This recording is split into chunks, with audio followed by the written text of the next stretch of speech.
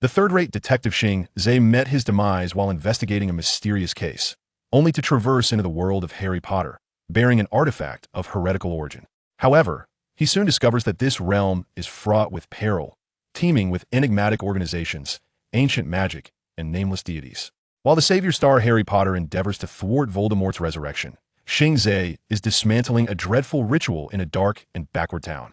At the moment Voldemort is resurrected, Xing Ze wanders through a shadowy forest in search of ancient secrets, and as Harry Potter ultimately vanquishes Voldemort, Xing Ze navigates the realm of dreams, seeking a way to save the world. This is a tale unknown to many, a narrative buried in history, where there are no heroes, only a wayfarer yearning to return to Earth. Chapter 298, Two Investigations. After bidding farewell to the taxi driver, Kent and Lanny retreated to a shaded area, their sweat flowing incessantly. In an effort to alleviate the sweltering heat, Kent lit a cigarette.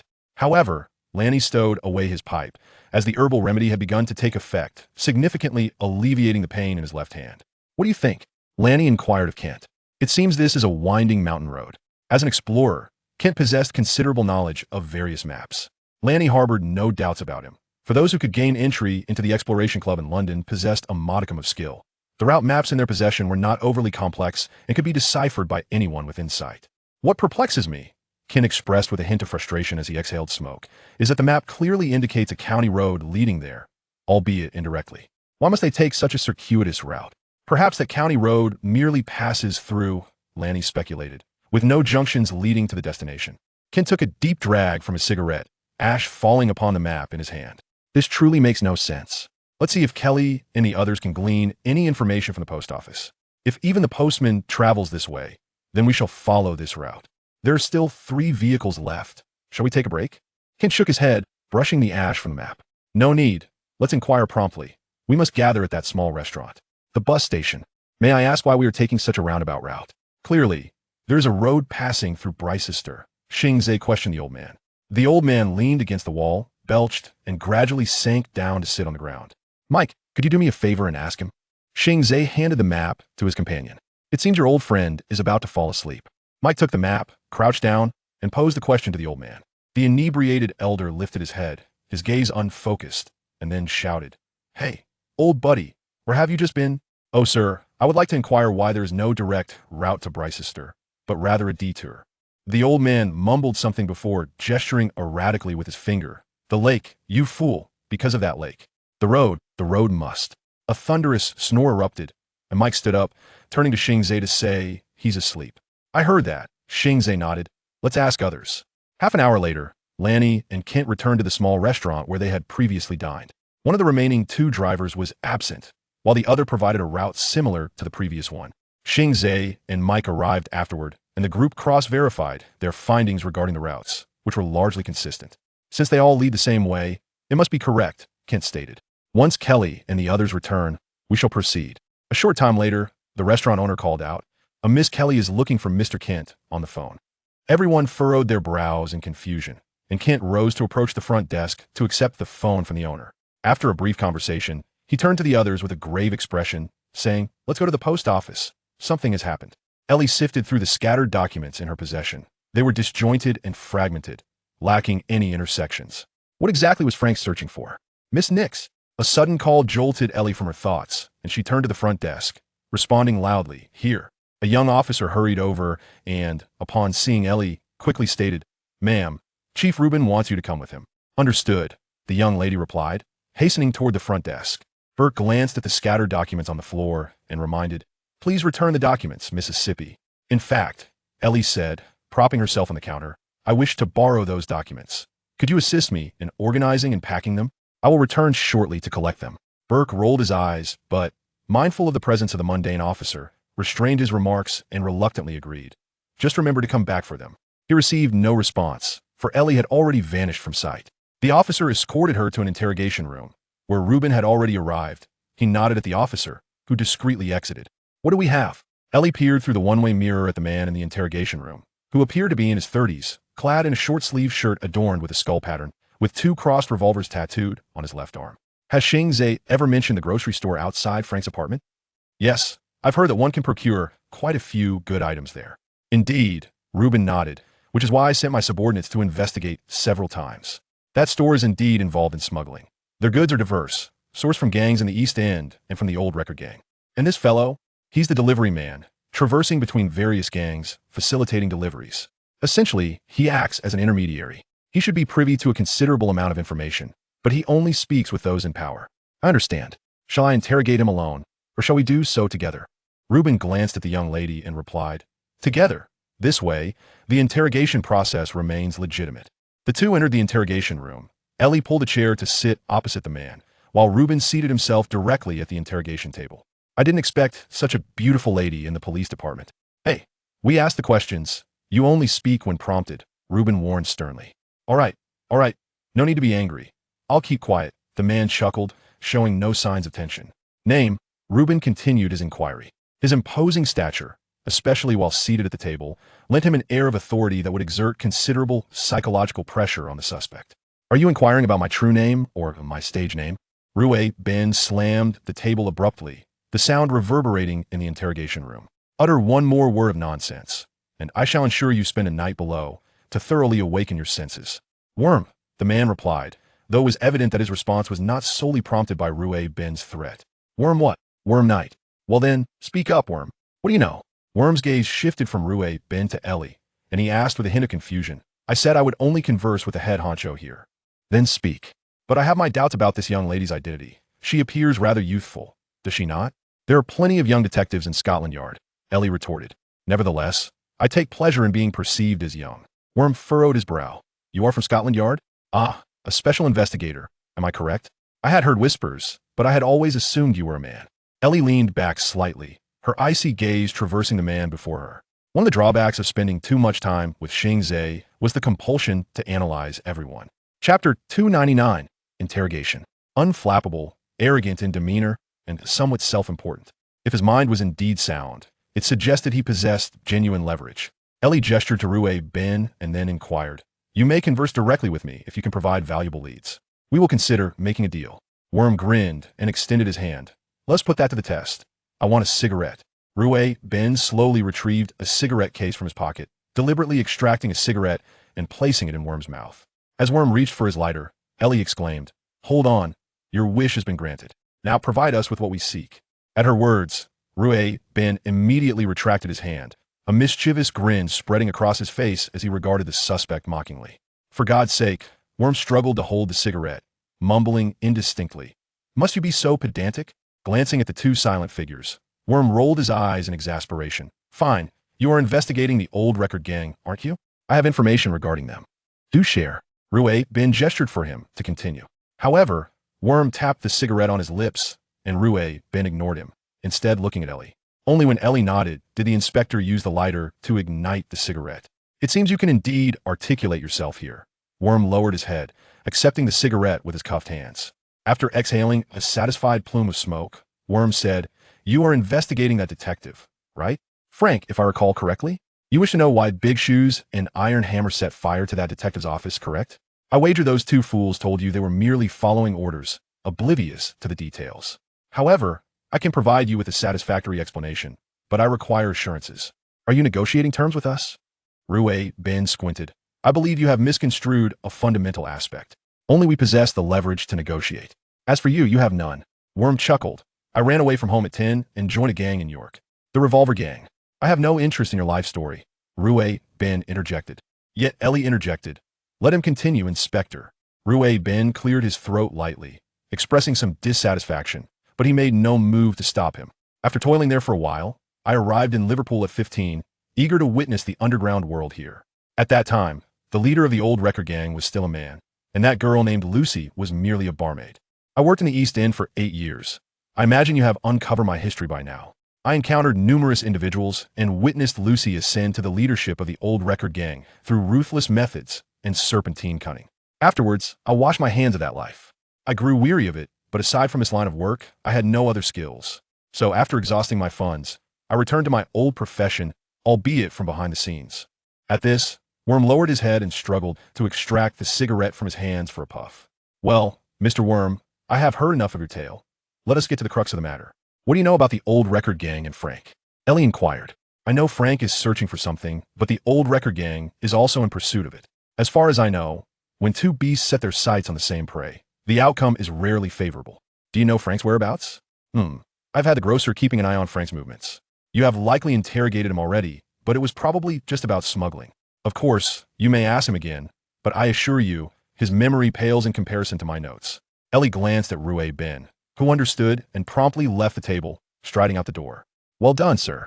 You have left yourself an escape route, Ellie commended. After so many years in this line of work, if I lacked cunning, I would have met my maker long ago. Now, shall we negotiate terms directly, or wait for that inspector to confirm before proceeding? The young lady let out a long sigh, her arms crossed casually as she remarked, You are not as significant as you presume, sir. I can indeed ensure your safe exit from the precinct, but you must provide me with sufficient leads. However, after hearing your words, I sense you have little to offer. You had the grocer keep tabs on Frank and his crew, but what I require is not merely their movements, but where they have been and whom they have encountered. Madam, I can offer you much more than that. I can provide you with various information about the old record gang. I understand them and their recent smuggling schedules. You need not concern yourself with that. A short while ago, we consulted an acquaintance of theirs who surely knows the old record gang's operations better than you do. What? Worm's face displayed surprise. Are you attempting to deceive me? Regrettably, sir, I am not. That old acquaintance is someone you should recognize. His name is Tyler, an underling of the old record gang's toy man. The astonishment on Worm's face magnified, and he could not restrain himself from exclaiming, What? Good grief, is it true? You have apprehended Tyler? That damned pervert. You seem rather pleased. Of course, I am delighted. Tyler is a complete fool. Sometimes I cannot resist the urge to shoot him in the face. Fascinating, but I am indifferent. Now, provide us with the notes. I can make a suitable plea to the judge for a reduced sentence. Worm hastily waved his hands, even neglecting the cigarette. Wait, madam. I still have more to offer you. The outside world believes the old record gang is merely engaged in smuggling operations, but I know their secret. Lucy, that woman. She rose from a barmaid to that bloody throne, but mere cunning and deception are insufficient. Continue, sir. I am intrigued. There are others behind her. It is rumored in the industry that since Lucy took power, the old record gang has been covertly conducting religious cult practices of the blasphemous and terrifying kind. I would not have believed such nonsense previously, but once I accidentally stumbled upon their dock during shipment. You will be most interested in what they are transporting. I suspect that only after we reach an agreement will you reveal what they are transporting. But let me hazard a bold guess. They're human traffickers, correct? Worm began to harbor disdain for the woman before him. Despite her appearance, akin to a blazing rose of Versailles, her frigid and detached demeanor made him feel as though he were a corpse, entombed in ice. What was more unsettling was her ability to articulate shocking revelations with a calm tone. Chapter 300, The Stalker. Am I in the wrong place? Worm inquired in confusion. Is this the Liverpool police station? When did your efficiency improve so remarkably? Ellie offered a faint smile, continuing her inquiry. Regarding human trafficking, where is the location? Upon hearing this, a flicker of hope appeared on Worm's previously despondent face, and his earlier smugness returned. Aha, so Tyler did not disclose the location of the smuggling? I should have anticipated that. That fool could never access such central operations. Do you know where they are smuggling? Worm nodded, failing to notice the increasingly icy tone of the young lady before him. Of course, it resides in my mind. As I mentioned before, let us make a deal, immunity from prosecution, and I shall reveal the location to you. Ellie did not respond, but instead pushed back her chair and stood up, striding swiftly out of the interrogation room. Worm shrugged and lowered his head for another puff of a cigarette. Ellie found Rue Ben in the temporary holding cell, where he had just finished interrogating the grocer. Did he confess? Yes, that fellow did not lie. However, the grocer does not recall much. At this, the inspector gestured for Ellie to step aside, then quietly asked, Can you employ some methods to coax him to speak? Some wizardry. That was my intention, but you best ensure no one will interrupt. Leave it to me. After over half an hour, Kent and his group finally arrived at the post office, where they found Kelly and Selena in the lobby. On the way, Kent had briefed them on the situation. Their only means of transportation, the van, had been vandalized. Where is the vehicle? Lanny inquired directly. Kelly pointed inside the post office. It's in the parking lot inside. Apart from Kent, the others hastened towards that direction without pause. A few minutes later, they discovered the van, its 4 tires deflated and shards of glass littering the driver's compartment. Among them, Mike possessed the most knowledge about vehicles. Disregarding the dryness in his throat, he approached to inspect the automobile. Damn it, all 4 tires are ruined, he exclaimed. Xing Ze moved closer and noticed a slit on the side of the tire, smooth and even, indicating it had been cut by a sharp object. Can it be repaired? Lanny inquired. Mike rose and glanced into the driver's compartment, letting out a long sigh as he responded, "It's impossible now. Even if we could mend the tires, we cannot fix this." Lanny and Xing Ze peered into the passenger seat, where the circuit board was a chaotic mess, the severed wires scattered like disheveled hair. "He has thoroughly sabotaged it," Mike muttered as he fiddled with the frayed wires, a look of helplessness crossing his face. "It seems someone is determined to prevent our departure." Xing Ze turned to Lanny, who was deep in thought, his brow furrowed. After a while, Lanny suggested, "Let's discuss it inside." Kent offered a few comforting words to alleviate the anxiety of the ladies, asking, "Did you see anything?" Kelly shook her head. "Serena and I gathered some information, and we were about to meet you. But as soon as we stepped outside, we found the car in that state." "Is there surveillance in the parking lot?" Serena inquired. "But no, only the interior is monitored." Lanny, who had just arrived, interjected quietly. "Let's retrieve our luggage first, then find a place to talk. Everyone, keep your eyes peeled for any suspicious individuals following us." The group nodded in agreement and proceeded towards the vehicle. Xing Ze lagged behind, scrutinizing each person at the post office, subtly scattering small black particles from his left hand. Those particles danced with the wind, ultimately converging in a hard-to-notice corner, forming a black cat, which stretched lazily before gracefully stepping out of the shadows. The party collected their belongings and hurriedly exited through another exit. As an adventurer, Kent possessed exceptional evasion skills. He feigned nonchalance while remaining vigilant with his eyes and ears. Each individual felt a palpable tension in their hearts, aware that the enemy lurked in the shadows while they stood exposed, this disparity in information breeding fear within them. "Stay alert, everyone, but remain natural," Lanny advised. Throughout their journey, nothing unusual occurred, and they eventually found a modest establishment that could barely be labeled a bar where they could rest. This venue was small, with only one entrance and exit, ensuring that any pursuer would be detected. Mike and Serena kept watch at the door, attentive to any suspicious characters. Lanny realized that Serena was not without merit. This shy girl possessed keen insight and approached tasks with clarity. Once Xing Ze placed everyone's drinks on the table, Kent rubbed his hands together and remarked, "All right, let us see what information we have gathered. Mike, you go first and share the situation regarding the vehicle." Mike wet his throat with some beer before stating, "All 4 tires have been slashed, and we only have 1 spare. As for the circuit board, we will likely need to call in professionals from a repair shop. In short, we cannot rely on the vehicle. However, if you insist on leaving today, I can inquire at the freight center. Perhaps a driver would be willing to take us part of the way." While Mike spoke, Xing Ze took on the task of observation. Lanny countered, "I doubt that friendly locals will assist us." Kent produced a map, stating, "We have gathered information on the route." Xing Ze also retrieved a map from his pocket. "Let's compare." Kent examined both maps and noted, "The routes are quite similar, with only minor differences. However, I believe it will not significantly affect us." After he finished speaking, Kelly took the map to look it over, appearing somewhat uncertain. She then asked Serena for her notes. "We inquired at the post office and reviewed their route maps. The identity of a journalist is often advantageous. I had Serena sketch it out," she explained, unfolding her notes to compare with the 2 maps. Kent quickly confirmed, "They are quite similar. It seems the mail carriers also take this route. Now, we're just lacking a vehicle. Can we rent one?" Kelly asked. "Renting is indeed possible, but securing a vehicle in this era is not so straightforward. Moreover, there is no rental center nearby," Lanny sighed. "Mike, there is no need to inquire further. Kent and I just returned from the freight center. I sense the townsfolk are rather reluctant to mention that place. Unless there's a compelling reason, they seem disinclined to approach Brichester. Perhaps money could persuade them," Mike suggested. "That is unlikely to work," Lanny waved his hand dismissively, "but I have a better idea." Chapter 301, The Hunt. Once again, Ellie entered the interrogation room, having cast a concealment charm outside. Reuben stood guard at the door, preventing any intrusions. "Ah, you finally returned. Now silence." Ellie extended her finger to cast a silencing spell. Worm's eyes widened in shock. He desperately opened his mouth, yet no sound emerged. As he remained in disbelief, an overwhelming force abruptly pinned him to the table. "Ah, Mr. Worm, to be frank, I'm not particularly fond of men who haggle. Well, to put it more accurately, having a silver-tongued individual around is quite enough. So, should you change your mind and wish to divulge the address, simply move your right hand." The young lady received no satisfactory response, as Worm struggled fiercely, his legs thrashing about and his face flushed crimson. Regardless of his efforts, he could not lift his head from the table. Ellie, seated beside him, observed his determination and remarked, "Oh, well done. At least you are putting in an effort like a man." The resistance continued for several minutes, ultimately culminating in Worm's capitulation. He gasped for breath and moved his right hand. Ellie leapt off the table, brandishing her wand. Worm felt a release from the spell's hold and shot upright. Yet the silencing charm remained, rendering him voiceless as he could only gasp in mute horror. Have you given it some thought? If you are ready to speak, I can lift the silence. However, should you utter any words you ought not, you know the consequences.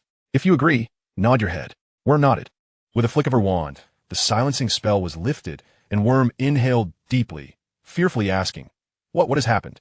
Who are you? Who I am is of little consequence. What matters is that you must reveal the address. No. Worm shook his head. Wait, I'm not refusing you. I simply need a moment to gather myself. This is utterly absurd. What has happened? For God's sake, what on earth is this? Did you employ some device? How did you manage this? The address, sir. Otherwise, I shall delve into your mind to uncover it myself. Upon hearing this warning, a flicker of terror crossed Worm's face. Throughout his relatively short life, he had witnessed many things, yet the events of the past few minutes had utterly surpassed his imagination. Instinct honed from years of living on the edge prompted him to make the most prudent decision. Fine. I'll tell you. At George's dock. Excellent. Ellie smiled. When shall we arrange the exchange? I'm not a fool. This is my only bargaining chip, Worm replied, maintaining as calm a demeanor as possible. Is that so? I think you still wish to negotiate, do you not? This is no longer my concern. Ellie moved to the door, leaning against the wall, and rapped on the interrogation room's door. Reuben entered, eyeing the disheveled Worm and the bruise on his forehead. It seems you made quite a mess of him. Damn it, did you know? This woman practices magic? Magic? What madness are you speaking? Have you lost your mind? I merely saw you fall outside. This kind lady assisted you. You ought to thank her. Go to hell. Worm could not help but curse. What the hell do you want from me? Time, location, personnel. Tell me these, and I will make a request on your behalf to the higher-ups, at least to shorten your prison sentence. As for your condition of release without charges, I fear that is impossible. You ought to let me finish. Worm whispered, glancing at Ellie standing at the door. Do not be overly greedy, Worm. Our patience is limited. And this lady behind me is not inclined to be so accommodating, Reuben interjected. Worm took a deep breath, his expression serious. If you cannot release me, then allow me to join. What did you say? Reuben could scarcely believe his ears. I want to join. I wish to be present during your operation. I can inform you of the time, location, and their personnel arrangements.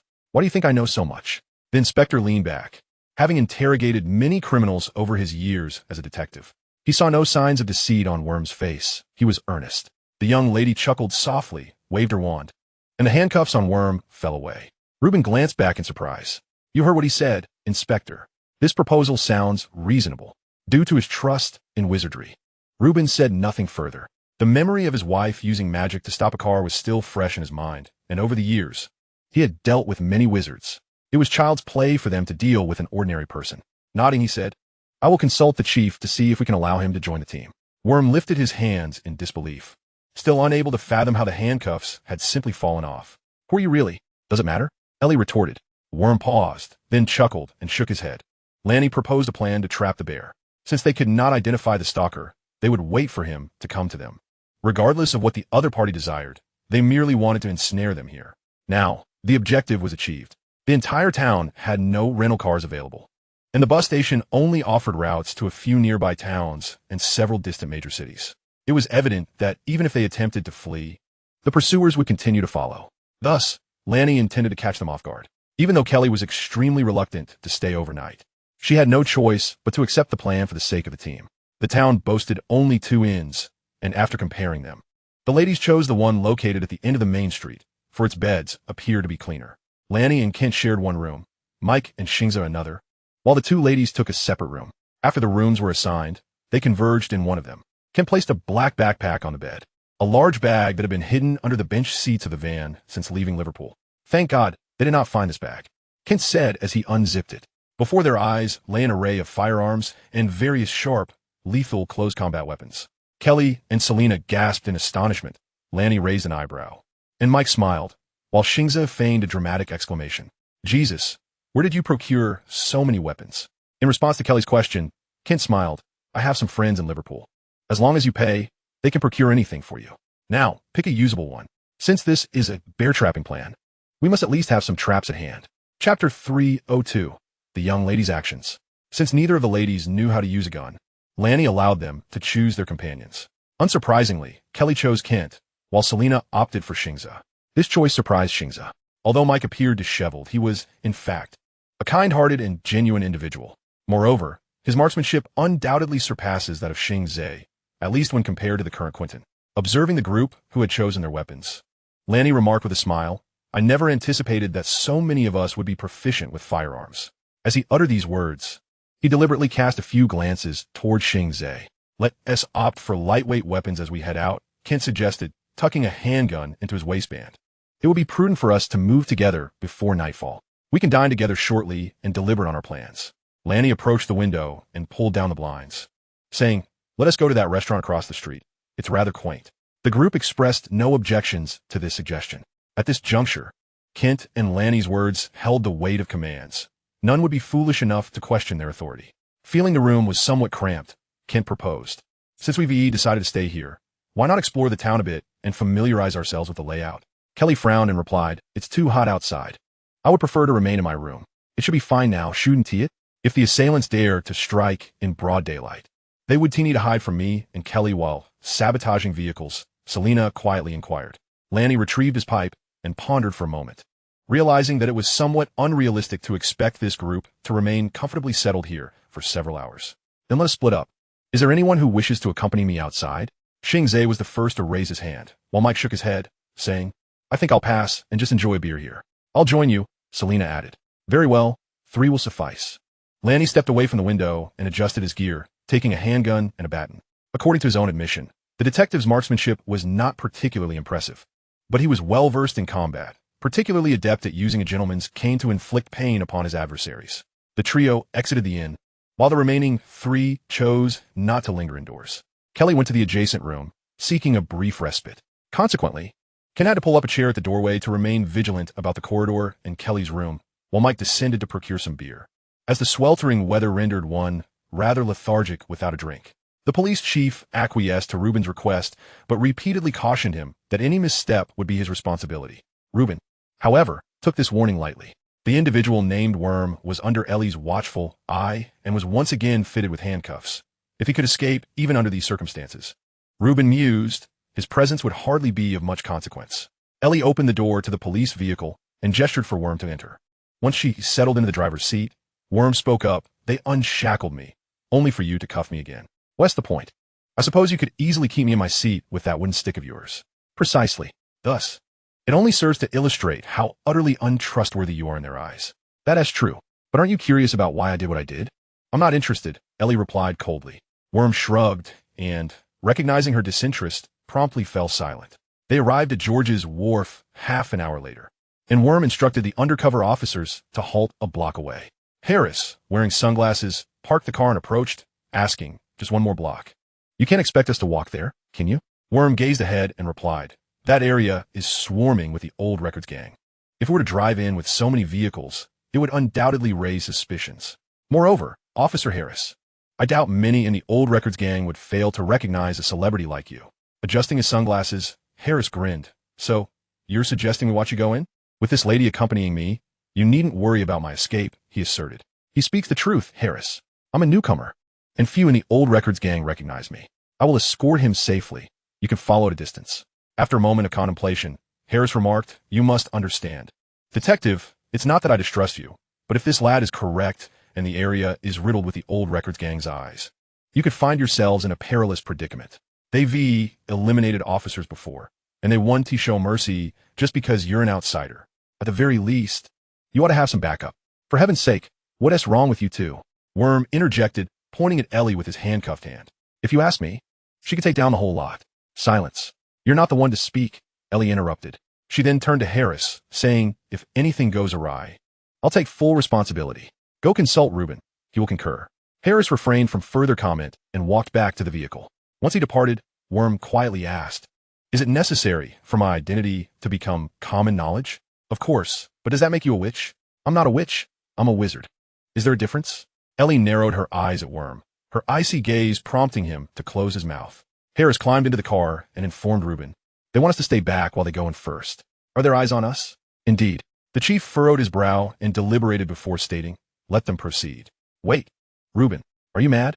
At the very least, provide them with some backup." The chief waved his hand dismissively, pulling out a cigarette case from his pocket. "There's no need to worry. Without us, she will be more unrestrained. I'm growing increasingly perplexed. Your recent decisions seem rather erratic, Harris remarked as he accepted a cigarette. Yet they yield results, do they not? In such a short time, we uncovered a great deal and even dismantled a smuggling operation. Harris couldn't help but laugh. Had there been no results? I reckon the chief will be keen on sending you to the hospital. So, let us sit quietly. Inform your people not to let their guard down. It shouldn't be long before we need to move in. Are you sure? Harris replied, disbelief etched on his face. You're treating that woman like she S007. Reuben lit his cigarette and said, perhaps she is even more extraordinary than 007. Meanwhile, Ellie extended her finger toward Worm's handcuffs, and, just as before, they fell away. Following this, a visible blue line ensnared Worm's neck, vanishing moments later. Throughout the ordeal, Worm dared not even exhale audibly. If you haven't deceived me, I might require your assistance shortly, the young lady stated. However, if you have tricked me, that rope will send you where you belong. I wouldn't mind if you wish to test it, but I must warn you, your demise will be quite unsightly. Are you implying that you've affixed a time bomb to my neck? Though I'm uncertain what a time bomb is, it should be something along those lines. Ellie replied with a charming smile. Yet to Worm, that smile appeared utterly terrifying. Chapter 303, The Fisherman and the Fish. Is this the place? Ellie inquired as she halted the vehicle in front of an office building. Worm nodded, gesturing with his chin toward a nearby structure, there on the top floor. From there, they can clearly see George's wharf. As he spoke, his gaze shifted to a nearby thrift shop, which also served as one of their lookout points. Worm then adjusted the rearview mirror and, upon spotting a fast food restaurant, remarked that one too. A faint smile graced Ellie's lips, indicating that she had come thoroughly prepared. This parking spot provided a perfect vantage point to observe their 3 lookout posts. If it weren't for the rope dangling from your neck, I would almost suspect you were sent by the opposition, she teased. Worm instinctively touched his neck, finding nothing there, and replied in a low voice. I know how to enter that office building through the back door. But, you're just too. Noticing his stammering demeanor, Ellie interjected, speak plainly. You are too dazzling. I fear that the moment you step out of the car, you will attract unnecessary attention. Therefore, my suggestion is, do you possess any magical abilities to alter your appearance? At least, to make it less conspicuous? With a long sigh, Ellie retrieved her wand and cast a simple transfiguration spell upon herself. Her attire and hair underwent varying degrees of transformation. Her once pale, golden locks morphed into brown curls, and her formal outfit transformed into a pair of loose-fitting jeans and an oversized t-shirt. Then, she aimed her wand at her sunglasses, which transformed into a pair of old-fashioned full-frame glasses. After donning the spectacles, the lady examined her reflection in the rearview mirror, feeling less than satisfied. Consequently, she tousled her hair with her hands and retrieved her makeup from her pocket, applying a heavy layer of cosmetics. With bright red lips, thick foundation, and seemingly cheap eyeshadow, the poised and elegant woman vanished, replaced by a streetwalker. Lastly, Ellie popped a piece of gum in her mouth and inquired of Worm, how do I look? Is it adequate? She even altered her RP accent to adopt a rural Liverpool dialect to suit her new identity. I don't know what to say. Worm, witnessing the transformation of a beauty into this guise, could scarcely believe it. Yet recalling previous encounters, he found solace. Surely, there must be a comment? Very good, he remarked with a smile. Now we should be concerned about some oblivious scoundrels coming to inquire about prices. This jest failed to amuse Ellie. She shot Worm a cold, piercing glance, prompting him to hastily add, of course, I will keep those ruffians at bay. They won't come within a hair's breadth of you. Ah, splendid. It seems I have acquired a knight today, rather than a criminal. How comforting, she replied. With that, Ellie opened the car door and stepped out, chewing her gum vigorously, leaning against the car door, and casting a flirtatious gaze at the passers-by. Worm turned his attention to the group of men drinking at the old good spot. As they disembarked from their vehicle, their eyes shifted toward them. If anyone approaches, leave it to me, he whispered to the lady, then instinctively reached for a cigarette, only to realize his stash had been confiscated by the police. 3 men rose and walked toward them, and a gentleman seated outside the fast food restaurant set down his newspaper and approached. The gentleman halted in front of Worm, exhaling a puff of smoke, and said, Mr. Knight, what brings you here? Worm patted his pocket and replied, came to buy a pack of cigarettes, Simon. Is that so?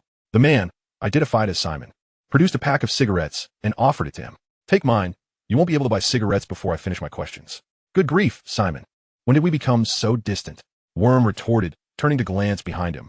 2 of the 3 men stood before Ellie, their lecherous gazes scrutinizing the streetwalker. Hey, don't you dare stare at my woman, or I'll gouge your eyes out. Worm warned fiercely. Mind your manners, gentlemen. Simon gestured to the two men. Distant? You can't say that, Knight. Your recent escapade with the police has spread like wildfire. We must tread carefully. Bad news travels fast. Worm chuckled dryly. But I'm out now, aren't I? My woman bailed me out. He cast another glance at Ellie, and then whispered to Simon. This girl is quite the stunner. Isn't she? She loves me dearly, ah cough cough.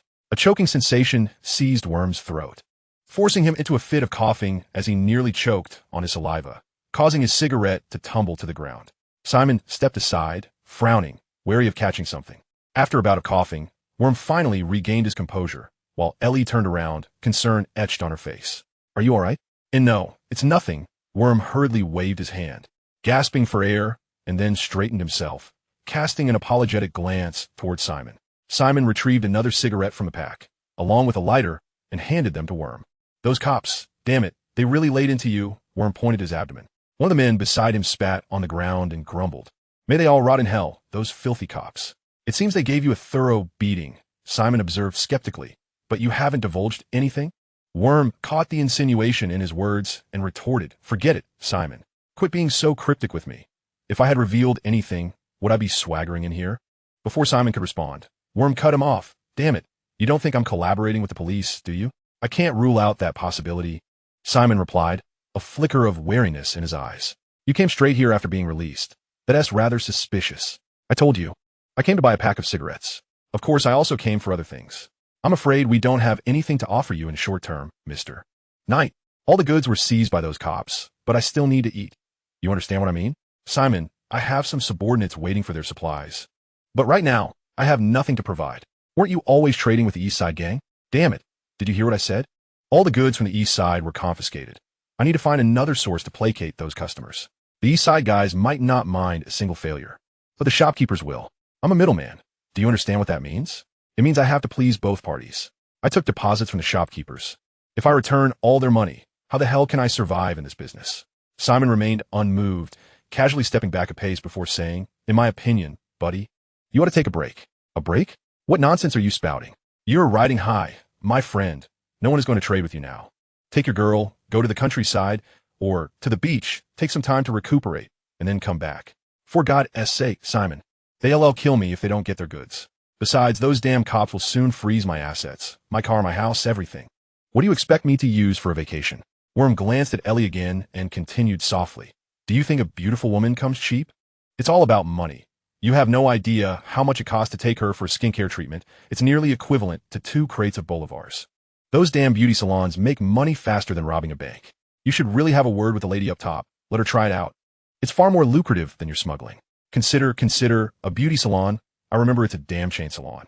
All right, Knight. What exactly do you desire? Anything, as long as it is profitable. Simon pondered for a moment, discarding the cigarette from his mouth, and then remarked, I'll provide you with a few names, and you shall seek them out. Alcohol, cigarettes, cigars, firearms. Everything you desire is available. Ha ha ha. Don't try to placate me with trivial matters. You know I only deal in substantial transactions. My ravenous clients have quite the appetite. Let us not jest, Mr. Knight. Simon chuckled. You are currently under police scrutiny. I'd rather not have the entire shipment resting in your hands. Damn you, Simon. I didn't find you this irksome before. That's because, previously, our conversations revolved around women, spirits, and poker. True enough. Worm nodded. Let me converse with Mr. Dahl. He will surely acquiesce. I believe.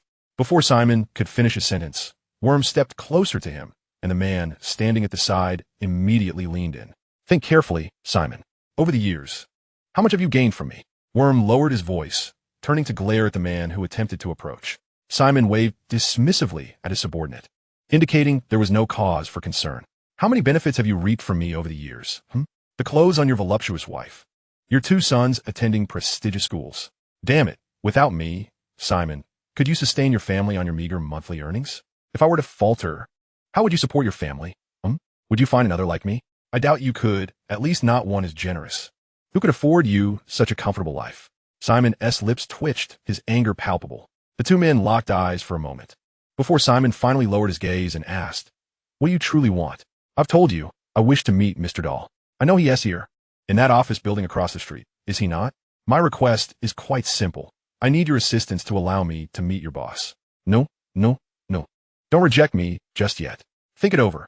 You would merely be escorting me to meet him. Should this matter succeed, you would still benefit. If it fails, it won't affect you significantly. This is your territory. I carry no weapons. Are you truly concerned about what I might do? Simon contemplated and nodded. Wait here. I shall seek permission. With that, he beckoned one of his subordinates and proceeded towards the office building. Once they had distanced themselves, Ellie inquired, So, what is the situation now? Worm glanced at the two men left behind, observing them closely. Don't rush, darling. They will lead us to significant individuals. I will persuade him to provide us with the goods we require. Ellie chewed her gum, turning to roll her eyes at the two guards. Is it necessary to be so tense? Ignore them, darling. Come on, let us go grab a drink. After Worm spoke, he exited the vehicle, heading towards the restaurant, with Ellie closely trailing behind. The two men, seeing them head towards the restaurant, chose not to follow. This is what you call going through the back door? Seeking out a man? Why do some words from your mouth always seem to distort? Worm sighed in exasperation. It will succeed. If it doesn't, we still have a multitude of friends, don't we? Ellie requested a caramel milkshake at the front desk and found a seat. This restaurant, aside from the customers, must be filled with their people, right? Let us try to be casual. I need to lower their guard. Let me guess, once we enter, we will face a crowd of people. So what do you intend for me to do? Cast a spell and take them all down? Lower your voice, Worm cautioned. If you could do that, it would certainly simplify matters. If not, I will present them with a proposal, requesting they take me to view the goods, and our friend will continue to follow up. After all, my shoe sole has been equipped with a tracker. Ellie frowned and whispered, I must remind you, sir, we are not here to investigate ordinary smuggling. I know, but everything requires a gradual approach. Even if we went directly to George Dock, we wouldn't find anything. You need evidence to execute an arrest. I am creating opportunities for you. Mr. Dahl, this fellow oversees all smuggling activities for the old record gang. If we can capture him, even some of his significant subordinates, you will extract a wealth of information. Attempting to dismantle a smuggling operation will not impact the old record gang significantly. Do you grasp my meaning? Simply put, even if we apprehend them during human trafficking, the real big fish will not be present. They remain in their offices, sipping champagne, gazing at the ocean outside, plotting on maps. They will not personally execute the operations. Of course, striking a single smuggling operation will infuriate the upper echelons of the old record gang, but at most, they will merely shatter a few glass cups or damage some furniture. Ultimately, they will recoup their losses from those unfortunate souls. You seek to catch the big fish. Precisely. My ultimate goal, isn't Mr. Dahl, or any other gentleman. I intend for the entire old record gang to vanish. But you lack adequate fishing gear. In the past, I indeed did not. Worm smiled, but now I possess it. Don't be overly optimistic, sir. The young lady understands that Worm has set his sights on her abilities, aspiring to obliterate the entire old record gang. Yet he remains oblivious to the fact that the old record gang is not a simple fish. Perhaps we are the fish, Ellie murmured as she observed Simon approaching. Chapter 304 Doubt. They have agreed, Simon stated, but Mr. Dahl is not present. You may speak with Tom. Worm took a sip of his Long Island iced tea, puzzled. Tom? The chatty one with curly hair? Yes, Simon replied. Wasn't he solely responsible for alcohol? Indeed. Since Tyler was incarcerated, he has been promoted. Now, he manages all affairs for Mr. Dahl. So, can he provide me with sufficient goods? Worm inquired. Aside from Mr. Dahl, I can't think of anyone who could meet your requirements. Excellent, then take me to see him. Simon retrieved a cigarette, lighting one for both Worm and himself. Then stated, Just you. No. My woman must accompany me. Don't be unreasonable, knight. I've already done you a considerable favor. Don't make it more difficult for me. Tom, like Tyler, is not someone to be trifled with. I know. But Worm patted Simon's shoulder, signaling him to step aside for a moment. Worm took a deep drag from his cigarette and said, I have no money. The police have frozen all my accounts. What? Damn you. Hey, I haven't finished speaking yet. She has money. Worm pointed at Ellie. What on earth are you babbling about, Worm? She's just a streetwalker from the countryside. Even if you sold her, she wouldn't fetch much. In fact, I deposited a portion of my money into her account. What? For the love of God. What the hell? Simon can hardly believe his ears. Did you make this decision by hanging yourself? There is no need for such harsh words, Simon. I can only say that every man has his moments of being captivated by a woman. In any case, she needs to go in with me. Otherwise, she won't part with her money. Damn crazy bitch. Simon glanced at Ellie, who was sipping on her milkshake. Fine, nate. This is all you're doing. You can either go alone or get the hell out. Just one more person, Simon. Damn it, just one more country bumpkin. No way. Tom is unhinged, you know that. If that guy gets upset, who knows what he might do. I'm doing this for your own good, brother. Think of a way to extract the money from that bitch. You can't even handle one woman? Hell, you know I don't hit women. Then leave it to me. Rest assured, give me 10 minutes, and I'll make her pay you back, principal and interest. Hey, hold on. How do you plan to do that? Don't worry, I know my limits. Wait a minute. Worm stopped Simon, who was about to leave. You wait in the restroom. I'll lure her over. Just you alone. I've seen your methods. She won't be able to handle it. I can see you're quite taken with her. All right. I'll wait for you in the restroom. The ladies' room. Worm nodded and then approached Ellie. It doesn't sound promising. Ellie was scooping her milkshake with a spoon. Did you hear everything? Ellie pointed her ear, loud and clear. What are you planning to do? Simple. I'll go in with you. Then I'll give that guy a good thrashing.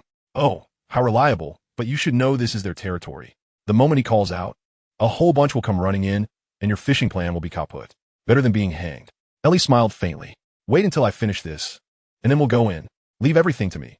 Just keep an eye on the door. Lanny was observing the streets, sketching a rudimentary map of the small town in his notebook. I have a bad feeling about this, he muttered. Is it about the bear-catching plan? Xing Ze asked. No, it's about the whole affair. There are too many doubts. We currently have no leads. Perhaps when we reach Bryce's stir, everything will become clear, Xing Ze reassured. That's exactly what I'm worried about. What do you mean? What if Bryce's stir is a trap? They just want to lure us away from Liverpool to take us out on the way. Hearing this, Xing Ze paused, and Lanny stopped as well. Serena looked at the two, puzzled. Are you doubting me, detective? Lanny pulled out a lighter, igniting his pipe. You know, in our line of work, we always suspect this and that. I can relate, Xing Ze thought, but he said, I understand, but detective, what makes you uneasy about me? Everything. Lanny removed the pipe. You know, I've received many strange assignments, but this one is the first of its kind. So passive, so uncertain, so out of the ordinary. Xing Ze rubbed his chin and asked, Mr. Lanny, may I inquire what you do in real life? Upon seeing Lanny's expression darken, he quickly amended, Oh, perhaps I was too direct. I just want to know if you're also a detective in real life. Lanny's teeth left imprints on the pipe. He couldn't read the man before him. For a brief moment, he felt as if something ferocious was watching him. His hand instinctively moved toward the baton at his waist, his mind racing as he recalled everything that had transpired in the past few days. This man had too many questions, but merely questions. He found no evidence and gleaned no clues from his face. After the fleeting sense of danger subsided, the man reverted to his previous demeanor. But Lanny understood that it was all an illusion. Don't you think bringing reality into the game would be too repetitive and dull? He replied with a smile. Oh, Xing Ze seemed to have understood something. So, you're just a detective in the game. Is there a problem with that? Ask Serena if she is a nurse in real life. Serena shook her head. I'm just, no need to explain. Xing Ze waved his hand at her amiably. It's no issue. I'm merely curious. Now, shall we return to the matter at hand? Is there anything that seems off to you about me? Everything is far too coincidental, don't you think, Mr. Quentin? Everyone is dead, and you're the only one who survived. You sent out a distress signal. Frank conveniently left you a clue just before he went missing. And that clue conveniently pointed to Bryce's stir. So we followed you here, and then, inexplicably, our vehicle was damaged. Don't you think all this is too coincidental? Chapter 305, A Sudden Attack. If you have doubts, Mr. Lanny, I believe I've already provided you with explanations, Xing Ze said with a smile. Yes. You've clarified everything, Lanny replied. That's the problem. It feels scripted, as if you've orchestrated everything. Serena wanted to interject, but she wasn't quick enough. And Xing spoke first. If this were all planned, why would I bother to bring you all out here to do something? Wouldn't it be easier to act in Liverpool? I wouldn't know. Perhaps you have your own motives. After saying this, the two exchanged smiles, while Serena remained bewildered. Prove it, Mr. Lanny, Xing Ze said, his smile concealing myriad meanings. Lanny also smiled, responding with an unwavering tone, I will, Mr. Quentin, I will. Yet his hand instinctively tightened around the baton at his waist. I look forward to the moment you uncover the truth. But for now, let's focus on the escape route. I will find it.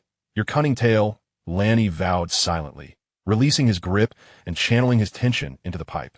A shriek erupted from the ladies' room. Simon, who intended to teach Ellie a lesson, was now slumped on the filthy floor, gasping for air like a fish pulled ashore. Sweat dripping incessantly from his forehead. His right hand, the ring finger, was completely twisted back. The visible agony spread across his face, contorting his features and rendering his voice hoarse. All right, Mr. Simon, I have no intention of harming you further. You are presented with only two choices. Take us to see Tom, or continue to resist. Although he did not understand why he couldn't move, why his finger had broken on its own, or why he had cried out so hoarsely for so long without anyone entering, Simon was filled with dread for the woman before him, wielding a small stick. An array of incomprehensible phenomena was unfolding from her. No, no, please, they will kill. Damn it, in truth, I find myself unwilling to hear any words of refusal at this moment, sir. Thus, you're left with but a single choice. The wand in Ellie's hand twirled with an air of menace, while Simon's right index finger began to twist backwards. At the door, Worm took a deep breath, instinctively rubbing his hands together before forcing his attention to shift outside. He felt he had no need to be on lookout. Simon's screams had echoed intermittently several times. Yet, the individuals outside seemed impervious to the commotion, continuing their affairs with an unsettling indifference. They will kill my family. After enduring that agony, Simon summoned his last vestige of strength to utter a coherent thought. Indeed, he was a member of a gang living on the razor's edge, and the notion of family felt exceedingly distant. However, as Worm had previously remarked, even men can be ensnared by the charms of women. Families often become the Achilles heel. If he were to betray the old record gang today, his family would likewise face dire consequences. Worm, Ellie interjected, her brow furrowing. Do you know his family? Worm paused momentarily, then inquired, What do you mean? Ellie leaned closer to Simon, her voice a low hiss. What did you just call me? Did you say I was a country bumpkin whore? Worm will inform me of your family's whereabouts. Then I shall pay a visit to your home. And guess what will transpire? Your wife will meet a fate akin to that of a harlot, lying naked upon the road at your doorstep, while your children. I shall force them to witness every moment, keeping their eyes wide open. Stop. Don't say another word. Simon bellowed in fury, though despair swiftly overtook his expression. He understood that this woman was capable of such horrors. She possessed the means. He shifted his gaze to Worm, a bitter tone escaping his lips. To hell with you. You wretched bastard. I even invited you to my home for a meal. Ha ha ha. Ellie snapped her fingers before Simon's eyes. Focus, sir. Now answer me. Will you take me to see Tom? Simon nodded, unable to offer any alternative response. Not solely due to the excruciating pain in his hand, but rather because of his family. Yet simultaneously, he silently vowed that if he survived this day, he would ensure that these two would pay dearly. Very well, the matter is settled, Ellie proclaimed, a satisfied smile gracing her lips. Suddenly, a thought struck her, and she waved her wand once more. With a sharp crack, two of Simon's fingers were twisted back again, the sudden, searing pain nearly causing him to faint. He emitted several low growls, his voice diminished, signifying his waning strength. Ellie's wand moved again, lifting the binding spell placed upon Simon, before she instructed Worm. Help him up to wash and smoke a cigarette. We shall depart shortly. Worm complied, fully aware that Simon would likely resent him for it. Yet he preferred this risk over defying the witch's orders.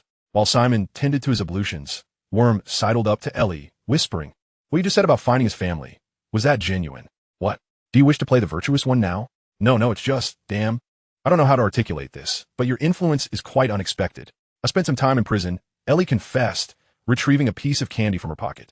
She had a penchant for sweets whenever she felt anxious or distressed, a trait she shared with Xing Ze. Or so she believed until she recently learned that he consumed sugar to maintain his mental acuity, a substitute for the stimulants he had once relied upon. The sweetness of the fruit candy calmed her somewhat, and she continued, the prison for holding witches. I acquired some interrogation techniques from the guards there. You would want to know their true methods. Additionally, my great-aunt, a remarkable political activist, adept at understanding human nature and discerning people's hearts, taught me much. Worm exhaled a long sigh, comprehending that Ellie was merely threatening Simon. Yet he remained uncertain whether this so-called, which would truly invade Simon's home, to enact such madness. The unspoken rule of sparing families had been a tacitly adhered principle in their line of work, at least a decade ago. Worm pondered this as he glanced at the revolver tattoo on his arm. The probe had yielded no results, yet it left cracks in his resolve. Xing Ze's hand reached for his pocket, but he found nothing of what he sought. The candies that Lily had sent from America had all been taken by Ellie, serving as one of her bargaining chips for her investigation. Those candies were indeed delightful. He had tried many foreign snacks, but most did not suit his discerning palate, either too sweet or too bland. Only a select few met his criteria. Lily's candies, particularly the fruit ones, were among the rare treats that fit the bill. Xing Ze withdrew his hand, feeling Serena's gaze upon him, her suspicions stirred by Lanny's words, a potential threat if mishandled. This was why he despised working alongside his peers. After sketching an escape route, Lanny paused by the banks of the Severn River, staring at a raven perched upon an ancient willow tree. What bad luck, he muttered, turning to the others. I'm going to buy some drinks. Do you want anything? A small convenience store was situated not far from the river. Xing Ze shook his head, indicating he wanted nothing.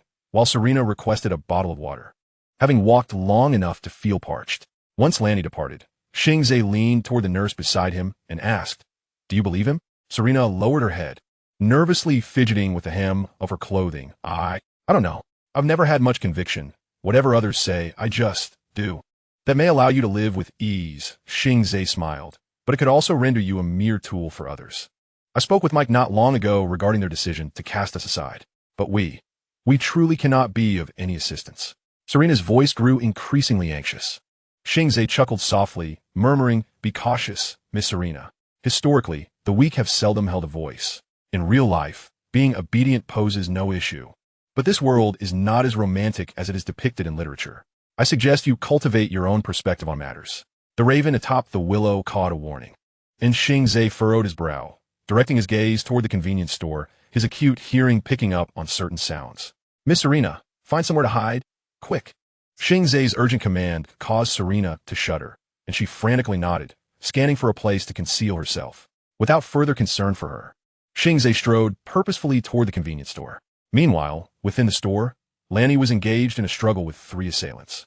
His gun had been knocked aside, but fortunately, he still wielded a baton. However, the 3 attackers were evidently no amateurs. They were well-trained, coordinated, and brutal.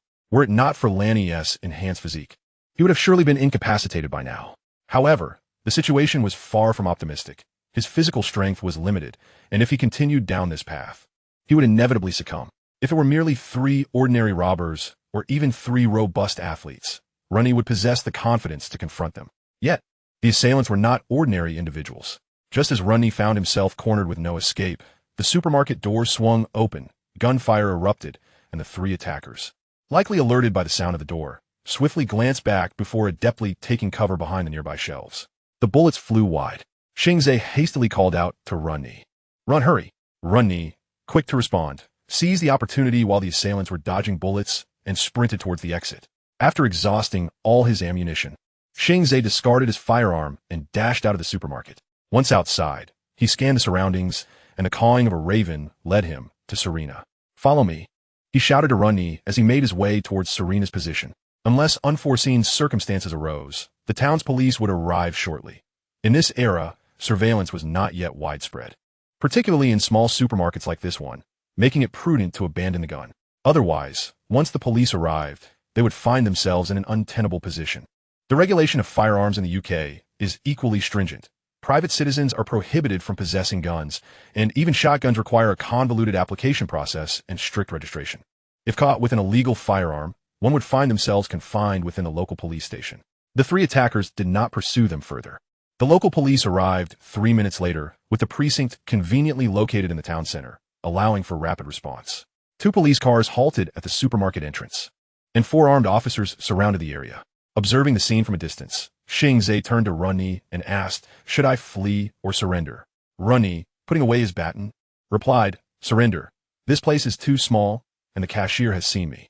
The police will come knocking sooner or later, and it will only complicate matters. Furthermore, they could not ascertain whether the 3 assailants had truly departed or were still lurking in ambush. In the present circumstances, following the police was the safest option." "Do not fear," Runny reassured, gently patting the trembling Serena. "I have many friends in the police. They will not harm us. At most, we will merely provide a statement." Given Runny's assurance, neither Xing Ze nor Serena expressed dissent, and the 3 raised their hands as they approached the officers. 10 minutes later, they were taken to the local precinct. As Runny had predicted, they were separated to provide their statements. A young officer, appearing to be in his early 20s and bearing a touch of inexperience, attended to Runny. After answering the necessary questions, Runny requested to make a phone call. The young officer gave an ambiguous response before leaving the interrogation room. Just as Runny was beginning to grow impatient, the door swung open once more, revealing an older officer. One Runny recognized as among the first 4 to arrive at the supermarket. "Mr. Runny, you wish to make a call?" "Yes, Officer Cobain. If possible, I would like to contact my friend to pick us up." "Oh, about that.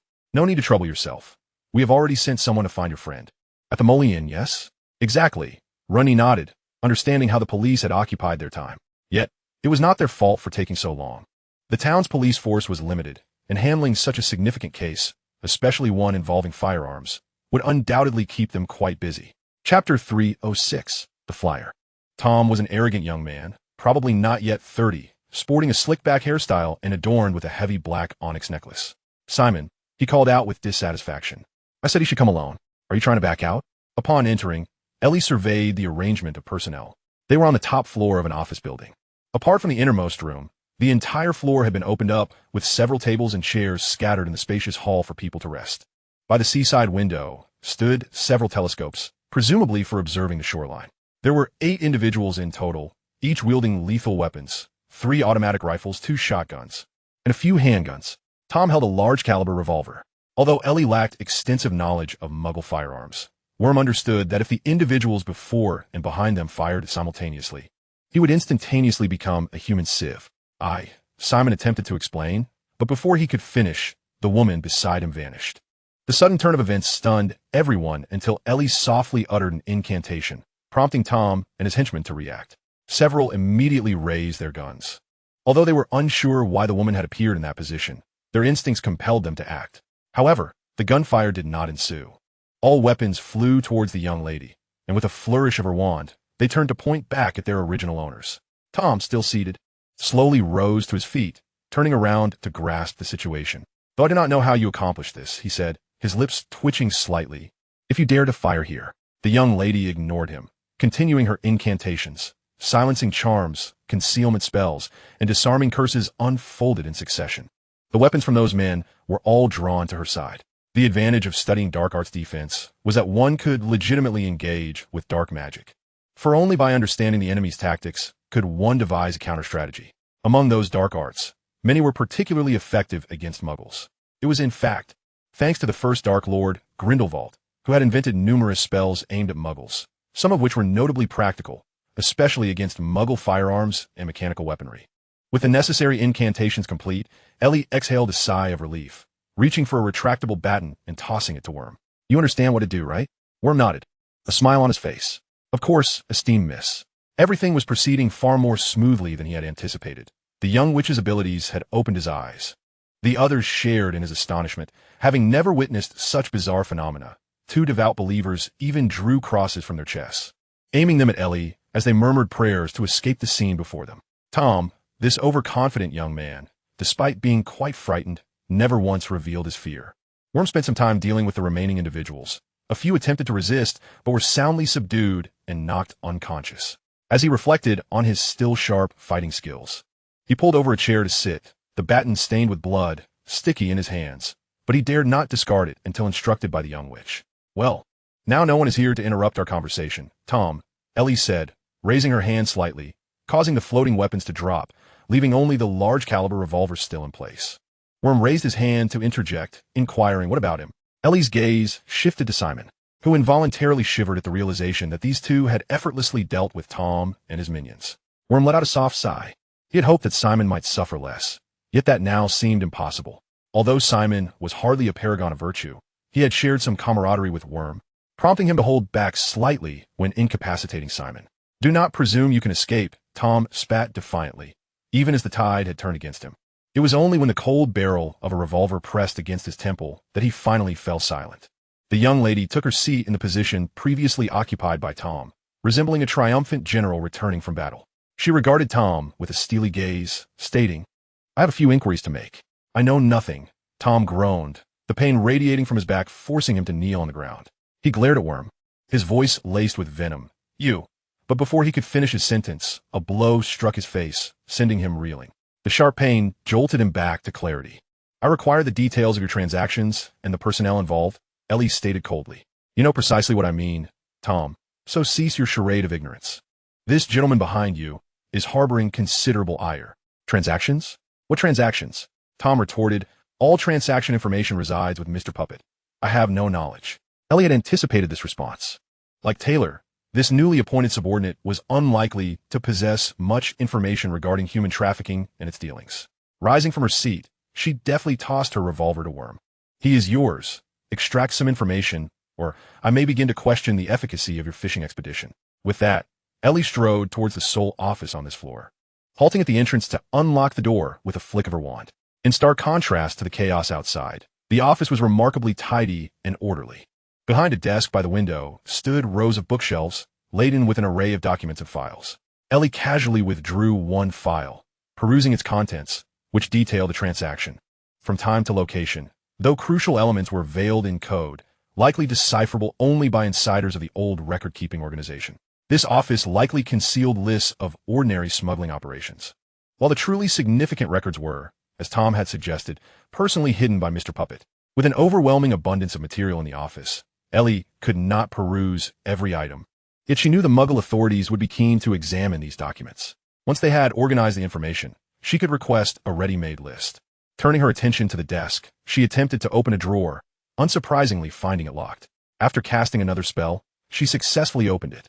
Inside lay a pile of documents, mostly pertaining to suppliers, alongside numerous vendors. Amidst this stack, Ellie discovered a peculiar flyer. It was an A4-sized homemade pamphlet, reminiscent of those often distributed by churches.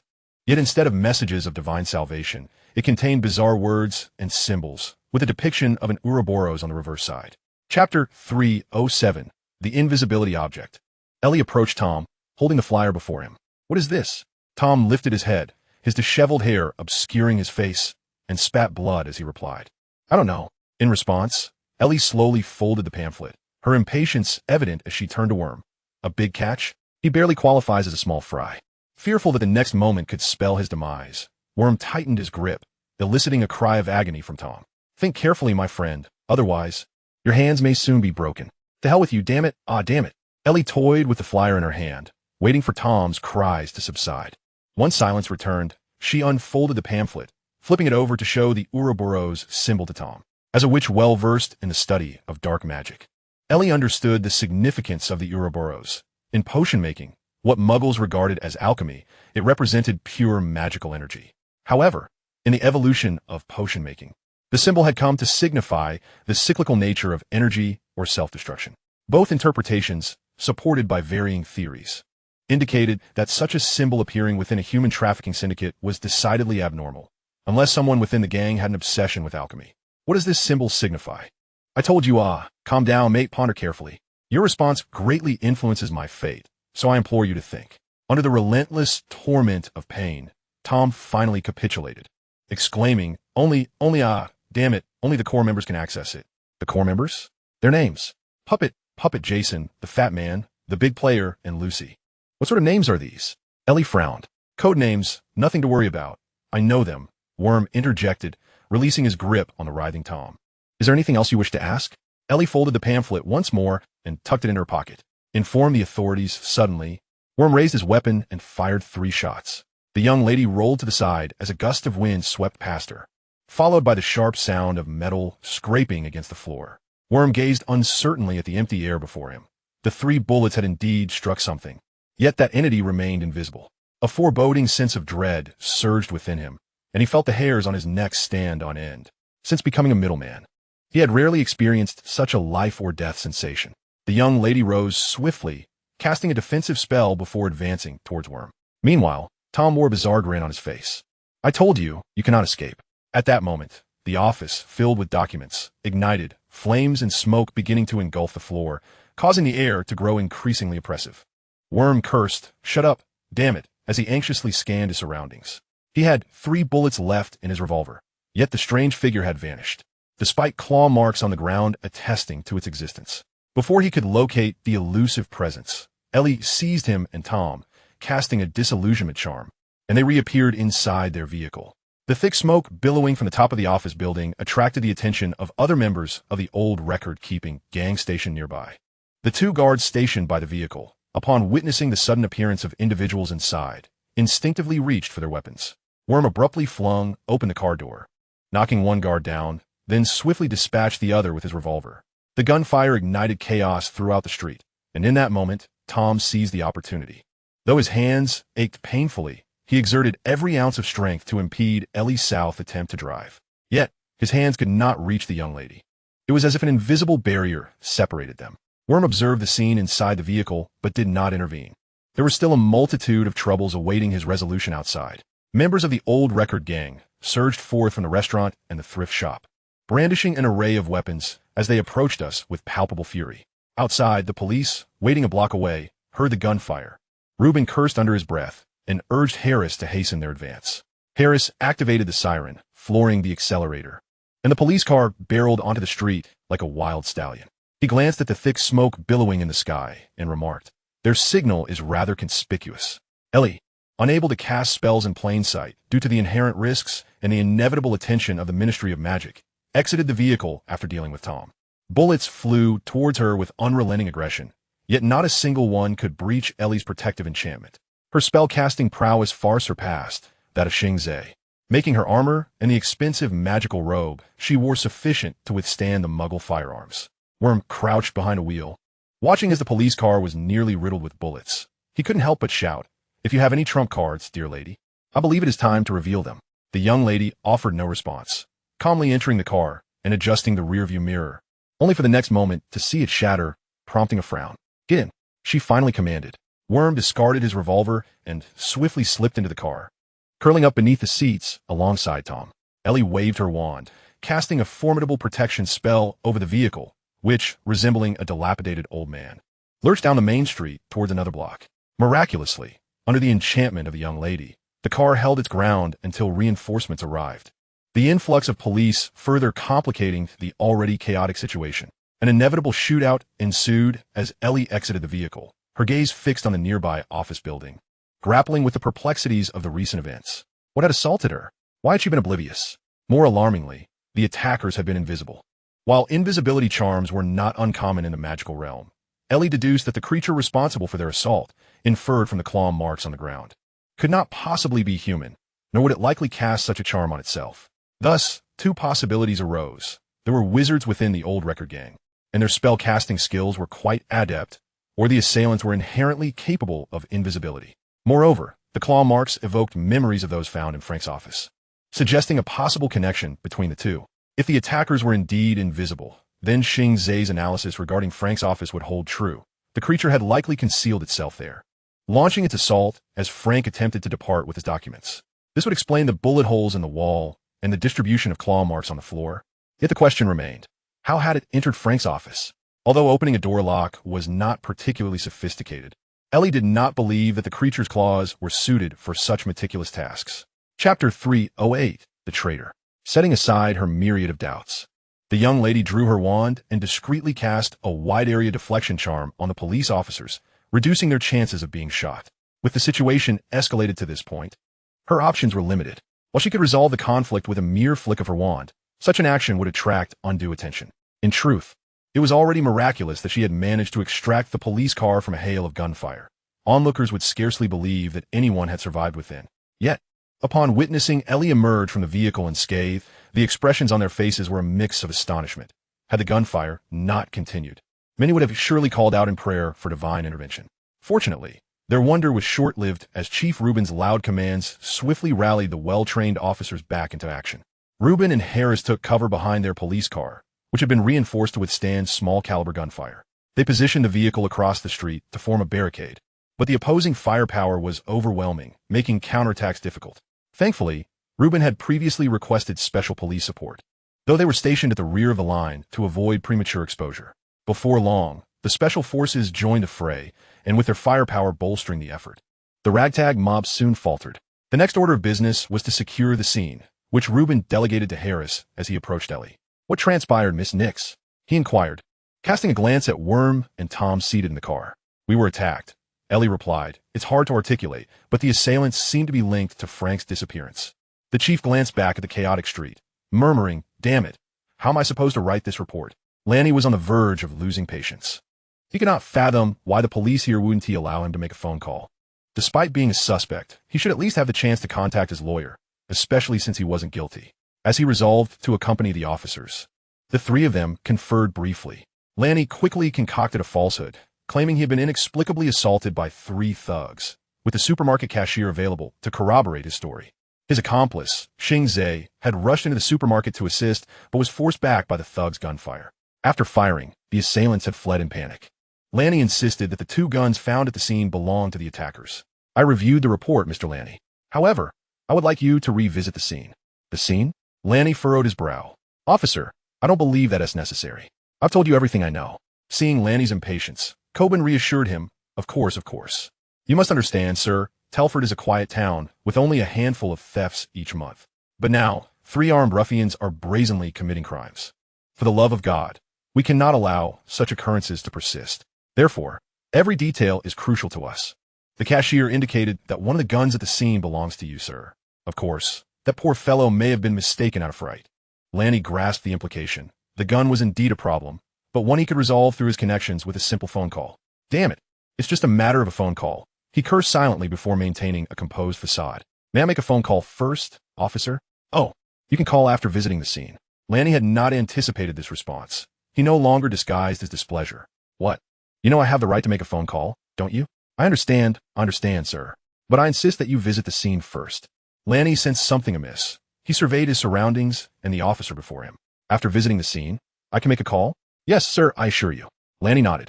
Very well, let us go. Oh, and the individual who came in with me, the Oriental gentleman named Xing Ze, will he be included as well? Yes, indeed. And that girl, I recall her name is Selena. As I mentioned earlier, we require every detail. Lanny refrained from further inquiries. Following Cobain out of the interrogation room and making their way to the parking lot, where the young officer who had previously taken a statement was leading Xing Ze and Selena towards them. There are limited police vehicles. You may have to squeeze in, Cobain remarked.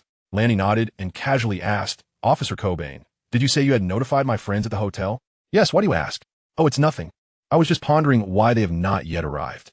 I'm uncertain about that. I informed them it would be best if they sent only one person. Lanny settled in the back seat, and shortly thereafter, Xing Ze and Selena joined him.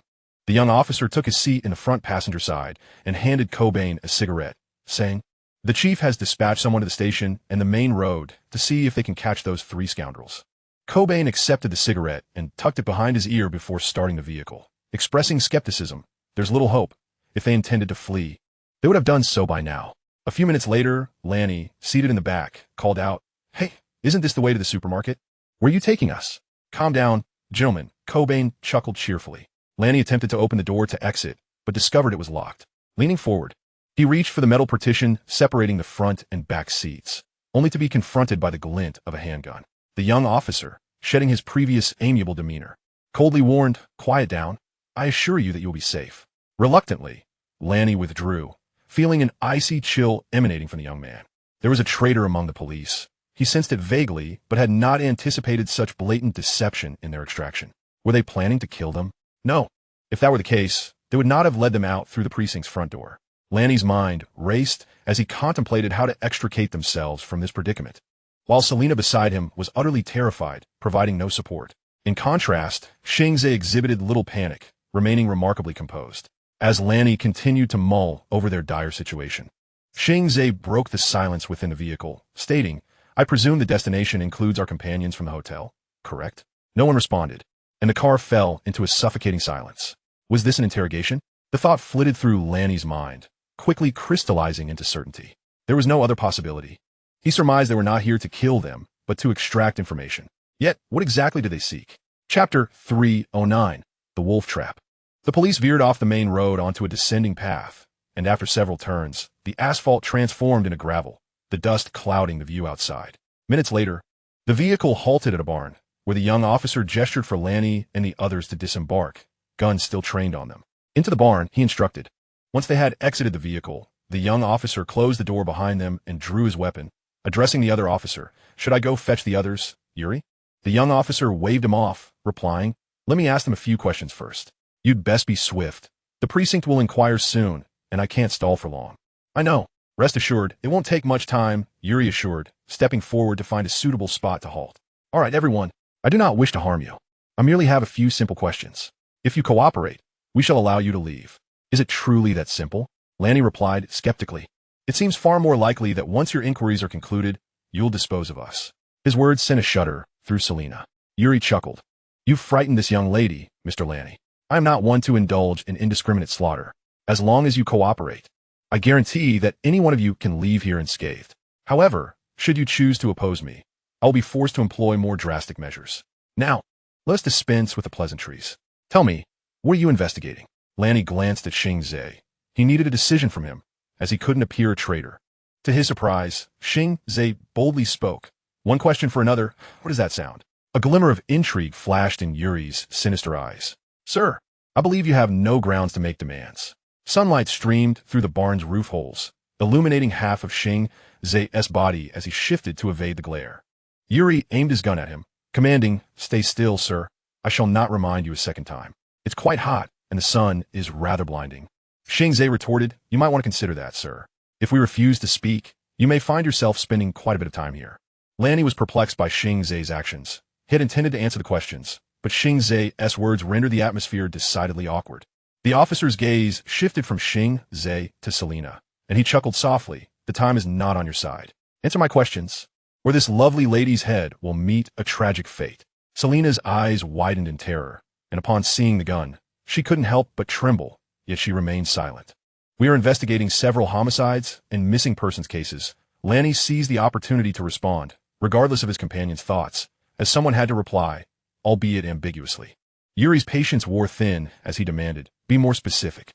Having taken the challenging first step, Lanny pressed on, "Our friend Frank has gone missing, and those who knew anything about it have perished. We are looking into these matters." Yuri lapsed into a brief contemplation, yet his caution remained palpable. To Lanny, this young officer resembled a vigilant hawk. "What have you discovered in your investigation?" he inquired again. Lanny calculated his response swiftly. "Not much as of yet. We're still probing." "Is that so?" "Your friend does not seem to share that sentiment," Yuri replied, gesturing to Cobain, who proceeded towards the Barnes tool shed. Moments later, 3 individuals emerged from the shed: Kent, Kelly, and Mike. Their hands were bound with rope and their mouths stuffed with rags. "Your friends have divulged everything to me," Yuri said darkly. "I detest being deceived." "Wait," Lanny shouted in alarm. Upon seeing Kent and the others, he suddenly understood why these 2 officers had brought them here for questioning. They sought to uncover the truth regarding Frank. Perhaps Kent had divulged some information, yet they remained uncertain of its veracity, necessitating confirmation.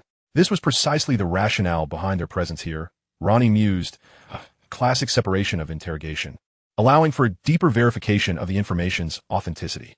"How can you ascertain that their statements are truthful?" Ronnie inquired, gesturing towards Kent and his companions. "That is why I have arranged for you to face each other, to discern who speaks the truth," Yuri replied, stepping back slightly to afford both parties a clearer view of one another. Cobain, with a rumble in his voice, reminded Yuri, "Our time is limited." After uttering this, he removed the rags that had been used to muffle their voices. "You have heard, time is of the essence.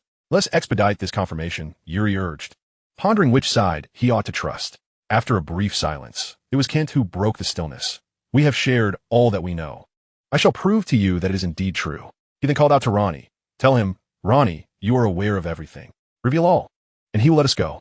Ronnie furrowed his brow, still contemplating how to navigate this predicament, considering what he might offer to appease Yuri. "Speak up, everyone. There is nothing left to conceal," Kelly encouraged. With a heavy sigh, Ronnie recounted everything to Yuri. Nodding in satisfaction, Yuri instructed, "All right, you step over here." Ronnie hesitated, increasingly bewildered by the unfolding situation. "Come over, Ronnie." Kent's loud insistence snapped the detective back to reality, prompting him to stride over to the opposite side. Yuri addressed Selena and Xing Ze, stating, "Now it is just the 2 of you remaining. I cannot be certain, so I might as well eliminate you both." Upon hearing this, Kelly's expression shifted dramatically. She glanced at her roommate, wanting to speak, yet words failed her. "Let her go," Xing Ze interjected calmly. "I am the one you seek. She is merely a novice in this game." Yuri squinted, coldly retorting, a gallant rescue? "Very well, I shall not complicate matters for her, provided you explain why you are impersonating Quentin." Xing Ze surveyed the assembled individuals, ultimately fixing his gaze upon Ronnie. "I'm the bear you wish to capture, am I not?" Ronnie retrieved his pipe from his pocket, igniting it before responding, "I merely altered my target temporarily. The trap is now set for wolves." Chapter 310, The Superfluous Individual. "Well played, everyone," Xing Ze commended, having underestimated this group of transgressors. In truth, he had overlooked a crucial detail: the individual who had attacked them at Quentin's hideout. If his assumptions were correct, that person must be Yuri, also a fellow transgressor. Within this modest barn, it seemed only Cobain belonged to this world. Although the specifics of how Yuri and Ronnie had reached an agreement and orchestrated this plan eluded him, such details were no longer of consequence. Xing Ze observed as Kent and the others deftly freed themselves from their restraints and retrieved their weapons, aiming them at him. A daunting 1 against 6. The odds were far from favorable. There was no opportunity to wield his wand and cast a spell. By the time he grasped it and invoked the first swift incantation, the guns would have reduced him to a sieve. Yuri, no longer maintaining his earlier composure, pulled the trigger and barked, "Did you kill Quentin?" We are entangled in a misunderstanding, yet this situation has escalated beyond necessity for further explanation. Just as Xing Ze finished speaking, a shadow darted in through a hole in the rooftop, moving with remarkable speed. By the time anyone reacted and fired their first shot, Bluebeak had transformed into a shield.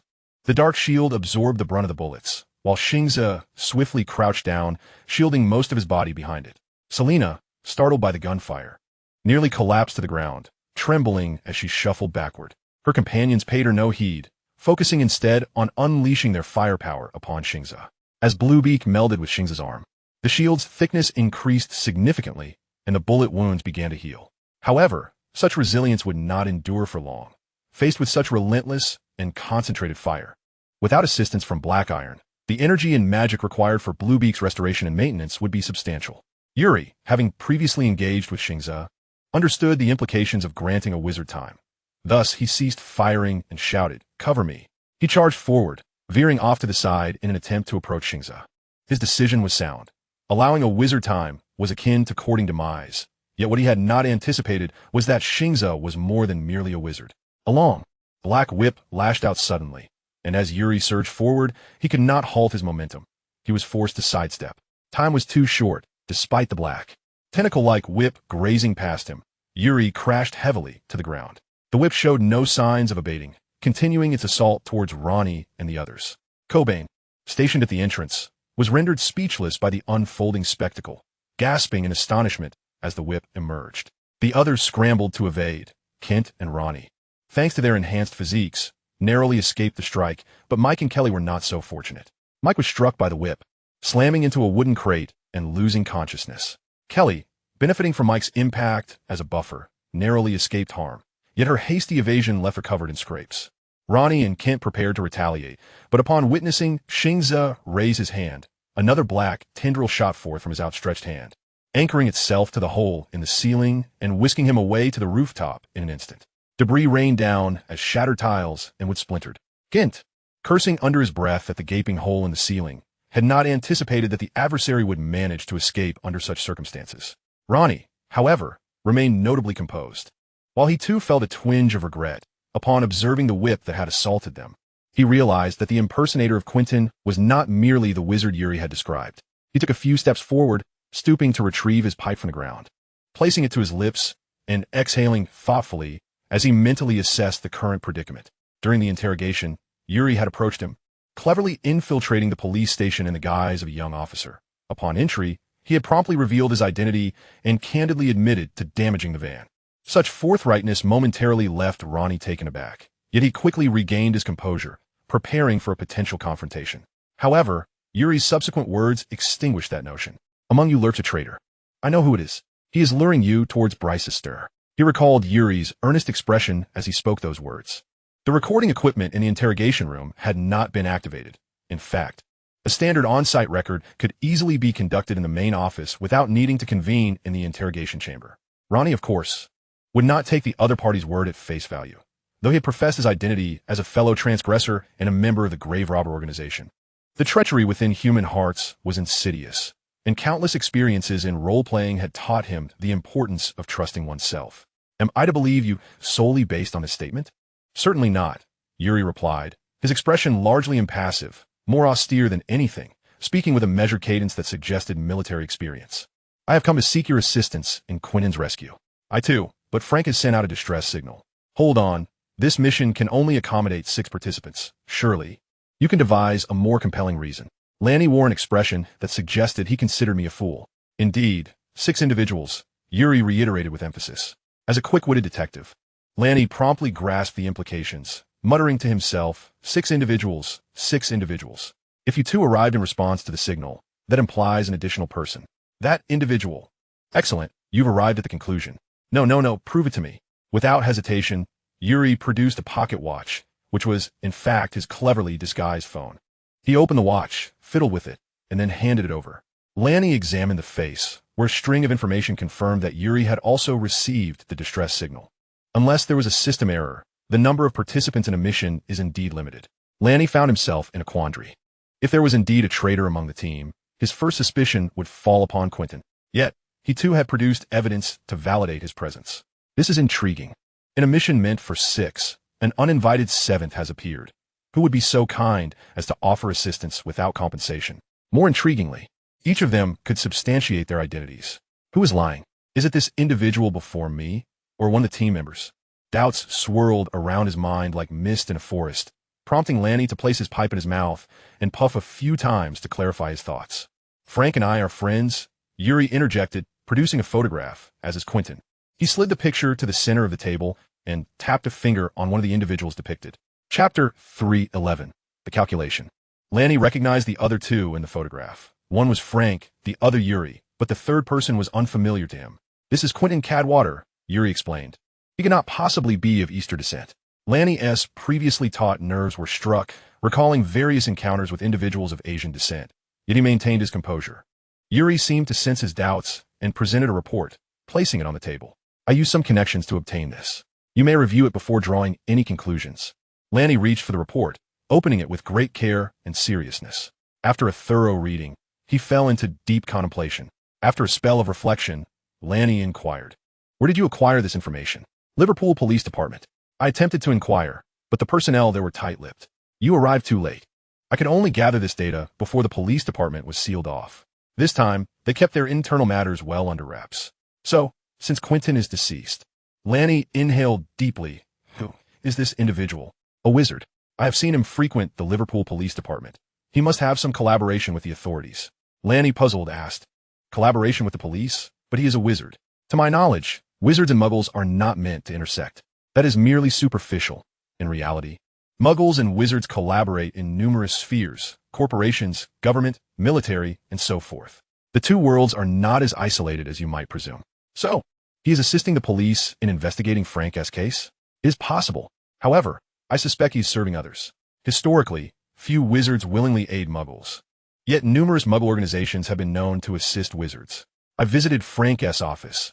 A portion of his case files has gone missing, and the clue wall has been vandalized." Lanny nodded, stating Frank and his team were searching for the secret volume of the Serpent's Fawn, which the counterfeit Quentin divulged to us. He also informed us that Frank purchased a ticket to Telford before his demise. That is what he sought. He aimed to lure you away from Liverpool. Is it because he feared we might uncover something in Liverpool? Who knows? Perhaps capturing him will yield clarity. Do you have any ideas? Lanny inquired. Yuri shook his head, responding, "Capturing a wizard with just the two of us would be quite challenging. What if we had more people? The number of individuals is not necessarily relevant.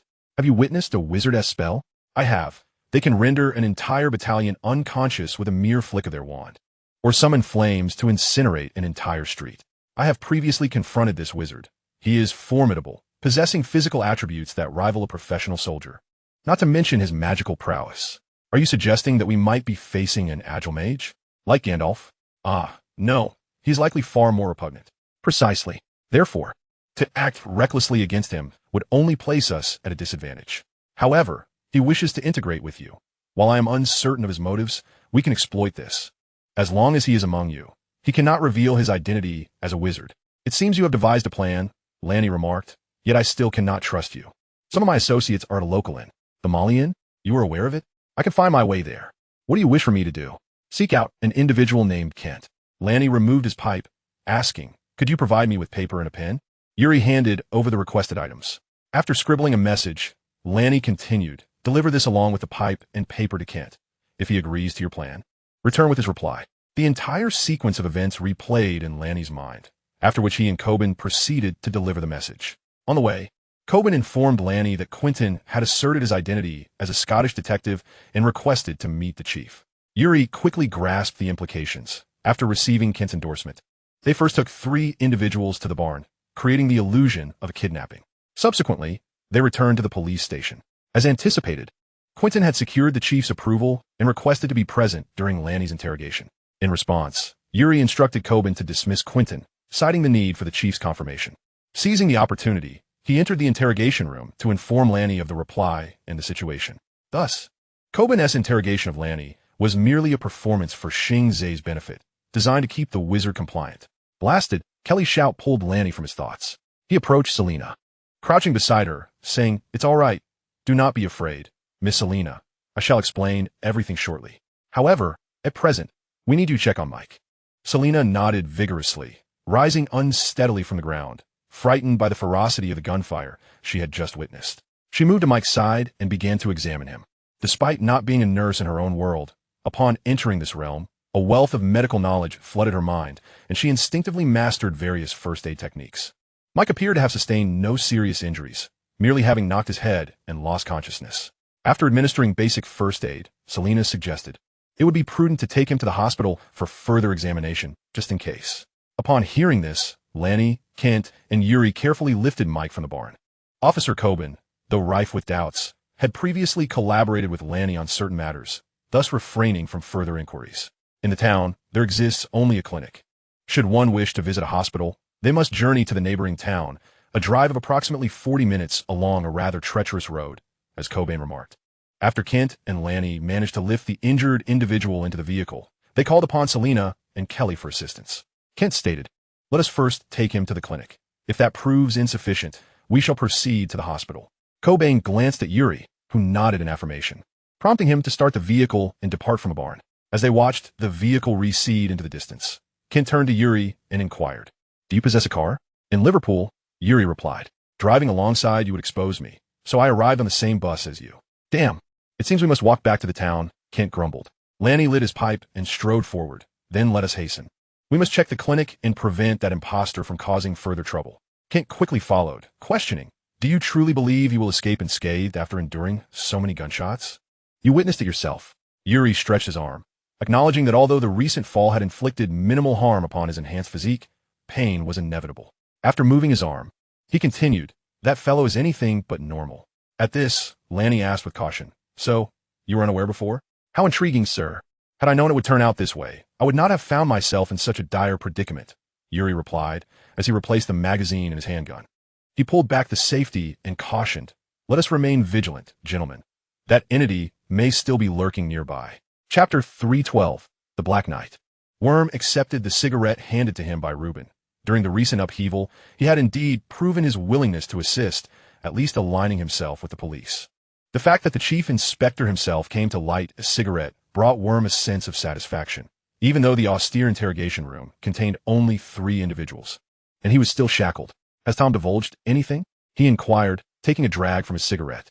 "That is not your concern. You may discuss what he previously mentioned." Reuben replied, flipping through his notes, "The dollmaker Jason, Fatty, the big player, and Lucy.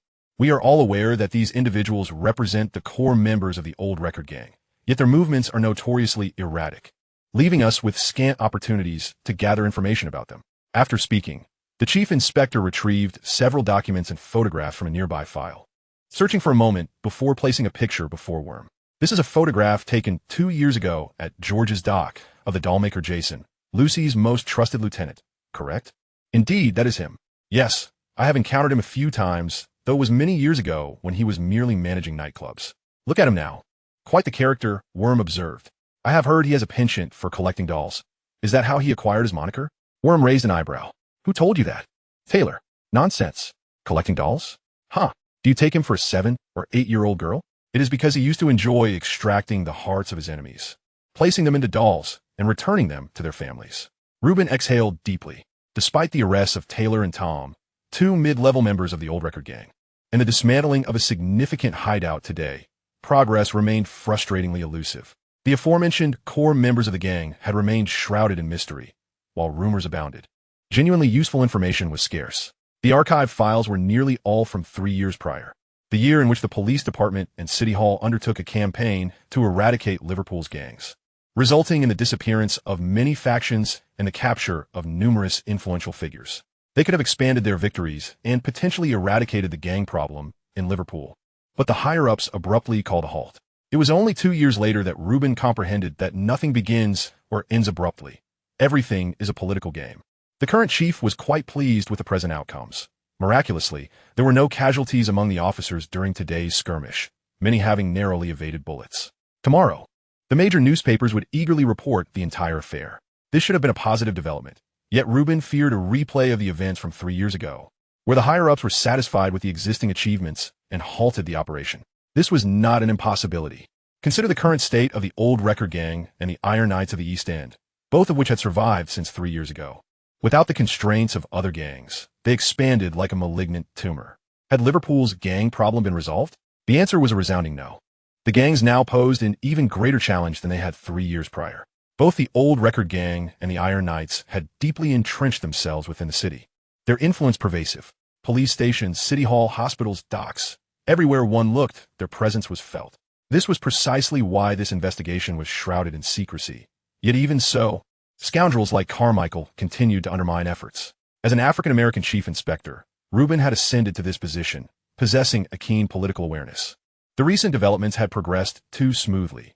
With the assistance of the wizards, the police had enjoyed unparalleled success, yet the hidden currents behind this rapid advancement were equally tumultuous. He sensed that time was running short, a sentiment shared by Franklin, the head of the Criminal Investigation Department. Old Frank, with his greater seniority and experience, though they often clashed, could align with Reuben when facing politicians. From the moment Xing Ze exposed Carmichael, he had worried that the higher-ups would terminate the investigation. Given the multitude of forces involved, capturing one Carmichael today might lead to another tomorrow. Some matters could be resolved openly, like today's achievements, while others needed to be handled discreetly. The upper echelons were adamant about avoiding further political scandals. The public needed to believe that their government was positive and proactive, reinforcing their belief that the mayor they had voted for was indeed the right choice. "Hey, are you all right?" Worm leaned forward slightly. Reuben returned to the moment, poised to pose the next question, only for Ally to interject. "You mentioned you knew them. Do enlighten us." "To be honest, my interactions with them occurred only when they were still minor figures." Worm gestured for the chief inspector to hand over the stack of documents. Reuben pushed the materials within Worm's reach. After searching through the photographs, Worm extracted one and said, "Look, this is the big player. When I first met him, he was merely a small-time thug with a penchant for gambling." The big player, huh? That is the name he adopted after rising to power. Subsequently, Worm produced another photograph, stating, "Fatty, but I prefer to call him by his former moniker, the Bomber. He may appear plump, yet he is a quintessential madman. However, no one in Liverpool can rival his skills in crafting homemade explosives." "We are all aware of this," Reuben interjected. "I know, the major sweep from 3 years ago." "Oh, my apologies, Chief Inspector. I did not mean to interrupt you. 3 years ago, you conducted a significant operation. Wow, I can only say we were terrified, like rats in a sewer, living in constant fear of being dragged into the street for execution in our sleep." Noting the change in Reuben's expression, Worm smirked and continued, "Do not deny it, Chief Inspector. At that time, both you and we were engulfed in madness, akin to the strife between the British and the French, yet another war. I believe this is precisely why the town hall ultimately abandoned the plan." The inspector squinted, his voice low as he remarked, "Indeed, there were quite a few miscreants resorting to vigilante justice back then, but they do not represent the entirety of the Liverpool police force." Relax, relax, Inspector. I am not here to settle old scores, merely reminiscing about the past. Besides, I've long since retired. Now I run a modest business, albeit illegally." "Oh, do not be so rigid. I have never trafficked in anything perilous, not even a single firearm." Noticing the impatience etched on Les' face, Worm hastily added, "Let us return to the matter at hand. If you seek precise information about these individuals, I happen to know someone." "Who?" Ellie inquired. "The Black Knight." "What?" Reuben questioned, doubting his own hearing. The young lady appeared perplexed, asking again, "Who is the Black Knight?" Reuben took the item from Worm's hand, rising to his feet as he stated, "We need to converse. Mississippi Chapter 313, Collaboration." Having narrowly escaped, Xing Ze took refuge within a grove near the barn, spreading his palm to reveal a bullet that clattered to the ground. He then glanced at his right upper arm, where a bullet hole marred his skin. Lowering his gaze, he noticed another wound on his abdomen. "Damn it, I'll need to change robes again," he muttered, under such a relentless barrage of gunfire. No matter how swift his reactions, he could not outpace a bullet. The enchanted robe and the blue beak had shielded him from the majority of the projectiles. Yet some had still pierced through all obstacles. Extending his left hand, the blue beak transformed into slender tendrils that delved into the bullet wound, stirring for a moment before extracting a black bullet. "Behold, an exorcism bullet. These interlopers certainly know how to create trouble for me." With that, the tendrils descended, burrowing into his injured abdomen, prompting a muffled groan from Xing Ze. He attempted to shift his thoughts to other matters to distract himself, pondering Yuri, the man responsible for all this destruction. What was his true nature, and why did the suspicious likes of Lonnie and Kent place their trust in him? These two exorcism bullets originated from him, which also explained Xing Ze's hasty retreat. These bullets could inflict severe harm upon him, and should they strike his head, given Yuri's marksmanship, it would not be a difficult feat. He might perish like an ordinary man. The wound on his right upper arm was healing rather slowly. as the saint's ashes within the exorcism bullet inhibited the restorative capabilities of the blue beak. After extracting the bullet from his abdomen, he retrieved a vial of healing potion from his ring and poured it onto the wound. The crimson blood was diluted by the transparent liquid, and the wound began to mend gradually, though the internal damage would require time to recover. After consuming the remainder of the healing potion, he acknowledged that the effect of the elixir would be significantly diminished due to the saint's ashes, but it was certainly better than nothing. Having tended to his injuries, Xing Ze unleashed the blue beak, instructing it to follow the others while he determined his course towards the town. Is there an issue? Ellie gazed through the one-way glass at Worm. Do you trust him, miss? The inspector inquired. No. Ellie shook her head. I trust no one but my own. The inspector nodded in agreement, saying, excellent. However, I did give him a gun, and he did not aim it at my head. Therefore, I believe he is temporarily trustworthy. If it were me, I would not commit such a foolish act, especially after revealing my identity. The door swung open, and an officer entered, asking, Did you call for me, Inspector? Yes, fetch Harris. Tell him to bring the files on the Iron Knights. Detective Harris is still outside handling matters. I had forgotten. Then, summon Brett instead. Understood, the officer acknowledged before exiting. The young lady leaned back against the glass, remaining silent. For soon her doubts would be resolved. Upon Brett's entrance, Reuben spoke. Agent Nix wishes to acquire all information regarding the Iron Knights, especially concerning the Black Knight. Of course, Brett replied, carrying a pile of documents, though it would be more convenient to discuss in the office. Just give us a brief overview. Well, they are one of the two largest gangs in Liverpool, frequently operating in the East End, involved in smuggling and drug trafficking. Ellie interjected. What is their relationship with the old record gang? Brett placed the documents on the office desk and replied, both sides would be more than willing to eliminate each other. And the Black Knight? Regarding that, Brett rummaged through the stack of papers before lifting a record sheet. The Black Knight is the leader of the Iron Knights. Once the second in command, he survived the Great Purge and subsequently led the Knights in obliterating the remaining gangs in the East End. If we are to engage with him, should we be wary of anything? Wait, why are we engaging with him? Do not worry. It is merely a possibility. Just answer the agent's questions, Reuben instructed. First, we need to find a way to approach him. Additionally, I doubt he harbors any fondness for the police. Considering he once dealt with an officer, we all know about the hanging case from 2 years ago, Brett. The crux is, we need to curry his favor. Has he been active lately? Well, Brett shrugged. To my knowledge, no. Since we initiated our investigation into the old record gang, they have been remarkably quiet. It seems they truly wish to annihilate one another. Do we have a grasp on his movements? Oh, no. He possesses several properties under his name, but we only have information on a few. All right, that is sufficient. Brett, thank you. Leave the documents. I believe the agent will require them. Brett nodded, casting a questioning glance at the two before exiting the interrogation room. Reuben inhaled deeply, placing his hands on the table. His gaze fixed intently on the glass as he queried. So, what do you think of our Mata Hari's plan? The young lady reached for the Black Knight's dossier, remarking, it's quite perilous, yet worth a try. Often, your enemies understand you better than anyone else. You do not mean to suggest the enemy of my enemy is my friend, do you?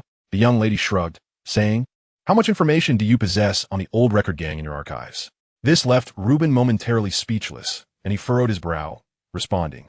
The Black Knight is a madman, a thoroughgoing sociopathic lunatic. And I am a wizard, he retorted. Very well, I shall consult the chief. Perhaps Burke should make an appearance. You would do well to discuss matters with him. Leave it to me. In the underground archive room, when Ellie arrived, Burke had just finished a phone call. He set down the receiver, saying, I misjudged Xing Ze. Ellie's face reflected confusion. You cause even more trouble than he does, Mississippi. Did you set fire to the office building? For Merlin's sake, what do you take me for? I am not mad enough to incinerate an entire room of clues. Burke let out a heavy sigh. Then, I suppose I shall be hearing even more insane things next, correct? In truth, the situation is not as mad as it seems.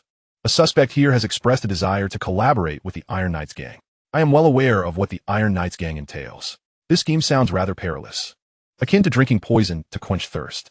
Partnering with another gang, especially one that, to my knowledge, harbors a considerable animosity towards the police, places your identity at a significant disadvantage.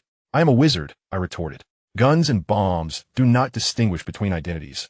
They will merely claim your life. As Ellie began to speak, Burke waved her off, interjecting, you are indeed a wizard, but that does not signify your ability to withstand all muggle weaponry. Our finest robes cannot continually resist their arms, let alone the possibility of encountering other wizards. True, I am aware of several dark wizards who collaborate with local gangs. Are you certain about this? Ellie nodded resolutely. Do you know, Burke furrowed his brow. You are increasingly resembling that man. Who? You know precisely whom I refer to. Chapter 314, Within the Team. Selena accepted the mineral water from Lanny, taking a sip before thanking him. Mike was observing while Kelly tended to wounds. Very well, Lanny sighed, wiping the sweat from his brow. I know you must have many questions. I will elucidate everything for you. Just take a moment to calm yourself. I am fine. Please, speak plainly. What exactly is he? I saw him. We suspect he is a creature of dreams. A creature of dreams? Selena recognized the implications, having been briefed by Kelly prior to entering this world, which provided her a preliminary understanding. Suddenly, Lanny recalled something, urgently asking, Has he been here? No. Selena shook her head. Officer Cobain has been guarding the entrance. No suspicious individuals have come by. Good, that is reassuring. Lanny exhaled deeply, reclining in his chair. The 10-minute drive had been arduous, compounded by the oppressive heat and the constant vigilance against enemy attacks, posing a challenge both physically and mentally. You understand what a creature of dreams is, do you not? I do, Kelly informed me. Moreover, he is a wizard. Do not inquire why. This is my first encounter with such a circumstance. Therefore, Yuri must confirm that we are not under the control of that wizard's soul-stealing spell. So, that is why you're testing me. You must understand, Selena, it is a necessary measure. But I have not passed. Selena's voice quivered slightly. She felt utterly lost during the barn incident, unsure of how to respond. This world grants you a new identity, new skills. It does not alter your character or habits. You're accustomed to following orders rather than making your own choices. Indeed, however, we discussed this. You were likely frightened, which is why you reacted that way. Moreover, if you had been ensnared by the soul-stealing spell, you would have undoubtedly aided him. Lanny's words relieved Selena. At least she had not been abandoned by the team. Yet, a voice within her incessantly reminded her that the weak possess no voice. Should she fail the test? If the team deemed her an accomplice of Xing Ze, the bullets would surely find her as well. The mere thought of such a possibility sent a chill down her spine. She quickly composed herself in her mind, striving to appear unchanged. Lanny continued explaining, making every effort to commit his words to memory. When he paused, she interjected, What about those 3 who attacked you at the supermarket? Are they affiliated with Quentin? Or is this part of the plan? Oh, regarding that, Lanny frowned. We cannot rule out the possibility that they are under the false Quentin's command. It does not align with his usual style. Selena did not fully grasp the meaning behind his words. Yet she understood that Lanny and the others could not ascertain whether those 3 were indeed allies of Quentin. This suggested, then, that the worst-case scenario involved 2 factions targeting them. Surprised by her own deductive reasoning, Selena reflected on this development. That is all I wish to convey. Do you have any further inquiries? Lanny asked. Selena shook her head. No, no more. Lanny nodded, rising to head toward the clinic's door, where Kent and Yuri were engaged in conversation. We have no vehicle, Kent whispered. There's a bus heading to Iron Bridge. We could depart tonight, Yuri replied. Lanny refrained from joining the fray. They had deliberated the next steps considerably on their way here, and Kent and Yuri had encountered a divergence in their decision-making. Upon learning that there were indeed leads in Bryce's stir, Kent was adamant about proceeding there, unwilling to abandon the pursuit. Conversely, Yuri suggested a temporary retreat, proposing they head to Iron Bridge, remain there for a couple of days, and reassess once the waters of the Seven River returned to a safe level before venturing to Bryce's stir. Both arguments held merit. Kent feared losing the upper hand, for the fate of the false Quentin remained uncertain.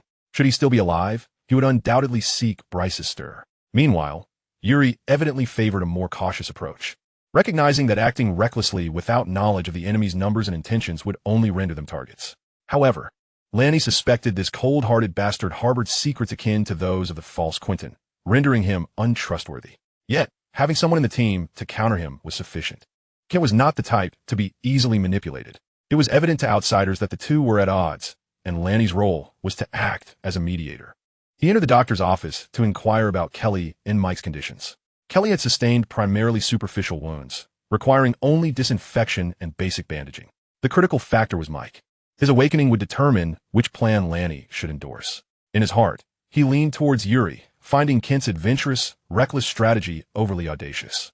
No one could ascertain what awaited them in Bryce's stir. Perhaps an ambush, another more troublesome creature of dreams, or some deranged secret society. Regardless, Lanny was keenly aware of the dire consequences of encountering such entities, and he understood the necessity of not engaging without a plan, preparation, and information. About an hour, the doctor replied, while disinfecting Kelly's arm. If he does not awaken within an hour, I suggest you take him to the hospital.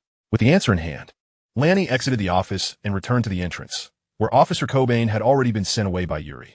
Now, only the two opposing gentlemen remained.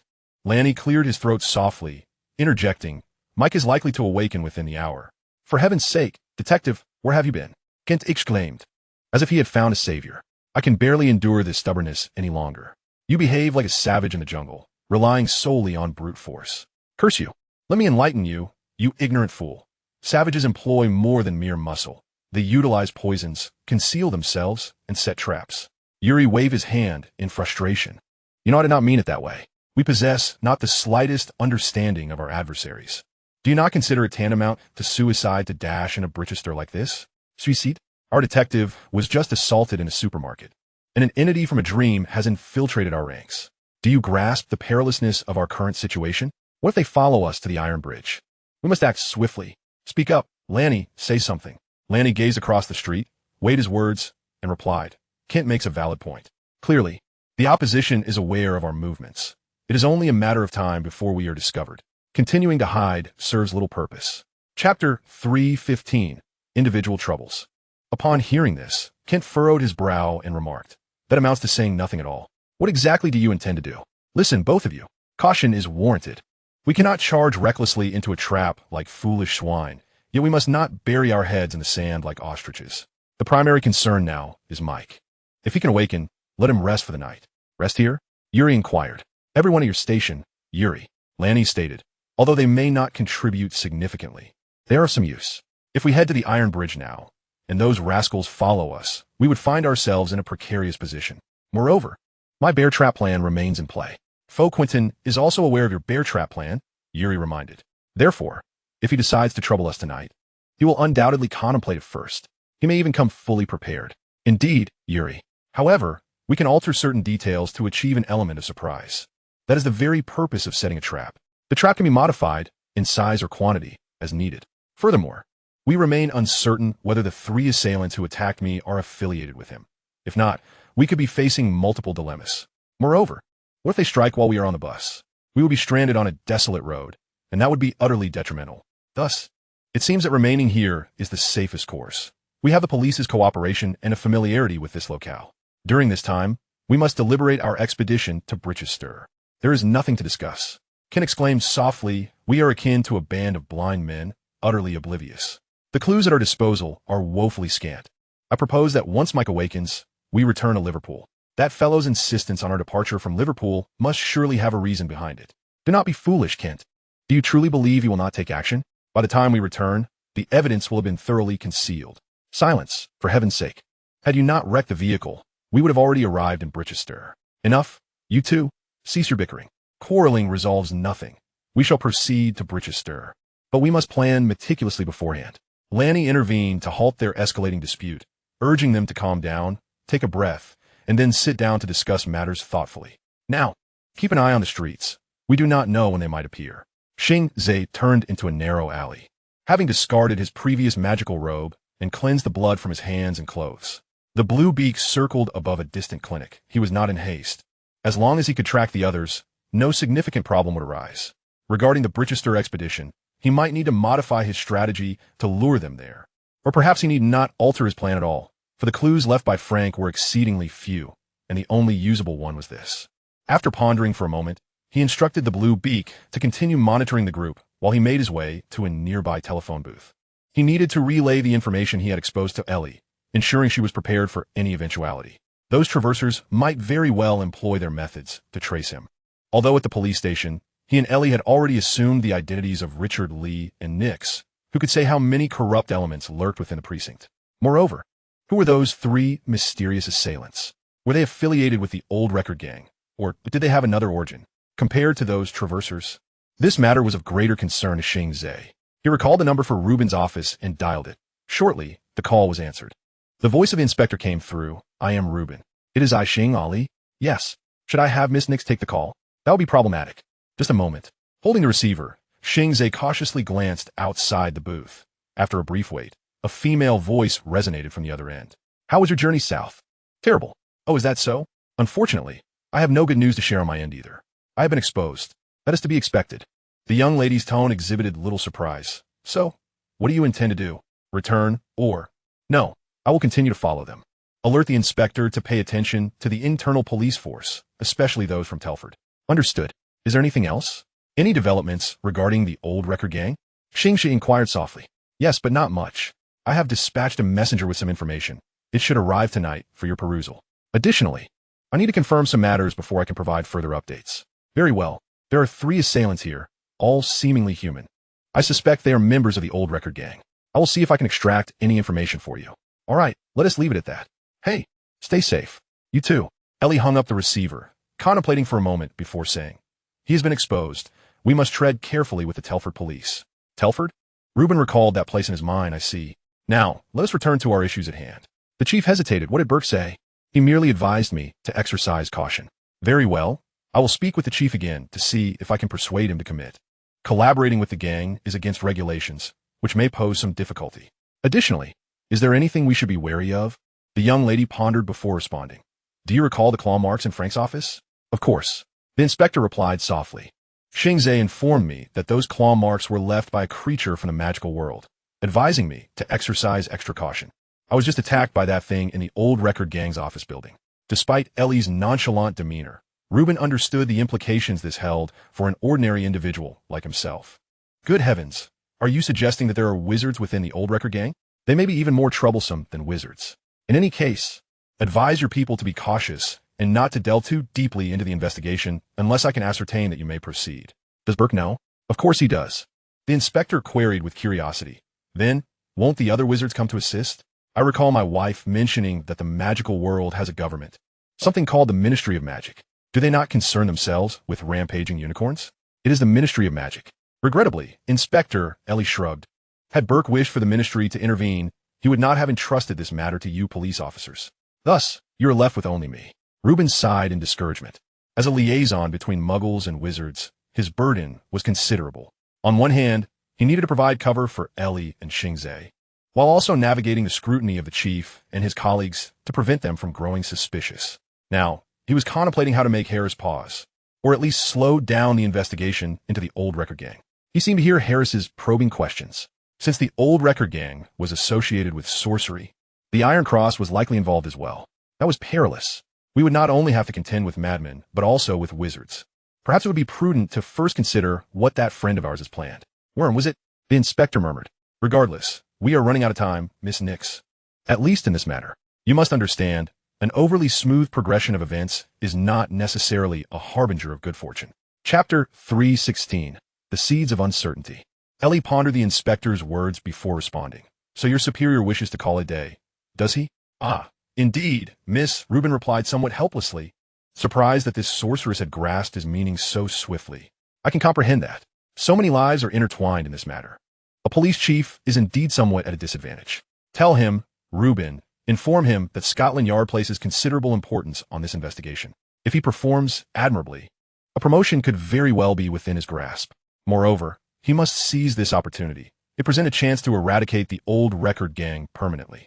He could accomplish what his predecessor could not, thereby elevating his own reputation. An additional seat would then become available in the city council. Reuben interjected softly. I doubt he harbors any ambition for advancement. Oh, Inspector, everyone enjoys climbing the ranks. It is human nature. I suspect your superior simply has yet to find the right opportunity. But can you truly create another seat in the city council? Let Burke contemplate a solution. He has a knack for miracles. Ellie smiled. I can hardly discern for whom I am truly working, Reuben remarked, casting a quick glance at Ellie. For oneself, Ellie replied. For those who matter. That fool who went to Bricester operates on that principle. He never doubts himself or the actions he undertakes. Are you referring to Xing Ze? The young lady nodded. Reuben chuckled. My wife has spoken of him at length. Although, I confess, I have difficulty grasping most of it. He is a hero in your eyes, I presume, after all he has accomplished. I cannot say, Ellie replied. It depends on how one defines a hero. Reuben momentarily faltered in understanding her meaning, but chose not to press further, instead shifting the topic.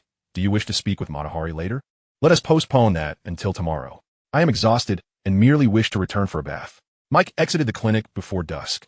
Although he still felt slightly dizzy, he was otherwise unscathed, and the group headed to the previously visited restaurant for dinner. As soon as everyone was seated, Mike proposed, we could steal a car and set off for Bricester in the dead of night. To have them eliminate us en route? Lanny scoffed. Gint, taking a sip from his drink, remarked, I think that plan has merit. We must catch them off guard. Off guard means when the enemy is unaware. Have you forgotten something? We may still be under surveillance. Yuri countered, I concur with Lanny's earlier suggestion. Let us continue laying bear traps here. If we yield no results, we shall relocate. And if we do have results, how much longer must we remain in this dreadful place? Kelly inquired. Kelly, right? Do you truly grasp our current situation? Yuri frowned. What do you mean? I believe we should focus on how to preserve our lives rather than seeking your own comfort. Go to hell, Kelly retorted, extending a middle finger toward Yuri. As a quarrel seemed imminent, Lanny decisively interjected, Are we planning to sit here and bicker all night? Or shall we attend to some pressing matters? There are unknown dangers awaiting us outside. Enough of the debate regarding when to venture to Bryce's stir. Let us concentrate on setting the bear traps. Very well, great detective, share plan. It better be one that convinces us all, Kent said. First, who among you has faced dream entities? Yuri was the first to raise his hand, followed by Kent. This outcome was anticipated by Lanny, who then asked, now, who has participated in actual combat? Any kind of battle will do. Mike and Kelly raised their hands. Lanny nodded, excellent. You must understand, everyone. We are not merely facing a typical cult or a lowly criminal gang. We are up against a terrifying dream monster, as well as a wizard. You witnessed his performance in the barn. He is entirely capable of killing any one of us. If we do not unite, we are doomed to failure. Therefore, cease the futile bickering, everyone. Now, those who have battled dream entities, please share what we must be wary of. We have no further clues and must rely on past experiences. Yuri spoke first. You must understand, dream entities can affect a person's psyche. I believe you all recognize this. Thus, a question arises. During our recent encounter in the barn, did any of you experience any mental discomfort? The others exchanged glances and shook their heads. Some dream monsters do not affect the mind, Ken explained. I have encountered theories on this in various forums. Some high-level dream beings can control their own etheric energy. If that is the case, we are in trouble. Yuri inhaled deeply. He is not just any simple dream entity. At the very least, he is stronger than any I have previously encountered. Damn, this is far beyond an A-class task. Wait, Lanny interrupted. That is merely a pile of conjecture. It is also possible that this fellow's etheric energy is too weak to influence us. I concur with the detective, Kent said. If the imposter truly possessed such formidable abilities, he would not have allowed us to leave the barn alive. However, we must not underestimate him. As he spoke, Kent produced a small handful of bullets from his pocket.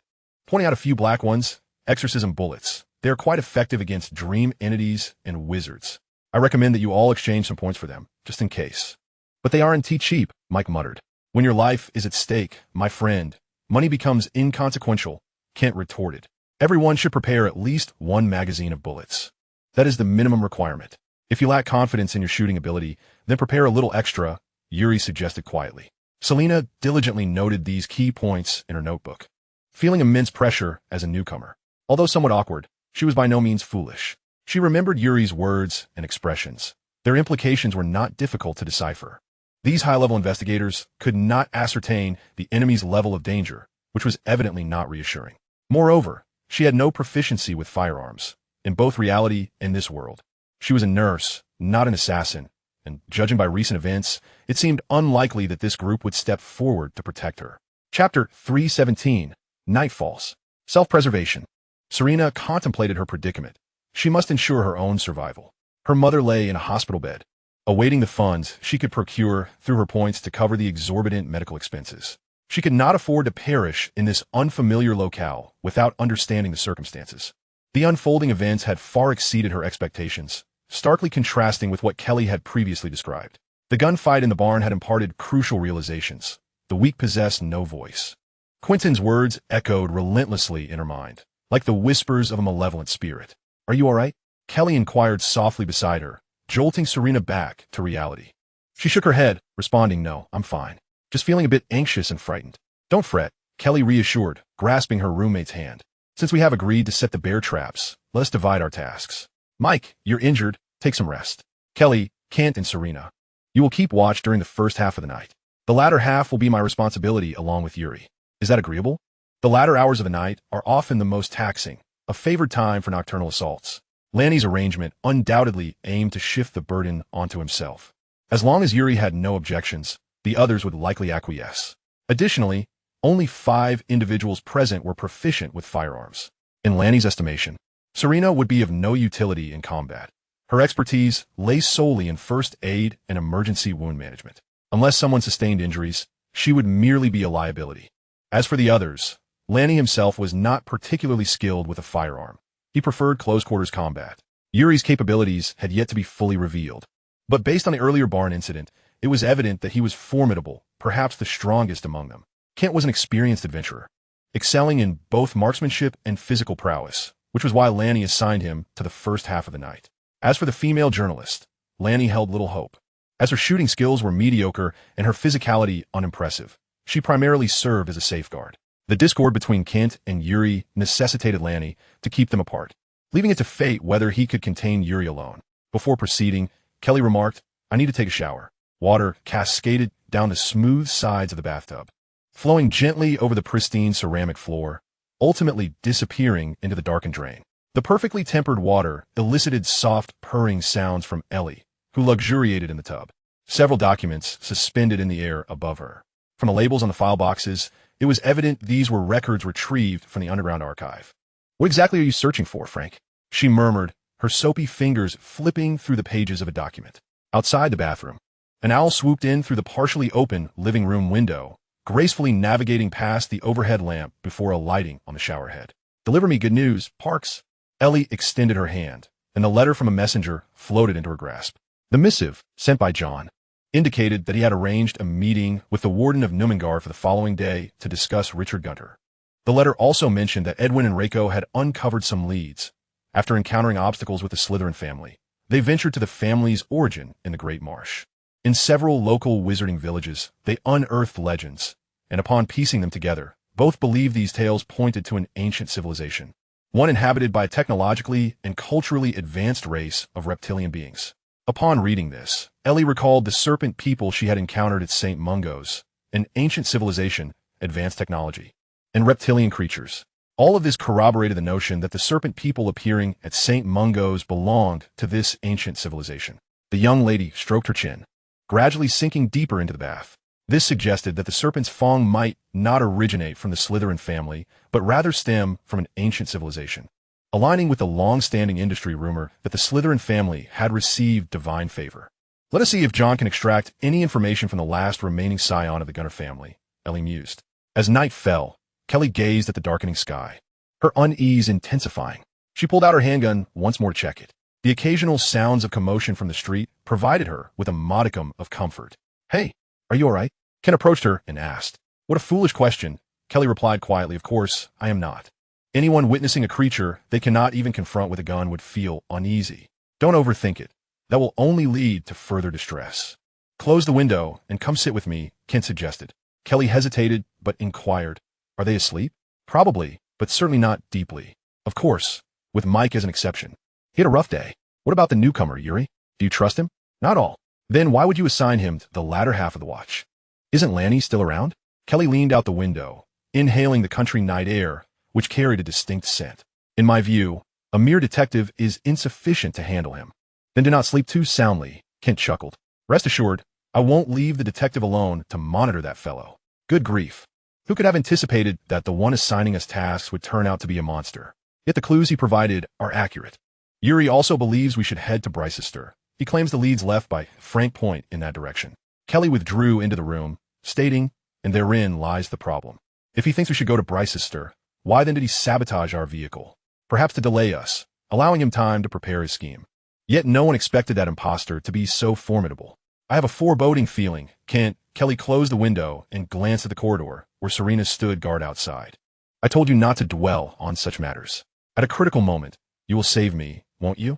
Kelly placed her hands on Kent's shoulders, the dim light illuminating her alluring features. "Of course, my lady," Kent replied, his voice low as he took the opportunity to flirt. In the freight center of the small town, Xing Ze hastened towards a van.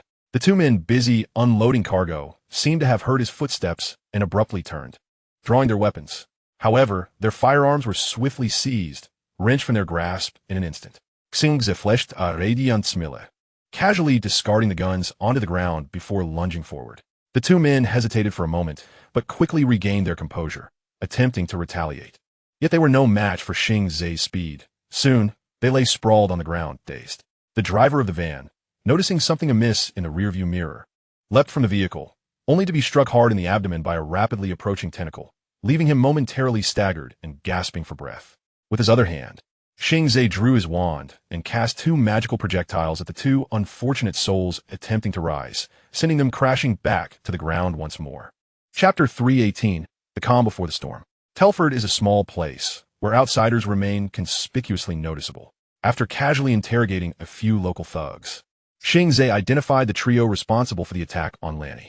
The local police had evidently complicated matters. They set up checkpoints on the main road and dispatched personnel to inquire in various directions. However, the 3 individuals, seasoned in their craft, managed to change their disguises with the assistance of a local gang. Following them, Xing Ze arrived at a freight center, where he observed them engage in a lengthy conversation with a driver who had a bulbous red nose and small, beady eyes. The 3 outsiders remained in the truck until sunset, only making a move thereafter. Xing Ze stowed away his wand and approached the boxes, squatting down to open one. The dim light within the vehicle revealed its contents, a rifle, still in the process of assembly. He proceeded to open several more, discovering an array of weaponry, from firearms to grenades, as well as bulletproof vests and night vision goggles. Despite the presence of only 3 individuals, with such an arsenal at their disposal, they could easily take down the entire Telford police station. Mercenaries? Xing Ze pondered, recognizing them as a small squad of mercenaries targeting the travelers at the inn. Following their setback at the supermarket, they had decisively upgraded their equipment. The weapons were clearly not of their own procurement, but had been supplied by someone. Likely, it was the Old Records gang. That would mean the small-eyed driver was affiliated with them?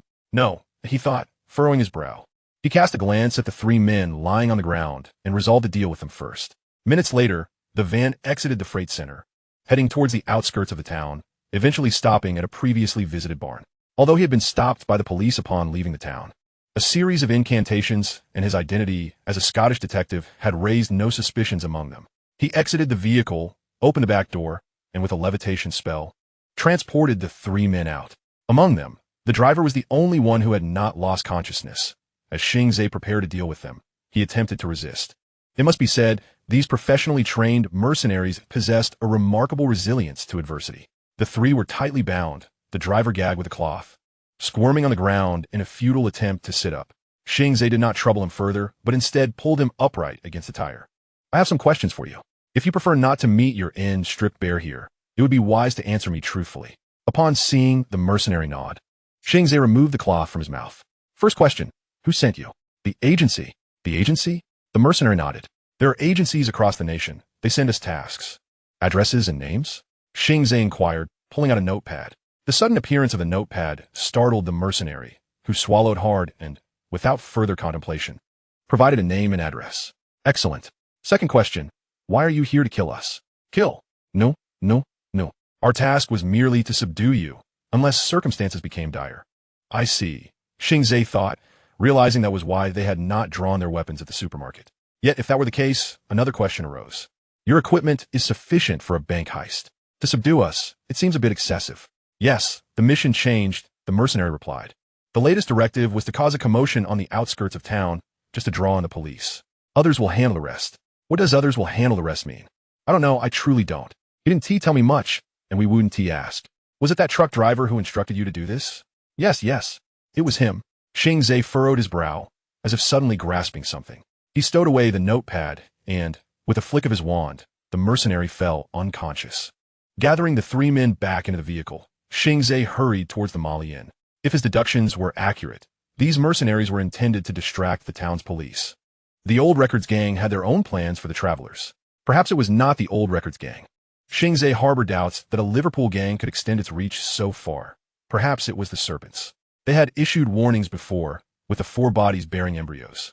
These reptiles sought to exact the most vicious revenge on those who dared to disturb them. If that were indeed the case, then tonight, the travelers at the inn would face far more than mere mercenaries. Reclining on the sofa, Yuri was not asleep, although his eyes were closed. He remained attuned to the sounds around him. Mike seemed genuinely exhausted, sprawled on the bed in deep slumber. He could hear Lanny fiddling with his pipe, seated in an adjacent chair. The room's door was securely locked. This shabby rural inn lacked electronic locks. Its door merely a simple wooden barrier that could be easily kicked in, reminiscent of scenes from films. The inn's poor soundproofing had an unexpected benefit. allowing Yuri's keen hearing to detect subtle noises in the corridor. It was nearly 11 o'clock. In another hour, the first half of the night would pass. It was soon time for him and Lanny to take over the watch. Suddenly, he heard a faint sound, delicate and indistinct. Initially, Yuri thought he might be mistaken, but upon concentrating, the noise became slightly clearer. A mouse? He wondered internally, but quickly dismissed the notion. He held his breath, straining to listen once more. But the sound had ceased. Yuri opened his eyes and glanced at Lanny. The noise was clearly not emanating from him. Rising to his feet, Yuri's movement alerted Lanny. "I'm going to the bathroom," he said, attempting to ease the tension. Lanny shifted his pipe to another position, observing as Yuri entered the restroom, while his other hand toyed with a box of matches. Considering Mike's condition, he suppressed the urge to light his pipe. Footsteps echoed in the hallway, steady, swift, and forceful. They exchanged shifts every 20 minutes to ensure everyone remained alert. Yuri stepped in the bathroom, quietly closing the door. He gazed up at the ceiling, resting his head against the wall after a moment. The sound had vanished, yet he had indeed heard something faint, akin to a mouse scurrying through a vent. Years of experience had made Yuri particularly cautious of any noise, of vigilance that had saved his life on more than one occasion. With his sharp hearing, he detected further sounds, though he still could not discern what had caused them. Just as he was pondering this, footsteps resounded outside the bathroom door. Yuri left the wall, opening the door before a knock could sound, and gestured to Lanny to be quiet, pointing towards the ceiling. Chapter 319, Night Assault. Lanny was uncertain of Yuri's intentions, but his instincts as a detective prompted him to attentively listen for any surrounding sounds. However, there was no result. He heard nothing suspicious, prompting him to quietly ask, "What on earth are you up to?"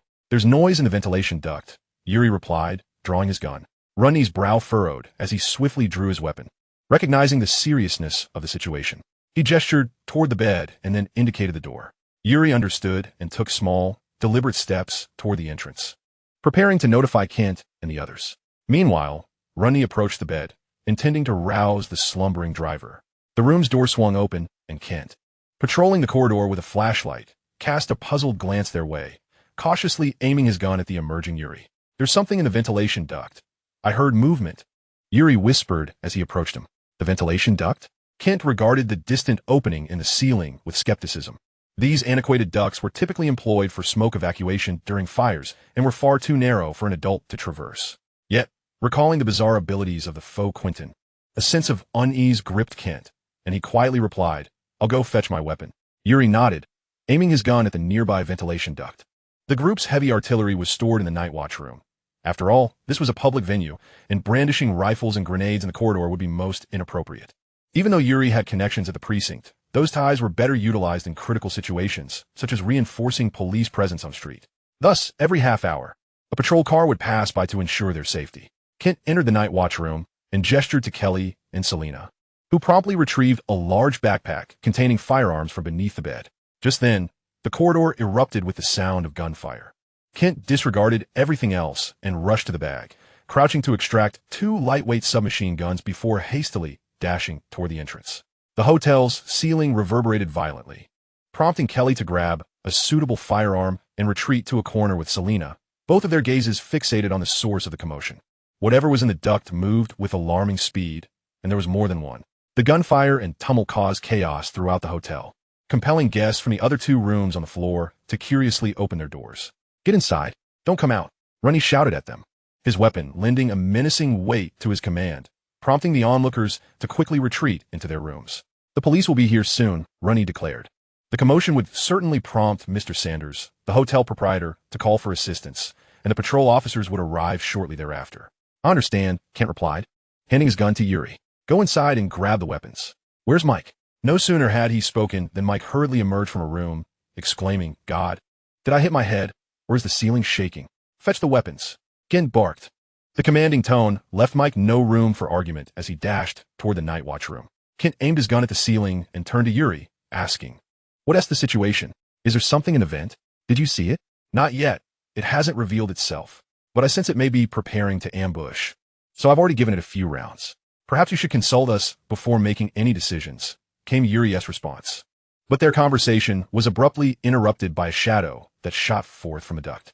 They opened fire, yet the creature barely lingered on the ground before leaping to the ceiling. Yuri instinctively ducked to the side, while Kent was a fraction slower, but it proved inconsequential. The creature crashed onto the floor with a dull thud, rolling forward. Runny, positioned at the doorway of the night watch room, immediately unleashed a barrage of gunfire until the creature lay still. As the smoke cleared, illuminated by the corridor's night light and flashlights, they finally discerned their assailant, a humanoid being resembling a lizard. Good heavens, it's a snake man! Yuri cursed. Ken was about to inquire about the nature of a snake man when the sound of a shotgun being chambered echoed from behind him. He turned to see Mr. Sanders, the hotel owner, furiously aiming a double-barreled shotgun at them. You damn outsiders! Look at what you've done! Sanders roared. You've ruined my hotel. Put down your guns, you bastards, or prepare to be shot. Wait, sir. I think you've misunderstood the situation, Ken attempted to explain. Go to hell, I understand perfectly, Sanders retorted. But before he could finish his sentence, a loud crash erupted from the ventilation duct above. A snake-like head suddenly appeared, its gaping maw swallowing half of his body before swiftly dragging him into the duct. Everything transpired in a heartbeat, and Kent and Yuri were too stunned to react until Sanders' trembling legs vanished from sight. Yuri snapped back to reality, shouting, Quick! We need to get out of here! What was that thing? Damn it, what in the world was that? Kent shouted as he dashed into the night watch room to reload his magazine. The others quickly grasped the gravity of the situation, suppressing their rising questions and springing into action as rehearsed. The bear-catching plan had failed. Runny was acutely aware that they had not encountered a bear, but rather something far more perilous, the snake man.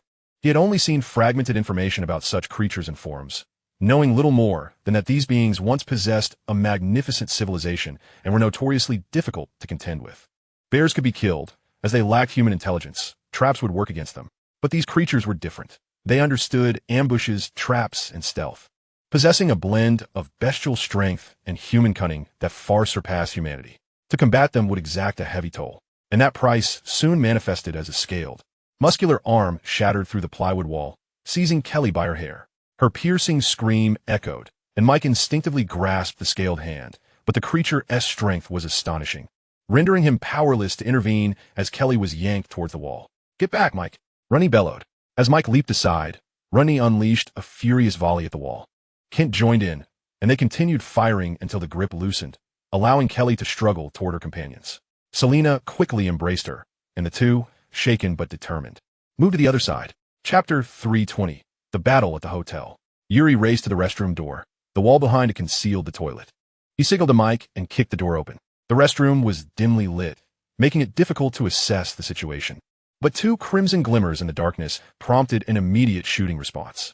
The snake man in the restroom emitted a hissing growl, charging at Yuri. Its thick scales deflected many bullets.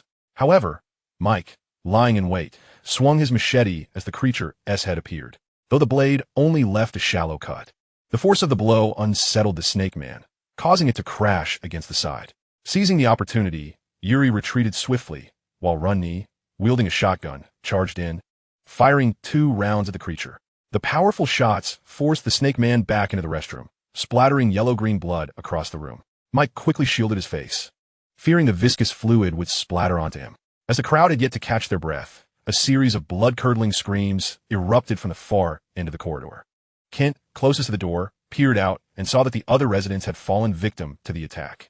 He turned to his companions and shouted, Hurry! We must get to the street, to the street. Yuri and Mike led the way, with the 2 ladies following closely behind, while Lanny and Kent brought up the rear. This familiar routine had been rehearsed beforehand to prepare for any emergencies that might arise. Upon reaching the ventilation duct into which Sanders had been dragged, Yuri cautiously fired a few shots before urging those behind him to pass quickly. The group successfully descended to the first floor, where the situation was even more dire than above. Several doors were ajar, and 2 bodies lay in the hallway, their fates uncertain. Don't stop. Move. Quickly. Kent urged from the back. Just then, at the end of the exit, a towering serpent-like creature emerged from around the corner. Unlike the serpents they had previously encountered, this one did not slouch. Instead, its elongated neck unfurled outward like that of a cobra. Mike, at the forefront, was momentarily taken aback, but immediately raised his handgun to fire. Kelly also took aim, but before she could steady her shot, the bizarre creature lunged towards them at an astonishing speed. Mike understood that his handgun would be ineffective. He swiftly abandoned his firearm in favor of a machete, underestimating the creature's speed and strength. The beast, weighing nearly 190 pounds, sent him flying, along with Kelly, who was violently knocked aside. Undeterred, the serpent lunged for the defenseless Selena, who screamed in terror. Fortunately, Lanny arrived just in time, unleashing a barrage from his shotgun until the last shell was spent. The creature's neck trembled violently, producing a cacophony of sounds. While the shotgun had an effect, it was insufficient to incapacitate the beast.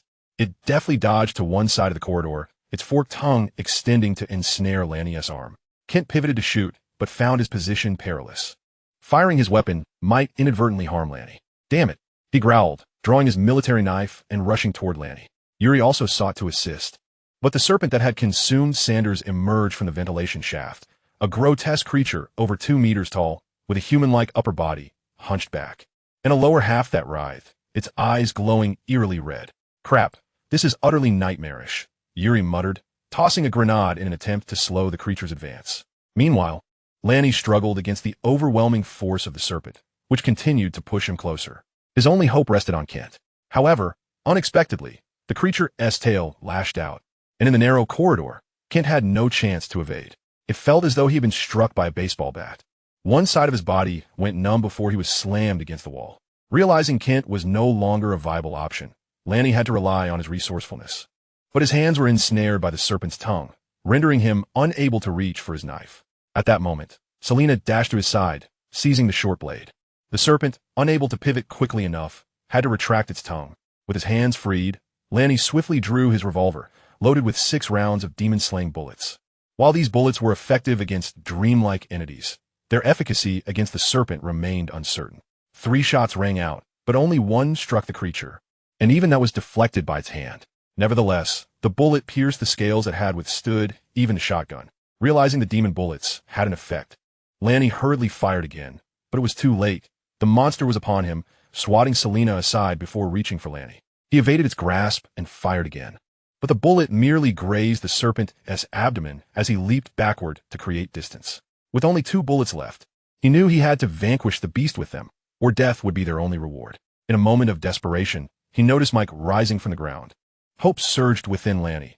Instead of firing blindly, he focused on evading the serpent's attacks. Though Mike was dizzy from the blow, he understood the urgency of assisting. He picked up the fallen machete and staggered a few steps forward, striving to stabilize himself. Lanny continued to taunt the serpent, nearing his limit, and resorted to shooting to alleviate the pressure. His bullet struck the serpent's extended neck, causing it to emit a furious roar. The pain ignited its primal fury, intensifying the pressure on Lanny. Fortunately, Mike had reached him. Although the serpent sensed the attack from behind, it remained fixated on Lanny.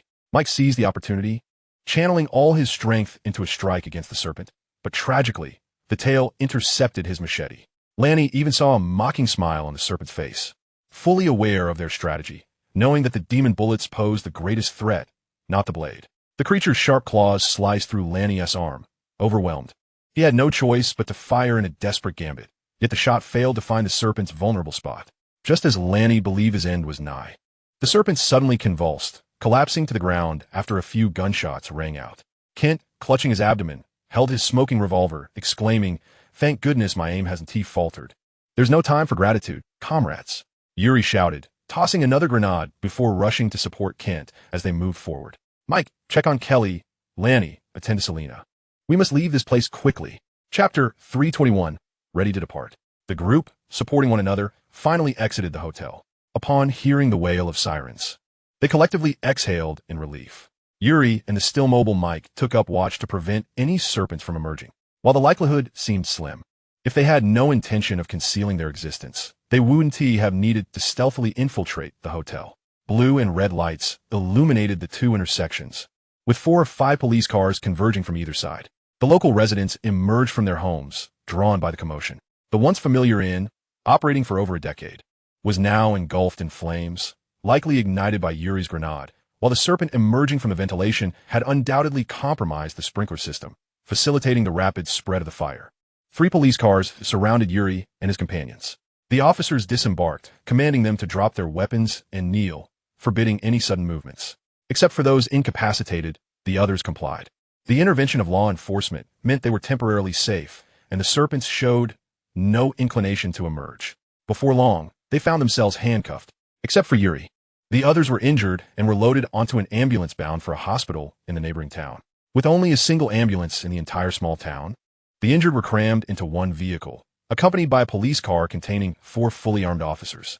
Following a heinous incident at the supermarket, the police station in Telford was thrust into a state of emergency. The situation escalated further with the hotel affair, leaving the station's chief deeply unsettled. Telford is not a large town, and the frequency of criminal cases is relatively low. Thus, the occurrence of 2 significant incidents within a single day would undoubtedly provoke serious doubts among the higher-ups regarding the local police's enforcement capabilities. Consequently, the entire station would soon be subjected to a series of internal inspections. Moreover, the reputation of the local police would undoubtedly plummet.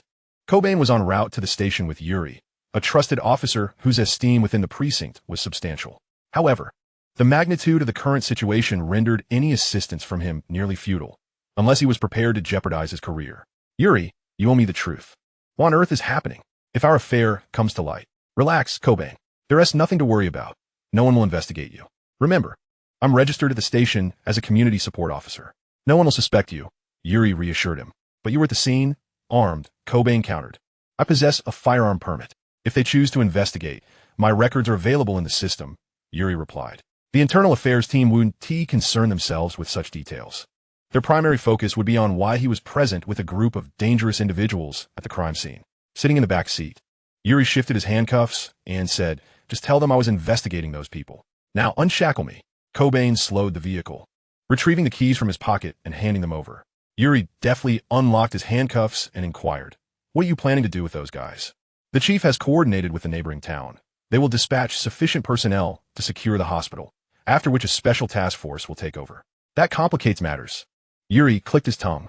I know I shouldn't pry, but you must tell me what has you two so flustered. Something sinister. It's more troublesome than what you encountered at Iron Bridge. Be cautious. Mate, this situation is drastically different. Those entities seem indifferent to being exposed. Cobain gazed ahead in silence, and after a prolonged pause, murmured, perhaps I should consider relocating. The entire Seven River Valley is disturbingly peculiar. That is a thought worth entertaining. Now, take me to retrieve my gear. Is my vehicle still at the usual spot? It's right where you left it, with everything intact. Cobain extinguished the police lights, diverting the patrol car from the station onto another road. A few minutes later, they stopped near a freight hub at a storage warehouse. Yuri had rented this warehouse, paying monthly, with Cobain managing the mundane details. The officer was curious about the contents within, but had never probed further, understanding well the value of restraint. Yuri exited the vehicle and made his way to his warehouse. He trusted Cobain, having endured harrowing experiences together, forging a bond akin to that of comrades in arms. Despite his complaints along the way, this earnest officer would ultimately lend a hand, having surely concocted an excuse for the higher-ups. Stopping in front of warehouse 142, Yuri retrieved the key Cobain had given him and opened the roll-up door. As the lights flickered on, the warehouse revealed its contents. It resembled a miniature investigation room, complete with a desk, chairs, copiers, and filing cabinets. Unlike Frank and Quentin, Yuri embodied a synthesis of both. Frank, with his mute identity, had nearly forsaken reality, thriving in both the magical and mundane worlds, while Quentin remained tethered to real life, merely completing tasks as if they were necessary chores. His fulfilling existence as a university mathematics professor, coupled with a wife and children, kept him grounded. Had it not been for a fleeting curiosity and a quest for thrill, he would never have clicked on that mysteriously appearing app. That app was akin to a vortex leading to an abyss, manifesting on the devices of those dissatisfied with their lives or yearning for something different. Like Pandora's box, it enticed one to open it, yet once unleashed, one would be ensnared eternally until death. Approaching a large duffel bag, Yuri began extracting its contents: a set of all-black attire, a flask, a large-caliber revolver, a one-handed sword, and a dagger. He unsheathed the one-handed sword, a demon-slaying combat blade earned through accrued points. In the illumination, the blade gleamed with a silvery sheen, adorned with runes imbued with magical properties capable of inflicting damage upon dream entities. Unlike Frank, Yuri was not captivated by this world. He completed tasks, accumulated points, and armed himself with them rather than indulging in leisure. Next, he inspected the revolver, finding it loaded with 6 demon-slaying rounds. Unlike its mundane counterpart, the Dragon Hunter crossbow possessed immense power, capable of taking down a rhinoceros with a single shot. Coupled with the demon-slaying ammunition, it was a nightmare for any sorcerer. This weapon, too, had been acquired with points. Quentin had always regarded this world as merely a workplace, leading him to refrain from extensive exploration and understanding. meaning that despite his intelligence and logical clarity, he remained vulnerable to fatal errors. Thus, for Yuri, he balanced acquiring more knowledge about this realm in his real life while adeptly integrating himself into it. This way, he would not become lost like Frank, nor muddled like Quentin. Chapter 322, Officer. After ensuring he was adequately prepared, Yuri donned the attire that, while appearing ordinary, boasted formidable defensive capabilities. Crafted from nanomaterials capable of withstanding small-caliber firearms. He then gathered some grenades and ammunition, retrieving a thick stack of cash from a safe before exiting the warehouse. His vehicle was parked nearby, and after placing the duffel bag in the back seat, he lit a cigarette, inhaling deeply before counting out 1,000 pounds and placing it into an envelope. It wasn't until he finished his cigarette that he settled into the vehicle and drove toward Cobain, leaning against the police car. Cobain was engaged in communication with colleagues via the vehicle's radio. Upon seeing Yuri approach, he sought an excuse to terminate the conversation. So, do you intend to pursue that ambulance? Trust me, Cobain, those individuals are far more useful outside than they would be confined within the station. Yuri extended the envelope toward him. Cobain exhaled a long breath. Though accustomed to this routine, he hesitated momentarily each time he received money. He accepted the envelope, knowing without counting that it contained 1,000 pounds. The standard fee whenever Yuri sought his assistance. 1,000 pounds, neither excessive nor insufficient, was ample to ensure Cobain, a small-town officer, could enjoy a comfortable period without worrying about his wife's medical expenses, particularly given the exorbitant fees charged by mental health professionals. And Ashley? Yuri's inquiry left Cobain parched.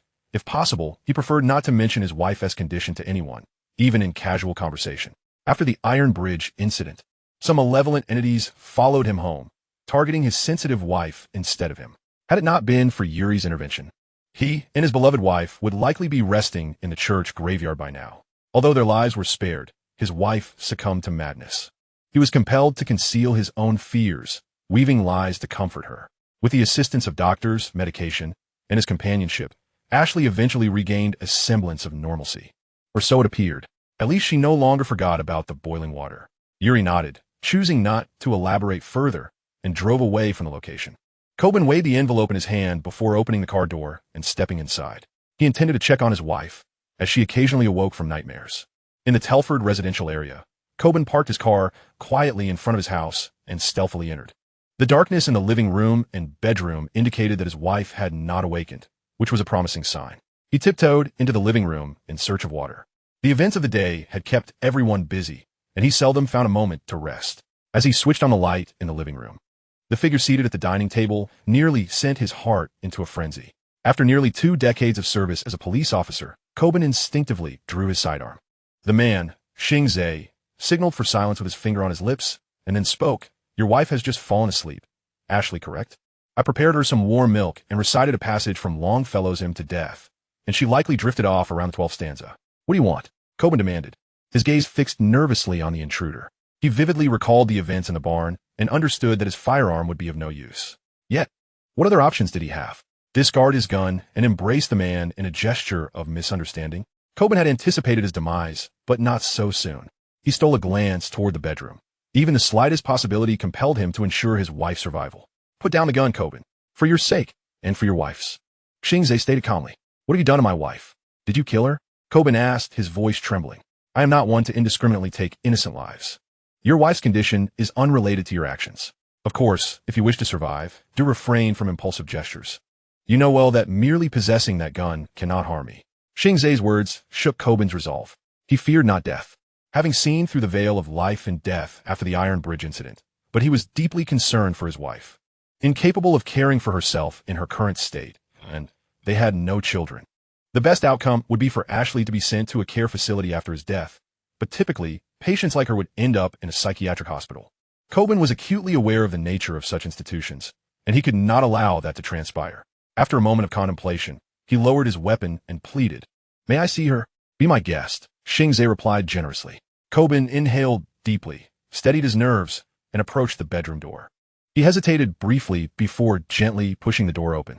Ashley lay peacefully in bed, just as the man had said, with a glass on her nightstand containing a small amount of leftover milk beside a collection of Longfellow's poems. The veteran officer felt uncertain. He could not fathom the man outside's intentions.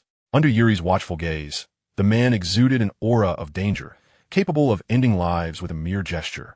And even his humanity was debatable. He softly closed the door and returned to the living room. What do you desire? Coben inquired. Information regarding the individual you were with. Xing Ze replied. I require all pertinent details about him. Coben had anticipated this request. He walked to the kitchen, grasping the cup, and bent down to retrieve a bottle of whiskey from beneath the sink. His glass contained only a third of its contents. Would you care for some? He asked the unfamiliar young man. No, thank you. I have tea. Oh, I hope you don't mind. I took the liberty of using some of your tea leaves. Coben remained silent, pouring a measure of whiskey into his cup. After taking a sip, he inquired, do you intend to kill him? It depends on the circumstances. If he poses a threat to me, then I shall have no choice but to eliminate him. However, if he is amenable to discussion like you, perhaps it will not escalate to that. A brief silence ensued, punctuated only by the sound of dripping water from the kitchen sink. Xing Ze took a sip of tea, demonstrating his patience. Upon arriving at the hotel, he had been a moment too late. The interlopers were encircled by law enforcement, leaving him no choice but to observe from a distance. Bluebeak had followed the ambulance, thus he was unconcerned about losing track of them. Now, he yearned to ascertain the true nature of Yuri, the one who had disrupted his plans. After all, some low-level curses had no effect on that individual. Who could guarantee that he did not possess further tricks up his sleeve? If he were to suffer another setback, the cost would be unbearable. Chapter 323. Mutation. The struggle on Coben's face was unmistakable. In an effort to expedite his decision, Xing Ze spoke. I found you for a reason. I saw the envelope you brought back. Do not overcomplicate matters, Coben. Try to simplify it. For instance, consider another transaction. My bargaining chips are you and your wife's life. At these words, Coben's hand trembled noticeably as he held the teacup. He took another sip of whiskey, pouring more into the cup before responding, I know very little. Yuri never discloses his whereabouts. He only approaches me when he needs something. Where did you just go? The warehouse, Coben replied, lightly tapping the teacup. He went to retrieve something, some equipment. Equipment? Yes, the warehouse concealed many peculiar items. However, I have only visited once. I do not wish to engage further in his affairs. I am merely a police officer, and I truly wish to avoid dealings beyond the realm of ordinary individuals. Xing Ze nodded, encouraging Coben to continue. I do not know where he hails from, but his accent suggests he is from the Midlands of England. I swear to God. That is all I know. What is his plan? I do not know. Xing Ze chuckled softly. That answer does not satisfy me, Coben. Think again. I only know he intends to rescue his associates. The ones in the ambulance? Yes. Did he mention anything about the events that transpired at the hotel? Coben nodded. He mentioned a few things, but not much. Just warned me to be cautious, stating that those entities were not something ordinary people could handle. Upon hearing this, Xing Ze began to piece the puzzle together. The interlopers were not weak, and even those associated with the old records would not leave them so vulnerable. This implied that the attackers were likely the Serpent People. What findings did you have at the hotel? The fire was too intense. We could not gain entry. We must wait for the firefighters to extinguish it before we can investigate further. As it stands, we know nothing. It is evident that Coben was not lying. Xing Ze was aware of Yuri's whereabouts and understood that he was well prepared. Caution would be imperative when next confronting him. An ambulance rushed down the street, and as it approached an intersection, a truck suddenly barreled out, colliding forcefully with the police car trailing behind. The violent crash forced the ambulance to a halt, and the driver exited to assess the situation, muttering in disbelief, what on earth? Inside the vehicle, Ronnie sensed something amiss and called out to the driver, don't stop. Keep going. The paramedic on board hurriedly urged him to sit down, repeatedly insisting, calm down, sir, calm down. Your wound might reopen. Others also felt the tension.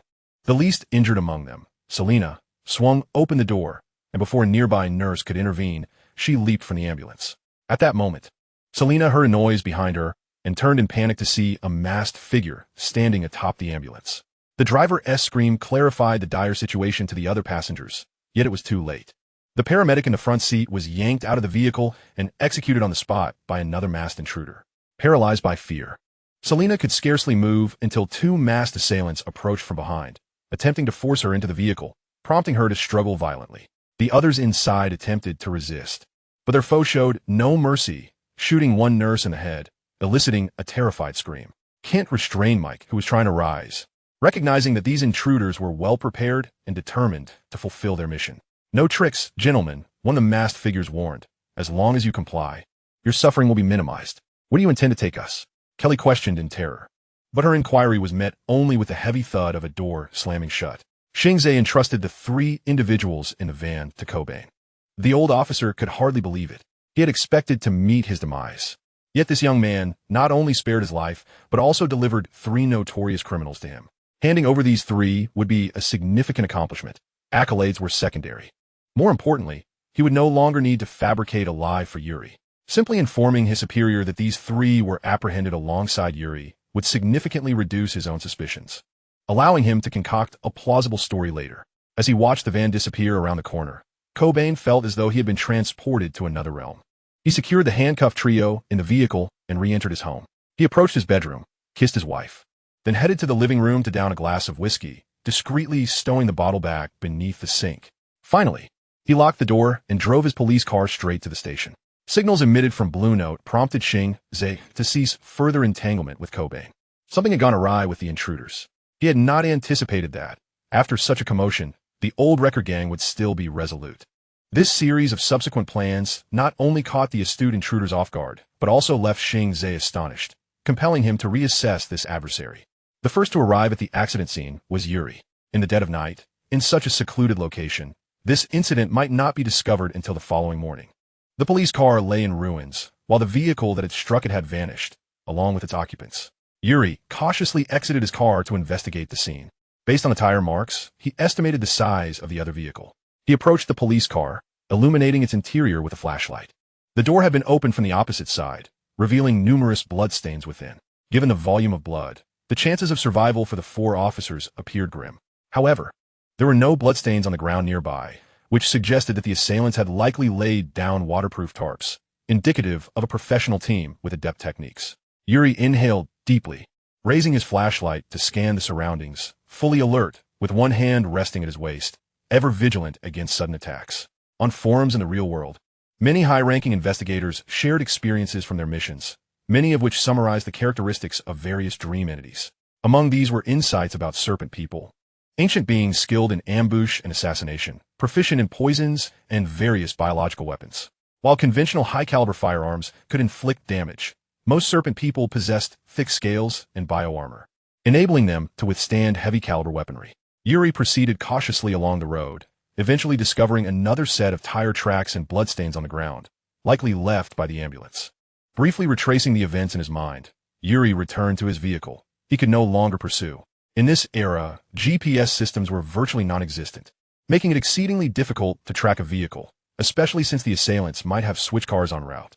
Chapter 324, Cooperation. Just as Yuri felt at a loss, he noticed headlights illuminating from behind. His hand, which had been gripping the steering wheel, instinctively reached for the revolver at his waist. The approaching vehicle drew nearer before coming to a gentle stop behind him. Yuri scrutinized the rearview mirror, ready to accelerate at the slightest hint of danger. A confrontation in such a remote area was not what he desired, especially as he could not gauge the number of people involved. The vehicle extinguished its headlights, and a familiar voice broke the silence. "I can help you find those individuals, if you're willing to cooperate." Recognizing the voice, Yuri swiftly drew his gun and replied as calmly as possible, "I don't understand what you're saying, sir." "Oh, come now, Yuri. I know you recognize me, and I also know you're undoubtedly holding a gun right now. Furthermore, I'm well aware you have no way of tracking those individuals, correct? Otherwise, you would have left long ago instead of lingering here to converse with me. That's debatable. Perhaps I simply wish to eliminate you? Afektaruf, Xing Ze. Are you certain you possess that capability? How would I know without trying? Then why are you hiding in your car? Planning to suffocate me with exhaust fumes? Quite amusing." A hint of unease crept into Yuri's tone. He understood that his chances were slim. The other party was a sorcerer, and by the time they were conversing, he had likely prepared his magic. His anti-magic cloak had been rendered useless after the last battle in the apartment, and he currently lacked sufficient points to acquire a new one, meaning even the most rudimentary magic could put Yuri at a disadvantage. After a pause filled with silence, Yuri finally inquired, "Why impersonate Quentin? I merely sought a more accessible identity to blend in. I do not expect you to believe me, Yuri, but our goals align. Cooperation is the most prudent course of action. Faced with 2 options, collaborate with this ambiguous entity or gamble everything in a desperate bid for escape." Yuri recognized the considerable risks inherent in either choice. "There is no time, Yuri. They're getting further away. If you do not wish to cooperate, then do not obstruct my path." After uttering this, the other individual restarted their vehicle, the glaring headlights illuminating once more, signaling to Yuri that he needed to make a prompt decision. "What do you propose?" Xing Ze replied with a faint smile, "Follow me." With that, he drove past Yuri. The shrill sound of the telephone roused the slumbering Ellie from her deep repose. Groggily, she opened her eyes and reached for the device, inquiring, "What is it?" On the other end, Ruben's voice resonated. "Do you recall the clue wall in Frank's office? What time is it?" Ellie pressed her temples, seeking clarity. "It's 2 in the morning.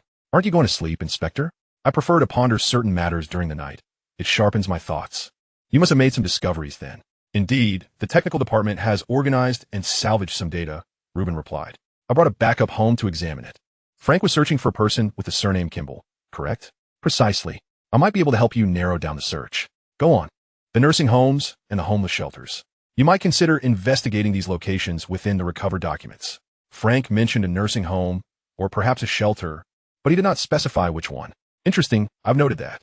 After ending the call, Ellie sat up in bed, contemplating for a moment before rising to approach the pile of documents. Nursing homes and shelters? Most of the materials Frank had been examining pertained to these establishments. Initially, Xing Ze believed this was connected to the abbreviation SUE, suggesting that their line of thought had strayed from the outset. Frank's inquiry into these nursing homes and shelters might very well have been to locate the person with the surname Kimball. With a flick of her wand, the documents floated gracefully into the air. She required further filtering. These records from the underground archives were quite dated, with many nursing homes having long since closed, let alone the increasingly difficult operations of shelters. Gazing at the overwhelming array of files, Ellie sighed, realizing that she would likely need to pull an all-nighter, uncertain if this new line of thought would yield any valuable leads. Under the guidance of the Blue Beak, Xing Ze followed the kidnapped investigators to a small village. Due to the poor road conditions and the darkness of night, it took them nearly 2.5 hours to arrive. The sun would rise in an hour, and as the night deepened, Xing Ze parked the van in the woods near the village. This village did not appear on the map, but according to the information left by the 3 mercenaries, it was likely called Jintu Village, the destination to which they needed to deliver the investigators after dealing with them. Yuri also found a concealed spot to park his vehicle, adjusting his gear before approaching Xing Ze. He halted 2 meters away, questioning, "Why have we stopped?" "We have arrived," Xing Ze replied. "Come take a look." Yuri frowned and climbed up a slight incline. From this vantage point, he spotted some distant twinkling lights, indicating habitation. "Where's this?" Yuri pondered, somewhat perplexed. He was relatively familiar with the surrounding areas of the Seven Rivers Valley, but had never ventured here. Judging by the muddy roads, this place seemed to be a remote village nestled in the woods. Xing Ze handed the mercenary's task file to Yuri, stating Jintu Village, as they refer to it. Illuminated by the flashlight, Yuri discerned the words on the file, but remained filled with doubt. He was unclear on how Xing Ze had traced this location. They had not encountered any ambulances or other vehicles along the way. It was highly probable that the suspects had switched vehicles midway, as driving an ambulance recklessly posed too great a risk. However, even if they had changed vehicles, they would still have arrived more swiftly than they did. This presented a conundrum. Unless Xing Ze had known from the outset where this village was, how could he have led them here without a vehicle to track? Magic? That was a possibility, for wondrous sorcery could achieve many incredible feats. Yet, Yuri was more concerned that Xing Ze had ulterior motives for bringing him here, perhaps to find a suitable place to eliminate him. This was not out of the realm of possibility. Numerous cult organizations employed such tactics, sacrificing captives to the deities they worshipped, with live offerings being the most coveted. As he mulled over these thoughts, Xing Ze interjected, "I believe you should extinguish your flashlight. We are close to the village, and if they have sentries, we will be easily detected." This was indeed sound advice. Yuri extinguished the flashlight and asked, "What are your plans moving forward?" "Let us formally introduce ourselves first. You may call me Lee." Yuri nodded and inquired, "Are you a wizard or—" "A wizard. Among wizards, there are scholars who study dreams." "I see. A wizard who studies dreams. Splendid." While that was the ostensible claim, Yuri harbored deep skepticism regarding Xing Ze's words. For someone adept at disguise, every utterance could be a deception. Chapter 325, Jintu Village. Xing Ze was indifferent to Yuri's thoughts, as long as he didn't stab in the back. The immediate priority was Jintu Village, a hidden hamlet in the valley that served as an optimal refuge for cults, criminals, and monsters. "I suggest we first investigate the surrounding terrain to identify any possible entry points." "Hold on," Yuri countered, unconvinced by Xing Ze's assertion. "How can you be certain that Lanny and the others are in that village ahead? Believe it or not, my friend, but you followed me all this way." "Isn't it a bit late to question this now? I just want to be sure. I would rather not find myself surrounded by a horde of serpent men." "Your concerns are not unfounded," But every endeavor carries its risks, Xing Ze replied. Thus, we must take advantage of the cover of night to scout the area. Continuing to argue seemed pointless, and Yuri drew his sidearm, questioning, what is your night vision capability? If it's lacking, let me take the lead. Xing Ze promptly stepped aside, indicating for Yuri to proceed. The two spent over half an hour surveying the village's periphery. It was situated on relatively flat high ground, with only a single entrance. Due to the darkness, they could only discern the situation at the village's entrance. Yuri stood behind a cluster of trees, shaking his head. There's only one entrance. It seems we must enter through the front door. But can we handle the villagers with just the two of us? It should be just me alone, Yuri corrected himself inwardly. Entering through the front would undoubtedly be tantamount to a death sentence, especially if Xing Ze was not deceiving him. If Kent and the others were indeed within the village, that would imply he would face an organized and disciplined gang. Observing what they had done at the previous crossroads made it clear that these individuals were no mere street thugs. The situation was decidedly dire. Do you have any better suggestions? Xing Ze inquired. Perhaps we should call for reinforcements. Reinforcements? You mean the police? Don't be absurd, Yuri. They would never believe your outlandish tale and dispatch a large force here. If they knew these people had killed 4 of their colleagues and made off with an ambulance, they would surely be eager to respond. Xing Ze nodded. Then go summon backup. I'll remain here and keep an eye on their movements. This statement momentarily stunned Yuri. He hadn't anticipated Xing Ze's willingness to let him go so readily, nor that he would voluntarily request to stay behind. You plan to go it alone? Yuri swiftly deduced Xing Ze's intentions. I'm not so foolish, even though I am a sorcerer. However, I cannot guarantee that the adversary lacks a sorcerer of their own. I shall not recklessly proceed until I have conducted a thorough investigation. Yuri mentally calculated the time required for the round trip, estimating that it would take at least 4 hours. He wondered if Lanny and the others could endure that long. Furthermore, there was no assurance that this was not merely a temporary stop. Perhaps the opposing party would set off again at dawn. The myriad uncertainties left him in a state of indecision. Yet, the thought of remaining here in idle wait was equally unfeasible. Resolutely, Yuri made his decision. Then you shall stay here, provided you can trust me. He spoke no further. Time was of the essence. Lowering himself, he agilely and swiftly slipped into the forest. Once he had distanced himself, Xing Ze continued to gaze toward the nearby village. His night vision far surpassed that of Yuri's. On the cliff adjacent to the village, there lay a narrow passage leading to a naturally formed cave below.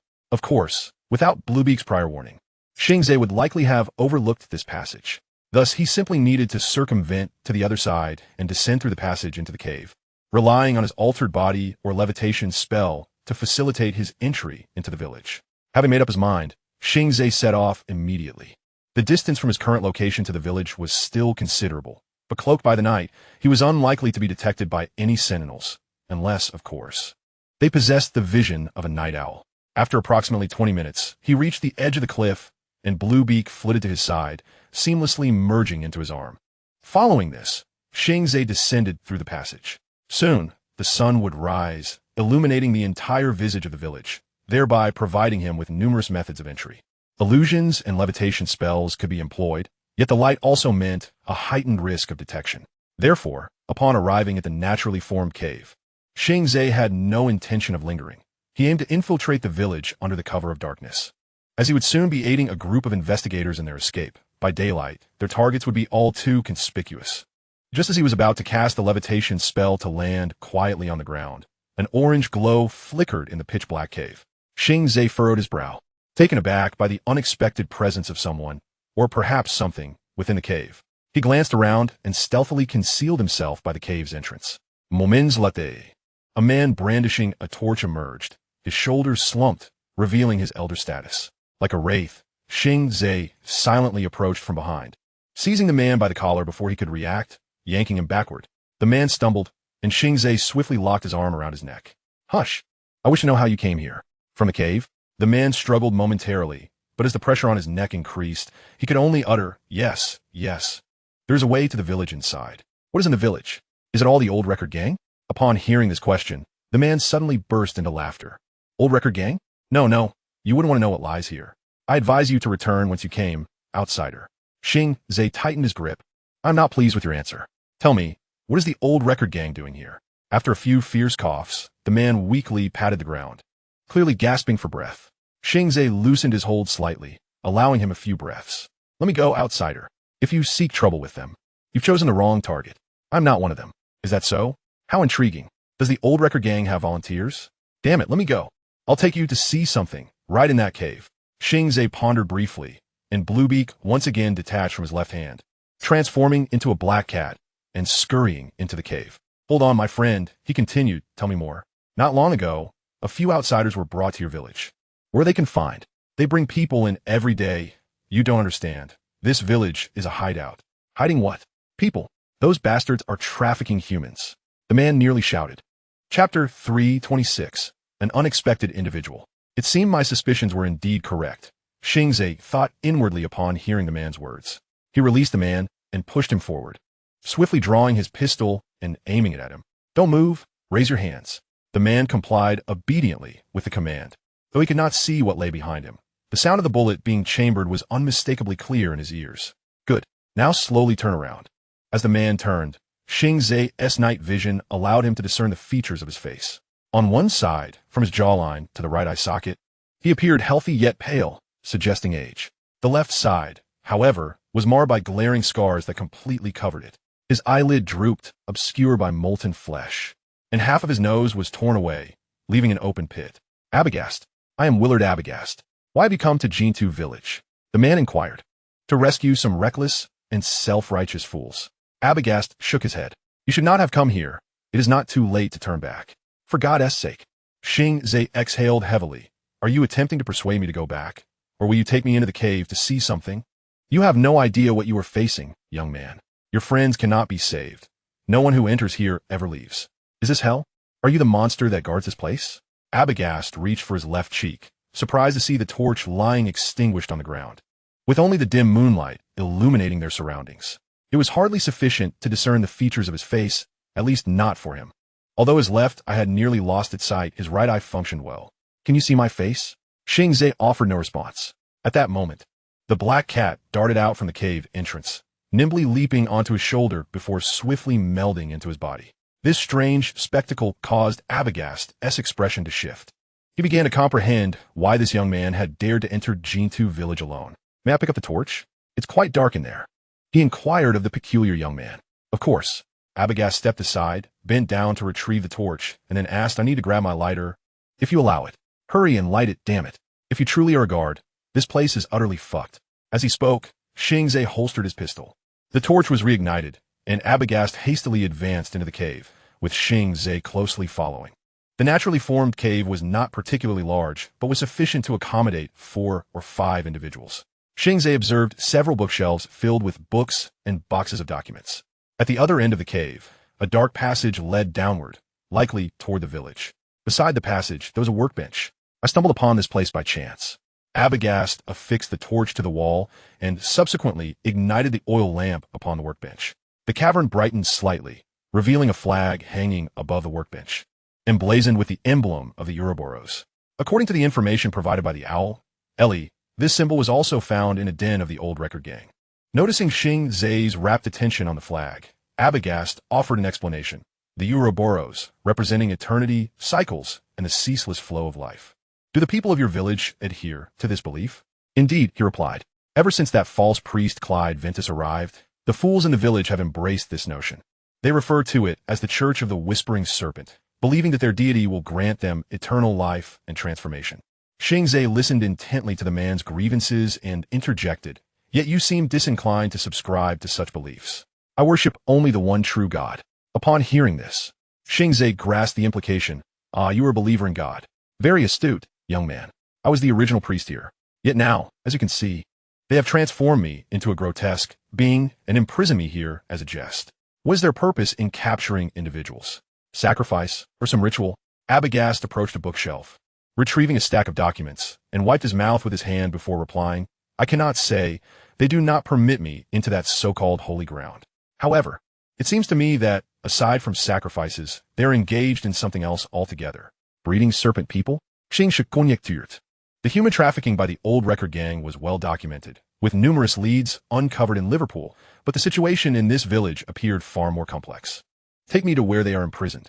Abagast's face contorted into a grimace of derision as he queried, Even if you manage to rescue them, what is your plan? There are no means of transportation or communication. The village's vehicles and telephones are closely guarded. Don't tell me you have a car. The village is patrolled by dogs and sentinels, and before you can escape, you would likely be caught. There have been attempts before, none of which ended successfully, and even if someone did manage to flee, believe me, they would soon be recaptured. Why? Curious about the man's certainty and despair, Xing Ze pressed for answers. There are their eyes in the woods. You may find it hard to believe, but I have seen those loathsome creatures. Ordinary people cannot see them, yet with certain methods, one could discern their presence. With that, Abagast produced several sheets from the documents and handed them to Xing Ze. These might assist you, though I cannot guarantee their efficacy. Xing Ze examined the papers, densely packed with text and accompanied by rudimentary illustrations. It did not take long for him to peruse the contents. Clearly, the former priest was eager to escape this place of torment and had conducted extensive research. The documents detailed a creature known as a yokai. Of course, the translation was imprecise, as the true essence of such dreamlike entities eludes human comprehension. These beings bore a striking resemblance to humans, roughly the size of a pony, with rough, segmented skin and sharp claws for attack. Most terrifyingly, they could blend into their surroundings like chameleons, making them exceedingly difficult to detect. If such creatures roamed the woods outside the village, the prospects of escape were indeed grim. Intense light? They fear light? Xing Ze inquired of Abagast. Indeed, the literature states as much, though I have not tested it myself. Where did you acquire this information? A glimmer of pride crossed Abagast's face. Clyde Ventus has had me assist in organizing his study. Each time I visited, I would take notes. This is the culmination of my efforts over the past 5 years. That man surely believes I have capitulated, hence his waning wariness of me. Chapter 327, The Night Walk. I have shared all that I know with you, young man. Abagast declared, if you wish to rescue your companions, then follow me. With that, the priest lifted the oil lamp and proceeded towards the path leading to the village. Xing Ze drew forth his wand and followed closely behind him. The path was not lengthy, but rather narrow, barely allowing passage for a single individual. After 5 or 6 minutes, they emerged from the path into a graveyard, where an old wooden chapel stood in a state of disrepair. Its entrance was battered, and half of the ceiling had collapsed, with the other half on the verge of succumbing as well. The priest approached the side of the chapel, extinguished the oil lamp, and spoke in the moonlight. That path runs through the entire village, with the exit on the other side near the lodgings. However, that route is treacherous, riddled with potholes, and guarded. He pointed to a nearby low dwelling made of rough, red stone. Do you see that house? That was once the village's grocery store, but it has now been requisitioned. You may find some provisions there if needed. Importantly, follow the street adjacent to it. There is a small school nearby. If you are pursued, the school can provide shelter. Do not expect the local residents to open their doors for you. The walls of the school are not high. A stone will suffice to climb over, and there are no dogs there. Since those outsiders arrived, the village's dogs have multiplied, especially in key areas where hunting dogs are stationed. Your friends are held in the village hall. I can guide you there, but I will not assist further. For God's sake, I have already envisioned a perfect escape route. I cannot allow you to ruin it. His final statement bore an air of supplication. Take me there, but also tell me the escape route. Return along the street next to the grocery store and exit from the entrance. There are no better options. The guards there will be few. Given the monsters in the woods, you would do well to procure some powerful flashlights from the grocery store. Can't we go through your place? Xing Ze queried skeptically. It seems safer from your end. The priest chuckled lightly. Do not jest, my friend. Should anything go awry in the village, those lunatics would first suspect me. Do you think this face turned into a monster for no reason? I once had faith and aided those seeking to escape, but in the end, it was all for naught. They were recaptured, and I was punished. Thus, do not expect me to assist you. Your arrival here is a fool's errand. Despite his lingering doubts, Abagast offered no further time for contemplation, sauntering toward the redstone house at a measured pace. Xing Ze followed slowly behind, quietly casting spells to enhance his own defenses. What are you murmuring? The priest inquired from ahead. Some self-affirmation, Xing Ze replied. The priest shrugged. You are quite the odd one. Most would have turned tail and fled upon hearing my words. Yet you remain so composed. Xing Ze remained silent, keenly attuned to his surroundings, his acute hearing detecting the sounds of panting dogs, alarmingly close. Furthermore, in the distance, he discerned the clamor of hurried footsteps, likely the patrolling guards the priest had mentioned. There is a dog in the grocery store's backyard, he noted. Abagast pointed towards the doghouse, gesturing for Xing Ze to keep his voice down so as not to disturb the canine. However, Xing Ze perceived that should they need to pass this way later, the dog posed a significant risk. He extended his arm, and dark particles wafted through the gaps in the fence, gradually coalescing into a black cat. There was no need to leave behind a threat that could be eliminated. The priest, walking ahead, remained oblivious to the events unfolding behind him. He no longer ventured onto the street, but instead adhered closely to the walls. After a short distance, Xing Ze caught sight of the school. Such elementary institutions in mountainous regions were seldom large, and the walls, as the priest had indicated, were not particularly high. For Xing Ze, it would be effortless to scale them without any assistance. After passing the school, Abagast halted, cautiously surveying the surroundings before turning to say, "All right, let's wait here until the guards pass, then we shall proceed." Xing Ze had no objections. Bluebeak had successfully dealt with the dog and was now transforming into a raven, heading towards the position of the patrolling guards. The priest was not misleading. Indeed, the guard were not far from them. Moreover, judging by the increasingly distinct sound of footsteps, they were approaching. Seizing the opportunity, Xing Ze began to observe his surroundings. They were currently concealed in the crevice between two buildings, and after a brief advance, they would emerge onto the street. Beyond the street lay a flat expanse where numerous vehicles were parked. If Mike were still capable of movement, he should be able to drive one of them. Automobiles from this era were not like modern ones. With a bit of ingenuity, one could unlock a car door and start the engine, a skill Mike was well acquainted with. If, as Abagast suggested, they needed to force their way through the village's main gate, a vehicle was imperative. Otherwise, they would be excessively vulnerable. The patrolling guards finally appeared, and while Xing Ze intended to scrutinize their gear, the priest swiftly pulled him back, only releasing him when the guards had moved on. With an unmistakable frown, he queried, "What are you doing? Don't underestimate them." He then peered out himself, confirming that all was well before continuing, "Those individuals have undergone specialized training. Their eyes and ears are keen. I do not oppose your desire for self-sacrifice, but please do not involve me in it, if you would be so kind." "Enough with the nonsense, Abagast. Just lead the way," Xing Ze retorted. The priest wished to say more, but upon feeling the cold touch of a firearm against his waist, he promptly zipped his lips, evidently having forgotten his position. The two moved forward, turning left onto another street after exiting the main thoroughfare. The patrolling guard were going in the opposite direction, so, aside from allowing Bluebeak to discreetly dispose of some guard dogs, they encountered few obstacles. Of course, this was from Abagast's perspective, as he safely guided Xing Ze to the vicinity of the village hall, leaving the rest of the matters to Xing Ze's discretion. "Do you remember the way we came?" he inquired of Xing Ze. "Of course." "Good. Do you see that building with the lights on? That is the village hall." "Well, my task is complete, young man. I wish you the best of luck." Abagast did not linger unnecessarily. He stood upright, no longer creeping, and promptly continued down the street. Xing Ze did not deter him. This rather unsightly priest had indeed rendered him considerable assistance. Without him, Xing Ze would have needed to spend time devising an escape route, undoubtedly increasing the risk of exposure. The sky was already brightening. He had little time left. Chapter 328, The Underground Cavern. Xing Ze stealthily approached the village hall, the largest structure in the village, backed by the cliff on the eastern side, with 2 stories, one of which was illuminated on the upper floor.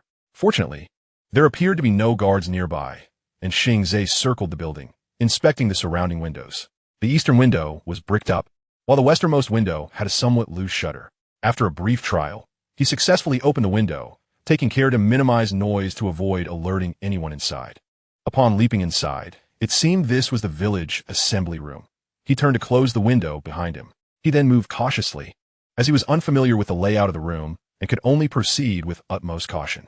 However, this approach was fraught with peril. He could encounter others within the house at any moment, which would spell disaster. Thus, Xing Ze resolved to head towards the brightly lit room to inquire about directions, which was preferable to wandering aimlessly. It did not take long for him to locate the room. He listened intently. Sounds of rustling pages echoed from within. After a moment of contemplation, he turned the doorknob and entered. The room was partitioned into 2 sections. The outer area resembled a reception room, while the inner space appeared to be a study, from which the sound of turning pages emanated.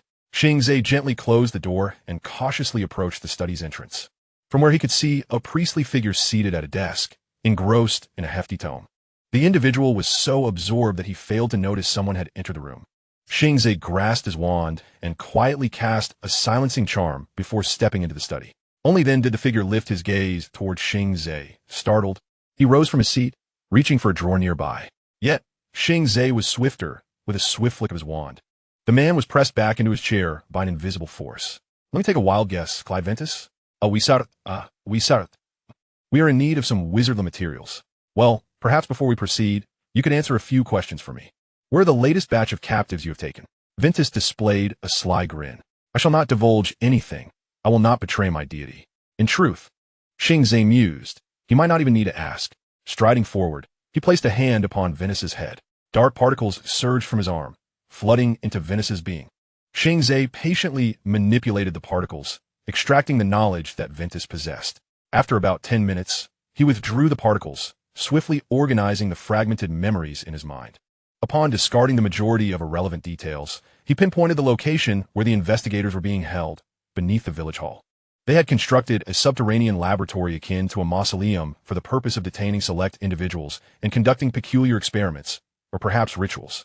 The entire village essentially served as a testing ground, with its residents consuming potions created by the serpent people.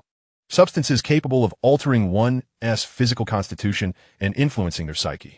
This elucidated why the villagers had become so deranged. As for the old records aiding the higher-ups, they had long been in contact with the serpent people, which also explained their rapid rise in Liverpool. Venus's brain had been turned to mush. Such a brutal memory extraction proved exceedingly detrimental for an ordinary person. Nonetheless, Xing Ze was reluctant to squander more time on him. The sky had begun to lighten, and he needed to hasten to the bunker to rescue the captives. With the aid of the memories obtained, Xing Ze navigated around the guards and servants within the house, making his way towards the bunker. Before long, he arrived at the door leading into the underground facility. 2 guards stood at the entrance. Yet it was evident that a night of vigilant watch had rendered them somewhat listless.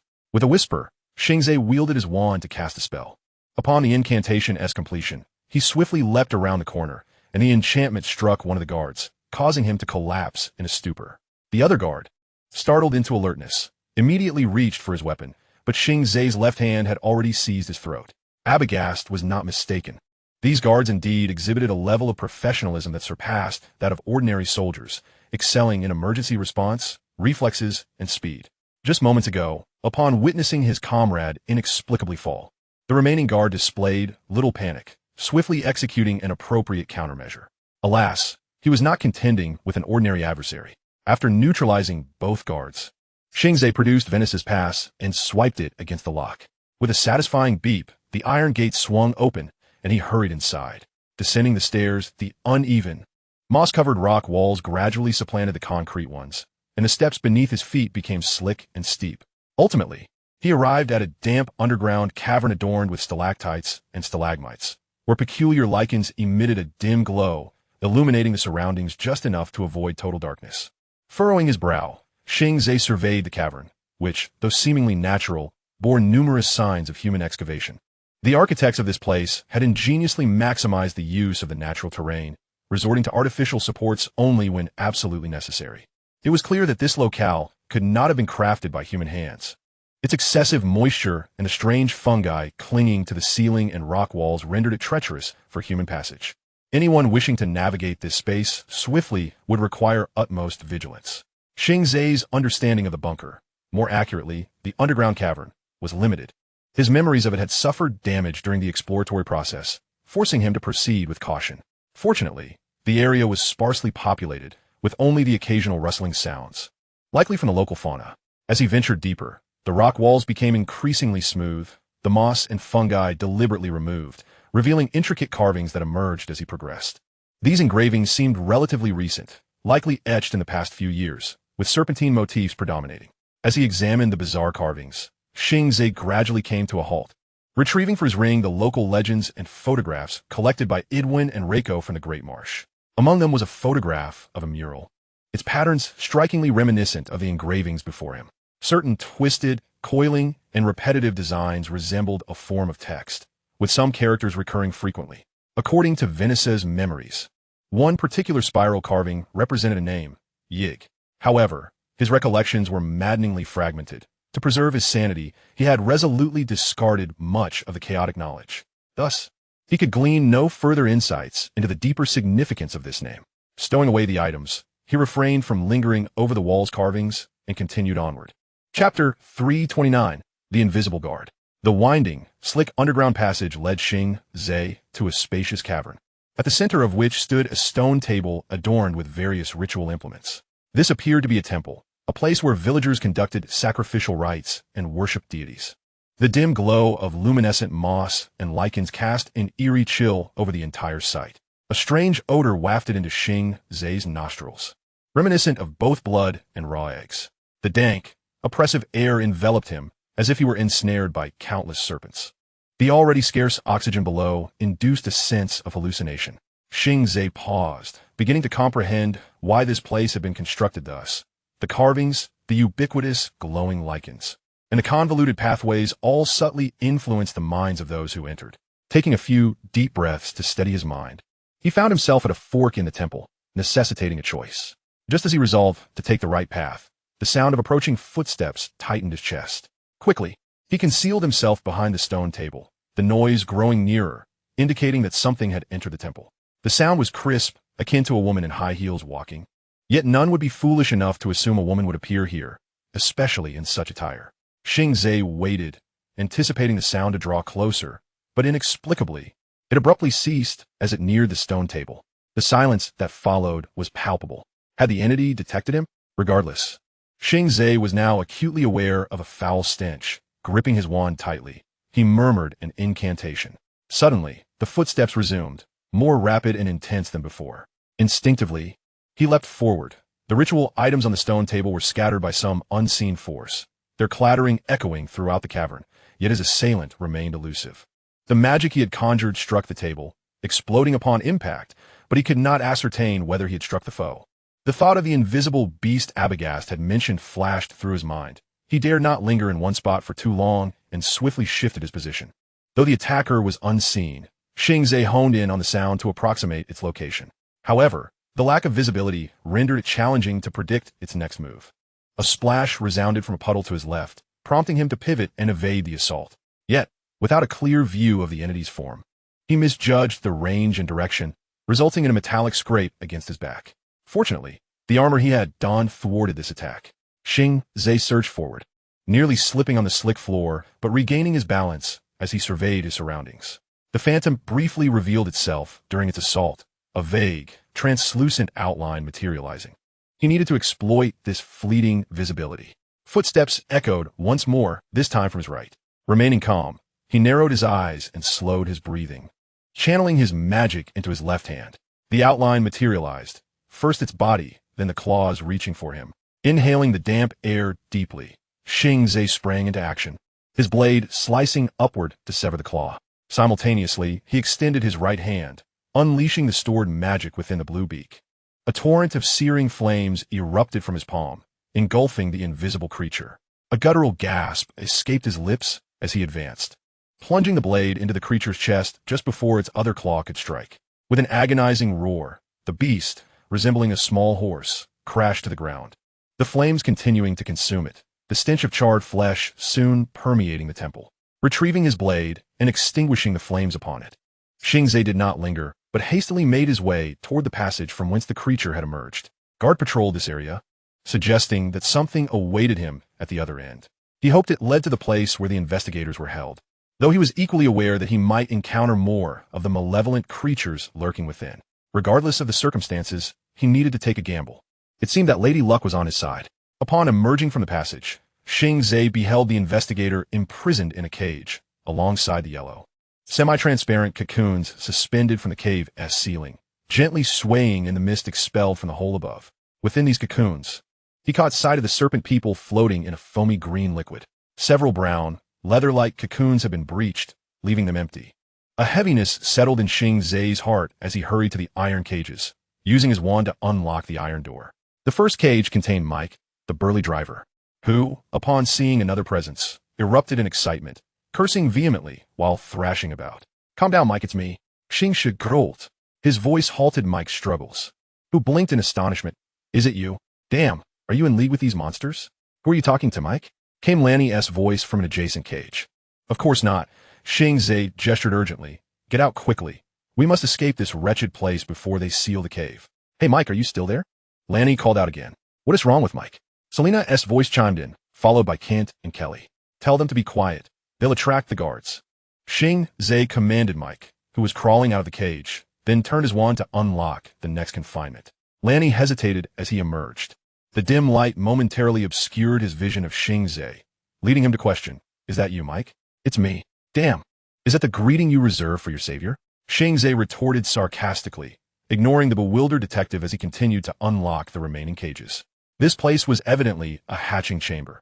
The semi-transparent cocoons housed the offspring of the serpent people. West's hypothesis was correct. Normally, serpent people were not incubated within human hosts, at least during the early stages of their development. These beings required such careful protection.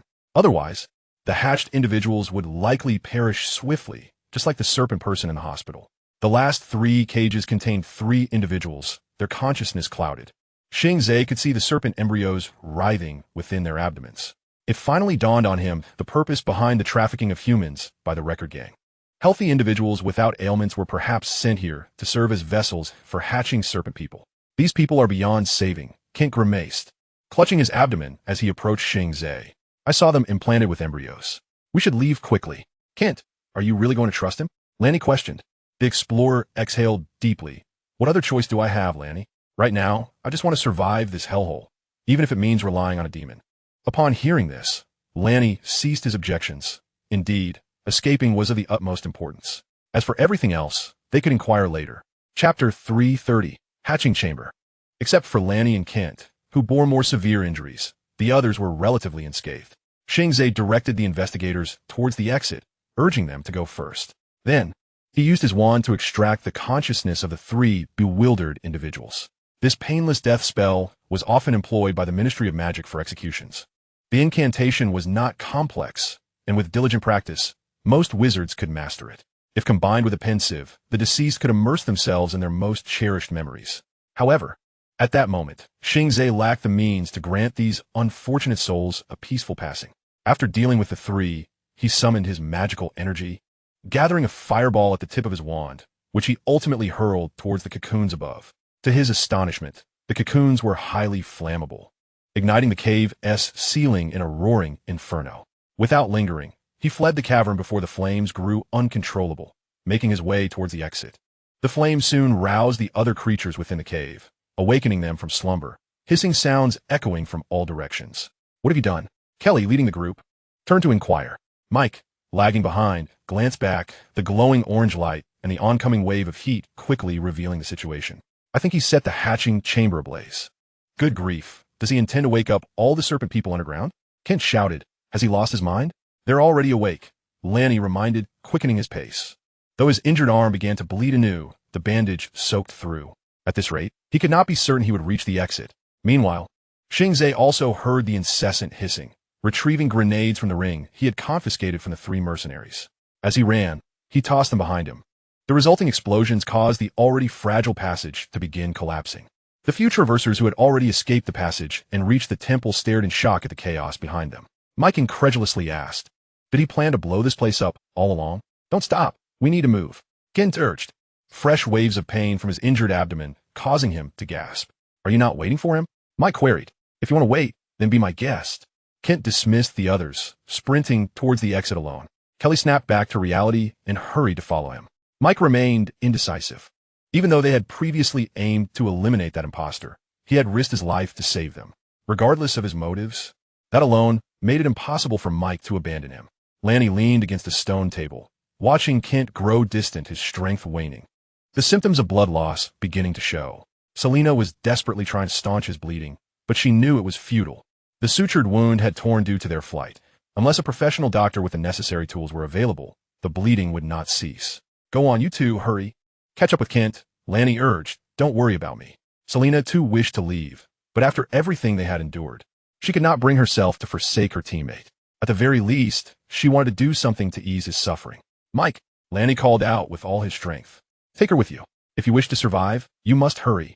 Mike, trust me, he went to go down easily. This statement stirred some doubt within Mike, who gazed apprehensively at the crumbling passage, hoping for the imposter Quentin to emerge. Perhaps the heavens answered his prayers, just as he resolved to flee with Selena. A figure burst forth from the passage at remarkable speed. Oh God, he made it out, Mike exclaimed with excitement. His shout drew Selena's gaze, and they both saw the imposter Quentin emerge unscathed, not a speck of dust upon him. Why haven't you left yet? Xing Ze questioned, having escaped the passage. But upon seeing Lanny collapsed on the ground, he quickly understood. He pulled a vial of black healing potion from his ring and tossed it to Selena. apply some to his wounds, then have him drink the rest. Afterward, he produced a cache of firearms from the ring and handed them to Mike. Select the usable ones. They'll all be here soon. Hurry and get out. And you? Mike asked. Xing Ze gazed around the temple, a smile gracing his lips as he remarked, "Do not fret over me. I intend to obliterate this place." The healing potion swiftly took effect. Ronnie not only staunched the bleeding, but also felt his wound gradually mending. Summoning his strength, he rose to his feet, a wave of dizziness from blood loss washing over him. Yet he remained conscious. He offered the remaining potion to Selena, signaling her to drink, and then approached Mike to select a suitable weapon, a short-barreled shotgun. This weapon, ideal for close encounters, required minimal aiming, making it perfect for someone like him, who was not particularly adept at shooting. As he felt the tremors beneath his feet intensify, Ronnie decisively declared to Mike, "We must leave, Mike. Our presence here is a hindrance." Mike chose a compact submachine gun and a military dagger, accepting the potion Selena handed him. Drinking as he followed Ronnie towards the exit, he could hear hissing sounds emanating from another corridor, suggesting that a considerable number of snake men were approaching. How would Quentin cope with so many snake men? The three instinctively turned to glance at Xing Ze, who was crouched on the ground, murmuring incantations. A small wooden wand levitating before him. It was a wand used by wizards. As a devoted fan of Harry Potter, Selena immediately recognized the wand. The tremors in the cave grew increasingly frequent, with stalactites cascading from above. The situation became dire. The trio dared not linger any longer and swiftly made their way towards the exit, for if the temple were to collapse, it could very well affect the passageway they occupied. The furious roars drew nearer, just as the snake men burst into the temple. Xing Ze completed his spell, causing the entire cavern to tremble violently, the ground fissuring and stalactites raining down like hail. Xing Ze grasped the wand hovering in midair and, utilizing apparition, materialized at the mouth of the corridor. Without hesitation, he dashed towards the exit. The commotion from below quickly spread throughout the village hall as numerous guards rushed towards them. Kent and Kelly were among the first to escape the bunker, thus fortunate enough to flee before the guards arrived. The two seized weapons from the fallen sentry at the door and cautiously sought the main entrance. Kelly whispered, "Which way should we go? Should we wait for them? Do you not understand?" "Ronnie cannot make it," Kent replied, inspecting the rifle magazine. "His wounds have bled too profusely for him to endure." "What about Selena and Mike?" "Listen, Kelly, at this moment, we must prioritize our survival before considering others. We need to capture someone and inquire about the exit." A glint of ruthlessness flashed across Kent's face. Chapter 331, Diverging Paths. In contrast, the remaining trio was far less fortunate. Although they escaped the underground cave before its collapse, they emerged directly into the path of the approaching guards. Fortunately, Ronnie and Mike reacted swiftly, launching a counterattack. Both sides took cover and exchanged gunfire, resulting in stalemate. However, Ronnie understood that the enemy's firepower would only escalate, while their own ammunition dwindled. Meanwhile, Xing Ze hurried towards the exit, the entire cavern collapsing behind him. The once furious roars transformed into anguished wails, akin to the screams of demons from the depths of hell. He could see the door ahead, the debris drawing ever closer, small stones hurtling towards him, and dust enveloping him in a suffocating embrace. At last, Xing Ze reached the entrance, flinging the door open and bursting out, the thunderous noise behind him echoing as the entire village hall quaked. However, the fierce gunfight outside remained unaffected. Xing Ze had barely escaped the collapse when he was thrust into the fray. The magical robe he wore shielded him from all bullets as he leaped through the hail of gunfire to reach Mike's side. The walls at the corner were pockmarked with bullet holes, tiles cascading down, and the cement within met a similar fate of destruction. "Damn it, we can't break through. Do you have any bright ideas?" Mike inquired of Xing Ze, firing blindly. Xing Ze retrieved 2 grenades from his ring, pulled their pins, and tossed them forward, followed by 2 deafening explosions. These grenades were stun grenades, courtesy of the 3 mercenaries who initially intended to capture them. The guards likely did not anticipate that these fugitives would possess such weaponry, and chaos erupted among them, accompanied by a cacophony of curses. Seizing the moment, Xing Ze and his companions charged at the disoriented guards. Though some attempted to fire blindly in their defense, ordinary firearms proved utterly inadequate against Xing Ze. The Bluebeak transformed into a large ballistic shield, enabling the group to break through the blockade with relative ease. A few guards, lightly affected by the stun grenades, attempted to retaliate, but Xing Ze swiftly dispatched them. The 4 pressed onward towards the main door, encountering several obstacles along the way, yet with Xing Ze's presence, Nothing could impede their advance. As they escaped the village hall, dawn broke, and the villagers, roused by the commotion, emerged onto the streets armed with an assortment of weapons, scythes, pitchforks, and kitchen knives. "Good grief," Ronnie exclaimed, witnessing the throng of villagers converging towards them. "Have we stirred a hornet's nest?" "Follow me," Xing Ze urged, leading them towards the direction of the school. At the opposite end of the village, Kent and Kelly were heading towards the church. As the majority of villagers flocked to the village hall, encountering only a few people along the way. These villagers differed from the guards of the old record gang. Most were ordinary citizens lacking any combat prowess. Despite Kent's injuries, he easily dispatched them. Kelly, as a woman, also proved her mettle in close combat, showing no mercy in her actions. The two refrained from using firearms, fearing they might attract attention from the surrounding residents. Thus, they successfully arrived at the dilapidated church. A maid from a village hall not only informed them of the entrance, but also mentioned that the church was the most secluded spot in the village, rarely visited by anyone. Hence, they resolved to head there, as Kent sought a temporary refuge. The commotion caused by the imposter had drawn most of the villagers to the hall. When the guards grew complacent, they would devise a plan to break free. As for what to do after leaving the village, Kent himself was uncertain.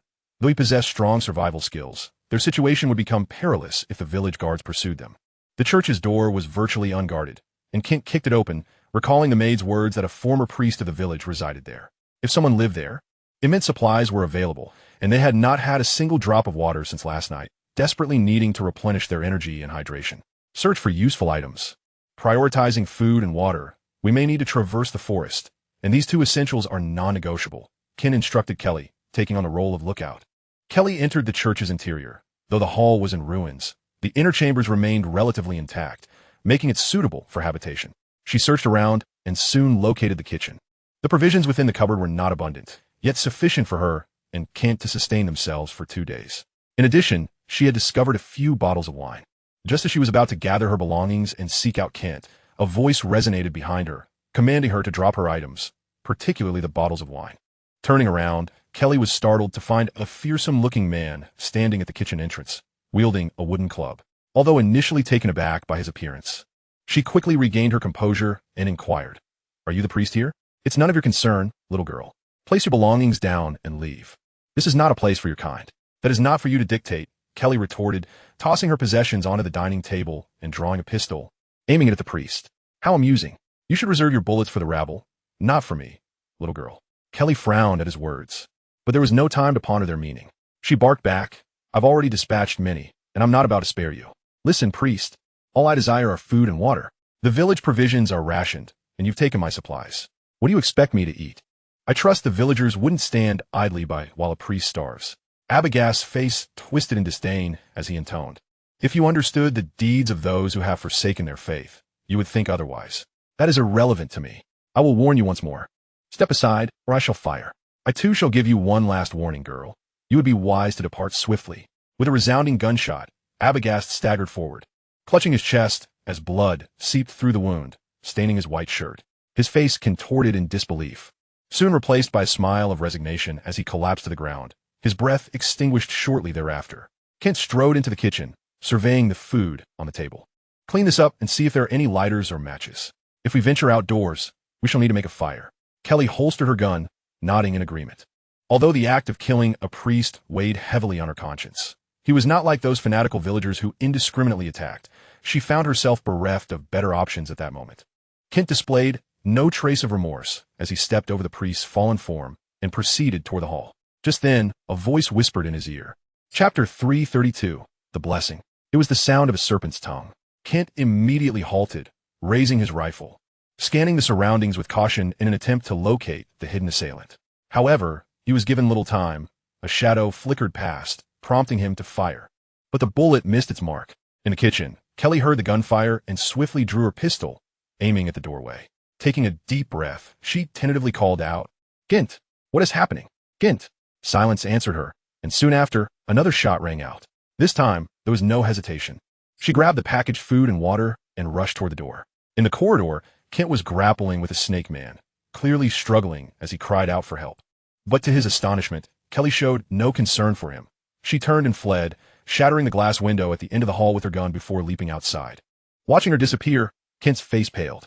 Although this snake man was weaker than the one he encountered at the hotel, Kent was injured and no match for his opponent. As the standoff ensued, the snake man suddenly spoke. You realize that continuing down this path will lead only to death. Kent was taken aback, uncertain of how to respond. His gaze fixated on the creature before him.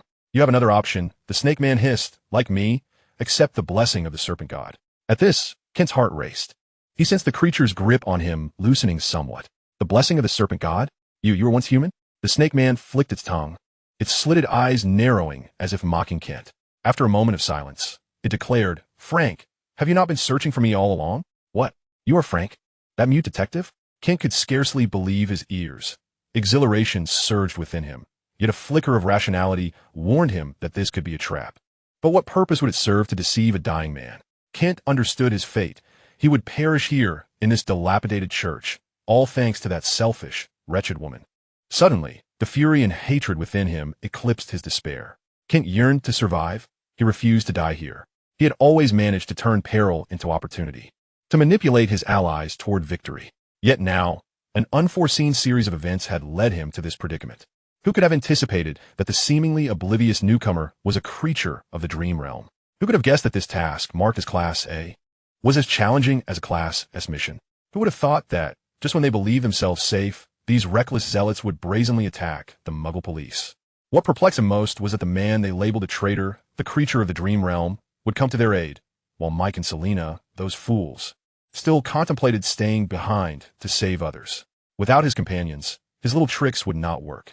The tasks of guarding and watching would have been entrusted to Mike, thus preventing him from encountering the snake man. While Mike battled it, Kent would have had time to assess the situation and decide whether to stay or flee. At the very least, he could have thrown Selena to the creature. To avoid being pursued, one merely needed to bring along a teammate slower and more foolish than oneself. This strategy had never failed him before, yet today he had been outmaneuvered. So, have you made your decision, traveler? Will you struggle in vain, or will you accept the blessing? Frank inquired. I do not wish to die. I want to live, Kent shouted, unwilling to embrace his demise. Be clear, human. I accept the blessing. I shall make that woman pay. A chilling, discordant laughter emanated from Frank. Xing Ze was the last to leap into the school, his movements swift and silent upon landing. We cannot remain here, Lanny urged. Those villagers will soon surround this place. The school has a secret passage that leads to the village outside, Xing Ze explained. This passage was previously used as a refuge during landslides, but it is now abandoned. Father Abagast was unaware of this location, but Ventus was informed. Fortunately, this information had been captured by Xing Ze, allowing them to avoid the need to steal a vehicle and charge through the front door. Then what are we waiting for? Let us go. Aw, damn it hurts, Mike shouted, clutching his arm. On the way here, he had been struck by shrapnel from a grenade while protecting Selena, a shard of metal embedded in his arm. Xing Ze surveyed the surroundings. A portion of the villagers had followed them to the school, but most had been dealt with by his magic, granting them a brief respite. The school has a medical room. We can find supplies there. I can give you a basic bandage, Selena stammered. There is no time for that. This one cost me my life. Mike discarded his firearm, drawing a dagger that he clasped tightly in his hand. I'm out of bullets. If I cannot hold on any longer, do not worry about me. Lanny, having exhausted his shotgun's ammunition, opted to wield it as a club. Has the miraculous potion vanished? He fervently hoped that Xing Ze might produce another vial, as his old ailment had resurfaced. His pipe was absent, and without the soothing herbs to alleviate his pain, he could only endure the agony coursing through his hand. Yes, but if I continue to provide you with it, you will perish even faster, Xing Ze stated as he strode towards the academic building. His assertion was indeed accurate. Muggle bodies possess a limited tolerance for potions. They lack magical prowess and have not fortified their bodies with enchanted food. Indeed, enchanted food. Otherwise, a potato from a magical realm would be exorbitantly overpriced at a gold galleon. Such specially cultivated fruits and vegetables stabilize a wizard's internal magic and enhance their physical resilience, enabling them to withstand more potent potions. Nevertheless, even among wizards, resistance to potion toxicity varies significantly.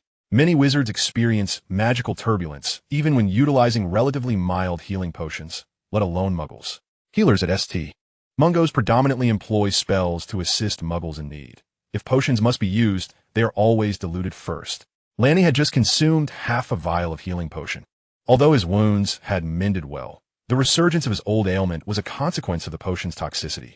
Among the trio, Selena had used the least potion and thus had fewer concerns. Mike appeared to be in no imminent danger either. The bodies of these travelers had been enhanced to some degree, their attributes far surpassing those of ordinary individuals. It was precisely for this reason that Xing Ze had dared to administer potions to Lanny, who knew he would exhibit such benevolence and share a significant portion with his comrades. Chapter 333. The transformation completed. After eliminating the school's gatekeeper, the four arrived at the infirmary. They seized this opportunity for Selena to gather some urgent medical supplies. Xing Ze and Lanny took on the role of sentinels, as numerous villagers had already infiltrated the school, and they could not afford to let their guard down. "Where's Kent gone?" As soon as the opportunity for conversation arose, Xing Ze inquired of Lanny. Lanny shook his head, replying, "I am not sure. We did not see him or Kelly when we left." Xing Ze chose not to press further. He lacked the energy to tend to everyone and bore no obligation to save them all. Kent and Kelly had made their choices, and all he could do was wish them luck. "Do you think they?" Lanny asked anxiously, not daring to elaborate. In such chaos, the fate of the two was unlikely to be promising. "All right, we can leave now." Selena emerged from the medicine cabinet with some anti-inflammatory medication, bandages, alcohol, and topical ointments. "The passage is located in the indoor playground of the school. We need to cross over from here." Xing Ze pointed out the location of the passage. The other three gazed in the direction he indicated. It was still a considerable distance away, and they could only assume that the journey would be fraught with peril. Yet, the group did not linger any longer, but followed Xing Ze toward that destination. After a painful struggle, Kent rose from the ground, his azure-scaled serpentine skin replacing his former flesh. His face underwent a drastic transformation, teeth falling out, jaws elongating, and his tongue becoming long and slender. The metamorphosis continued, accompanied by the audible cracking of bones. Frank stood nearby, observing with satisfaction the outcome before him. Kent was the first human to undergo the transformation into a serpent man, and the leader would undoubtedly be pleased. The newly developed rapid mutagen appeared to yield remarkable results. In the past, converting a human into a serpent man, or rather a half-serpent, would require an immense expenditure of energy and nutrients, equivalent to hatching a primordial serpent man. However, the leader, Sigia, valued the intelligence of half-serpent beings. Those transformed from humans could retain their intellect to a far greater extent than primordial serpent men, who typically devolved into mindless killing machines. After extensive research, Sigia had finally formulated a reliable mutagen that was more stable and required less nourishment, particularly in the case of physically robust humans, such as wizards or enhanced travelers. The mutagen proved exceptionally effective, boasting a success rate of 80%. Of course, it was not without its drawbacks, since this mutagen no longer necessitated additional nourishment. The resulting half-serpent would not exhibit significant changes in physical attributes. However, this was hardly a concern. Sigia preferred to leave the bloody work to primordial serpent men, those bloodthirsty and cunning creatures born to be the finest hunters. After expelling a significant amount of yellow liquid, Kent's transformation reached completion. He felt the changes within his body. The pain from his prior injuries had vanished, and he was imbued with a sense of vigor, as if reborn. Kent inhaled deeply and with emotion. The bones and muscles throughout his body emitted a satisfying crackling sound, exhilarating him beyond measure. This sensation was unlike anything he had previously experienced, even surpassing the feeling he had when first enhancing his body with exchange points. "I feel quite hungry now," Kent remarked, stroking his belly. Frank stepped aside, pointing to the corpse of the priest on the ground. "There's a delectable morsel available right there." Kent regarded him with disdain. Though he was newly transformed, he was far from desperate.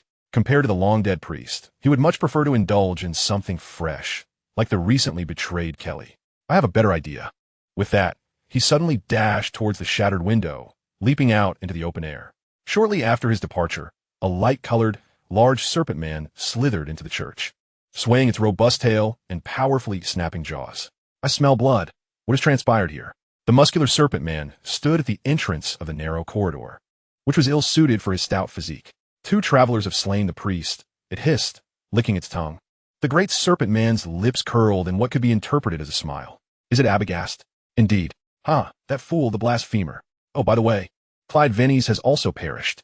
Frank exhibited little surprise. In comparison to the destruction of the underground cavern, the death of their human agent, Clyde Ventes, was hardly significant. "Sigia will be furious," the serpent man hissed ominously.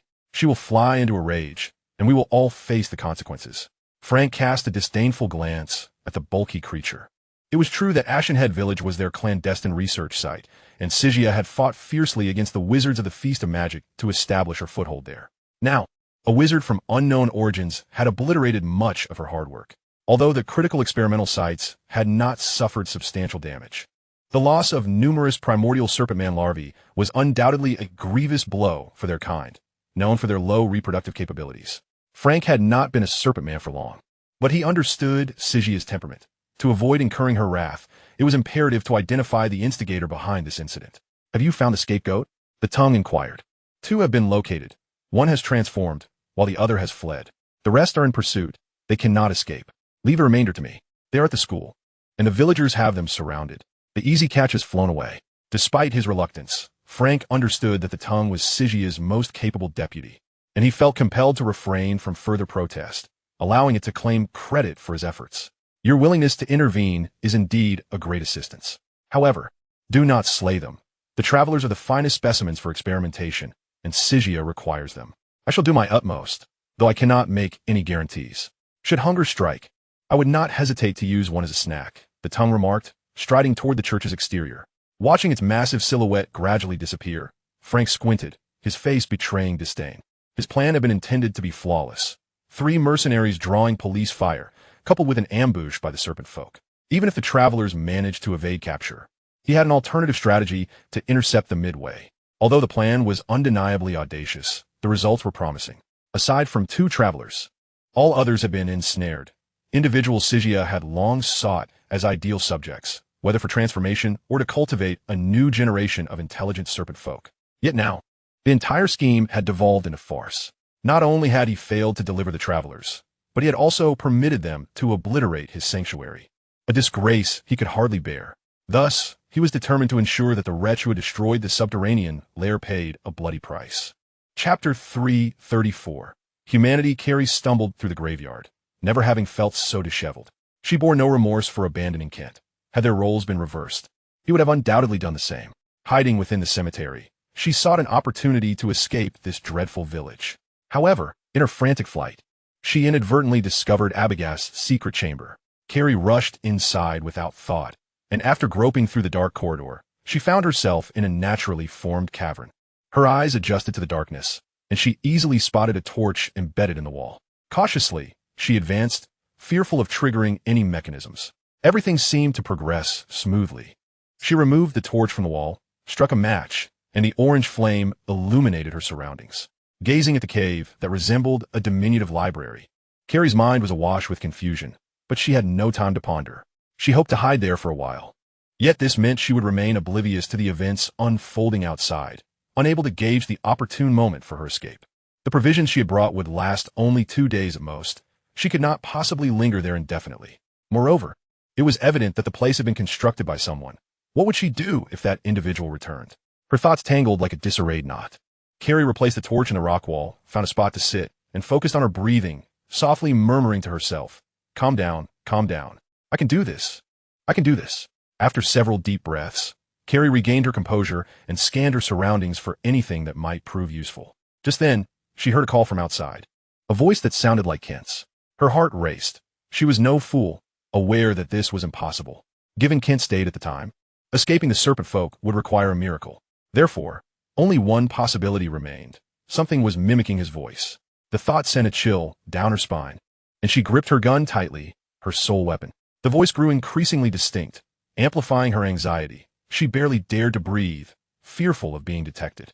The cave's entrance was well concealed, and had it not been for divine favor, she would have never found it. Carrie hoped that whatever lurked outside would not take notice. Outside, Kent, now partially transformed into a serpent, utilized his senses to gather information about his prey. The rancid odor of the graveyard soil mingled with a foul scent that rendered his serpent tongue ineffective. He halted, irate, scanning the vicinity.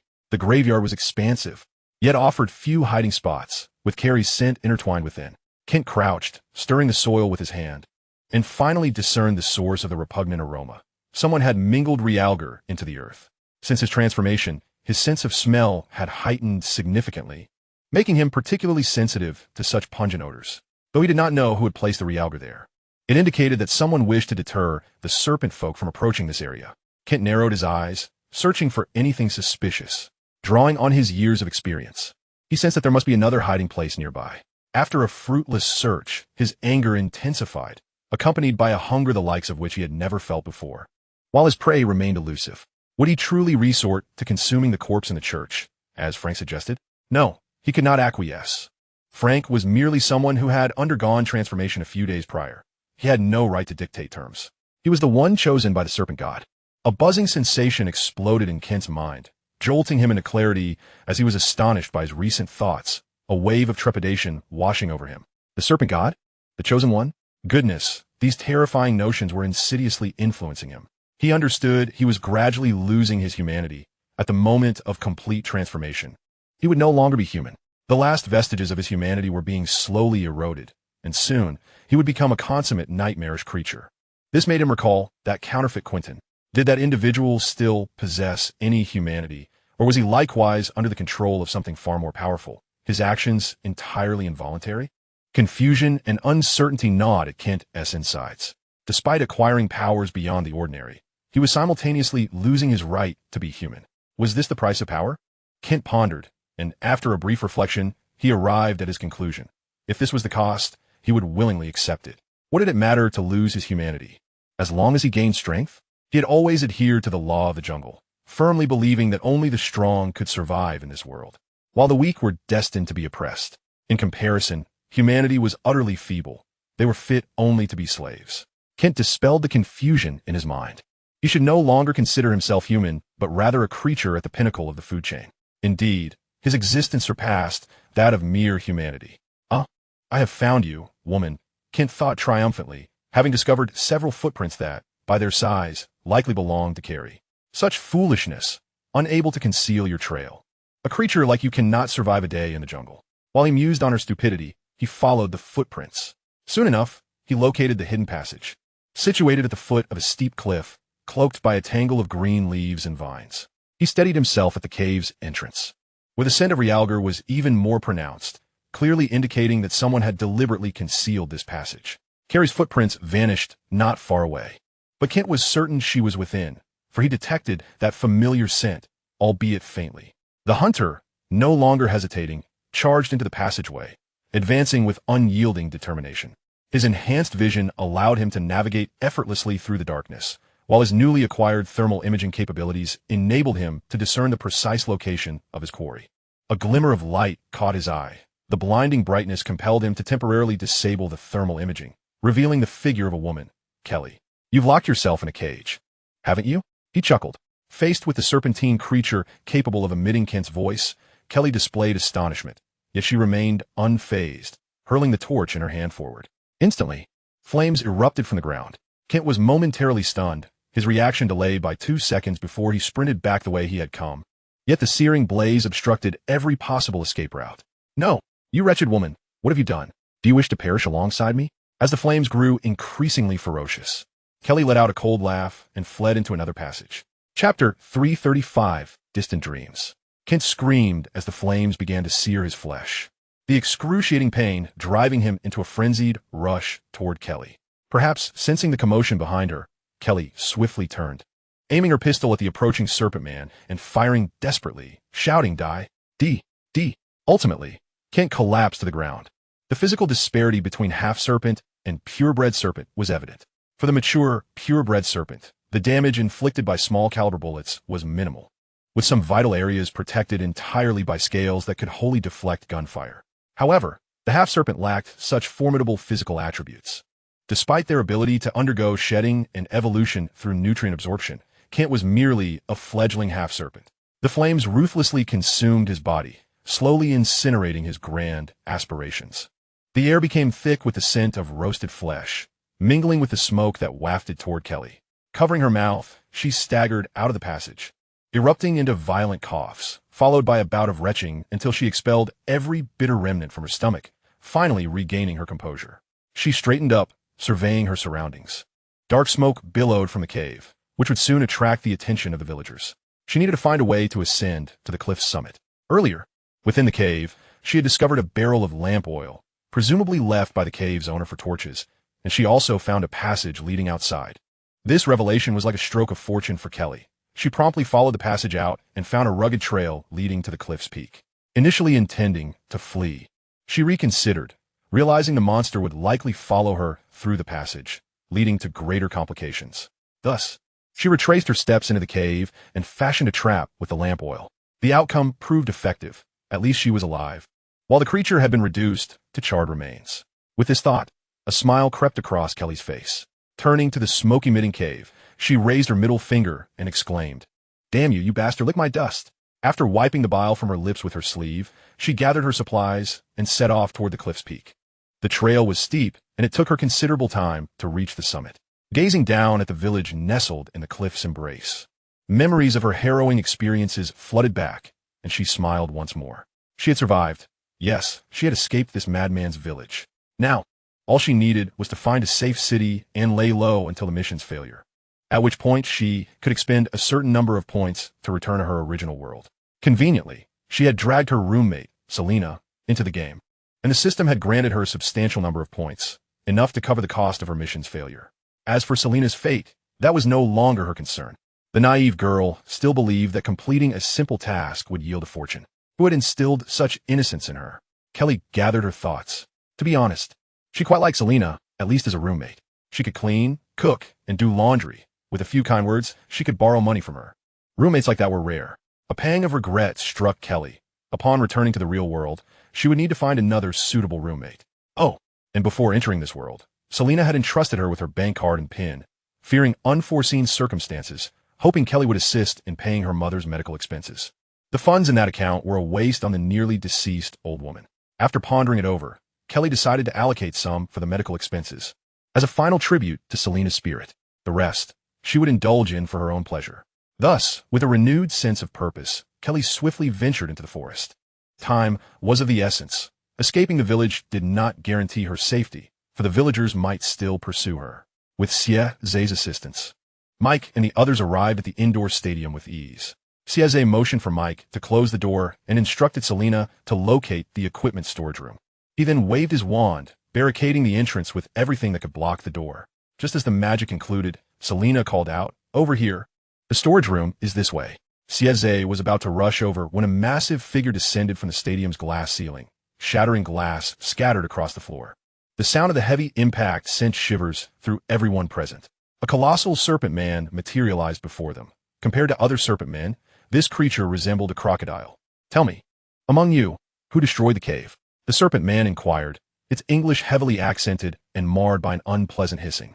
Its gaze suddenly locked on Xing Ze, its forked tongue flickering incessantly, excitement gleaming in its orange eyes. "A wizard. Splendid. Sichia will be pleased. You are perfect experimental material." Xing Ze refrained from engaging in idle chatter, raising his wand to cast a spell, but the creature lunged forward with astonishing speed, too swift for anyone to perceive. At least Mike failed to see it. By the time he reacted, the serpent man had already reached the spot where Xing Ze had stood, sending him crashing across the room. "I may have been too forceful," the serpent man muttered. "A dead wizard is of no use. Sichia will be displeased." Standing a short distance away, Lanny initially contemplated resistance, but upon witnessing the creature's overwhelming power, despair washed over him. This beast was on an entirely different level than the one they had encountered at the hotel. They were no match. Lanny even believed that even the highest-level investigators would struggle against it unless they possessed rare equipment obtained through points. The serpent man paid no heed to the other three. To it, they posed no threat. It was a serpent man of Sichia's era, a vanguard of the UC fortress. When they swept across the continent, humanity had yet to emerge. The ancestors of this inferior race had once clashed with them, but ultimately, those unfortunate souls vanished into the annals of history. While the serpent men would undoubtedly rise again, provided they could reclaim the lost technologies and artifacts and return to the embrace of their progenitor. Thus, the serpent man held great respect for Sichia, who could resurrect serpent technology. The serpent scientist had awakened from a long slumber in 1813, rousing him and another companion. Since then, Licking Tongue has been interacting with humans for nearly 190 years, evolving from initial curiosity to profound disdain. He comprehends the utter frailty of individual humans. Compared to their ancestors, the Kunyang people, contemporary humans resemble mere rats scuttling through sewers, easily crushed by the slightest movement of his fingers. Chapter 336, Death Struggle. The singular threat here is that wizard. These humans, who dare to dabble in the forbidden, believe they have grasped the truths governing the world's operation. Yet most of these so-called spells are but remnants of ancient races long past. Unfazed by threats, he possesses biochemically enhanced anti-magic scales capable of resisting the majority of spells. Just as Licking Tongue perceived that he had struck too hard and the wizard had already met his demise, a fleeting shadow lunged towards him. Licking Tongue is no nameless figure. Years of combat have honed his reflexes, allowing him to react instantaneously as he raised his hand to block Xing Ze's punch. The impact coursing through his hand sent a tremor through his being. This was no ordinary human strength. Underestimating his opponent, he was propelled backward by the tremendous force. The Serpent Man could not help but take several steps back, even as his other hand retaliated swiftly, his powerful and sharp claws capable of easily rending flesh and shattering bones. Yet, events did not unfold as anticipated. His claws passed through the wizard's body, or rather, the left half of that wizard disintegrated into countless black particles, his talons slicing through without resistance. Not a human.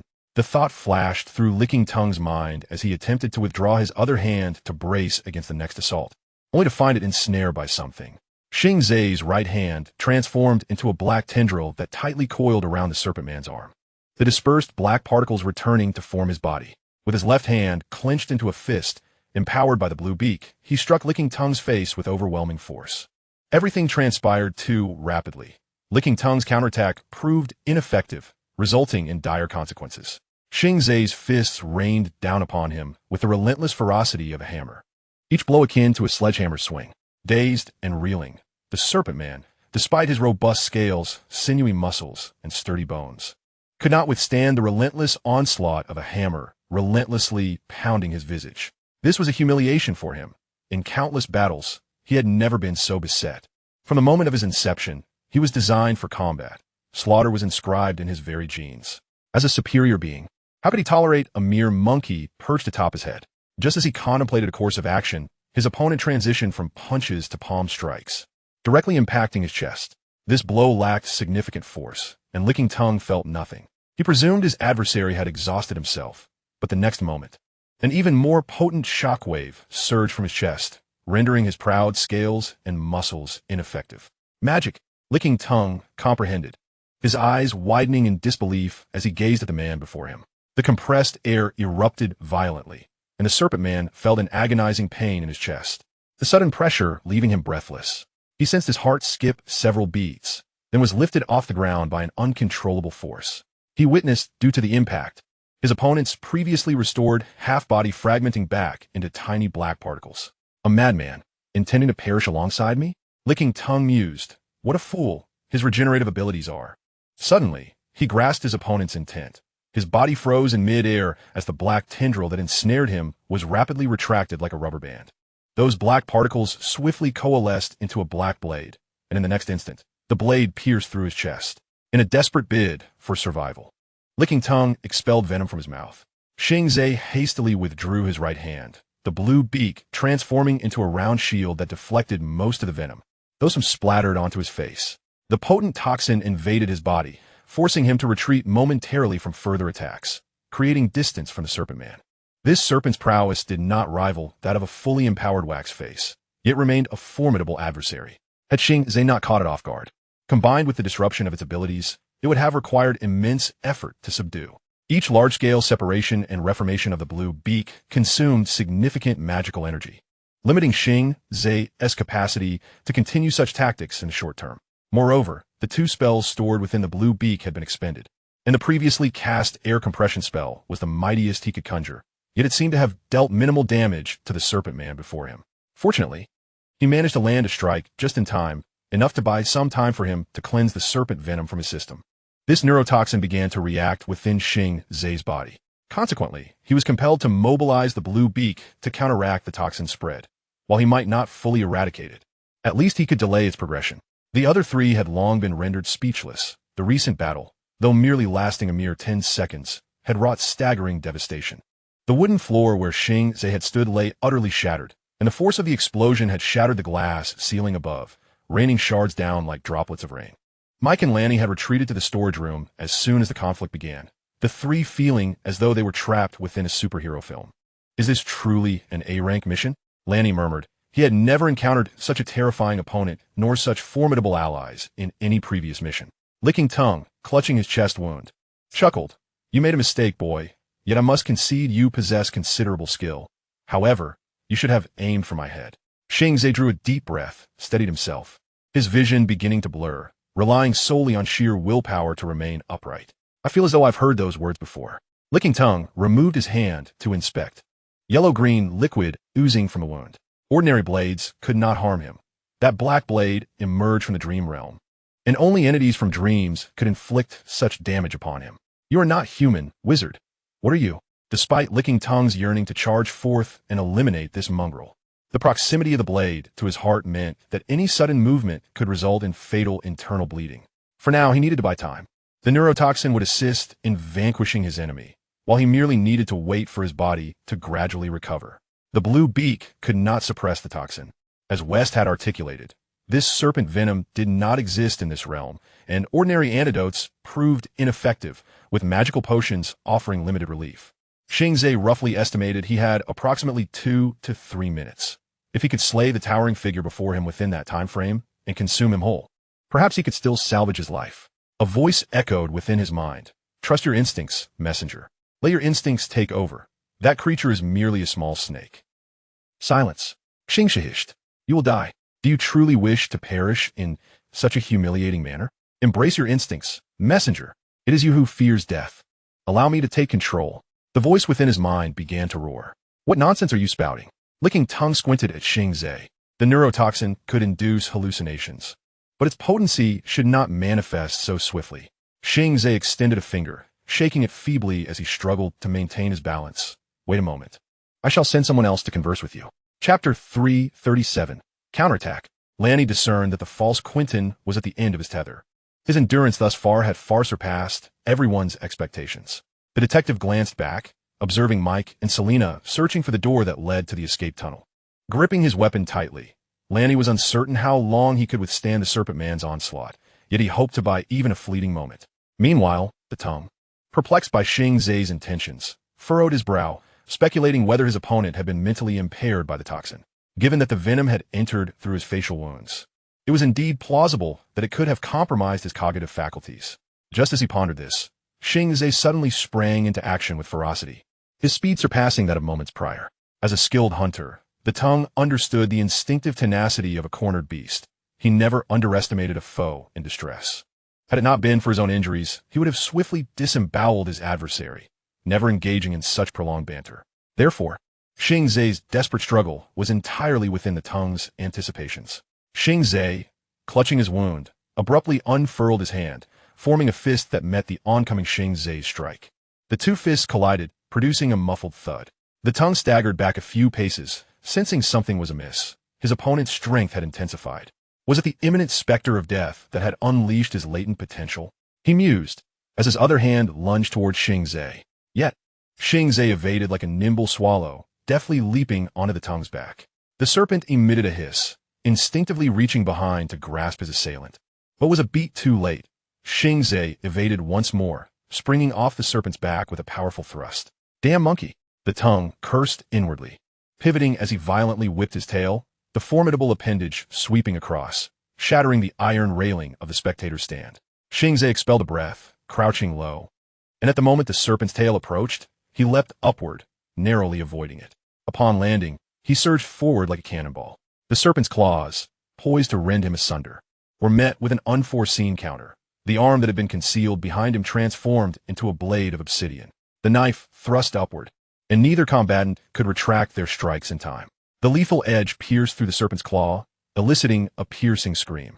Xing Ze, however, bore the brunt of the serpent's assault, rendering his right arm utterly incapacitated. The impact had pierced through flesh and bone, exposing the stark whiteness of his fractured limb, still marred with remnants of flesh.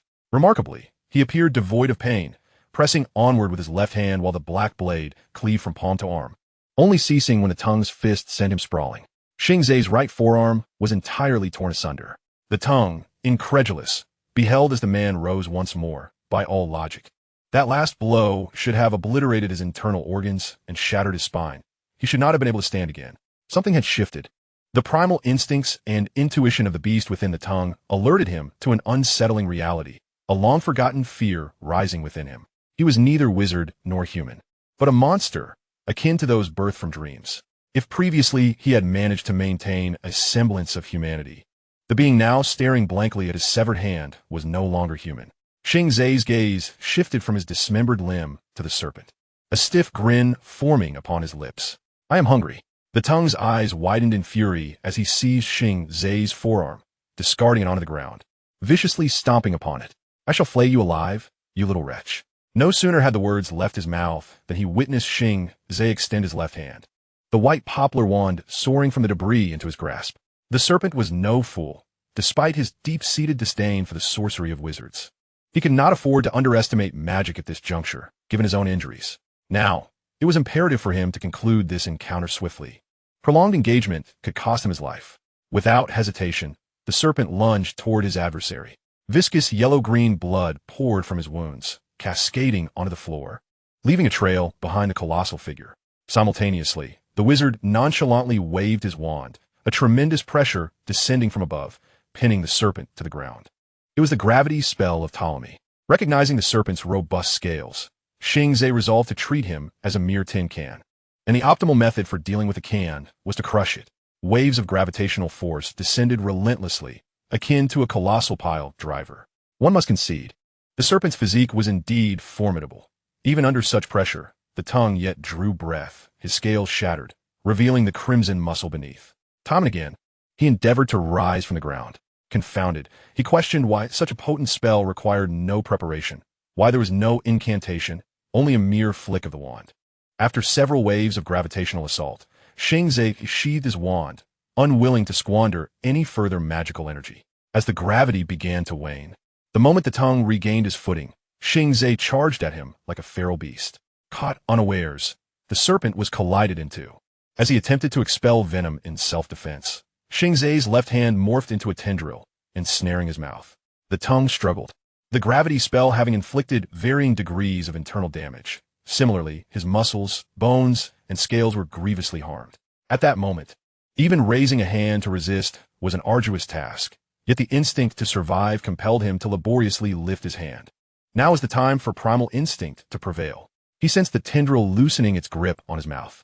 I am hungry, the voice echoed once more, as the tendril morphed into a blade, stabbing fiercely at his outstretched hand. This time, the tongue refrained from screaming, conserving his strength, baring his fangs, venom primed for release. Yet suddenly, an unsettling sensation washed over him. In that moment of distraction, a hand forcefully shoved his face aside. The meat hammer was perfectly aligned. How is this possible? The tongue watched in disbelief as Xing Ze's severed right hand regrew, while his pinned left hand was gradually enveloped and absorbed by a black substance. The serpent's despair culminated in a primal roar, disregarding the pain of his injuries as he thrashed about like a helpless beast ensnared in a trap. Yes, yes, scream. I relish the taste of fear. I adore this sound, ha ha ha. Xing Ze opened his mouth, revealing a row of razor-sharp teeth, and lunged for the serpent's neck. The sound of muscles and tendons tearing filled the air. Blood erupted from the wound, cascading forth. Chapter 338. Humanity. Lanny furrowed his brow. He had witnessed many chilling scenes, yet the spectacle before him delivered an unparalleled shock. He consumed it raw. This was the only coherent explanation his mind could muster. The recent events resembled a primal hunt in nature, savage, brutal, exposed, and sanguine, where the vanquished became the repast of the victor. Mike and Selena were equally astonished, rendered speechless as they observed the unfolding chaos. Ultimately, it was the detective who broke the silence, uttering urgently yet softly, "Quick, we must leave." However, Mike wished to voice a question, but he was immediately interrupted by Lanny, who declared, "I know what you intend to say, but we cannot guarantee that he still possesses any semblance of humanity. Once he has finished devouring that serpent man, there is no telling whether he might turn his appetite upon us." His words sent a chill down the spines of the other two, and as they observed Quentin gnawing on the corpse of the serpent man, their hopes dissipated. They hastily stepped into the corridor.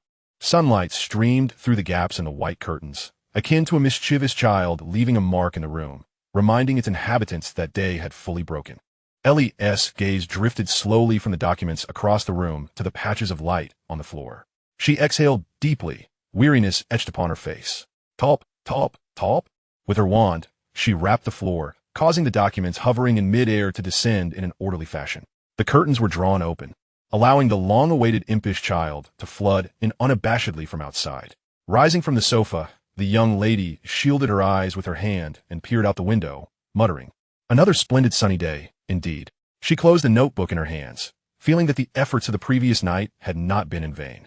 Her suspicions were confirmed. Frank was indeed searching for someone by the surname Kimball in these nursing homes and shelters for the homeless. After a night of meticulous organization, she had narrowed her search down to 3 locations most likely to yield results. If Frank was merely looking for nursing homes and shelters, he would not need to laboriously scour the police station's basement archives for information. The public archives of Liverpool, the public library, and nearby universities would be far more fruitful. Those places were likely to have more comprehensive and detailed records. The police department merely housed case files, documenting incidents occurring in proximity to these institutions, rather than details about the institutions themselves.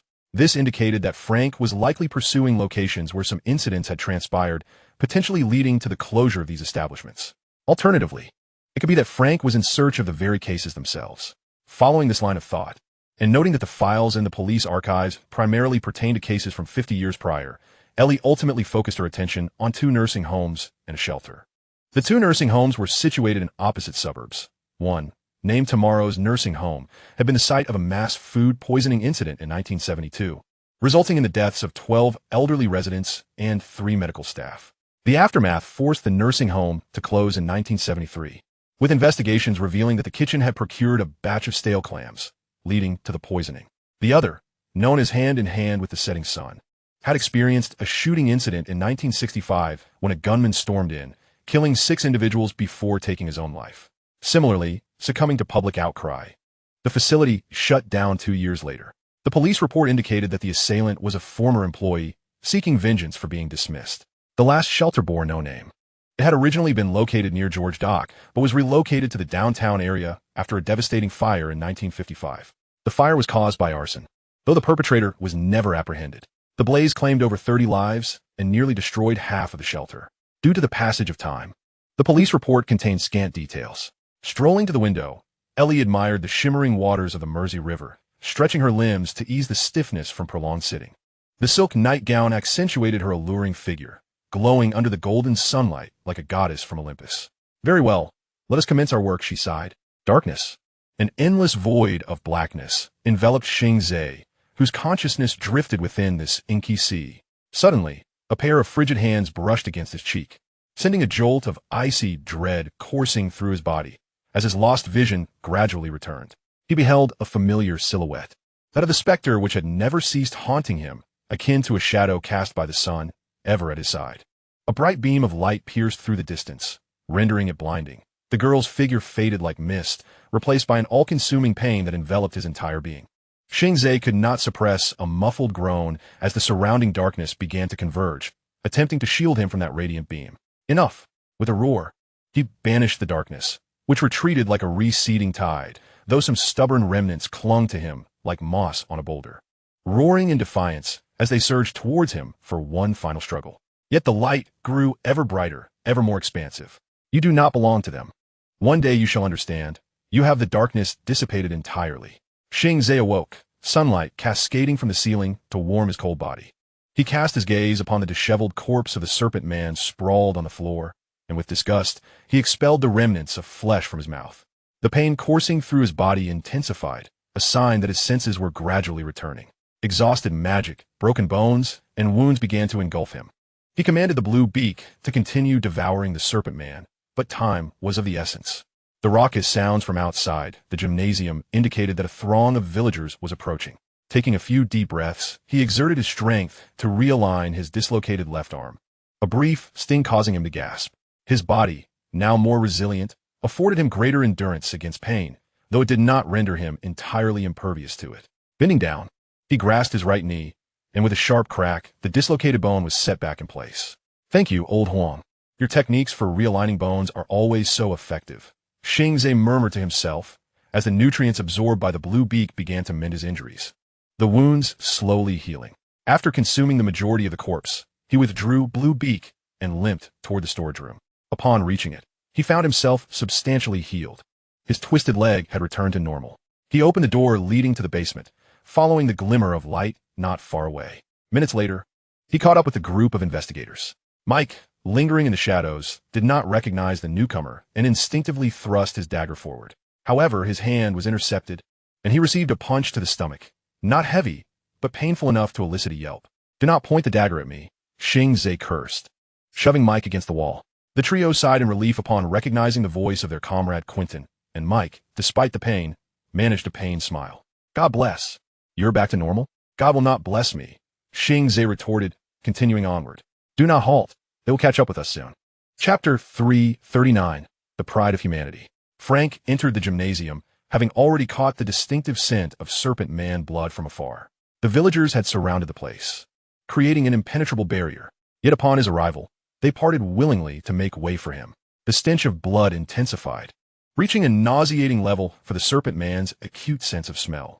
As he stepped into the gymnasium, he beheld a pool of flesh surrounding a severed head. A chill coursed through him from his feet to his mind. Licking Tongue is dead. This news struck Frank like a bolt from the blue. Licking Tongue had undoubtedly been the most vicious and bloodthirsty serpent man he had ever encountered.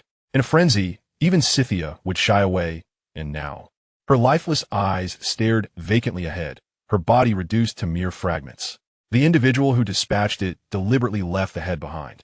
This act serves as a demonstration, signifying that he harbors no fear of the impending frenzied retribution, much like the way the 4 corpses were presented to humanity, with their juvenile forms included. Who could it be? The investigators, perhaps? No, that is utterly implausible. He is well acquainted with those investigators. Mere rabble they are. However, his friend Yuri, prior to his transformation, poses a more intricate challenge. Yet even he would be incapable of eliminating Tongue Licker. So who could it be? Frank advanced, halting before a relatively intact corpse, gazing intently. His vertical pupils constricted slightly, unease washing over him as he surveyed his surroundings, noting something amiss. Tongue Licker was a massive figure, towering over 2 meters, nearly 3 times his size, yet the remnants left at the scene were far too few to correspond with such a stature. A dreadful notion crept into Frank's mind. Had the assailant consumed him? This thought sent a shiver through Frank, who had only recently undergone his metamorphosis into a serpent man. They were meant to be the predators, the apex predators at the pinnacle of the food chain. This realization dawned upon him the moment he transformed. Humanity was far too feeble to witness the future. Only superior races like theirs could behold the world's unfolding destiny. But now someone? No. Something dared to prey upon them. This undoubtedly shook the very foundations of Frank's long-held beliefs. "Mr. Frank, there is a secret passage in the storeroom."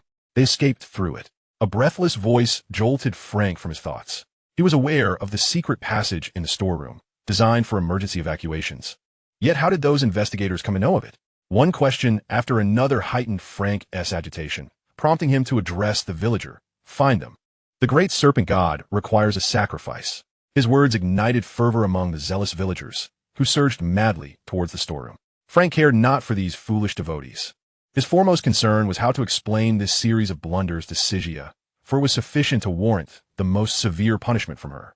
Unless he could retrieve those scapegoats. Initially, he had pinned his hopes on the 4 spirits, but given Tongue Licker's fate, those spirits might not be able to deter the investigators. Furthermore, the immediate priority was to transfer the data and all evidence from the underground testing site. Frank needed to prepare for the worst. A multitude of human police might arrive at any moment. The underground passage.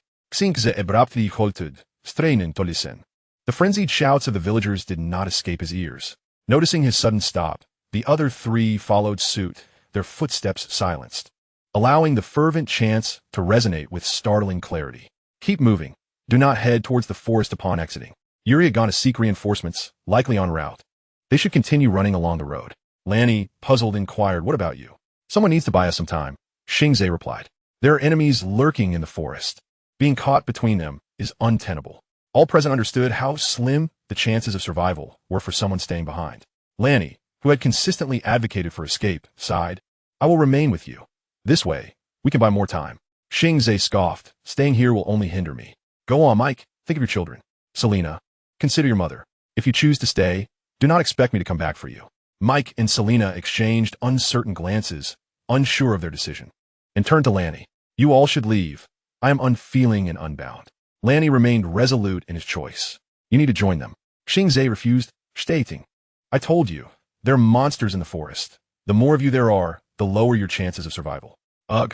The repaired lung pressed against a fractured rib, pain interrupting Xing Ze's words. He clutched his chest, slowing his breathing. Light, he continued. Those creatures can become invisible. You cannot see them, but they fear the light. The sun is already up. Just watch for dark corners. If you do encounter them, cough, use your hands or with a flashlight. Upon hearing Xing Ze's words, Lanny understood his intent and nodded. All right, I will go with them. But may I ask you something? Speak. Why take such a great risk to save us? Lanny's question echoed the sentiments of the other two. Xing Ze had no ties to them, and indeed, they had even contemplated his demise, making it illogical to assist them. Upon hearing this, Xing Ze grinned, as if speaking to himself, if I do not act thus, I cannot be certain I still possess my humanity. Ellie finished gathering her belongings, departing the hotel with the materials retrieved from the police station. It was still too early to return to the precinct. She contemplated first finding a place to have breakfast before visiting the nearby Sunset Haven nursing home. According to the latest map, the location had been repurposed into a dance training institution. She did not expect to uncover anything of value, but perhaps the longtime residents nearby might have some recollections of the shooting incident. Following that, she intended to visit the local newspaper office.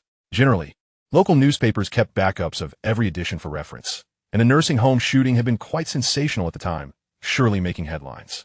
As for the other two locations, she planned to discuss them with Ruben before proceeding.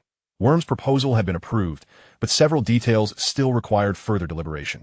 Having arranged her itinerary for the day, Ellie stepped into the scorching sunlight. The morning sun at 6 o'clock was already enough to make one sweat profusely. She discreetly moved her fingers, casting a weather charm that conjured a refreshing breeze to dispel the heat, followed by a translucent shield that blocked much of the sunlight.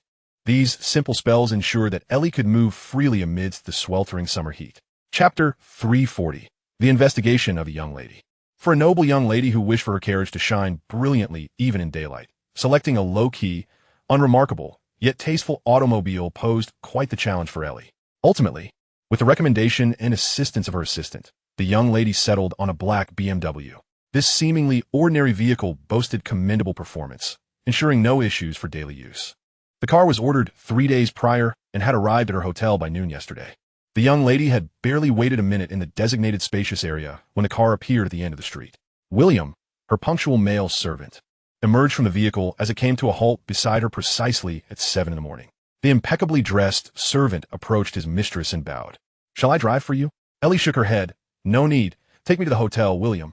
Extend my stay for 2 days, no, make it 5. The servant obediently nodded. I will take care of that right away. Is there anything else, esteemed lady? Parks, take good care of it. It has been flying long enough. Let it rest before working again. Of course, my lady, William replied, swiftly opening the parasol and moving to Ellie's side. The young lady walked contentedly towards the car. As a noble in the wizarding community, it was essential to understand the use of muggle tools. The illustrious families of wizards, in their pursuit of maintaining an intricate array of expenditures, find themselves in dire need of substantial financial resources. Alas, the magical realm is far too diminutive to satiate the insatiable appetites of these prominent families. Thus, despite the existence of prohibitions, it is a well-known fact that all wizarding clans, to varying extents, engage in enterprises within the Muggle world. To phrase it more explicitly, a staggering majority of their economic sustenance derives from the mundane realm. To engage with a world necessitates an understanding of it, which elucidates why Elisa Fig not only possesses a stable, but also a subterranean garage. She harbors an impressive collection of limited edition and bespoke vehicles. Regrettably, they are far too distinctive and incongruous with her current identity. How's my father? Has he calmed down? She inquired. I fear not. When I departed this morning, the master was in a foul mood, scolding the young master. Elisa settled into the vehicle, shutting the door behind her. What was the matter? It concerns the new Ravenska village. Ah, I comprehend, Elisa nodded, igniting the engine. William, can I trust you? A flicker of unease crossed the servant's face. Yet he swiftly regained his respectful demeanor. The master wishes for me to monitor your every move and report back promptly. And have you conveyed this to him? Only in part. At this, Elisa regarded her servant with keen interest. I merely informed him that you were vacationing in Liverpool, basking in the sun and enjoying the beach. I dislike your cleverness, William. Do you truly believe my father would send only you to surveil me? The once proud William found himself momentarily speechless. The young mistress sighed softly. One day, William, you shall be reassigned to Sir my brother. Do not let your cleverness rob you of this opportunity. Should my father desire information, he ought to be told the truth. If his anger leads to a health crisis, you know where to find his life-saving medication. I prefer to remain by your side, Miss, William responded, his face betraying sincere earnestness. Elisa's lips curled into a subtle smile as she placed her hand over his, resting on the window. Do not speak thus. Everyone aspires to ascend, save for a rare few anomalies.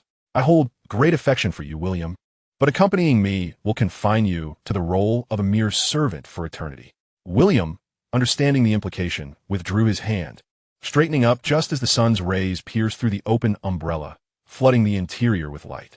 I wish you a safe journey, esteemed miss, echoed his voice as the vehicle departed from the street, making its way toward a more expansive thoroughfare. What she had not concluded was that among those rare anomalies, she had fortuitously encountered one. The former site of the Sunset Retirement Home was not too distant, with the city's expansion.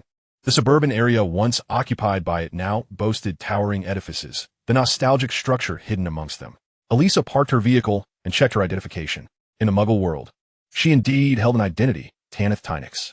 Should anyone investigate, they would discover that she was not only an officer of the Scottish Yard, but also the proprietor of a jewelry company. However, it was unlikely anyone would delve so deeply. A false police badge sufficed to gain entry into others' domains. After a few knocks, the peeling door creaked open, revealing a bleary-eyed, bald man who peered out, struggling to focus. We aren't open yet. Come back at 9. I called ahead, Elisa replied, producing her badge. The man stifled a yawn. So, that 612 call was from you? Indeed. Were you the one who answered? Unfortunately, yes. Could you pass me your credentials? Elisa did not comply, but instead surveyed the man before her. I had presumed the caller was a lady. The man produced a handkerchief to dab at the corner of his eye, but could not suppress another yawn. Now I have another reason to file a complaint against you. Do not be so petty, the young mistress chuckled. I am not mocking you, merely stating a fact. Your voice resembles that of a nightingale, prompting one to wonder what beauty lies behind it. The bald man appeared to relish the compliment. I shall overlook your previous rudeness, detective. With that, he closed the door, and after a series of clicks from the lock, it reopened fully. Elisa stepped inside, casting another glance at the slender man, whose physique was well-proportioned, not of the sickly sort, but rather indicative of a lifestyle of regular exercise. I was just blinded by the sunlight. I did not expect to find a lady such as yourself at the police station. Are you jesting? Certainly not. You do not strike me as a police officer. You seem more like someone who has stepped off a stage, my lady. Moreover, aside from beat officers, I rarely see detectives working solo. Where's your partner? Like most men, my partner prefers to work independently. He does not wish for a woman like me to find herself in peril. Thus, he has left me with a multitude of tedious tasks while he gallivants off on his own. The bald man gently closed the door and retrieved a cigarette case from the foyer's shoe cabinet. How may I assist you, detective? Elisa ventured further inside, catching sight of the reception desk at the end of the hallway, granting her an initial impression of the aged structure.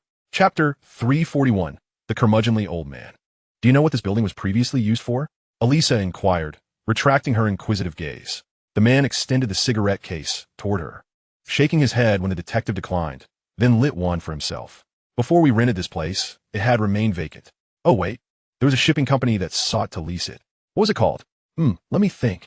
He approached the shoe cabinet, retrieving a pristine glass ashtray as he continued. Ah, yes, it was called Monk's Oceanic Company. They even gave me a business card. Elisa nodded, continuing her inquiry. So, you are unaware of what transpired here? Huh. The man leaned against the shoe cabinet, exuding an air of elegance and relaxation. His physique, thanks to years of dancing, graceful as a young maiden. You refer to the retirement home shooting? Of course, I am aware. Everyone living nearby knows of it. Do share. Elisa produced her notepad, adopting an attentive demeanor. Are you serious? The man's expression was one of bewilderment. He could not fathom why a detective would seek information on this matter. In his view, the local retirement home shooting had at least 3 different versions circulating, not to mention the various accounts published by newspapers. Rather than approach him, she might as well consult the local press. Those journalists were like hounds, no detail escaping their notice. Do you think I am jesting? Elisa countered. The man flicked ash into the ashtray, saying, very well. I did not anticipate that being a detective could afford one such leisure. Had I known, I might have pursued it myself. That would likely require you to shed that little dress of yours, Elisa remarked, gesturing towards the pale pink nightgown the man wore, while casually inquiring, nice dress. Where did you purchase it? The man glanced down at his nightgown, smiling. Your taste is commendable. It's this year's new style from a department store 2 blocks away. The salesgirl, upon realizing I was a man, attempted to swindle me, but she was unsuccessful. If you are genuinely interested, perhaps we could discuss the price later. However, I sense that you are merely paying me compliments. In light of my appreciation for your words, do share what it is you wish to know about the shooting incident. It is widely acknowledged that the majority of case details can be found in newspapers and police reports. Thus, either you are an irredeemably foolish detective, or you seek information that the public remains oblivious to. I am curious as to why you have approached me. You are the one renting this place, Mr. Carpenter? Or simply call me Carpenter. The man exhaled smoke from his mouth. If you think that our tenancy here implies I possess a wealth of secrets, you are likely to be sorely disappointed. We chose this location solely for its economical rent. After all, not many are inclined to establish a business in such an ominous vicinity. Monk's Overseas Company, Ellie interjected. Ah yes, that shipping firm, as far as I know, closed down after about 6 months. What transpired? That I cannot say. Carpenter straightened up from the shoe rack, arms crossed over his chest. Perhaps they encountered a tsunami. You know how unstable those shipping companies can be. Ellie jotted the company's name in her notes and inquired. So, it was merely the affordable rent? My partner has never subscribed to such superstitions. He is solely concerned with profit. Would that not adversely affect your business? In a place like this? To a degree. But most of our clientele are outsiders. Besides, how long has it been? Not many remember. If that is the case, you must know who still recalls these events. Ellie probed. Detective, I'm not one to indulge in gossip, Carpenter replied. Give me a name, Carpenter, and I assure you a peaceful day in class. You know, detective, I had just begun to take a liking to you. Don't let that sentiment dissipate so swiftly. Ellie smiled, but remained silent. The two held each other's gaze for a moment until Carpenter extinguished his cigarette in the ashtray. Very well, he conceded. There's an old man across the street in the apartment building, named Streak or something similar. In any case, you might inquire with him. He has likely resided in the neighborhood the longest. See, that wasn't so difficult to say, Ellie remarked. And one more question. Do you know someone named Kimball? Kimball? Carpenter looked perplexed, having never heard of such a person. Emerging from the dance training facility, Ellie stood on the street, gazing at the apartment across the way. She checked her pocket watch. She still had time before her shift at the precinct and could visit the elderly Streak.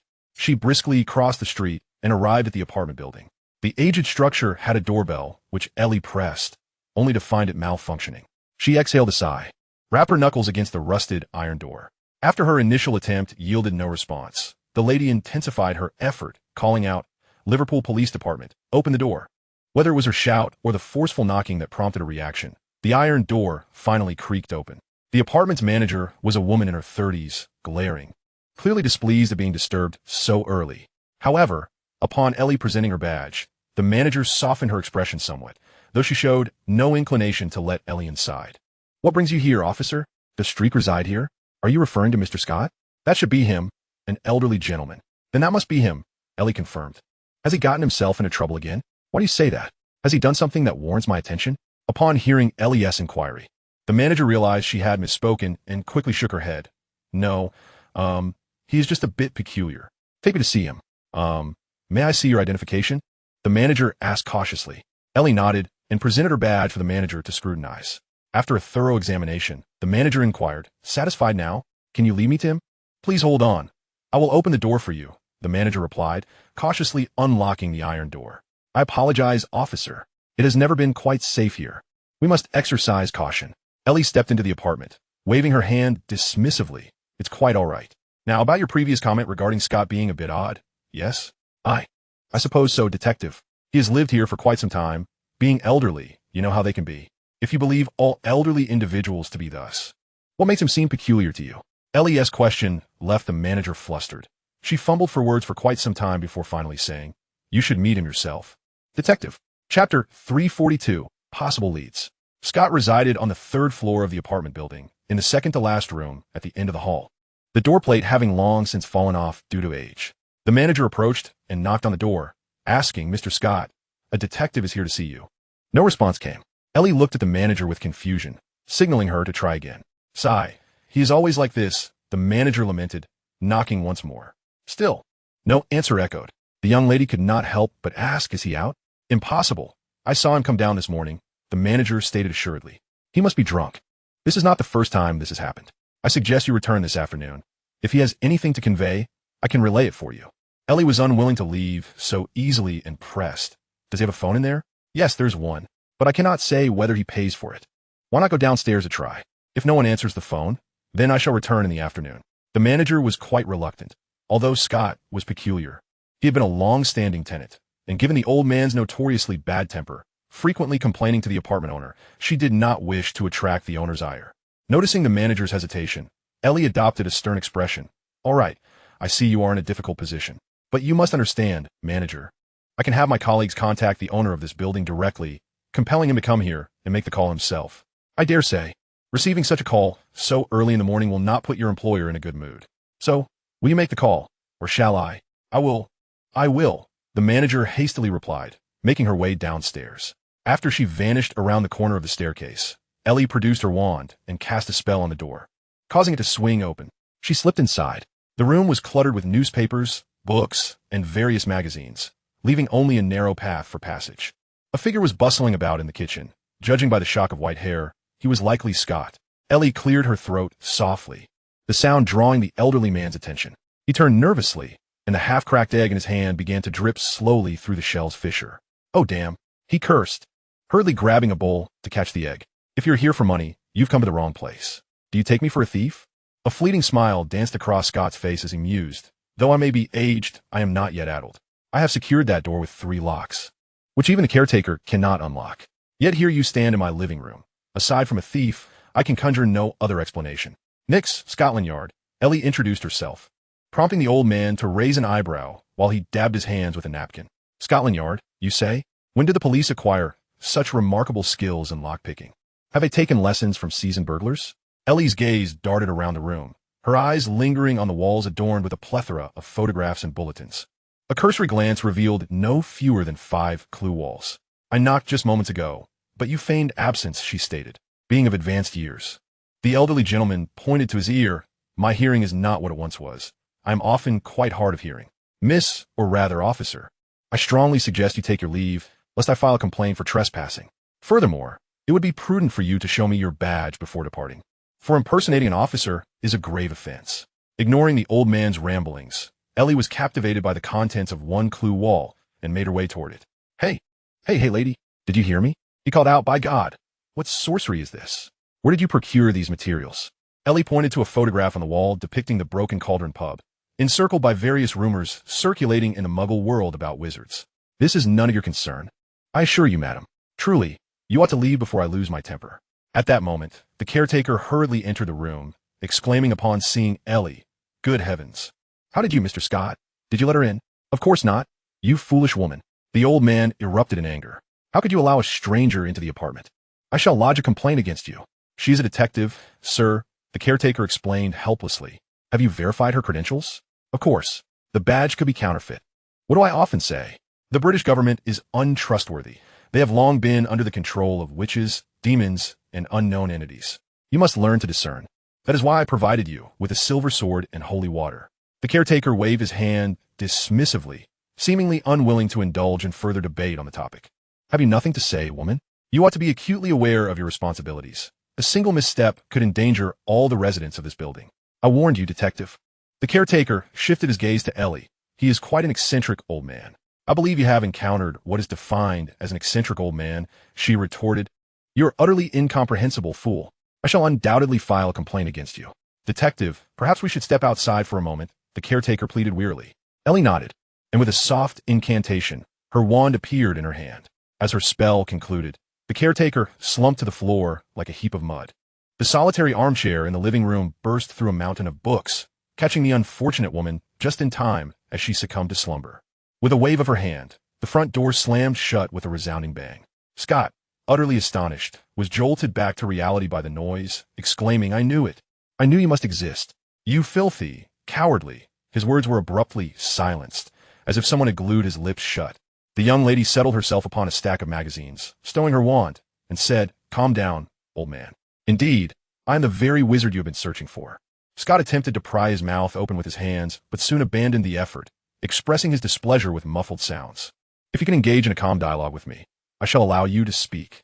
If not, you need merely nod in response to my inquiries. He uttered, perplexed. Does this mean you agree to converse calmly?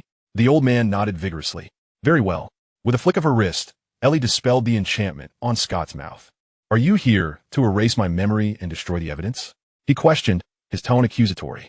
Ellie chuckled softly at his inquiry, shaking her head. Certainly not. I'm quite intrigued by your investigations, particularly regarding that. She pointed to a clue wall adorned with the symbol of the Ouroboros. Chapter 343, The Hidden Truth. Scott's gaze followed Ellie's finger to the wall, his brow furrowing as he murmured the Ouroboros. Why are you interested in it? His expression grew grave. The thrill of discovering a wizard now overshadowed by a sense of foreboding. Recently, I encountered a similar symbol at a particular location. Ellie retrieved a pamphlet from her pocket. Scott's eyes gleamed with excitement, as if he had unearthed something extraordinary. His breath quickened, his voice trembling slightly. Where did you acquire this? That must remain confidential. As it pertains to an ongoing case. The old man's eyes narrowed in contemplation. After a moment of silence, he spoke. I presume it is related to the 4 corpses discovered at the assembly dock a few days ago, is it not? Ellie's expression remained impassive, which disappointed Scott. He had hoped to extract some revelation, yet this enchanting lady stood before him like an impenetrable iceberg. I fear the information I can provide is limited, Ms. Nix. I am but an ordinary man, lacking magical prowess, having spent the better part of my life in insurance sales. Collecting these items has merely been a hobby. Hearing this, Ellie finally responded. If all this is merely a product of your spare time, then what becomes of those professional detectives? There is no basis for comparison. The old man sighed, his expression relaxing, as if he had aged considerably in that instant. These items have consumed over 20 years of my life. But now, you have appeared so suddenly, right before me, that it renders all my efforts a mere jest. Not necessarily, Ellie said, tapping the pamphlet. I am currently investigating this secret society. If you're willing to assist, that would be most fortuitous. Scott cast a quick glance at the caretaker, slumped on the sofa, hesitating internally. Rest assured, she is unharmed. Merely asleep, Ellie assured him. If I wish her to awaken, she will. I prefer not to involve outsiders. It benefits neither of us. Ellie remained silent, pulling out her pocket watch to check the time. It was nearly 8 o'clock, and she had a multitude of tasks awaiting her. Noticing her actions, Scott seized a chair and sat down. Are you aware of the shooting incident that occurred at the nursing home? With a snap, Ellie closed her pocket watch. Raising her gaze to respond, I have heard whispers of it. The nursing home was just across the street, was it not? It seems you have done your research. Scott remarked. That event transpired 26 years ago. I had yet to retire and would occasionally visit the nursing home for a game of chess. I even considered that. Should I grow old, it might be where I would reside. Did you know the perpetrator? Ah, indeed. He was an Italian fellow named Pierre, quite the chess player. In his leisure moments, he often engaged me in a game or two. I could hardly believe that this seemingly harmless lad could take the lives of so many. Even the most honest of souls can be driven to desperation. The elderly man nodded in acknowledgement, but refuted, stating that boy committed suicide in prison, hanging himself with a bedsheet. No one felt compassion for him. They all believed he took his own life out of guilt. At this juncture, Scott fell silent. The young lady contemplated for a moment before saying, But you don't quite believe that, do you? Indeed, I do not, he replied, but what does it matter? The evidence is overwhelmingly conclusive, leaving no room for doubt. All clues point to Pierre. It was only upon your arrival today that I began to entertain the possibility of his innocence. Why do you say that? She inquired. People claim Pierre acted out of resentment after being dismissed. Yet, how peculiar is it that such a brutal individual would express a desire to return home, to inherit a farm, and plan to marry his beloved in the autumn, just a day before committing murder? Perhaps he possesses multiple personalities. If that were the case, everything would be much simpler. But from my perspective, he does not. After he was incarcerated, I visited him once. I could discern his bewilderment and helplessness. He told me he could not recall any events. He spoke of bizarre matters concerning a serpent deity and a mysterious cult. He fervently insisted that he was manipulated by some external force. However, at that time, no one would believe him, not even I. Pierre ultimately hanged himself, and the jury unanimously upheld his death sentence. The reputation of the nursing home plummeted. After such an incident, no one would entrust their loved ones to their care. This matter should have concluded there. Yet one night, returning from a bar and passing by that nursing home, I witnessed something unusual. I had been drinking heavily that evening, so I could not be certain whether it was an illusion. In any case, I saw several figures with bizarre movements stealthily entering the nursing home. Initially, I assumed they were thieves and contemplated calling the police, but the nearest phone booth was quite distant. Out of curiosity, I followed them. My God, that night I witnessed the most bizarre scene. Those contorted figures possessed long tails and snake-like faces. I was terrified beyond measure and can scarcely recall how I made it back home. Subsequently, I fell gravely ill, and once I recovered, I inquired at the nursing home. But I found no leads. Nothing had been stolen from the premises. It was from that moment onward that I began to suspect Pierre might not have been lying. At this point, Ellie began to understand why Scott was investigating these peculiar occurrences, yet he had yet to reach the crux of the matter. "Do you know what you saw that day?" she asked. Scott shook his head. "Serpent-headed beings? Lizard people? Regardless of what they were. They have left me reliant on sleeping pills for the past 20 years. You are aware of what these entities are, correct?" "Not much," he replied. "I must ask, has anyone come here recently inquiring about the nursing home?" "A detective named Frank. You may have seen him in the newspapers." Ellie realized she had forgotten to inquire about Frank when speaking with Carpenter, but she surmised that given Frank's investigative prowess, he must have visited this place. The elderly man nodded without much thought and replied, "Indeed, someone did come by, but his name was not Frank. It was Dean. He was quite interested in my investigation and borrowed quite a bit of my research materials." "Do you know him?" "I suppose I know him to some extent." "Could you help me find out when those materials might be returned? Although they are merely copies, I would prefer he not keep them indefinitely." "What materials did he borrow?" "To be precise, we exchanged information." The old man gestured toward another clue wall. "Those things you were concerned about earlier, rumors of sorcerers, the gateway to the magical realm, were given to me by him." Chapter 344. The Crocodile Emerges. As a mute, Frank's knowledge of the magical world is hardly surprising. However, his willingness to defy a direct order and engage in dealings with a muggle adds an intriguing twist. While the Ministry of Magic may not be able to act against those of noble lineage, punishing a mute is hardly problematic. Even if Frank can navigate all the prominent families, it does not imply that his status is particularly esteemed. Frank is certainly aware of his position. Thus, there must be a compelling reason for his risk. The materials provided by the Elder must hold significant value. "What did he ask you for?" Ellie inquired. "My years of research and investigation into those creatures. I typically refer to them as sewer crocodiles. In truth, they're serpent men, a civilization that predates humanity." The young lady felt it was time to offer a morsel of encouragement. Solely relying on threats and interrogation would be counterproductive. She needed to convey to the Elder that she was here to collaborate. "I have gained quite a bit of insight today," Scott remarked with a faint smile. "If only you had come 20 years earlier, I would not have had to toil so hard. Had you come 20 years ago, could you have provided me with what I sought?" To this, Scott had no retort. He cleared his throat and began recounting his investigations. Liverpool is rife with underground waterways, labyrinthine in nature, with a stack of recorded maps as thick as a tome. The Elder gestured with his hands and continued, "Those so-called serpent men likely reside within. Searching for them is akin to finding a needle in a haystack. I'm not being pessimistic, this is a fact. Even if you knew they were there, you could hardly dispatch the entirety of Liverpool's police force to scour the sewers, could you?" Ellie furrowed her brow and pondered. Every beast has a den, and snakes are no exception. Moreover, their intelligence rivals that of humans. Surely they must have a gathering point. "That is precisely my belief," Scott agreed wholeheartedly.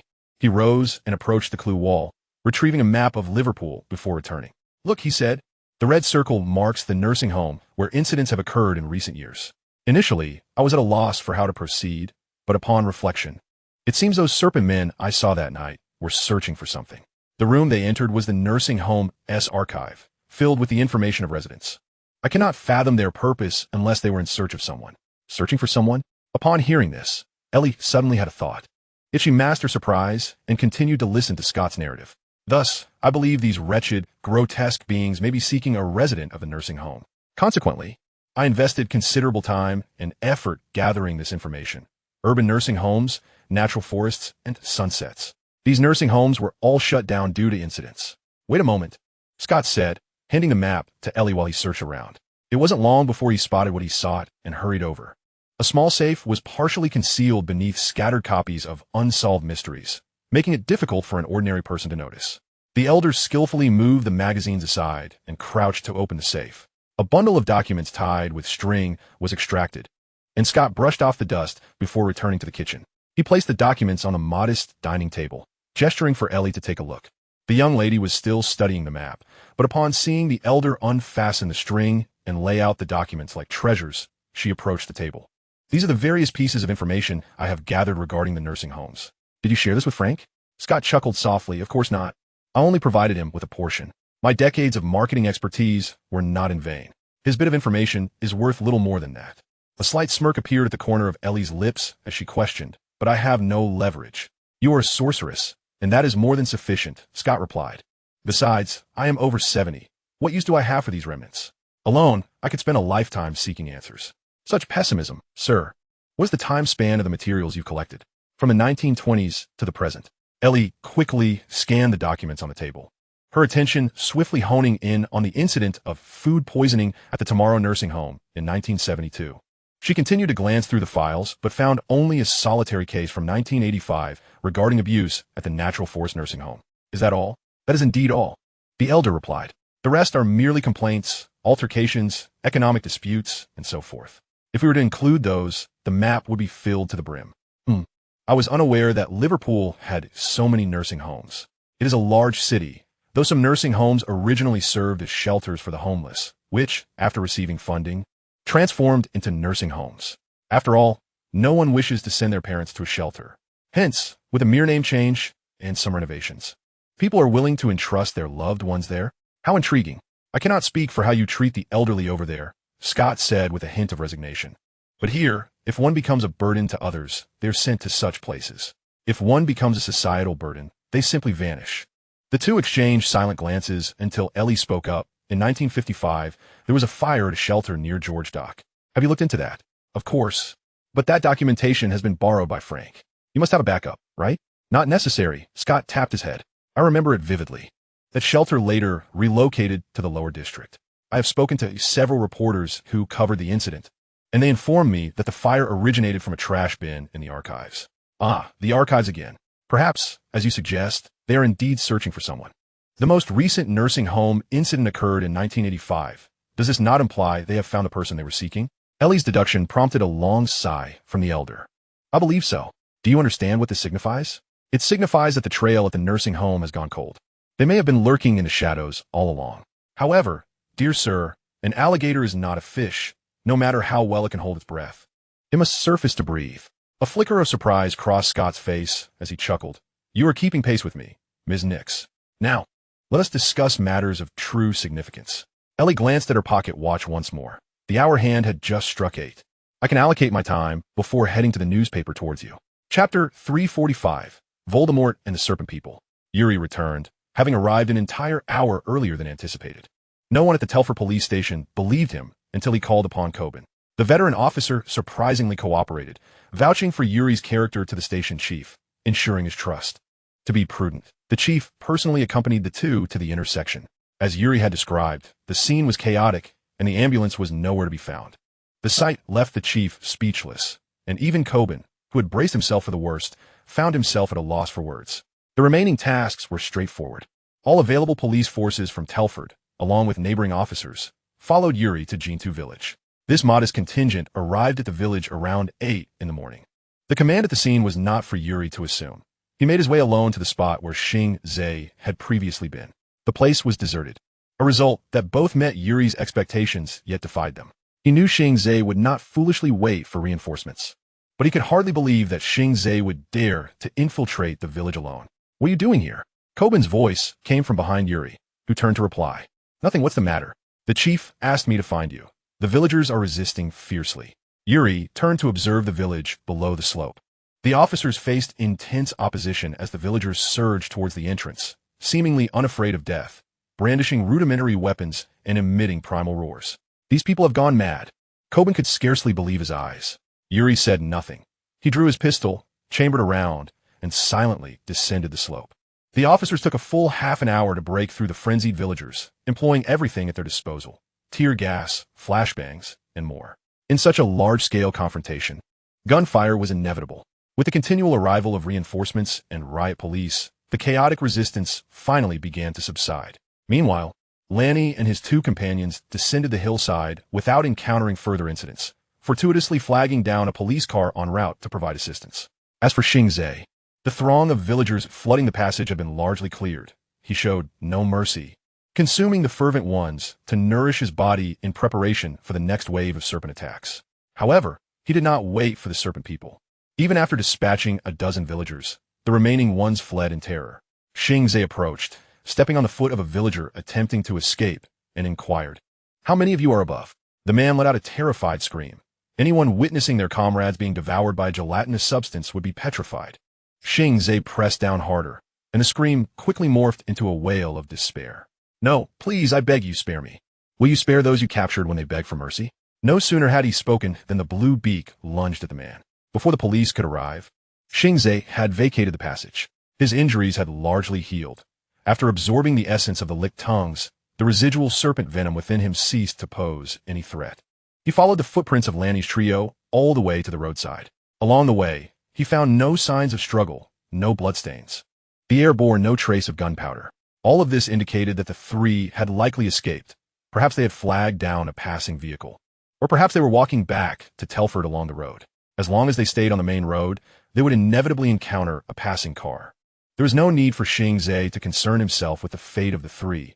He needed to return to the village, where his vehicle awaited him. And Kent and Kelly remained.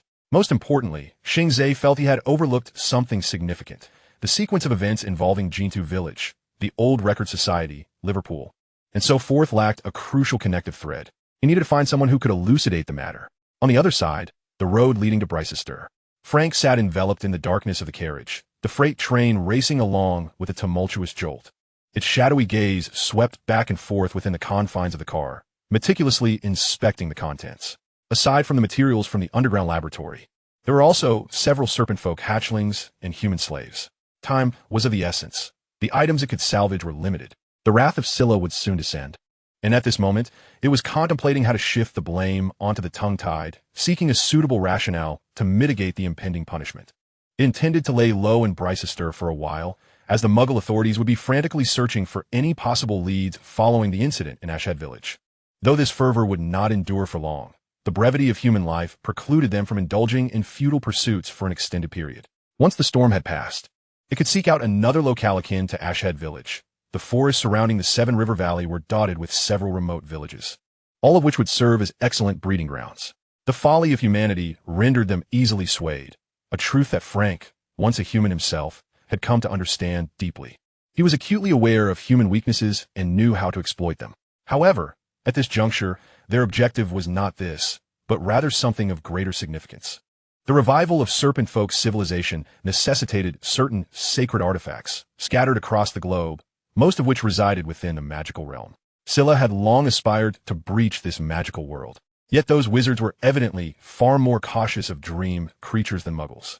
Thus, Scylla had previously sought to find a trustworthy insider, a young man named Tom Riddle, who would later become Voldemort. However, the outcome was predictable. Voldemort was not one to be easily manipulated. After initially feigning humility and acquiescing to learn much of Scylla's dark arts, Tom had promptly cast aside his opportunistic mentor. This incident had prompted Scylla to consider personally venturing into the magical realm to retrieve the treacherous rogue, yet Tom Riddle was not the type to surrender easily. In the nascent stages of their confrontation, the youthful apprentice was evidently at a disadvantage. His magical prowess was insufficient, and he had few followers. Fortunately, he was situated in what could be deemed the safest enclave within the British magical community. Despite Scylla's formidable magical capabilities, it dared not recklessly infiltrate Hogwarts. The last time it had entered through the chamber opened by Tom, it had been a trap. That audacious fool had cleverly sealed the chamber's portal with a series of magical snares, thwarting Scylla's plan to pilfer Slytherin's locket. Since then, Scylla had been endeavoring to repair the chamber's portal, as it required that entrance to access the magical world. Moreover, it had never ceased its attempts to eliminate its wayward apprentice. Regrettably, the most foolish act it had committed was not taking Tom Riddle as a student, but rather divulging a portion of the Horcrux creation methods under his beguiling charm. Chapter 346, A New Direction. The arrival of Xing Ze caused quite a stir, but he was soon escorted to meet Yuri. Observing the ragged yet unharmed Xing Ze, Yuri couldn't help but furrow his brow. Lanny and the others had been found. They encountered a police car on their descent. He informed Xing Ze. The latter nodded, his expression remaining largely unchanged, merely inquiring, were Kent and Kelly together? Did you find them after we got separated? No, Yuri replied, leading Xing Ze to a quieter corner. Did you encounter anything upon your entry? Quite a bit. Xing Ze responded. There was a serpent folk corpse at the stadium. Have you seen it? The school stadium? Aside from the wreckage, there was nothing there. It seems they cleared out. What do you mean? Are you suggesting the serpent folk escaped? Do you have a better explanation? Upon hearing this, Yuri lowered his gaze in contemplation, then spoke, so this was merely a temporary stronghold for those creatures. Roughly, Xing Ze agreed. Otherwise, Frank's clues wouldn't have led us to WizardingWorld. Do you know what SUE stands for? SUE? Indeed, Frank left behind this abbreviation. I've been puzzled about its meaning. It stands for the Society for Unsolved Mysteries. What? Yuri repeated. The Society for Unsolved Mysteries is an investigative organization.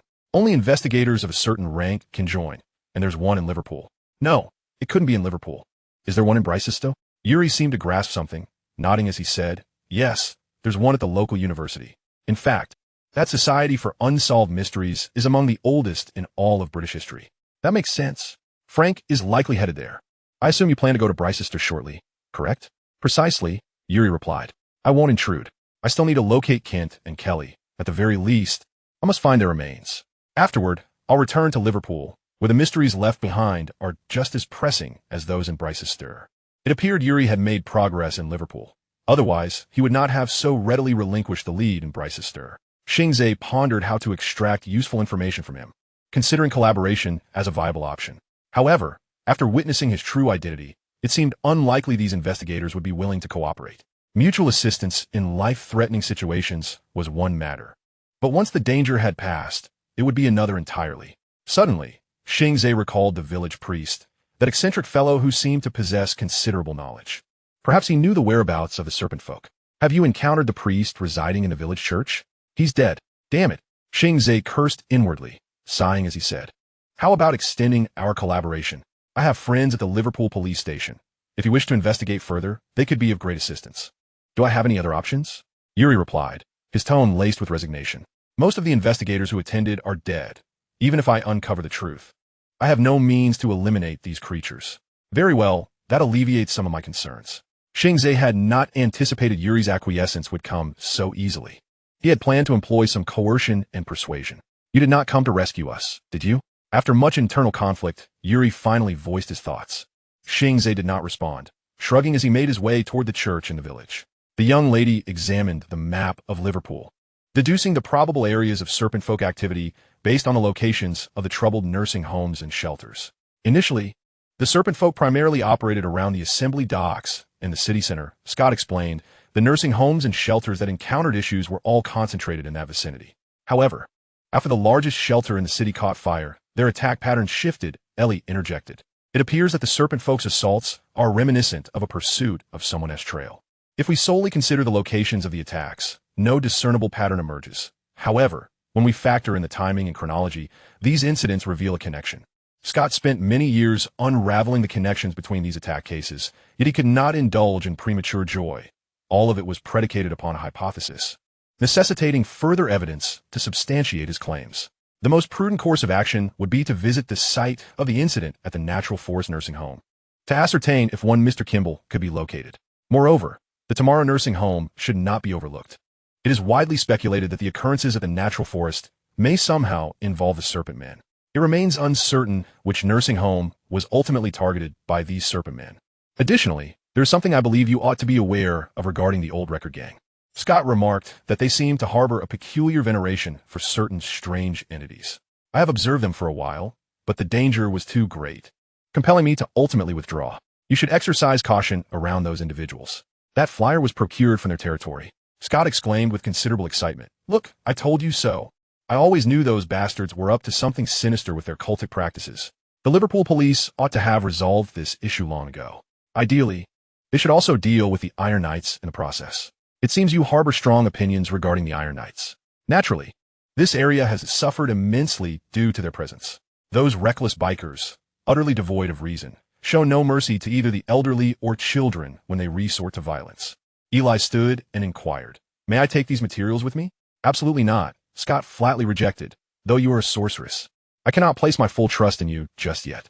If I wish to acquire them, I would not need your permission. You ought to understand that. On the contrary, I believe you could erase my memory, allowing me to awaken alongside the administrator with no recollection of what transpired just now. The memory erasing spell is somewhat complex, particularly when it comes to obliterating specific memories. However, I would be willing to attempt it, should you insist on crossing swords with me." The elder also rose from his seat, gazing unwaveringly at Eli. "What if I were to join you instead? You have seen my capabilities. All these findings stem from my investigations. I can be of assistance. I can summon every officer from the Liverpool police station. I do not believe their skills would be inferior to yours. Oh, spare me, the elder retorted disdainfully. Did you not hear what I just said? Relying on the police? They are untrustworthy. The gangs have run rampant in Liverpool due to their negligence. If you insist on having the police involved, then forget I said anything. But I do not trust you either. Upon hearing this, Scott chuckled. That's the spirit. Would you trust a salesperson in a mall? It's akin to shopping. One cannot fully trust a salesperson, yet that does not prevent you from purchasing goods. We are focused on results, madam. I do not require your trust. Nor do you need to trust me. You simply need to provide me with a direction for the investigation, and I shall pursue that outcome. A rather intriguing theory. Let me ponder it, Eli replied. Scott promptly retrieved a pen and paper, jotting down his contact information. If you change your mind, feel free to call me. Chapter 347. I am a merchant. Xing Ze gazed upon the priest's lifeless body, his expression one of sorrow. This unfortunate soul had nearly evaded his fate. He glanced around and asked Yuri, have you inspected the secret passage? Secret passage? Is there one here? Indeed, he had intended to escape through it. Then why did he perish here? There are monsters lurking in the woods outside. When you search the forest later, remind your police friends to exercise caution. Judging by the circumstances surrounding the priest's death, I suspect Kent and Kelly must have visited here. Perhaps they ventured towards the secret passage. With that, Xing Ze approached the shattered window, scrutinizing it carefully, discovering a small shard of serpent scale amidst the glass debris. Serpent men? Yuri sighed. It seems Kent and the others may be in grave danger. Let us first examine the secret passage. As they traversed the graveyard towards the passage, Yuri stumbled upon some serpent footprints alongside another set of human tracks. Just as they were about to enter the passage, a foul stench overwhelmed them.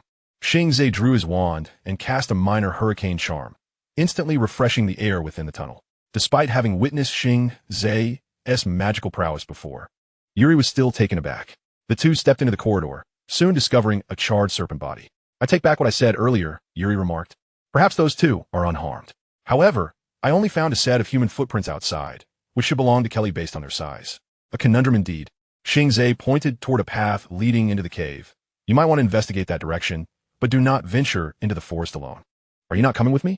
I must head to Bryce's stir. Seeing Yuri's puzzled expression, Xing Ze explained, I do not need to rescue everyone, do I? Besides, my business here is concluded.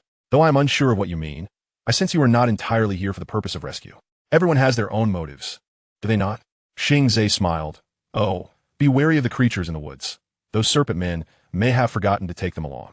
The conversation with Scott saved Eli a trip to the newspaper office, for he had nearly gathered all the articles concerning the nursing home incidents, prompting the young lady to head directly to the police station.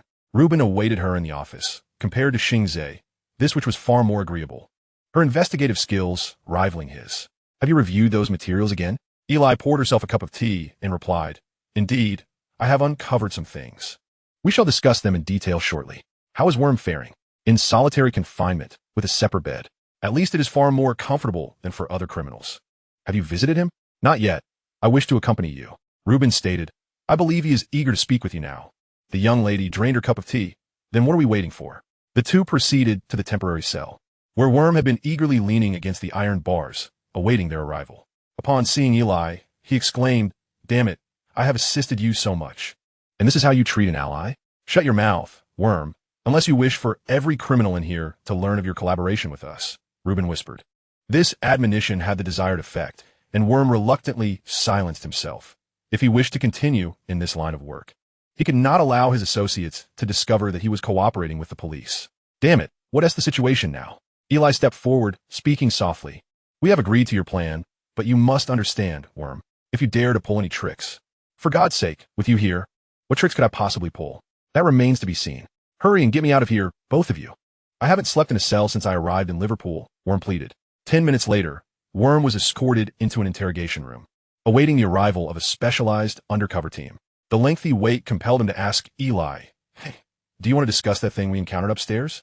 Eli understood precisely what Worm wished to discuss, the elusive monster. She cast a glance at Reuben beside her, who, recognizing the cue, discreetly stepped outside. Observing this action, Worm could not help but whistle, exclaiming, Your influence here is quite formidable.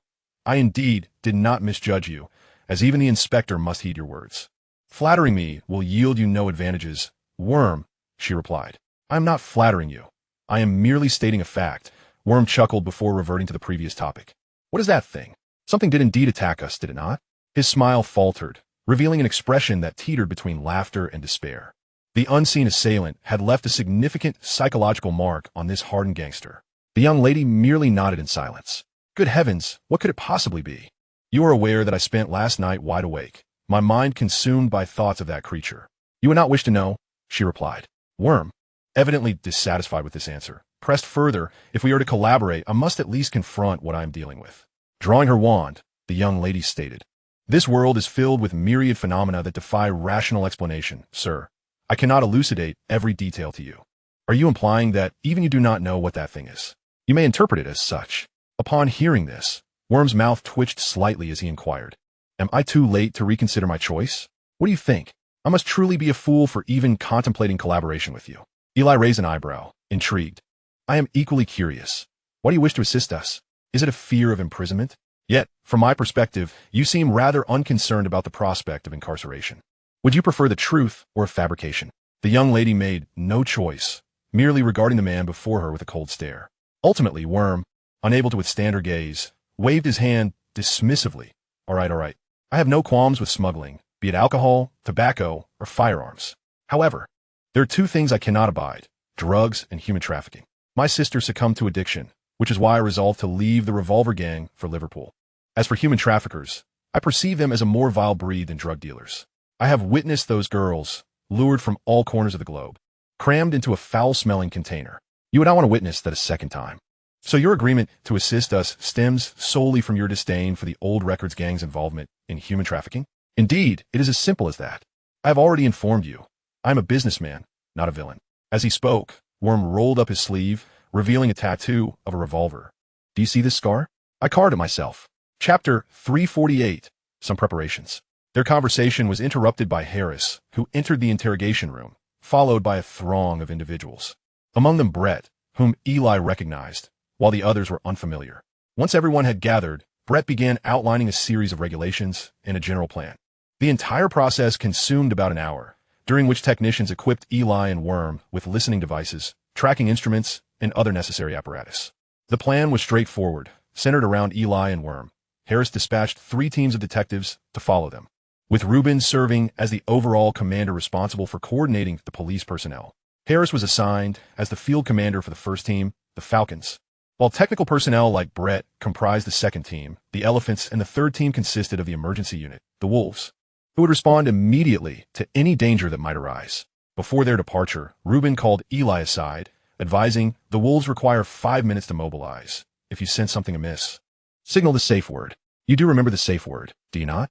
The young lady nodded. George Doc. Correct. While I harbor doubts about the likelihood of these ordinary individuals posing you any threat, Worm is a different matter. We must ensure his survival, as he possesses valuable information. I understand. Harris just mentioned that. Do not worry. That lad is quite clever. He can take care of himself. That is all well and good.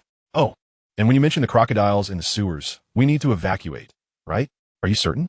Eli provided Reuben with a safe word. Crocodiles in the sewers, which would indicate the presence of something from the magical realm, necessitating the withdrawal of officers to avoid unnecessary harm. Why that phrase? Reuben queried, somewhat perplexed, as safe words are typically chosen for their inconspicuousness and ability to blend seamlessly into conversation. For instance, George Doc is commonly referred to as Prince Doc, a term used primarily by the older generation, since the old records gang primarily operates in that vicinity. Mentioning it in conversation does not seem out of place. But crocodiles in the sewers? Is that some sort of terrifying urban legend? Wouldn't bringing it up during discussions with gangsters seem rather incongruous? Despite the multitude of questions swirling in his mind, Reuben refrained from probing further. Perhaps it was a coded expression among wizards or something else entirely. He had always known to approach the unknown with caution. Oh, by the way, do you have any spare officers? Eli inquired. A few. Is there another task? Eli nodded, handing Reuben some clues she had gathered that morning.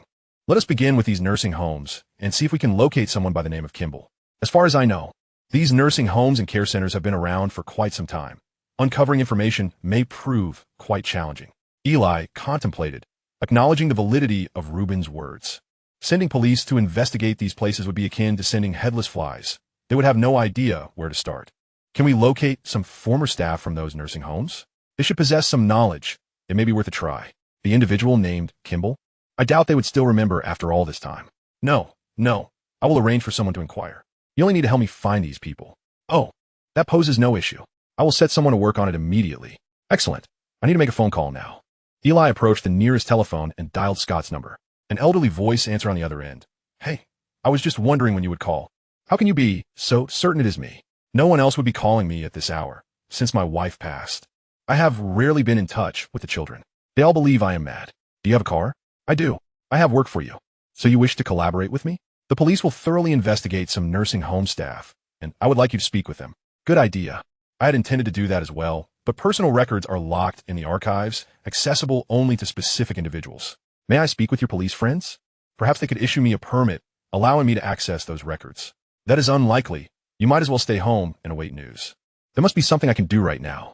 I have been cooped up at home for nearly a week, aside from the apartment manager and the gas meter reader. I have not spoken to anyone else. Then go outside, perhaps play chess in the park. To endure the scorn of the old men and women? You must be mad. After a moment's contemplation, Ellie remarked, let us commence with the recent investigation of that establishment. Following the closure of the Xiehe Future Nursing Home, only one shipping company has rented the building. You might want to look into this company first. Its name is Monk's Ocean Shipping. Do you suspect a connection between the downfall of this shipping company and those serpentine beings? She added, albeit tentatively. There was a brief silence on the other end of the line before the elder's voice resonated once more. Very well. I shall look into it. Monks, you say? Indeed. Ellie confirmed. Upon concluding the call, Ellie returned to Reuben and handed Scott's number to him, instructing him to reach out should he uncover any information. The officer took the number, scrutinizing it before inquiring, is this from your side? No, it originates from yours, she replied. Under the officer's puzzled gaze, Ellie approached Harris and his group. Xing Ze's vehicle halted at a roadside gas station, the only one en route to Bicester as indicated on the map. He intended to replenish his supplies and rest for a moment. Although his physical injuries had mostly healed, the fatigue from a night of travel weighed heavily upon him. He contemplated grabbing a bite and a caffeinated drink before continuing his journey. Moreover, he needed to make a phone call to inform Ellie of recent events. The gas station's shop was modest, perhaps even rudimentary, with a sparse selection of items lining the shelves. After a brief search, Xing Ze managed to procure some unexpired energy bars. The station owner, a rotund man, lounged in a rocking chair, engrossed in a black and white football match on television, occasionally expressing his displeasure vocally. How much? Xing Ze inquired. The owner glanced over and quoted price. After placing the money on the counter, Xing Ze asked, have you seen any unusual characters come by for gas? Unusual characters? What do you mean? The owner replied. Individuals that make you feel rather uncomfortable, Xing Ze clarified. The owner grinned. Does that include you? Not wishing to engage further, Xing Ze took his items and exited the gas station. As he walked toward his car, he noticed a truck pulling into the station. Narrowing his eyes, he discreetly entered his vehicle, deliberately refraining from starting the engine. Chapter 349. The chocolate energy bar revitalized Xing Ze's weary mind, and the sugary drink replenished his energy, sparking his thoughts back to life. 3 individuals disembarked from the newly arrived truck. Dressed inconspicuously in short sleeves, t-shirts, and jeans, their bulging waistlines suggested they were concealing firearms. Additionally, a familiar scent wafted from the truck, one he had encountered in the underground caverns before, a distinctively serpentine odor. Interesting, Xing Ze murmured softly. He had initially intended to use the public phone outside to notify Ellie, but quickly abandoned that thought upon sighting the truck. He was almost certain that the vehicle had originated from Jintu village. Why it was moving slower than him remained a mystery. Perhaps it was taking a detour to evade the police. As the 3 men entered the gas station shop, Xing Ze swiftly got out of his car and approached the truck. The scent grew increasingly potent. While ordinary humans might not detect it, it was unmistakable to him. He reached the back of the truck, but found himself unable to cast any spells due to depletion of his magical energy. However, forcefully opening the door would surely alert the 3 inside, placing him in a precarious situation, not wishing to subject his already beleaguered body to further harm. Especially given the pain inflicted by bullets, he had had enough suffering for one day. After careful consideration, he sidled to the side of the truck, observing the shop's interior. From his vantage point, he could only see one of the men, the smallest among them, sporting a pair of mustachios. He was chewing gum while perusing the shelves for a desirable alcoholic beverage. Next, the young wizard shifted positions. Although this posed a risk of exposure, he could now glean a clearer view of the shop's general layout. One of the trio was selecting inexpensive sunglasses, his back turned to Xing Ze, a cap perched atop his head. As for the last individual, Xing Ze did not have to wait long. He emerged from the restroom shortly thereafter. The most robust of the 3, a scar running along his upper lip. He wiped his damp hands on his shirt before walking to the counter to converse with the proprietor, believing the moment was ripe. Xing Ze ceased his concealment and strode purposefully toward the shop, his gaze never straying from the movements of the trio. As the shop door swung open once more, the bell attached to it jingled melodically, drawing the attention of all within. "Did you drop something?" The shopkeeper inquired of Xing Ze. No, s'il te plaît. A smile gracing his lips. "I was wondering if the public phone outside is operational." The owner sighed in relief, having feared that Xing Ze was there to confront him over expired candy. "Why not give it a try? I've never used that thing myself. It's installed by the phone company." "All right then," Xing Ze said, producing a bill from his wallet. "Could you change this for coins? I just used all my change to buy something." The trio returned to their previous cautious demeanor, engrossed once more in their own affairs. The burly man resumed watching the football match on television, while the shopkeeper busied himself counting coins. None noticed as Xing Ze discreetly pocketed a pencil from the counter, the events unfolding with alarming speed. As the proprietor counted the 12th coin, a piercing scream erupted, causing the owner's ample hands to tremble violently, resulting in several coins tumbling back into the register. As he raised his gaze to locate the source of the sound, the Asian man had already drawn the gun from the burly man's waist. Before the shopkeeper could comprehend what was happening, gunfire erupted.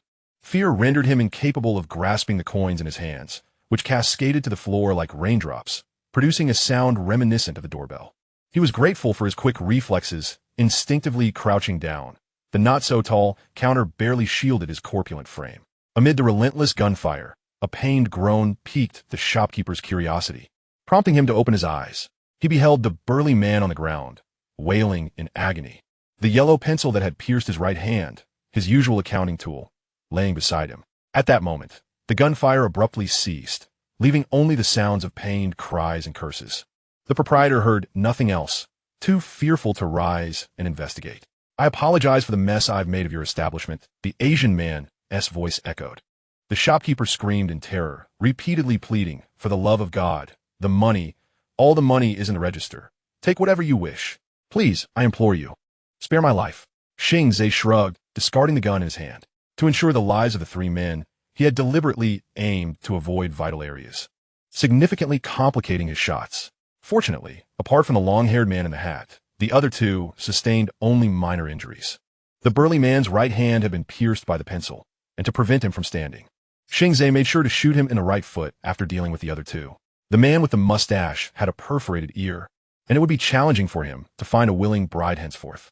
As for the long-haired brother, he had been shot in the left hand. But the most critical injury was to his abdomen. It was he who struck Xing Ze, the bullet piercing through his chest, only to be swiftly mended by Lan Hui. The pain compelled Xing Ze to instinctively retaliate, hence the shot to the abdomen. "You must find him a doctor post-haste." Xing Ze approached the burly man, hoping the public phone outside was operational.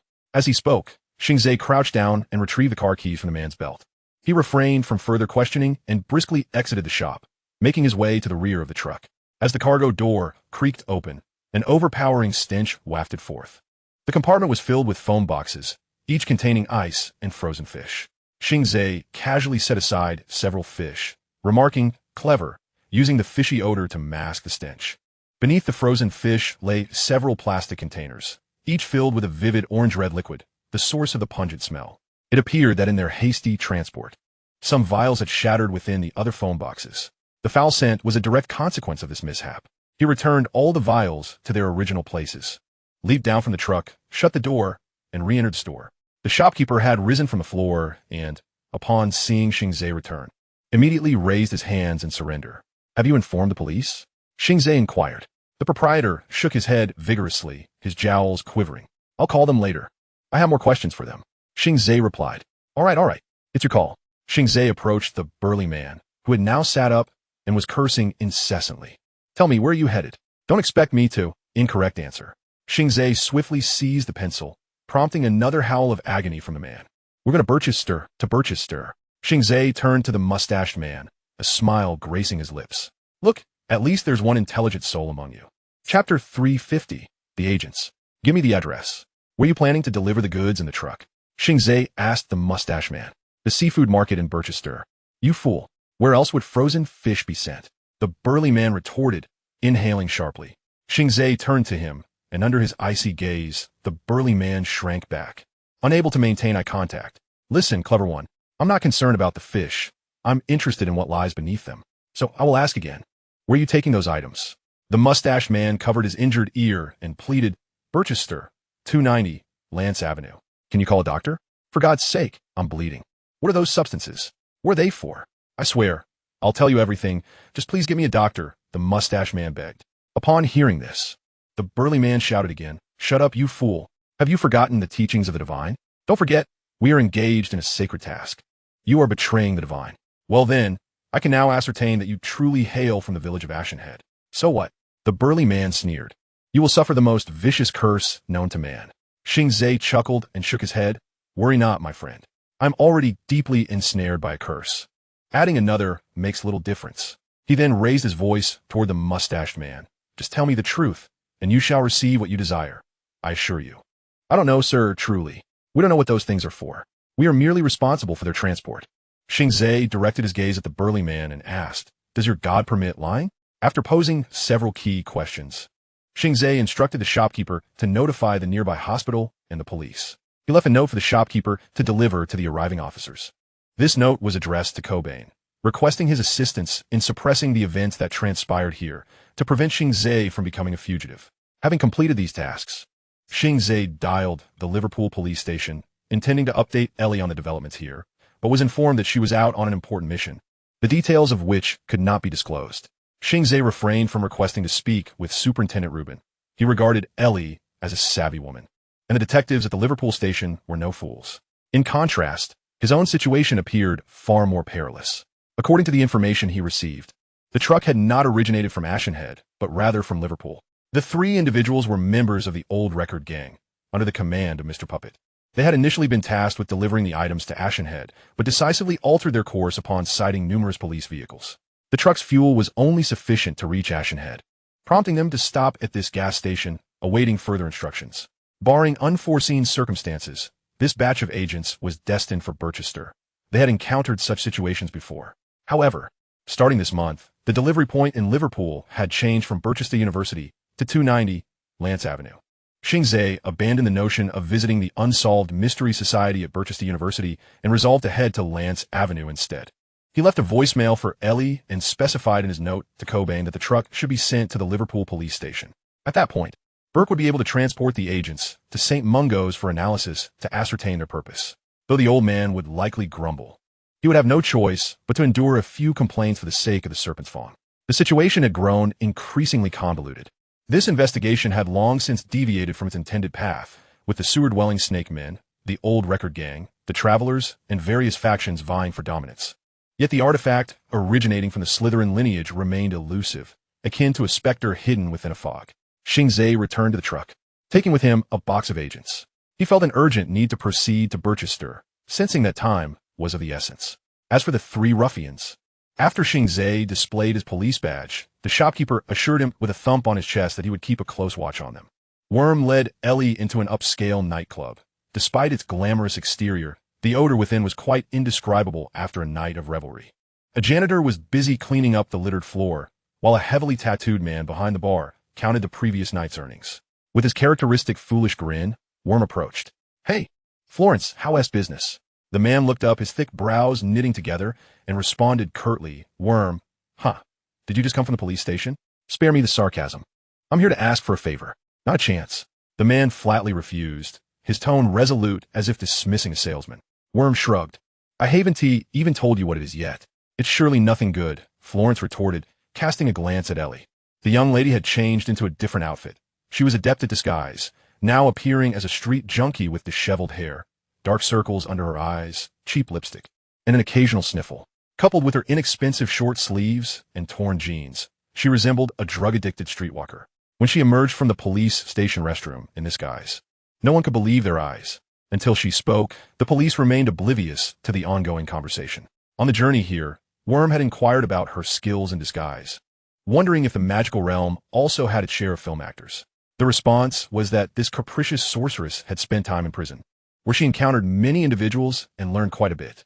In summary, Florence did not invest much attention in Ellie. He had encountered numerous girls of her ilk.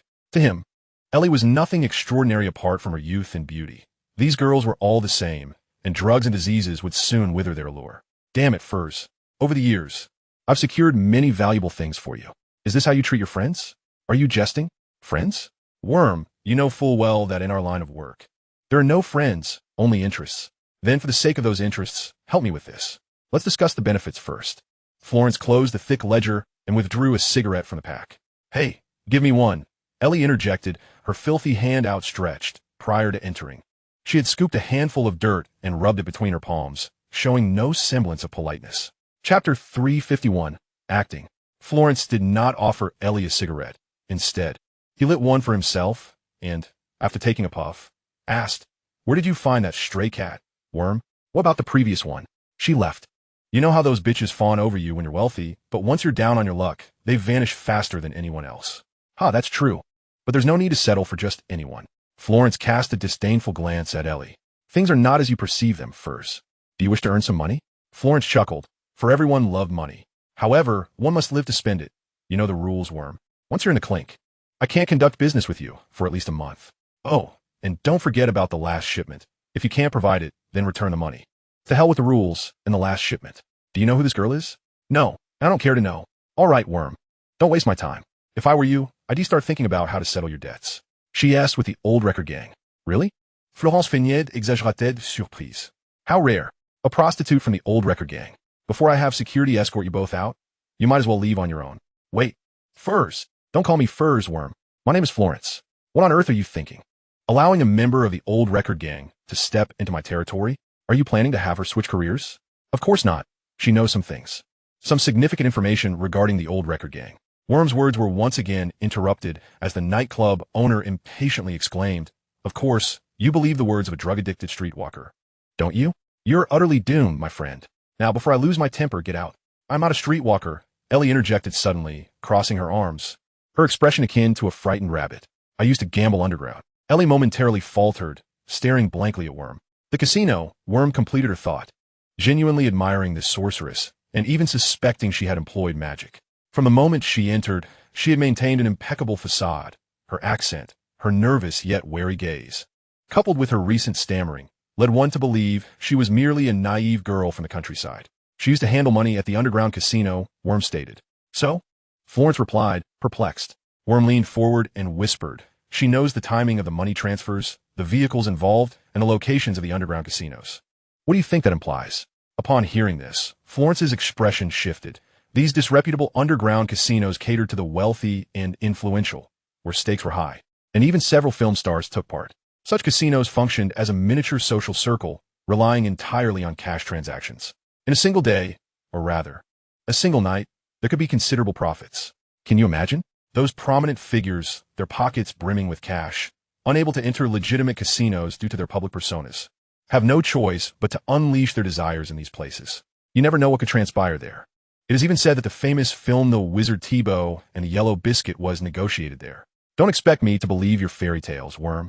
Even if she were truly a money handler, so what? Do you think the old record gang is filled with fools? They regularly change the locations of their underground casinos. Even if she knows one place, what of it? Oh, Florence, you underestimate her. She knows all the locations. Otherwise, I wouldn't have brought her here. Florence flicked off some ash from a cigarette, pondered for a moment, then extinguished it, gesturing for Ellie to take one from the pack.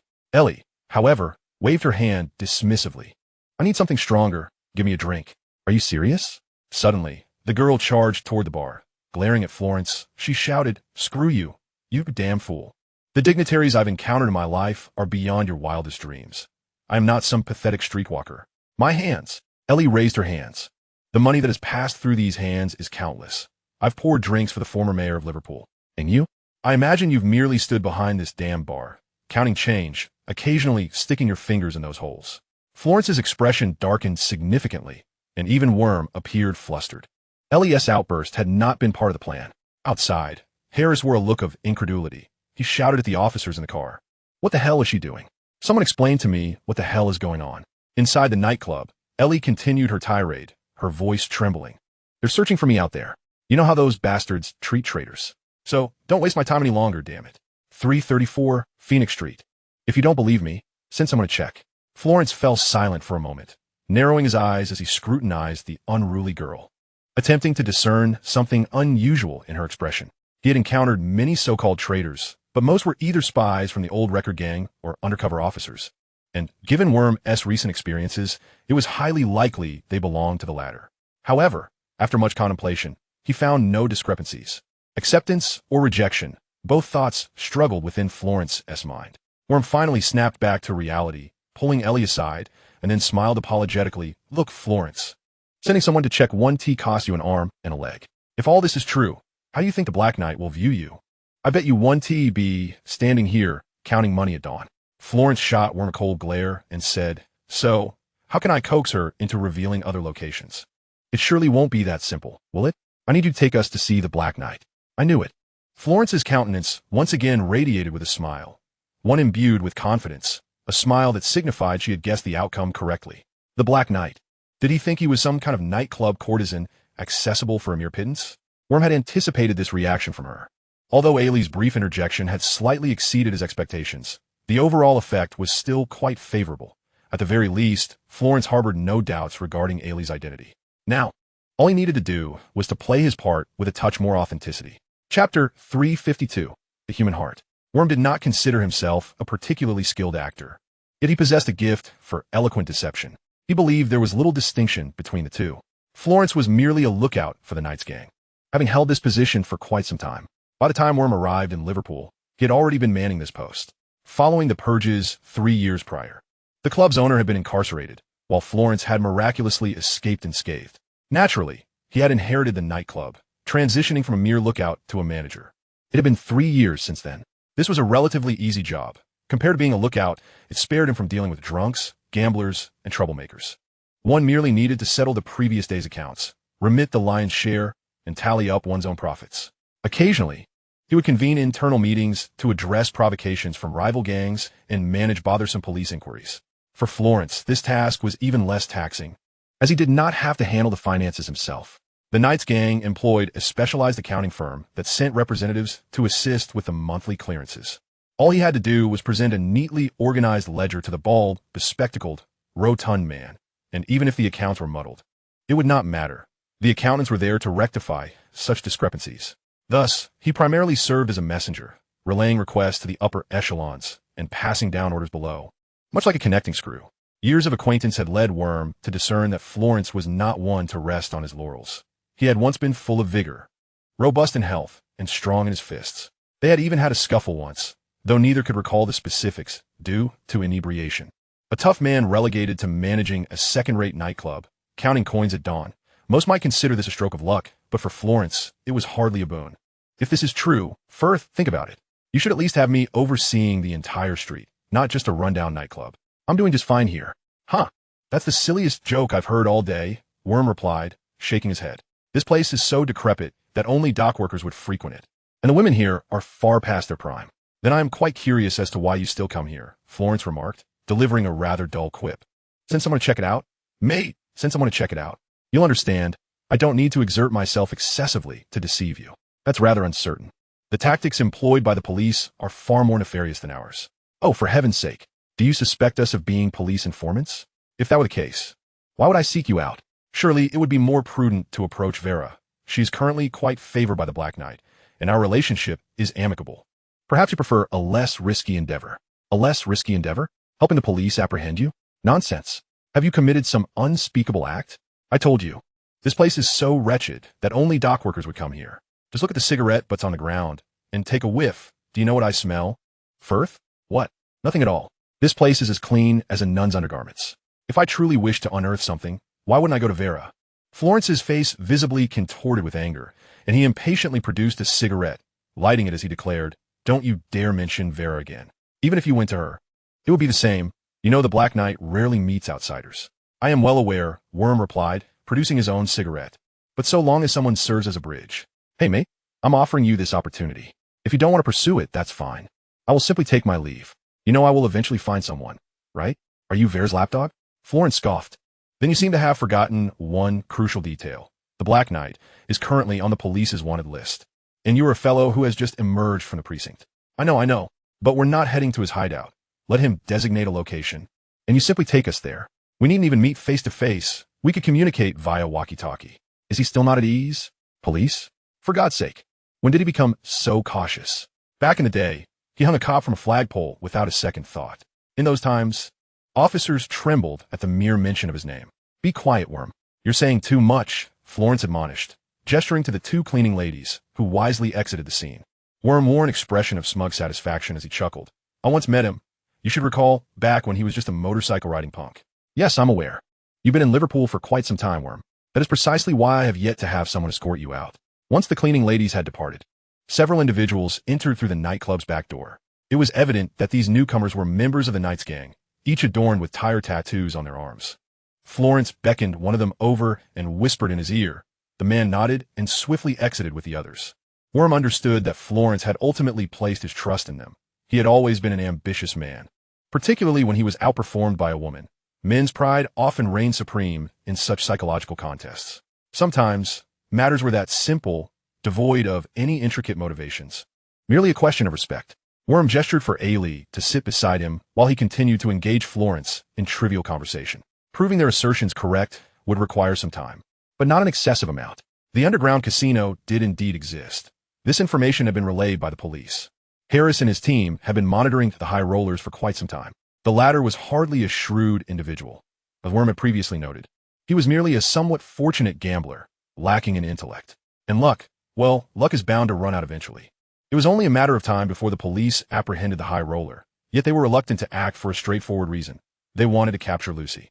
The mess left behind 3 years prior was now due for resolution, despite the inevitable uproar it would cause among the upper echelons. However, the new police chief hailed from a military background and was a bona fide Northern Irishman, unafraid of authority, a trait that was clearly evident in him, especially given his numerous connections in Northern Ireland's political sphere. The entire situation would encounter some obstacles, and one might say it would face significant hurdles. This newly appointed chief might temporarily compromise, but the outcome would remain unchanged. It would merely be a matter of how much time was consumed in the process. Thus, when Harris learned of this plan, he was more than willing to share their investigative findings, albeit only with Ailey. Worm was unaware of these details, nor did he need to be. His task was simply to persuade Florence, and once they encountered the Black Knight, Ailey would adeptly handle the situation. Chapter 353. Hardship. The first part of a person to age is their eyes. Xing Ze had heard this saying from somewhere, and though he had not believed it in his youth, with the passage of time, he now found it to resonate deeply. After nearly 3 hours of driving, he arrived in the small town of Bicester, utterly fatigued.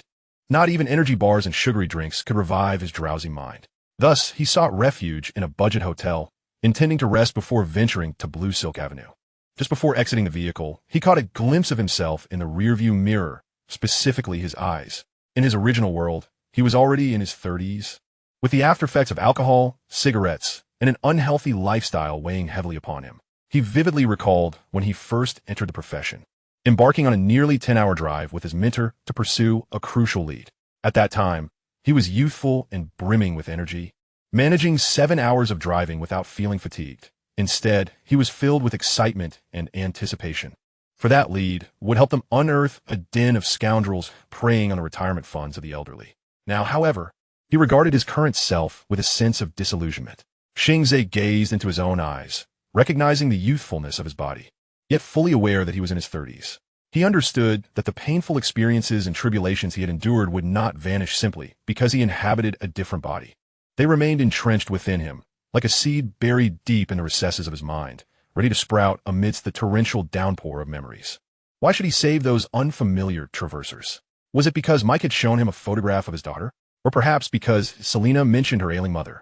It was likely none of those reasons. He merely sought to demonstrate, in this clumsy manner, that he still possessed a semblance of humanity. After enduring a series of distressing events, he had grown increasingly disillusioned and indifferent toward the world. With each investigation, his resort to extrajudicial measures and violence had become ever more unrestrained. Xing Ze recognized that one day, he would become an irredeemable monster, akin to those he hunted. Those who tread the path of darkness would inevitably be consumed by it. He adjusted the rearview mirror, feeling the weight of past events bearing down upon his shoulders. The shadows of his past loomed in his eyes, lifeless as a stagnant swamp, unable to ripple even with the slightest disturbance. Why pursue this line of work? He questioned himself. This time, an answer seemed to present itself, because he knew not how to do anything else. Why pursue this line of work? He asked himself again. Because it was the only way he could find meaning in his existence. Why pursue this line of work? The girl inquired. Xing Ze offered no response, instead gently stroking her hair. Then, he exited the vehicle, stepping into the quaint streets of Brycester as the sun dipped below the horizon. Florence's subordinates returned with news, good news. He glanced at Worm, who sat not far away, in disbelief. To him, this individual appeared to be a pitiful soul mired in despair, grasping at any chance for salvation. He deemed the news to be mostly false, yet he wished to tempt fate. After all, there were others willing to run errands. He was merely wasting a morning. Over the past 3 years, he had lost count of how many such mornings he had squandered. However, today, the situation grew intriguing. As it seemed his lost luck had returned, Florence gestured to his subordinates, who obediently stepped aside. The cleaning staff were completing the final touches of their duties in the lobby, mopping the floors before transitioning to the restrooms. Typically a disaster area, requiring significant effort to clean. Florence secured the ledger in his drawer. Despite his excitement, he was not reckless. He poured himself a glass of dark, frothy Guinness and a small measure of rum. With these 2 offerings, he approached Worm and the girl. "Ah, it seems you remember my drink of choice," Worm remarked, taking a hearty swig of the beer and wiping the foam from his mouth. "Delightful. I've been parched for ages. My apologies, my friend. There has been much to attend to, and I am no professional bartender," Florence replied. Ellie, holding the small glass, took a tentative sip, closed her eyes, and exhaled, awaiting Worm's words. He did not keep her waiting long. "So, have you sent someone to investigate?" "Yes. I presume the results are favorable," Worm indicated, raising his beer. Florence dragged a chair closer, lit a cigarette, and placed the lighter and pack on the table, nearer to the girl. "Worm, old pal, you always seem to have the luck of the draw. Tell me, aside from meeting the Black Knight, what would compel you to speak?" Worm took his time to respond, savoring his beer before finally saying, "Trust me, Florence, our stance is resolute." "Why? Why must you speak with him?" "You know I have the authority to act on his behalf in certain matters." "A strike against 3 underground casinos belonging to the old record gang?" Worm lowered his voice. "Oh no, my friend, I don't believe you have the authority to make that decision. I can relay your intentions. Such matters are best discussed in person. Who knows if a message might be miscommunicated? You don't trust me? Haha. As you previously stated, in this line of work, there are no friends, only interests." Florence's brow furrowed in frustration. He truly lacked the manpower and authority to strike against 3 underground casinos simultaneously. Even the Black Knight would require further discussions with higher-ups. Yet the temptation was too great. Had it involved any other casinos, Florence might not have been so invested, but these belonged to the old record gang, the only faction capable of shaking their foundation. If all this were true, and not merely a ruse on their part or a trap set by the police, then the Black Knight would surely be elated, and he would attain a status and recognition akin to that of Vera. But if this was merely a falsehood, and the girl knew only one location, serving as bait to lure in the Black Knight, disaster would surely follow. Tick-tock, tick-tock, tick-tock. "Florence, you are aware that their cash transport schedule is quite precise," he said solemnly. "This risk is too great. I cannot fully trust you, Worm. Had it been before, I would have informed the Black Knight, but now, you have just emerged from custody. I cannot take that risk. It is quite possible you have reached some agreement with the police. I mean, they often do such things, don't they? Offer you a little something and expect you to divulge everything. Heaven knows if that is how you found your freedom." Chapter 354, Negotiations. Florence was not a complete fool. Much to Worm's astonishment, 3 years of management experience had perhaps sharpened what was once a dull intellect. But when did this transformation occur? Worm pondered, for he had never noticed it. To him, Florence had merely been a brutish overseer, a man of muscle devoid of wit. Yet now, this muscle-bound brute was articulating points that left Worm at a loss for rebuttal. His vigilance overshadowed his own pride, and it was no wonder the Black Knight valued him. After taking a delicate sip of her drink, Worm pointed at Ellie and remarked, "Police personnel, ha, furs. Look at her. Do you truly believe she resembles someone sent by the police?" "I don't know." The barbarian once again steered the conversation into a dead end. Ellie, sensing Worm's discomfort, set down her glass, reached for a cigarette, and lit it, exhaling a plume of white smoke. "Heavens, why are we wasting time here? I previously mentioned that we ought to seek out Vera." Worm paused momentarily, but soon grasped the situation and curtly commanded, "Shut your mouth, damn it. Vera is not a viable option. Allow me to speak. Everything will proceed according to my lead. Trust me, you will not encounter any trouble." "I will not encounter trouble?" Ellie scoffed, rising from her seat and adjusting her attire. "You men are all worthless. I am truly foolish for believing you. I will go see Vera myself." No sooner had she taken a few steps away from her seat than Florence's henchmen encircled her, and the atmosphere grew decidedly tense. The astute cleaning ladies hurriedly departed with their implements, leaving the hall only partially tidied, but that no longer mattered. Ellie nervously retreated a few paces, her voice trembling as she inquired, "What does this mean?" "I fear I cannot permit you to leave," Florence replied coldly. "Forget about that wench Vera. I can assist you just as well." Ellie's chest heaved violently as she begrudgingly returned to her seat, glaring at Worm, seeking an explanation. Worm continued to sip his drink leisurely, internally marveling at Ellie's performance while also contemplating a strategy. "You had no other choice when you approached me," he said, his tone laced with resignation. "You." Ellie seethed through clenched teeth. In the nearby parking lot, Harris rubbed his hands together anxiously inside the car. The situation within the nightclub seemed far from promising, as it appeared they could not sway Florence. After much hesitation, he exited the vehicle and approached a phone booth on the street, dialing an emergency number. Ellie had yet to utter the safety word, so he needed to consult Ruben. "It's me, what's the matter? Things feel somewhat amiss." Harris gazed at the intersection leading to the nightclub. "Should we prepare the wolves?" Has she said the safety word? "No, not yet." "What about the other safety word? Are you referring to the alligator in the sewer?" "Yes, not that either." "Then we wait." Ruben's tone remained calm. Harris could not comprehend the source of his superior's composure. As the on-site commander, he was tasked with assessing the situation. The emergency team would require at least 5 minutes to storm the nightclub from another intersection, and anything could transpire in those 5 minutes. Generally speaking, when the situation appeared precarious, he would preemptively ready the emergency team. Harris exhaled sharply. "I don't trust that individual." There was a moment of silence on the line before Ruben's voice returned. "We are not to place our faith in him. Remain on standby." Orders were orders. With no other recourse, Harris hung up and returned to the car, where his fellow detective inquired, "What is the situation?" "Continue to stand by." "Any developments inside?" "Same as before. They're still talking." Inside the nightclub, Florence's patience was wearing thin. Frankly, he could easily take the girl down to the basement and extract what he desired through coercion. However, with Worm present, he could not proceed in such a manner. This man had navigated the treacherous waters of Liverpool for years, possessing extensive connections, and had always been known for his neutrality. Offending him was tantamount to offending the myriad gangs and factions in Liverpool. Moreover, he held crucial information that, if endangered, would promptly reach your adversaries. It was precisely for this reason that he had managed to remain in Liverpool for so long and had evaded repercussions even after several police encounters. Florence feared this very possibility. He dreaded that Worm's emergence was the result of a deal with the police, specifically with the Knights gang. Thus, he hesitated to make a decisive move, even in the face of the tantalizing information presented by the other party. "Mate," Worm whispered, "do you think we only have a trivial amount of information? Just let me make a call to the Black Knight." "He'll understand. It's just a phone call." The call could be intercepted and traced. Florence shook his head, dismissing the proposal. "No matter what you have 2 choices.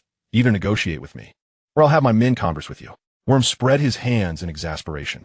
"Damn it. Where did you hear that calls could be traced and intercepted? Those are altered lines. Hell, is your phone compromised? Besides the casino, there are other matters concerning the old record gang. You cannot make this decision, Florence, trust me. Let me speak with the Black Knight." After a brief silence, Worm could not restrain himself any longer. "Listen, I cannot allow you to take all the credit. The information originates from this girl, and I have gone to great lengths to bring her to your territory. God knows what I sacrificed for it. Do you think I ended up in the clink for nothing? They say the police found your fence. Oh, come now. How long have you known me? Furs? Do I strike you as that careless? That fence is situated within the old record gang's territory. Now, do you comprehend what I'm alluding to?" The nightclub owner furrowed his brow. Despite his efforts to mask his confusion, Worm discerned that he had not grasped the situation at all. All right. Have your men step back. There is ample space here. Why must they crowd me? I can hardly breathe." Florence waved his hand, and his men retreated. Only then did Worm murmur, "I lent her a hand," thus offending the old record gang. "This girl knows a great deal about their affairs. The high roller is a fool, and enough drink will have him spilling secrets, particularly in bed." At this, Worm glanced at Florence, who wore an expression of increased perplexity on his beefy face. Perhaps he was overthinking, Worm mused internally. He was still as foolish as ever. "The old record gang has divulged my fencing location to the police, attempting to force me to relinquish this girl. Now do you understand?" Chapter 355, The Death Knight. If that is indeed the case, then much becomes clearer.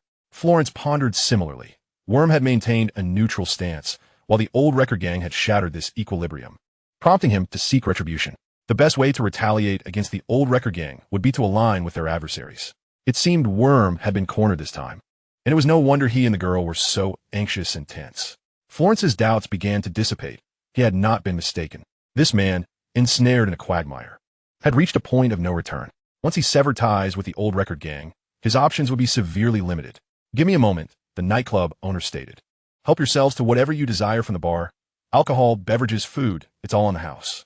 I need to think about this." With that, he rose and made his way to his office. Ellie extinguished her cigarette, having barely taken a few puffs. During her time at Nilmungard, she had dabbled in smoking out of mere curiosity, but she had quickly quit. In comparison to nicotine, she finds greater delight in confections. The sugar invigorates her spirit.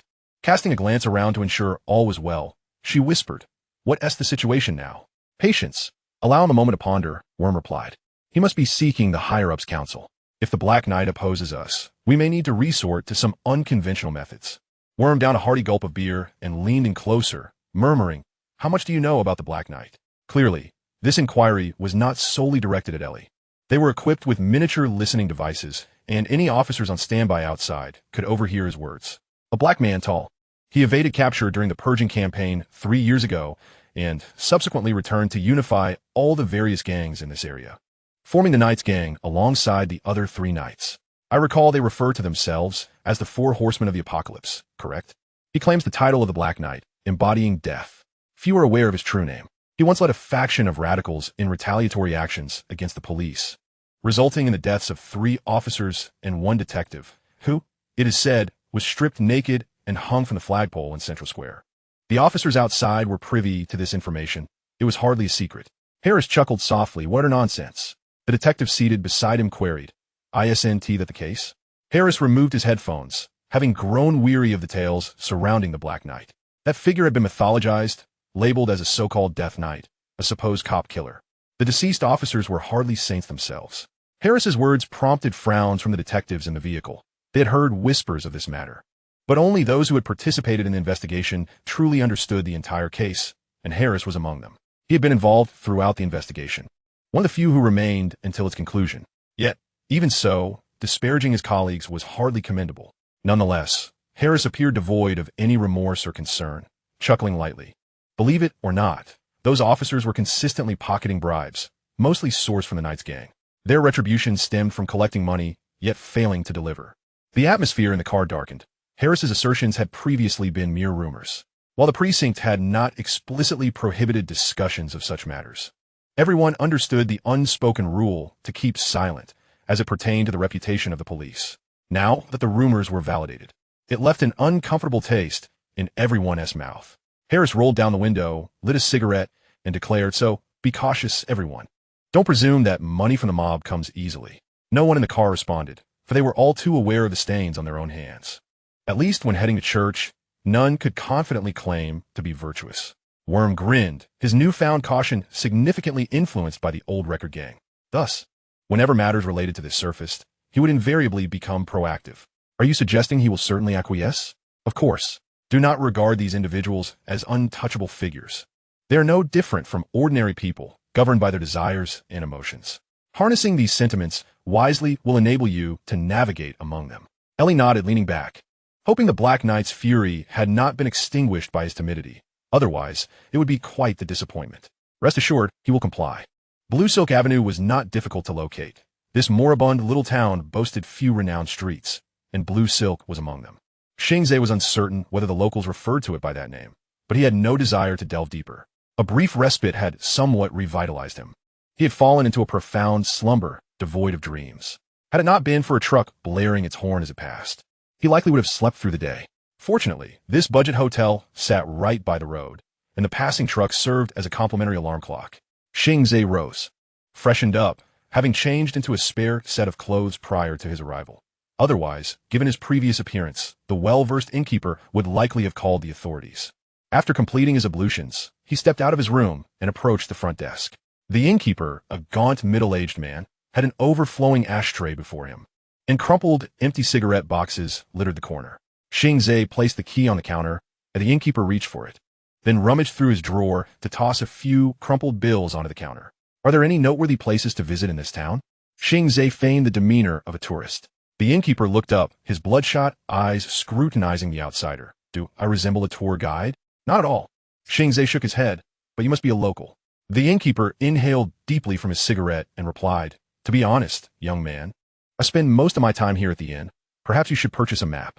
Very well. Xing Ze shrugged. I'm looking for Blue Silk Avenue. Do you know where it is? Turn right when you exit. Follow the road until you hit the traffic lights. Then take a left. You'll see a shopping mall. Keep going until you spot the church. Then take the side road, and you'll arrive. Sounds like you don't spend all your time here either. You see. That's where the Town S apartments are. I buried my mother there last year. Xing Ze offered an awkward smile. My condolences. After saying this, he took his change and quickly exited the inn. Outside, clouds gathered in the sky, the sunshine obscured, and a damp, briny scent filled the air. Rain was imminent. Xing Ze thought, likely a thunderstorm. He settled into his vehicle, and raindrops pelted the windshield, splattering, followed by a few rumbles of thunder as the downpour began. If prediction was accurate, it was indeed raining. Chapter 356, The Isolated Town. During surveillance, one must allow their thoughts to wander. Otherwise, the tedium can drive one mad. Yet, one must also learn to rein in their focus, so that when something warranting attention arises, they can center their thoughts accordingly. This was the insight Xing Ze had gleaned. The thunderstorm persisted for half an hour, and he arrived at Blue Silk Avenue just past noon. This area appeared to be on the outskirts of the town, predominantly featuring standalone residences. Number 290, on Blue Silk Avenue, was a modest house. The apple tree in the front yard had withered, and a window on the second floor was broken. Had it not been for the sturdy brass nameplate, Xing Ze might have overlooked this dilapidated dwelling, which showed no signs of habitation. He parked his car along the roadside. Though this street lacked the vibrancy of the town center, it still had some vehicles and residents, and he was not particularly concerned about his car being noticed. Prior to coming here, he had procured water, food, and some essentials, as surveillance was a taxing endeavor, especially when one was unaware of the target's patterns. The sudden stillness granted Xing Ze a moment for contemplation. The storm had dissipated some heat, refreshing his mind. Yet once the sun emerged, the weather would likely become stifling again, perhaps even more so than before. The house remained quiet. All the windows directly in front drawn with curtains, and the sides presumably the same, as there was no reason not to close them. Throughout his journey, the most prominent impression the town, rife with peculiar rumors, left on Xing Ze was one of silence and seclusion. There were indeed people on the streets, but most were likely locals.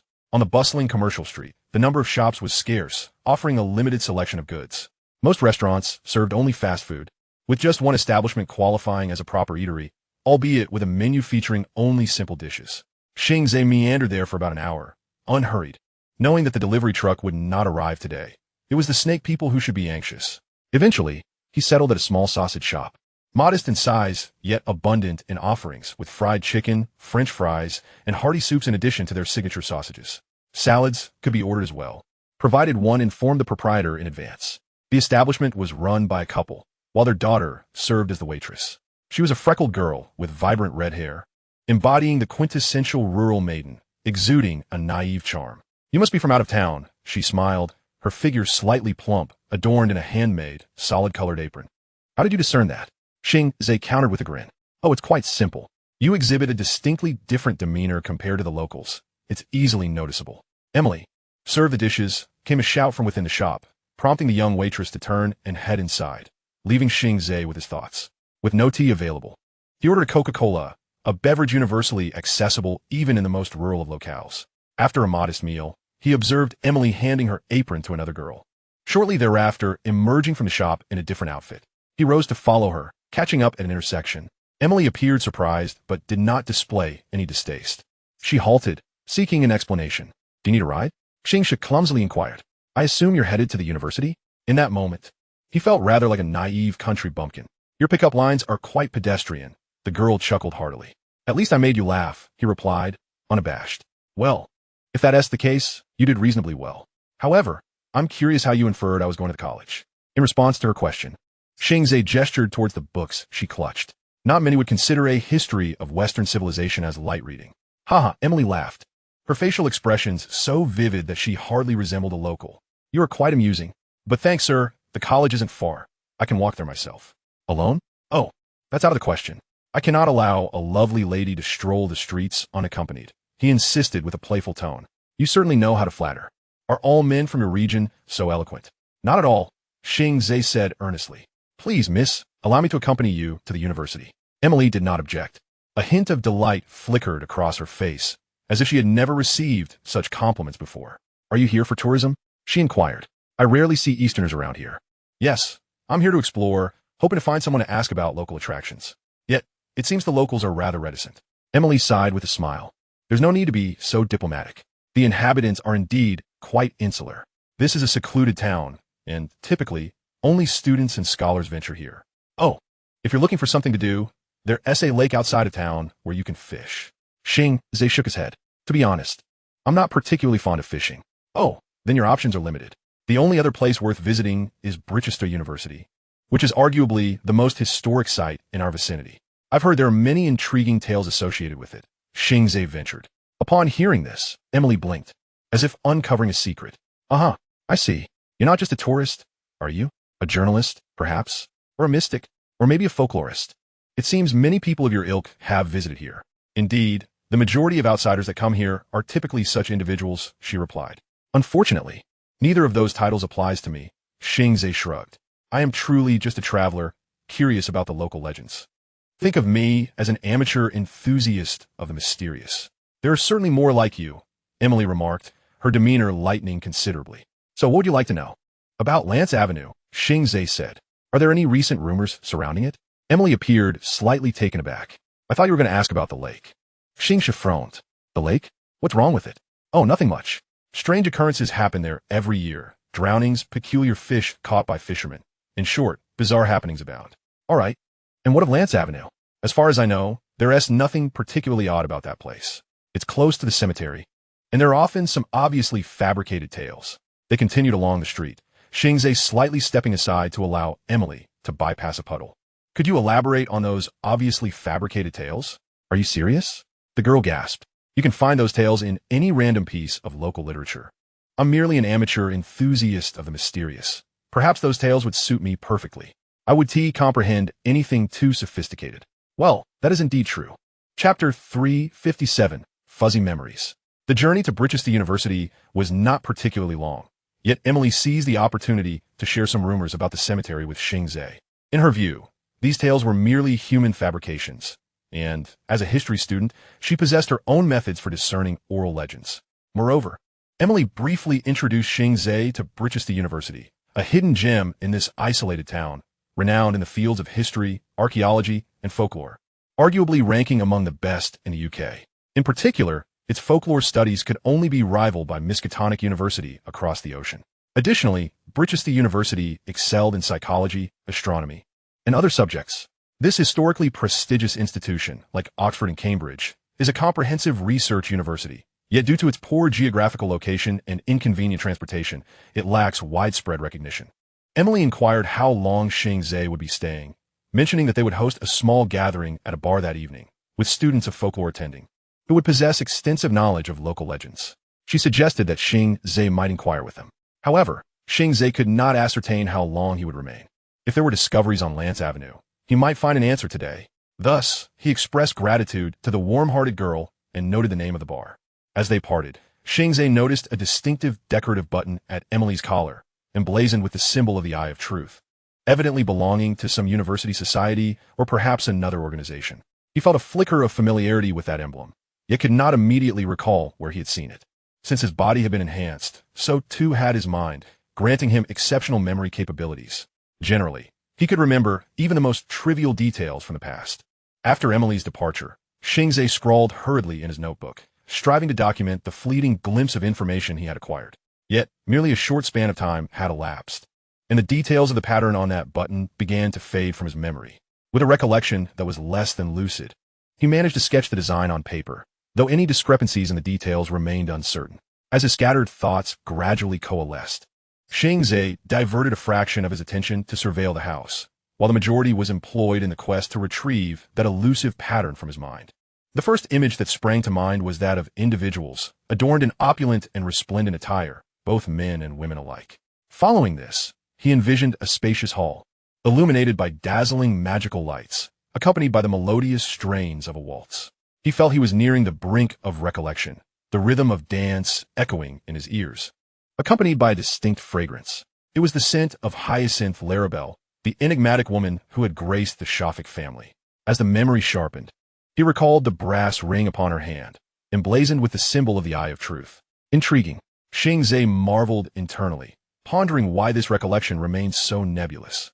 After much contemplation, he arrived at a conclusion. The pattern was undoubtedly ensorcelled, a common forgetting spell, capable of rendering one oblivious to the design after a certain period. Though the spell itself was not uncommon, the magical script etched into the pattern was decidedly complex. This principle was akin to the defensive enchantments woven into magical robes, requiring specialized means to achieve. Coupled with Emily's composure in the presence of Xing Ze, an outsider, especially one hailing from the east, this seemingly unassuming country girl appeared far from ordinary. For the moment, Xing Ze chose to set aside these musings and redirected his focus to his notes, endeavoring to organize the rumors he had gathered, hoping to unearth some valuable information therein. Should progress remain elusive, he would need to devise alternative strategies. Perhaps the locals might possess insights regarding the house, and his status as a police officer could prove advantageous. Florence returned, wearing a countenance that was both jubilant and grave. He was a man incapable of concealing his delight, a fact well understood by Worm. "Very well, the Black Knight has agreed to meet with you," Worm proclaimed, draining the last of his drink, and addressing Ellie with a smirk. "What did I tell you, my dear? Everything is in my hands." Ellie maintained her stern expression, inquiring, "Where shall we convene?" At this, Florence feigned suspense, gesturing towards the two of them. "Aren't you feeling warm?" Ellie was perplexed by his insinuation, but Worm stood up and replied, "Indeed, it is quite hot. I'm already sweating." With that, he began to shed his shirt and trousers. The young lady furrowed her brow, casting a puzzled glance in his direction, evidently in urgent need of an explanation. "Undress, woman. It is a necessary procedure," Worm stated, "to ensure we are not carrying any listening devices." "I have no intention of entering stark naked," Ellie resolutely declined. Florence gestured to a subordinate nearby, who promptly entered the inner room, and then inquired, "Had you not provided a correct address, I would have doubted your profession as a teller. Do you not undergo inspections when entering and exiting?" Ellie shrugged, replying, "Of course we are checked, but at least they offer me a garment, unlike him. Rest assured, there will be clothing provided. I will supply you with attire." Florence retorted coolly, his tone laced with hesitation, as if contemplating the soundness of his decision. Before he could reconsider, Ellie decisively removed her garments, retaining only her undergarments. Satisfied?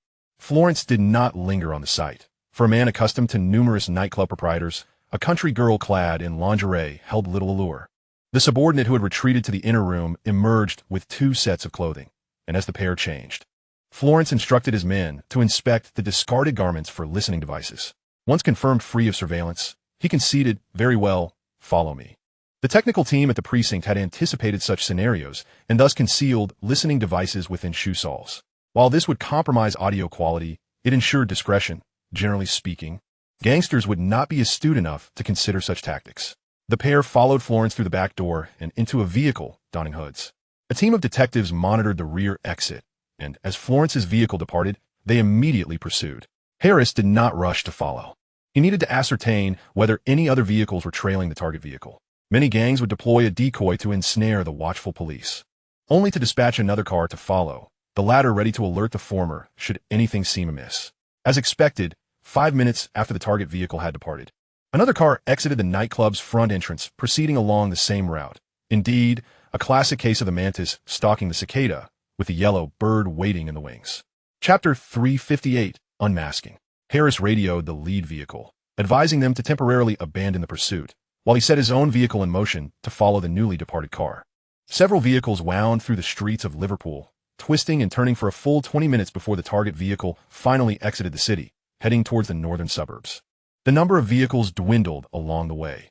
Harris recognized that continuing the chase would draw undue attention. The previous 20 minutes had likely been employed by the gang to ascertain whether they were being tracked. Fortunately, they had deployed ample police resources, with patrolling officers serving as their eyes and ears. Should a vehicle follow too closely for too long, another would be dispatched to keep watch. Over the course of 20 minutes, they had switched vehicles 3 times, the gang's cautious demeanor placing considerable pressure on law enforcement. Just as Harris contemplated requesting vehicle support from headquarters, the gang's members exited the city limits, a most fortuitous development. This time, Harris personally followed. 15 minutes later, the 2 lead vehicles turned onto a country lane. It was clear that further pursuit would be unwise. Harris halted at the lane's entrance, using his radio to contact headquarters, requesting a nearby map to discern the destination of this road. As the police speculated on the gang's movements, Florence urged his men to accelerate. In no time, they departed the small lane and transitioned onto another road. After proceeding for approximately 10 minutes, the two vehicles arrived at an abandoned building in the countryside, where Ellie and Worm were instructed to disembark. As the hoods were removed, the harsh light compelled the young lady to squint, and her mood was far from pleasant. While she lacked the innate instincts of a wizarding aristocrat, anyone would feel irritable after being blindfolded and spun around for so long. Worm, noting Ellie's expression, understood the consequences of inciting the ire of this sorceress, and thus approached her, advising, "Calm down, we are nearly there. Breathe deeply. Silence." Ellie shot him a glare. She was well aware of how to manage her emotions. During her time in prison, her great-aunt had taught her the crucial lesson of emotional control. After a few breaths, Ellie extinguished her inner fury, surveying their surroundings within the desolate, abandoned building. Florence's four subordinates regarded them, while the remainder followed him inside. This place was intended to be developed into a hotel, Worm explained, but the investors fled. "Have you been here before?" Ellie inquired. "No, I have previously delivered goods to the foreman of the construction crew. That wretched scoundrel still owes me 3,000 pounds. If I ever find him, I shall take a finger from him." "Well, good luck with that." Ellie gestured with her chin, indicating that the big player had arrived. It was time for your performance. Florence emerged from within, accompanied by a tall black man wearing half a mask, who walked directly up to Worm and Ellie. "So, enlighten me. What do you truly know?" The man inquired in a deep voice, his words somewhat muffled by the mask. "Hey," Worm feigned a silly demeanor. "I've long wanted to meet you, Black Knight. Your reputation endures, attracting a plethora of fools who attempt to imitate you each year." The Black Knight chuckled lightly and asked, "What do they imitate about me?" "Killing cops," Worm replied. "I admire their audacity." The Black Knight gestured to his mask. "I once stripped a scoundrel bear and hung him from a flagpole, but I paid a heavy price for it." "The old record gang, I presume?" Worm interjected. "No, you do not comprehend," the Black Knight interrupted. "They intended to burn me alive, yet I miraculously escaped and have been seeking an opportunity ever since." "The big player? He is not my primary target for revenge, but he is certainly not without merit." "Who is your primary target?" Ellie asked. The Black Knight turned his gaze towards the lady, grinning broadly. "Who else from the old record gang is adept at making bombs?" "Ah, the fat man," Worm interjected. "I've never been fond of that lunatic." Ellie squinted her eyes, suddenly glancing around and realizing something. Meanwhile, Harris listened intently to the radio transmission, his brow furrowing in confusion. "What do you mean that road is a dead end?" "Sir, the end of that road leads to the sea. There's nothing beyond it," the technician assured him from the other end. "And the tracker? Is it still within range?" "Both the listening device and the tracker have lost contact. They are out of range." Harris was taken aback. "What the hell are you saying? Didn't you claim that thing had a coverage radius of nearly half of Liverpool? They vanished for just 10 minutes. Has it really taken them that long to leave Liverpool?" "Sir, the technician began, but was interrupted by Reuben's voice crackling over the radio. "Harris, it's me. I need an explanation. Reuben, did you see them get into the car? Are you suggesting we misidentified them?" "Calm down, Harris. I merely confirm. Tell me, did you indeed see them get into the vehicle?" Harris took a deep breath and replied, "Yes, damn it. My men saw them get into the car." "Excellent. Then continue to stand by." "Continue to stand by? What does that mean?" "Reuben, are you confused? We've lost them. We need to locate them now. Don't fret. They will show up. Have your men return to the nightclub and keep watching." "Trust me, Harris." Despite his confusion regarding the situation, Harris acquiesced, dispatching a vehicle to scout the small road in hopes of uncovering something. At the same time, Ellie looked up, her gaze settling once more on the Black Knight. And she suddenly sneered, "Fat man, what did he do to you?" The Black Knight cast a disgruntled look at Ellie, and Worm, noticing, was about to intervene when he saw Ellie raise her hand to halt him. "Let me guess, he blew up your motorcycle, didn't he? Right in your own warehouse. The bomb nearly cost you your life, yet you survived. Though, it seems you're not living quite as grandly as before," Ellie remarked, a smirk playing on her lips. "What are you talking about?" Worm exclaimed, his heart racing. This was not how the plan was supposed to unfold. It was completely different. The Black Knight remained silent, slowly retreating, as Florence stepped forward from behind him, gesturing for his men to deal with the two. Wait. Worm's words were cut short, as the guards drew their weapons and unleashed a hail of gunfire towards them. Chapter 359, The Four Horsemen. The torrent of bullets did not harm Worm. In fact, they were halted a mere fist distance from him. Ellie, clutching her wand, cast protective spells upon the two before gunfire erupted. Worm exhaled heavily, uncertainly feeling his body, and upon confirming his safety, he felt as though his spine had been removed, leaving him on the verge of collapse. He could not fathom why the sorceress had suddenly lost her mind, provoking the Black Knight. Yet what transpired next astonished him even more. Ellie waved her wand, unleashing a series of spells upon their adversaries, stepping forward with determination towards the Black Knight. Florence, in contrast to his panicked subordinates, displayed remarkable composure, yet his firearm disintegrated before he could fire a single shot, bullets clattering to the ground. Before the nightclub owner could react, a blinding light struck him, sending him flying and crashing right in front of the fleeing Black Knight. The entire sequence unfolded within mere breaths, leaving only the trembling Black Knight and a bewildered Worm at the scene. Cease your pathetic theatrics, Bill. I have no time to indulge you. Worm snapped back to reality, swiftly approaching one of the guards, delivering a kick that knocked the man unconscious and seizing his handgun. With a click, he chambered around and jogged over to Ellie, whispering, "What is the situation now?" "Crocodiles in the sewers." "What the hell does that mean?" Ellie suddenly recalled that this code was meant for Reuben, correcting herself. "They have sorcerers as well." "Damn it." Worm's face reflected his frustration. "It seems my performance has come to an end.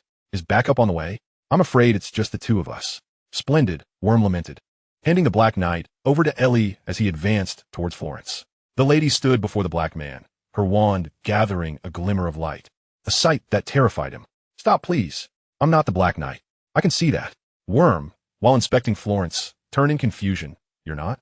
Then who the hell are you? Where's the Black Knight?" I don't know. They've forced me to impersonate the Black Knight," the man implored, collapsing to the ground in desperation.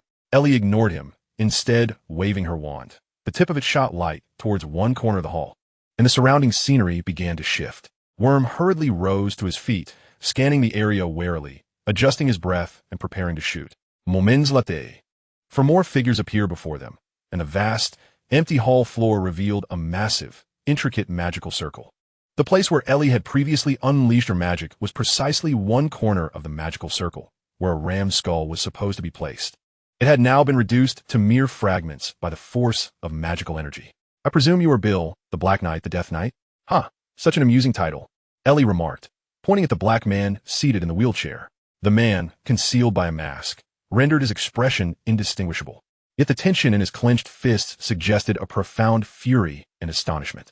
Ellie's attention shifted to the woman behind the wheelchair, clad in a black tank top and tight leather pants, her most striking feature being the long sword sheathed at her waist.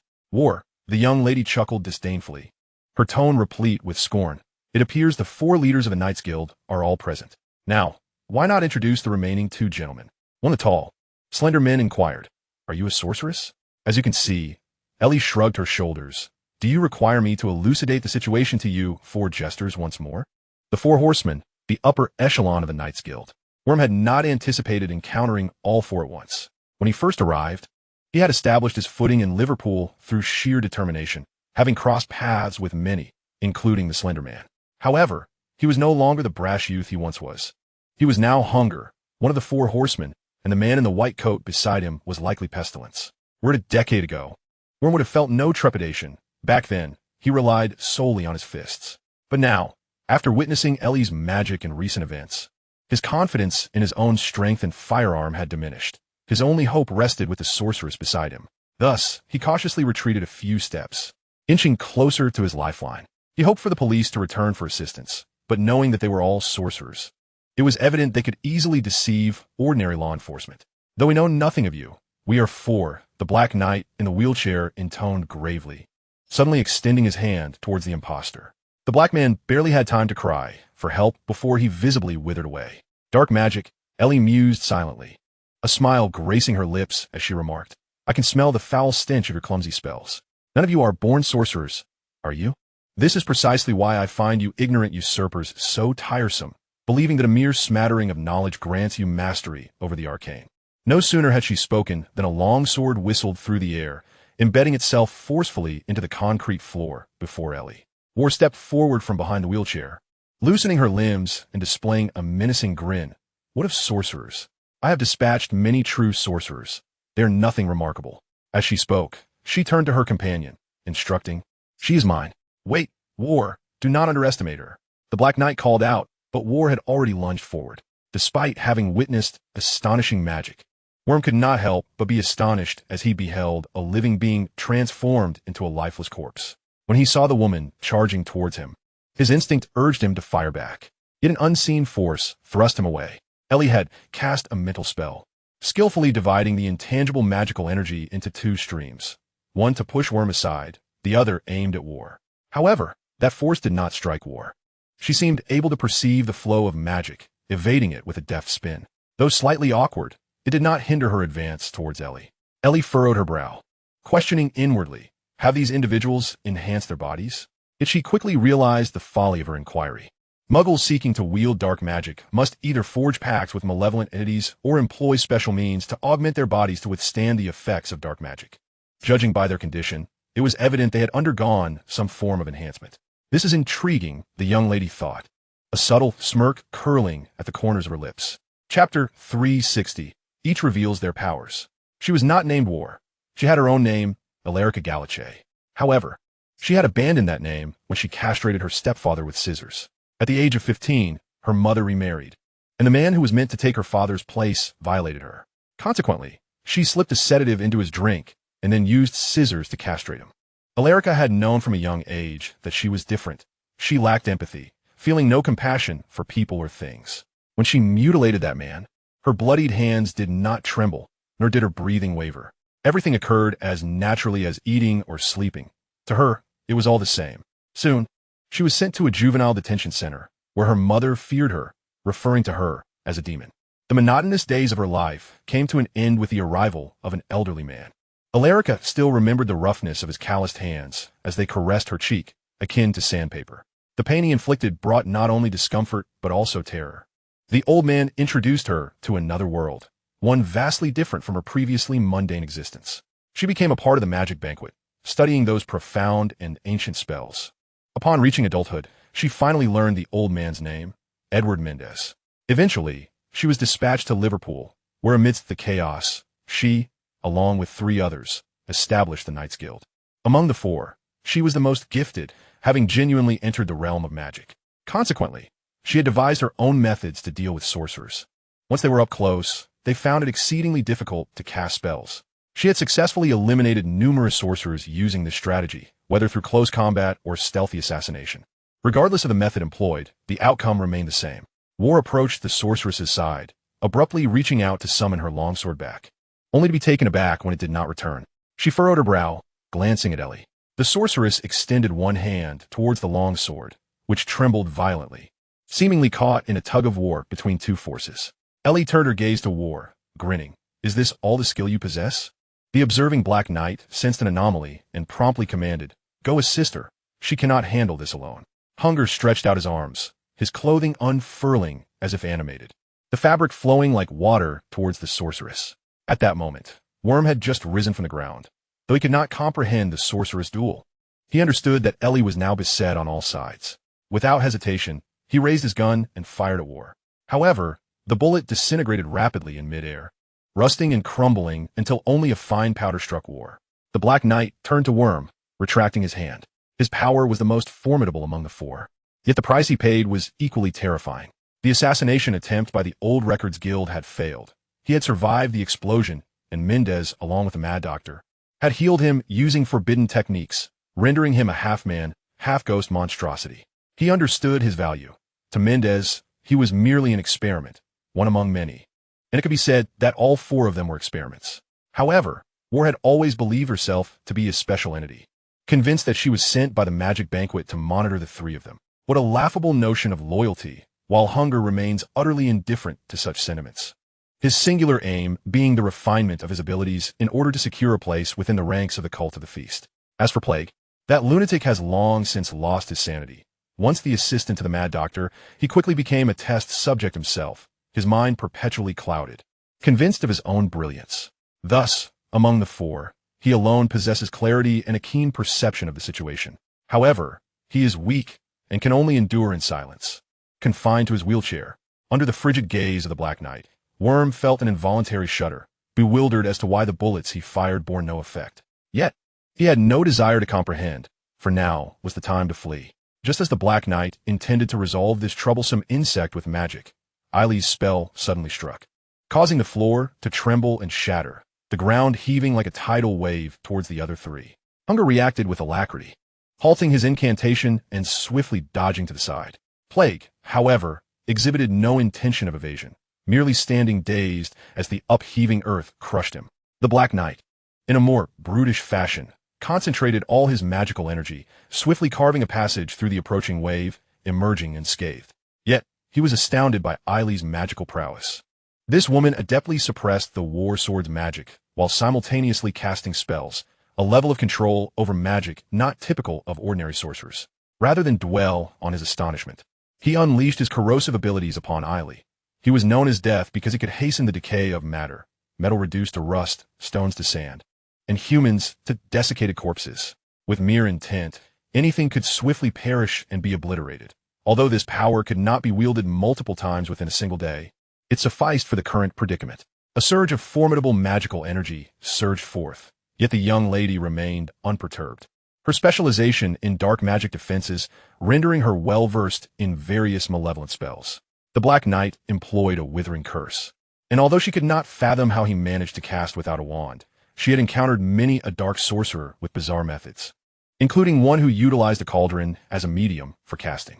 She swiftly recited an incantation, her wand swirling, and soon a counterspell clashed with the incoming magic. The Black Knight, feeling the pressure mount. He had never anticipated his abilities would be thwarted. He had encountered sorcerers before, those proud wielders of wands who would often find their staves reduced to dust, followed by their own demise. Yet for the first time, his powers were blocked and even suppressed by the opposing magic. In dire straits, the Black Knight cast aside his dignity and implored Hunger for assistance. "Quick, lend me your aid." Just as Hunger rose from the ground, the Black Knight's call was unnecessary. He lunged towards Eileen, his chest unfolding in a bizarre manner, transforming into a membrane intended to envelop her entirely. The deafening crack of gunfire halted Hunger in his tracks, 2 bullets striking his chest while another pierced his thigh. Turning his grotesque visage, he spotted Worm in the distance, an inferno of rage igniting within him. "Forget him, eliminate the sorceress first," shouted the Black Knight. Yet, Hunger paid no heed. He shifted his focus, recognizing Worm as the man who had once humiliated him before a multitude. Chapter 361. The Reversal. Hatred is a peculiar emotion, capable of driving a person to madness. Such was the case for Hunger at this moment. The man who had fired upon him was none other than the one who had caused him such public disgrace years ago. Since acquiring this unique power, he had dealt with all those who had witnessed the incident. But Worm, now a smuggler entrenched in Liverpool, possessed a particular value that prevented him from acting rashly. However, now that he had allied himself with the police, it signified the shattering of the shield that once protected him. Originally, Hunger had intended to keep him alive for a slow and deliberate demise, but it seemed unnecessary now, as he bore down upon Worm, a creature unrecognizable in his rage. Worm's heart raced with terror, desperately seeking escape. Yet Hunger's expanding form severed all avenues of retreat like a net closing in. With bullets still remaining in his handgun, Worm was uncertain of their effectiveness, but fired a few shots in vain hope. He aimed for Hunger's head, but failed. The bullets merely thudded against the membrane-like body. In a desperate moment, Eileen relinquished control of the long sword, her fingers dancing as she silently cast a spell. Sparks ignited at her fingertips, and upon completion of the incantation, they shot towards Hunger, after which she swiftly raised a hand to deflect the sword that War was bringing down upon her.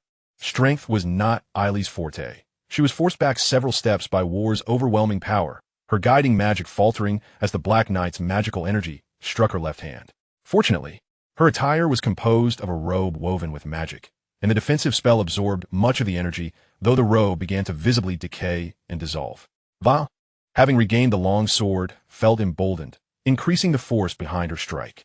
While the long sword could not breach the protective spell, it sufficed to subdue the sorceress until her robe was utterly destroyed, at which point the defensive enchantment would inevitably dissipate. "Is this all you are capable of?" The provocation ignited a fierce anger within the young lady. After all, she was a scion of the Shafiq family, her veins coursing with the blood of an ancient lineage of sorcerers. In that fleeting moment, a myriad of memories flooded her mind.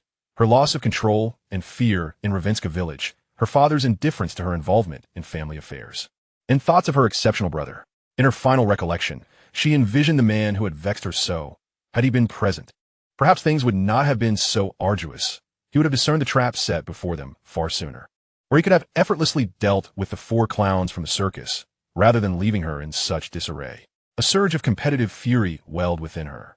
Eileen's expression hardened, her amber eyes glimmering with resolve as she coldly retorted, Do you wish to witness my true capabilities? No sooner had the words left her lips than she flicked her wand, and before War could react, the ground beneath her surged upward, propelling her into the air. Eily reached out to catch the descending magical longsword, her wand swiftly gliding along the blade before she hurled it fiercely towards the Black Knight. Seizing the opportunity, while Eily was preoccupied with War, the Black Knight launched a sudden attack. Yet he was unprepared for the swiftness and ferocity of the sorceress's counter. The long sword sliced through his magical energy, the protective spell cast upon the blade exhibiting formidable resistance against the dark magic. Even as the Black Knight summoned all his energy, the sword pierced through his left shoulder, the remaining force knocking him from his wheelchair to the ground. Eily showed no signs of stopping. She turned around to see Hunger, now extinguishing the flames upon his body. Yet before he could make his next move, several flying steel bars pierced through him. The insatiable Hunger let out a fierce roar, as the steel bars embedded within him began to twist and contort in response to the wand wielded by Eily. In a mere moment, they had transformed into a rudimentary cage, pinning Hunger firmly in place. War, having regained her footing, cast a hurried glance at her companions before picking up a half-brick of cement from the ground and launching an assault from behind Eily. "Watch out," Worm warned. Firing his weapon, 2 bullets were discharged, one of which struck War in the neck, yet it failed to deter her onslaught. War leapt high into the air, her right hand descending with tremendous force, adrenaline coursing through her veins, making her oblivious to the pain radiating from her neck. With a casual flick of her wand, the young lady sent a nearby gang member hurtling through the air, colliding with War before the brick could land on her head. At that very moment, Plague emerged from the ruins, grinning vacantly, as he retrieved a vial from his white coat. In the instant War was sent flying, he hurled the vial towards Ellie's position. Upon hitting the ground, the vial erupted in a cloud of green smoke. Ellie sensed the danger, retreating hastily while casting a protective spell upon herself. Worm, ever astute, immediately dashed towards the exit as the green mist began to billow forth. Fortunately, there was no door in that location, and he sprinted to the opening, turning back to search for Ellie. However, the green fog spread rapidly, and soon Ellie's figure vanished within its depths. "Damn it, why isn't she running?" Worm muttered in confusion. If he wasn't mistaken, the sorceress had not only refrained from fleeing, but had ventured further into the mist. Meanwhile, sitting in the vehicle, Xing Ze sneezed, sensing that someone was cursing him, but he quickly dismissed the thought. The sun had emerged from behind the clouds after the rain, and the moisture on the ground began to evaporate, rendering the air humid and oppressive. Remaining in the car was hardly a wise choice. He needed to step outside for some fresh air and gather information about the house in the vicinity. Resolute, Xing Ze exited the vehicle and strolled along Lance Avenue, seeking a few potential sources of information: a convenience store, a bar, and an old bookstore. Based on past experiences, he opted to visit the convenience store first. The locals here were taciturn and somewhat insular, relegating the bar to his final stop. His identity would only provoke trouble in this area. The convenience store was modest, offering a limited selection of goods. Nothing could be more delightful than sipping an ice-cold cola in the sweltering heat. After receiving the drink from the scrawny proprietor, Xing Ze pondered a non-intrusive opening line. However, before he could utter a word, the elderly owner interjected, "If you don't mind my suggestion, it's better to drink outside." Xing Ze regarded the aged proprietor with curiosity, hoping for an explanation. After a brief silence, the shopkeeper, noticing Xing Ze's lack of intention to leave, brusquely remarked, "We don't take kindly to outsiders here. Is that so?" Xing Ze replied skeptically, "But with the university nearby, there should be quite a few scholars and visitors from outside, no? Universities are one thing, but this is another," the shopkeeper retorted firmly. "This street is the oldest in Brichester, distinct from the rest of the city." "How intriguing. So I'm not allowed to enjoy a simple cola here?" he quipped, feigning amusement. The shopkeeper detected the sarcasm in Xing Ze's tone, but remained composed, merely offering a cold smile in response. "I know your kind all too well." Xing Ze interjected, "I think you don't. If this place is unwelcoming to outsiders, could you explain the trucks that have been frequenting this area?" "Trucks?" The shopkeeper looked perplexed, prompting Xing Ze to elaborate. "Yes, trucks. You know the house at 290 on this street, near the graveyard? It looks like it hasn't been inhabited for ages. I refuse to discuss the residents of this area with an outsider." "Oh, quite the vigilant one," Xing Ze said, sipping his cola. "Yet you refuse to discuss the outsiders residing here. Isn't that contradictory? What are you joking about?" "Those who live there," the shopkeeper suddenly grasped something and hurriedly sealed his lips, a flicker of anger crossing his face. "So close," thought Xing Ze, but he pressed on. "Don't you find it odd? Recently, trucks have been stopping near that house, large and small alike. Am I mistaken? I wouldn't know. Ask elsewhere. There is nothing here for you. Having drained the last of his cola, Xing Ze left the glass bottle on the counter. It seemed the shopkeeper would divulge no further useful information. He contemplated revealing his police badge to encourage cooperation, but realized that even the police couldn't compel someone to speak against their will unless they were under suspicion. The thought dissipated, as he preferred not to reveal his identity and become the talk of the town as an outsider asking too many questions. He exited the convenience store, retracing his steps before slipping into the second-hand bookstore. The air was thick with the musty scent of aging pages, mingling with the faint aroma of leather, likely from the leather-bound tomes lining the shelves. The bookstore owner was a bespectacled gentleman, appearing to be in his 50s, though Xing Ze understood that his actual age was likely far greater. Upon Xing Ze's entrance, the man was engrossed in a hefty tome, the text indecipherable to Xing Ze, likely in ancient foreign language. Feel free to browse. Take your time. No rush. But do be cautious. Some books hold significant history. If that is the case, Xing Ze paused at a bookshelf, aimlessly perusing the titles. Aren't these books being preserved rather carelessly? You seem quite knowledgeable about books. The owner lifted his gaze, appraising Xing Ze briefly before returning to his reading. Interesting, it's rare to see outsiders here, especially an Easterner. Given that, your business must be struggling. I have a supply agreement with the university. Part of the textbooks are provided through me, so I managed to get by. The books in the shop are sold to those who are fated to find them. Xing Ze smiled, retracting his gaze from the shelves to introduce himself. Richard Lee. The bookstore owner closed the hefty book, replying, "Are you here for visit, or perhaps to study?" Visiting, while also gathering local customs and folklore. Folklore? Huh. You've come to the right place. Brichester is brimming with legends. I've heard as much, though the locals don't seem particularly welcoming. Haha. Don't expect the locals to greet you with warmth. They all wear frowns, as if burdened by great troubles. Can you believe it? Even a local broadcaster behaves the same way. I suppose it's due to poor transportation. Xing Ze shrugged. Who knows? I just went to the convenience store for a cola, but the owner didn't want me lingering. Do I look like a local? Riley retorted, removing his glasses and tousling his thick, graying hair. Of course not. The locals aren't as loquacious as you. He chuckled. You're quite amusing, distant guest. Alas, I cannot invite you for a drink. I'm still at work, and the nearest bar wouldn't welcome you. Upon hearing this, Xing Ze suddenly realized something and inquired, "Do they welcome you?" "Not exactly welcoming, just not overly dismissive," Riley replied, stroking his clean-shaven chin thoughtfully. He continued, "The people here seem to possess a peculiar ability to discern whether one is a local at a glance. However, the bars near the university are run by outsiders. You could visit one of those. I might do that someday. But right now, I'm more intrigued by that house." "The house?" Riley queried, confusion crossing his face. 290 Lance Avenue. Do you know to whom that house belongs?" Riley shook his head. "I seldom inquire about the residents nearby, and even if I did, no one would share that information with me." "You mentioned 290? You might have to point it out for me to tell you." Xing Ze approached the bookstore's entrance and gestured in the direction of the house, the one with all the curtains drawn. "Ah, are you referring to the old Kimball residence?" Xing Ze was taken aback, questioning whether he had misheard. "What did you say? Are you saying the owner of that house has the last name Kimball?" "Yes, but the old Kimball has passed away. He was quite the bibliophile in his lifetime, amassing quite a collection." Xing Ze's mind was racing, piecing together the clues. And after a moment, he asked, "What was the full name of the house's owner?" "Why do you want to know that?" Riley noticed something was amiss with Xing Ze and began to feel wary. Sensing Riley's suspicion, Xing Ze presented his badge, stating, "I am investigating a case and hope for your cooperation." Riley took a glance at the badge and nodded. "I never expected you to be a police officer." "Surprised?" Riley chuckled awkwardly. "Well, it's not every day you meet a policeman. Let me see what I can find. He has purchased books from me a few times, and there should be receipts that contain his full name. Please hold on." Chapter 363. All part of the scheme. Xing Ze did not wait long. Riley's ledger was remarkably organized, and before long, he found the name. The previous owner of that house was Douglas Kimball. And now, who resides in that house? Riley pondered for a moment before responding, "I believe his name is Thomas.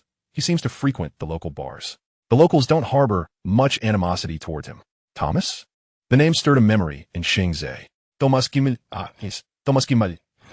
He smiled absent-mindedly, a mix of joy and self-deprecation washing over him. "Damn, how did I not think of this sooner?" The book-losing Thomas. "Arthur Weasley." Riley quietly asked, Are you all right, sir?" "Oh, yes, just recalling some things." Xing Ze replied, "Happy things." At last, The pieces of the puzzle fell into place, he thought. Frank's desire to find Kimball must relate to their dealings, though which one remains uncertain. His previous familiarity with the surname Kimball stemmed from a visit to the Weasley household, where Arthur had mentioned a work-related incident, only naming Thomas to protect the individual involved. Later, when he had been invited to the garage, which also served as Arthur's workspace, he had inadvertently seen a report on the table that bore a complete name, Thomas Kimball. At the time, he had not given it much thought. Reflecting now, he recalled that Arthur had mentioned Thomas once reporting a theft at his home, where several books had gone missing, including many prohibited texts. Does he still live there? Riley hesitated. Are you referring to Thomas or old Kimball? The latter has passed away, or rather, he should be considered missing. Missing? Indeed. He went away in 1943 and never returned. He left a letter stating he wished to bequeath all his possessions to his nephew, which you know is managed by Thomas. You seem quite knowledgeable. Upon hearing Xing Ze's words, Riley raised his hands in surrender. Please don't say that, officer. Your tone makes me feel like a suspect. Almost everyone in Bicester knows about this. Of course, some newcomers might not have heard. Is Kimball that famous? Ah, I've merely heard tales, Riley said with an embarrassed smile. I am quite fond of books. My collection pales in comparison to his. I once had the privilege of visiting his home to deliver books. He invited me in, and my goodness, there was hardly a place to set foot amidst the piles of books. A collector of antiquities, Xing Ze explained. However, Riley seemed to disagree with this characterization, waving his hand. No, I believe alchemist would better suit him. Alchemist? Xing Ze chuckled, though he didn't truly wish to laugh. Arthur had uncovered numerous texts on wizardry and potions at Kimball's residence. It would not be surprising if Douglas Kimball had secretly practiced spells. Yet, as a Muggle police officer, such matters were, of course, unfathomable. Mr. Riley, Xing Ze said earnestly, oh no. Those are merely rumors. I'm not asserting anything. Old Kimball graduated from Bicester, and he joined a school society. The members of that society are rather eccentric, hence the locals refer to them as alchemists. Officer, I assure you, I'm not speaking nonsense. You could inquire with that society, it called.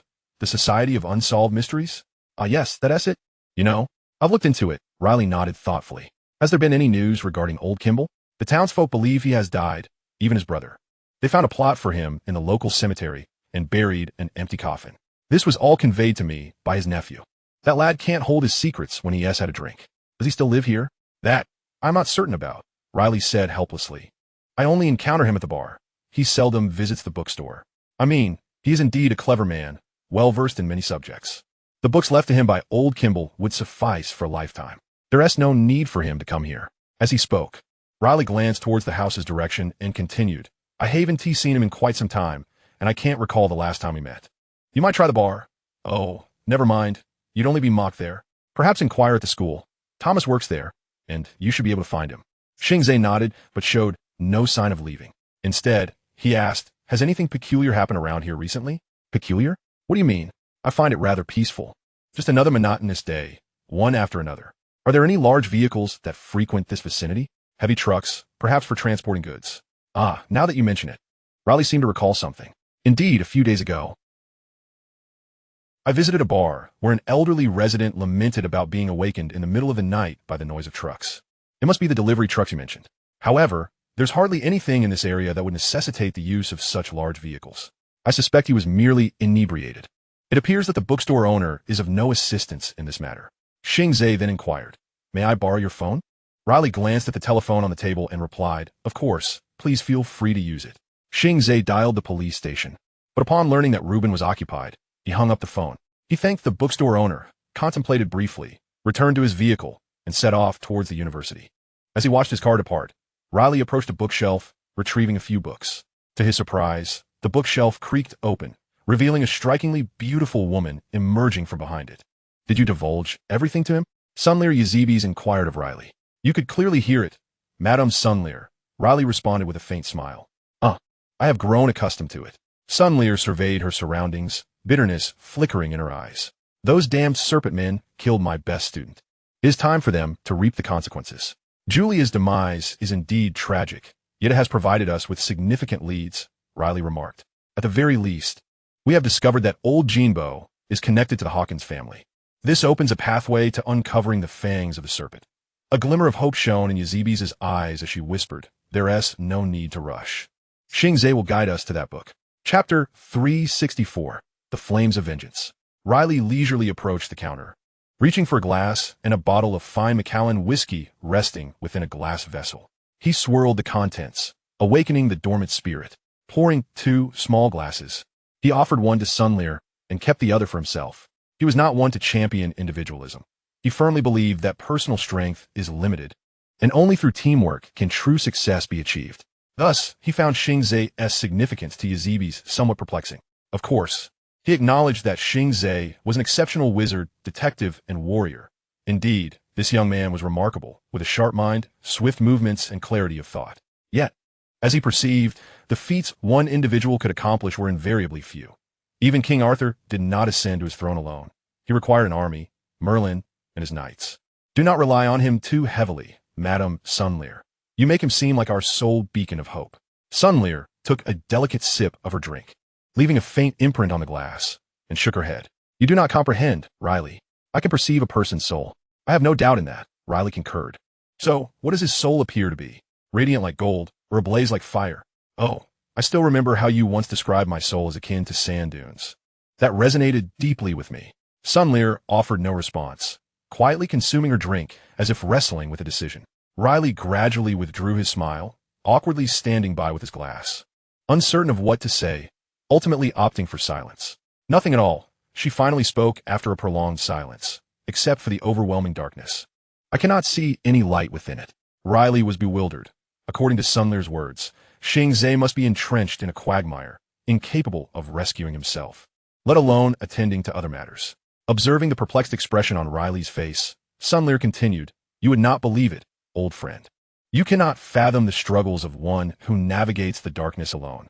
The green mist began to dissipate, and Worm contemplated fleeing, reasoning that neither the police nor Ellie had the time to attend to him.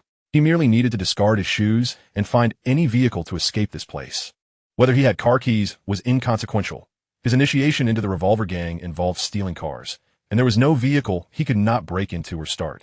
The torment within him did not linger long, and Worm cursed under his breath as he craned his neck to peer inside, hoping to catch a glimpse of Ellie. He did not wish to abandon his companion, as past experiences had instilled in him a reluctance to forsake his allies. At last, the green mist fully dissipated, and Worm spotted that familiar silhouette. He observed as the young lady pinned the Black Knight to the ground, inquiring about something. The previous green mist seemed to have had no effect on her. The other 3 must have seized the opportunity to escape amidst the fog.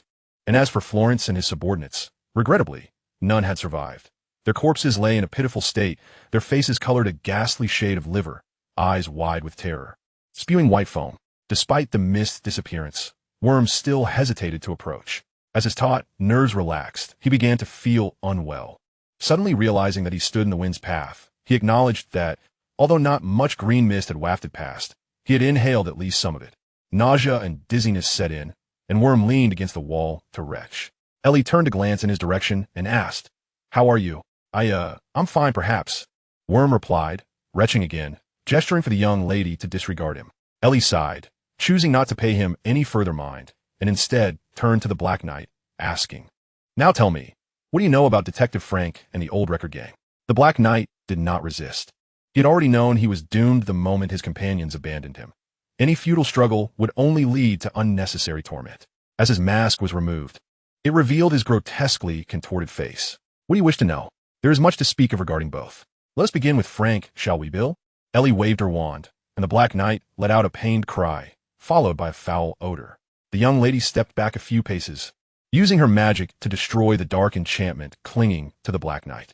This cruel curse would grant an ordinary person magical power, enabling them to cast spells. But the process was excruciating and few muggles could endure it. Destroying the enchantment was not particularly difficult.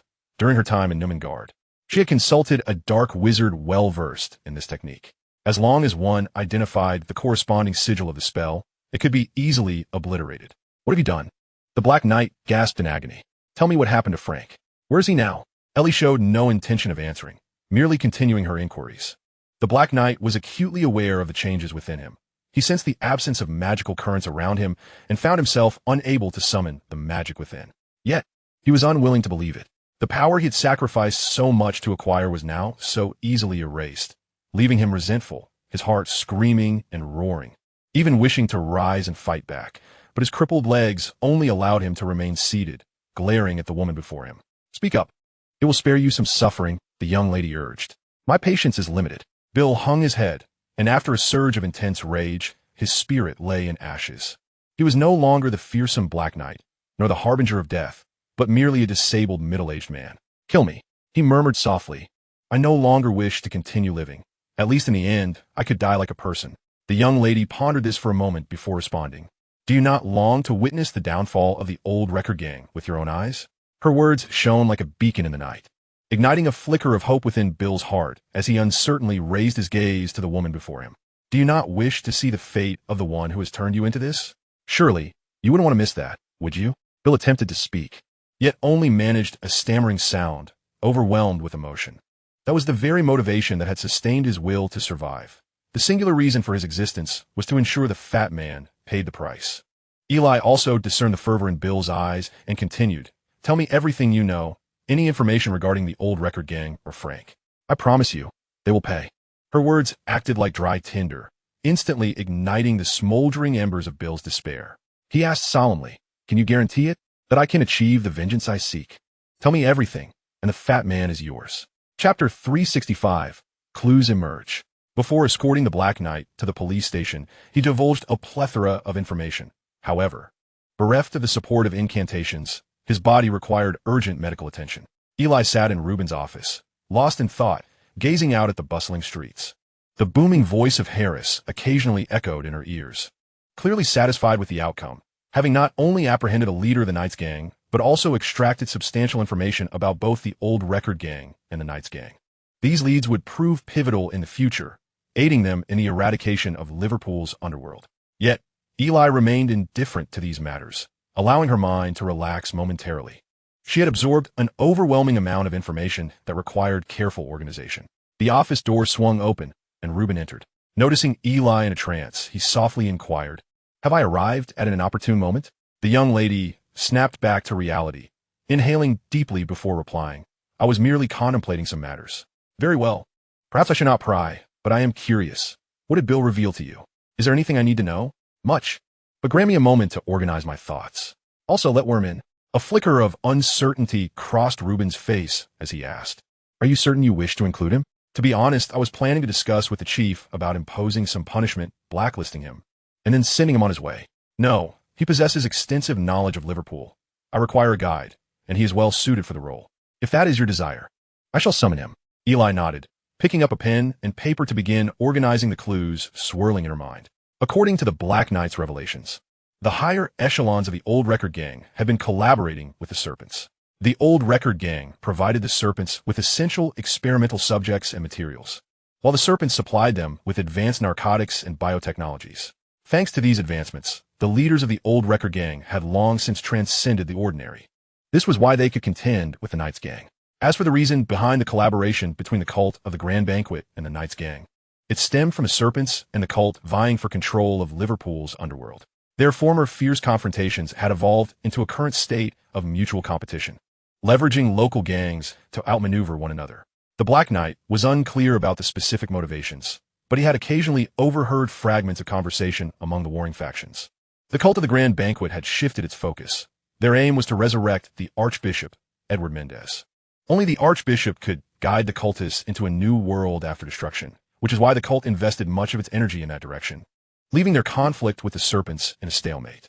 However, recently, Edward Mendez had finally been reborn, no longer appearing as a frail elder, but instead manifesting as a youthful figure within the cult. The fervent followers were, of course, thrilled, especially War, who believed it was time to sound the horn of counterattack. Yet, to their dismay, the Archbishop claimed his body was still imperfect, and after a brief appearance, he vanished from their sight once more. The news of Mendez's resurrection also reached the Serpents, and based on information gathered over recent years, the Black Knight speculated that the Serpents intensified their efforts to gather their lost sacred artifacts following Mendez's revival. According to legend, once they collected all the artifacts, they could regain the favor of their father god, thereby lifting the curse of the Serpent God, i.g. This curse had significantly contributed to the decline of Serpent civilization. The curse had relegated the Serpents to a state of regression, transforming them from a once advanced civilization into mere beasts driven by bloodlust and slaughter. In desperation, These serpents resorted to deep sleep to ensure their lineage could be saved from external threats. When the subject of sacred artifacts arose, Eli's thoughts immediately turned to the Fong of the serpent. Frank had been commissioned to locate the whereabouts of the Fong. Yet he had not anticipated that this book was a serpent artifact. During their investigation, they must have encountered those terrifying creatures, leading to their demise. As for Frank's current whereabouts, the Black Knight remained uncertain. All their sentinels had been eliminated, and the only survivor had returned as a madman, scribbling incomprehensible symbols and words in a psychiatric ward. Fortunately, they still possessed knowledge of Frank's activities prior to his disappearance. As Eli suspected, Frank had also been investigating the nursing home and the homeless shelter, but his team members had recently been frequently visiting an old house located at the assembly dock. The Black Knight had not yet had the opportunity to investigate that old house, as their current focus was primarily on finding a means to heal the Archbishop's body. The serpents were merely one of the myriad threats they faced.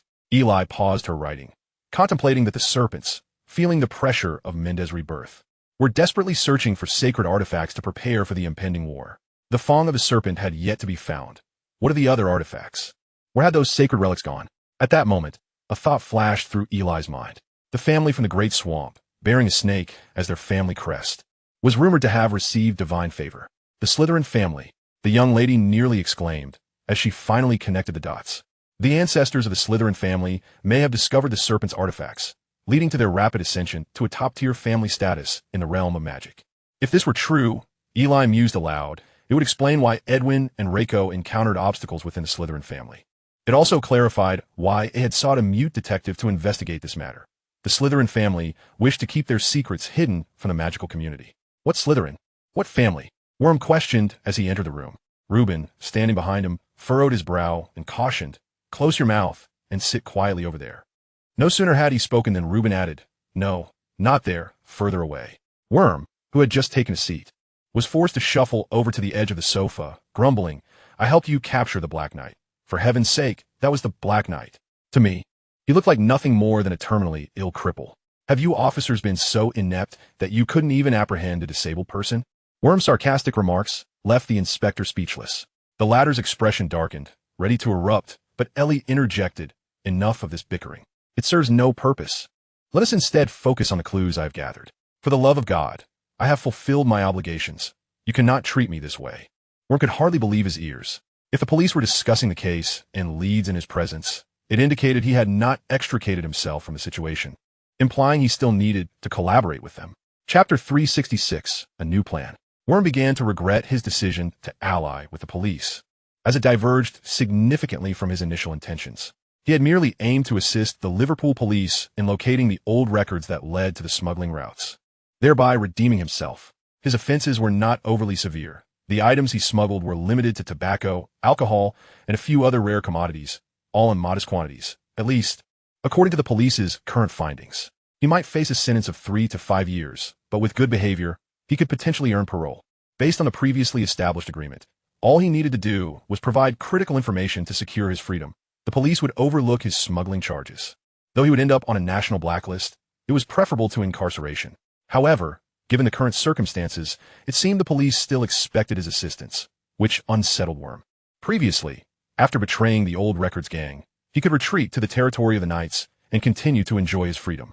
Now, he was on the verge of becoming a pariah in Liverpool's underworld, a rat hunted by all. His reputation had plummeted. The fate of any traitor was notoriously grim, especially in such a lawless environment.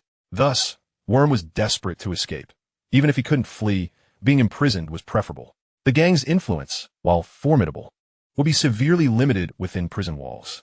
Even if they plotted against him, they would need to consult the gang leaders inside. Worm was familiar with that domain as well. Part of his dealings involved collaborations with the prison system. He had numerous acquaintances there, ensuring at least a semblance of safety, perhaps.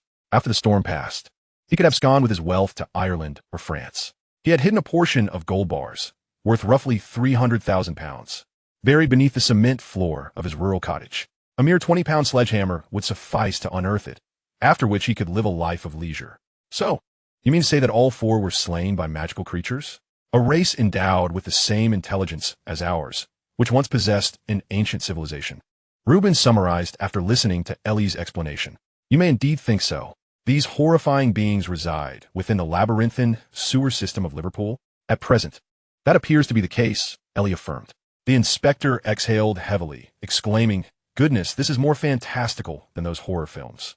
Were it not for my wife, I would never believe such nonsense." "My God," Worm echoed. "Why must you burden me with this knowledge? I have heard nothing. I must quickly forget what you just said." "Enough with the complaints," Ellie replied, casting a glance at the smuggler. "I require your assistance." Worm shook his head vigorously. No. I've encountered those things before. You must remember the invisible entities in the office. They haunt my nightmares, let alone the prospect of encountering visible ones. Moreover, I am of no value to you now. Before long, the entire Liverpool underworld will have a bounty on my head. Associating with me is akin to carrying a ticking time bomb, susceptible to attack at any moment. The young lady wore a cruel smile. "Precisely why I need you. For the sake of survival, you will not lie. You understand that as long as you remain with me, you will be safe. Therefore, ensuring my safety guarantees your own." Worm raised his hands in exasperation. "Do I possess no agency in this matter? Rather than risk my life out there, I would prefer prison. Indeed, I no longer desire any agreement. Simply send me to prison." "That may not be up to you," Reuben interjected. "I intend to keep you at the station for a while, before returning you to the streets as a reward for your assistance. You know that any procedural approvals take time, so rest assured, we will honor our promise." Worm could discern the implication behind Reuben's words. They planned to detain him until the Liverpool gang issued a wanted notice, then release him into the lion's den. Those bounty hunters would shred him apart, and Worm estimated he would only manage to traverse a single block. He felt like a piece of meat on a butcher's block, vulnerable to anyone's blade. Weighing the pros and cons, he was compelled to plead, "What do you want from me?" Quite simple. The Black Knights reported that their sentinels had been nearly eradicated, making it challenging to pinpoint the old records gang's higher-ups. "You understand the inner workings of the underworld better than anyone. So cooperate with Harris and see if you can locate them. You yourself stated that those sentinels are dead. You can't expect me to walk into a death trap. This merely requires you to mine for more information through your network," Reuben clarified, understanding Ellie's intent. They would not place him in genuine danger. In fact, the police might not even have the opportunity to lead the charge. The inspector mumbled to himself. Before embarking on today's mission, Ellie had already gathered a wealth of information about the four knights through Burke's investigation. If Harris were to learn of this, he would undoubtedly be overjoyed. Yet Reuben knew that most wizards held disdain for muggles, let alone share information with them. Burke was a quintessential wizard of that ilk. He had no desire to meddle in muggle conflicts, which explained his willingness to languish in the underground archive. This was also why Reuben remained unperturbed after losing track of Ellie and Worm. Evidently, as a wizard, Ellie was more than capable of contending with the four knights. The loss of communication was thus anticipated, yet unexpected. Reuben had originally believed the officers on site would be disoriented by the knight's magic, and indeed, they had been. The two individuals Harris observed were not Ellie and Worm. Those were merely illusions conjured by enchantments. The true vehicle carrying the duo stealthily departed the nightclub through the back entrance while the police were preoccupied with tracking a false target.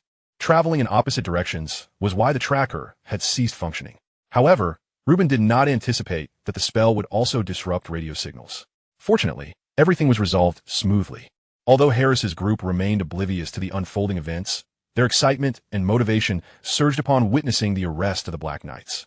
Reuben understood that the ensuing events would only grow more perilous. The only assistance available would come from locating the old records gang's higher-ups, while the pursuit would rely solely on Ellie and other wizards. Thus, Worm's concerns were entirely unwarranted. He would be positioned in the rear, as long as he provided sufficient information and contacts. They were not fools. It was evident to all that this cunning smuggler had much more to divulge. Chapter 367, Persuasion. Worm remained indecisive.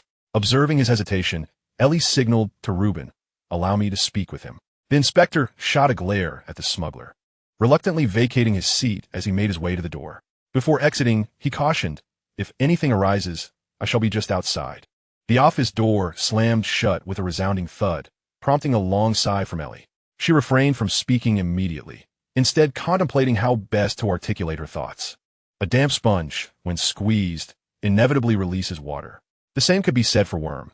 It was clear that this smuggler still harbored numerous valuable secrets, and with the right amount of pressure, he could be compelled to reveal more. Ellie had anticipated this tactic. During her time in prison, she had encountered many individuals, some obstinate, others cunning, and yet others, like Grindelwald, utterly devoid of hope. Having encountered a multitude of personalities, she had developed a keen sense of discernment. Ellie's ability to read people was astute, and her misjudgments were few. The one man who had once led her astray was no longer present. She had faith that she would not repeat that mistake. You could have fled, the young lady finally spoke. Stealing a car to escape should have been a trivial matter for you, no? Worm chuckled softly in response. Would you believe me if I said I fell in love with you? Then you would have a long line to contend with. Far too many have professed their affection for me. You possess no noteworthy assets. Ellie's retort left Worm blushing profusely. He turned his face away, murmuring at that moment, I was terrified, never even considered fleeing. Suddenly, Worm appeared to recall something and abruptly turned to ask, by the way, those green gases, are they dangerous? Damn it. I inhaled some, and I'm still feeling a bit nauseous. Didn't the doctor attend to you? Let those doctors perish. I require a professional opinion. If that was magic, the smuggler chuckled self-deprecatingly. Goodness, I can't believe I'm uttering such foolishness. I mean, it is magic, after all. It defies logical explanation. And those doctors are utterly clueless. Rest assured, a small amount of inhalation won't be your end. It will merely cause you discomfort for a while. If your worry persists, I could take you to St. Mungo's for an examination. St. Mungo's? What kind of place is that? A hospital for wizards. That sounds splendid. You must take me there. Before that, you need to assist us in locating the upper echelons of the old record gang. Upon mentioning this, Worm felt a wave of headache wash over him, and he reluctantly replied, I can help you, but I cannot guarantee success. Once the news of my cooperation with you spreads, I suspect those so-called informants will be quick to hide, let alone offer assistance. Thus, we must act swiftly. We have no time to squander. Ellie understood this principle as well. Furthermore, after years of smuggling, he must possess many undisclosed secrets. So it was time to lay all his cards on the table. Worm remained silent, clearly still hesitating. Ellie continued to persuade. Once the old record gang is dismantled, the Knights gang will be next. You understand better than I what the downfall of these two major gangs signifies. At the very least, it will mean no more warrants for your arrest. Her words struck a chord within Worm, yet it was still insufficient to compel him to reveal all his secrets. Regardless of the circumstances, one must always leave a viable escape route. I know you despise drugs and human trafficking. Your conscience remains intact. Otherwise, you wouldn't still be seated here. It is your conscience that has prevented you from fleeing or resorting to violence behind my back. Conscience? Don't be absurd.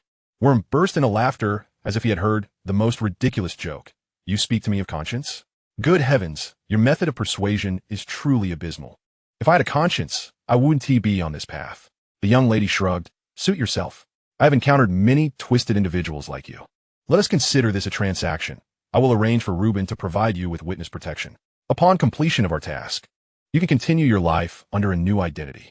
Now that's more reasonable, Worm replied. Witness protection meant he could avoid prison and begin anew. If he could endure a few years of hardship until the storm passed, he could return to claim his fortune.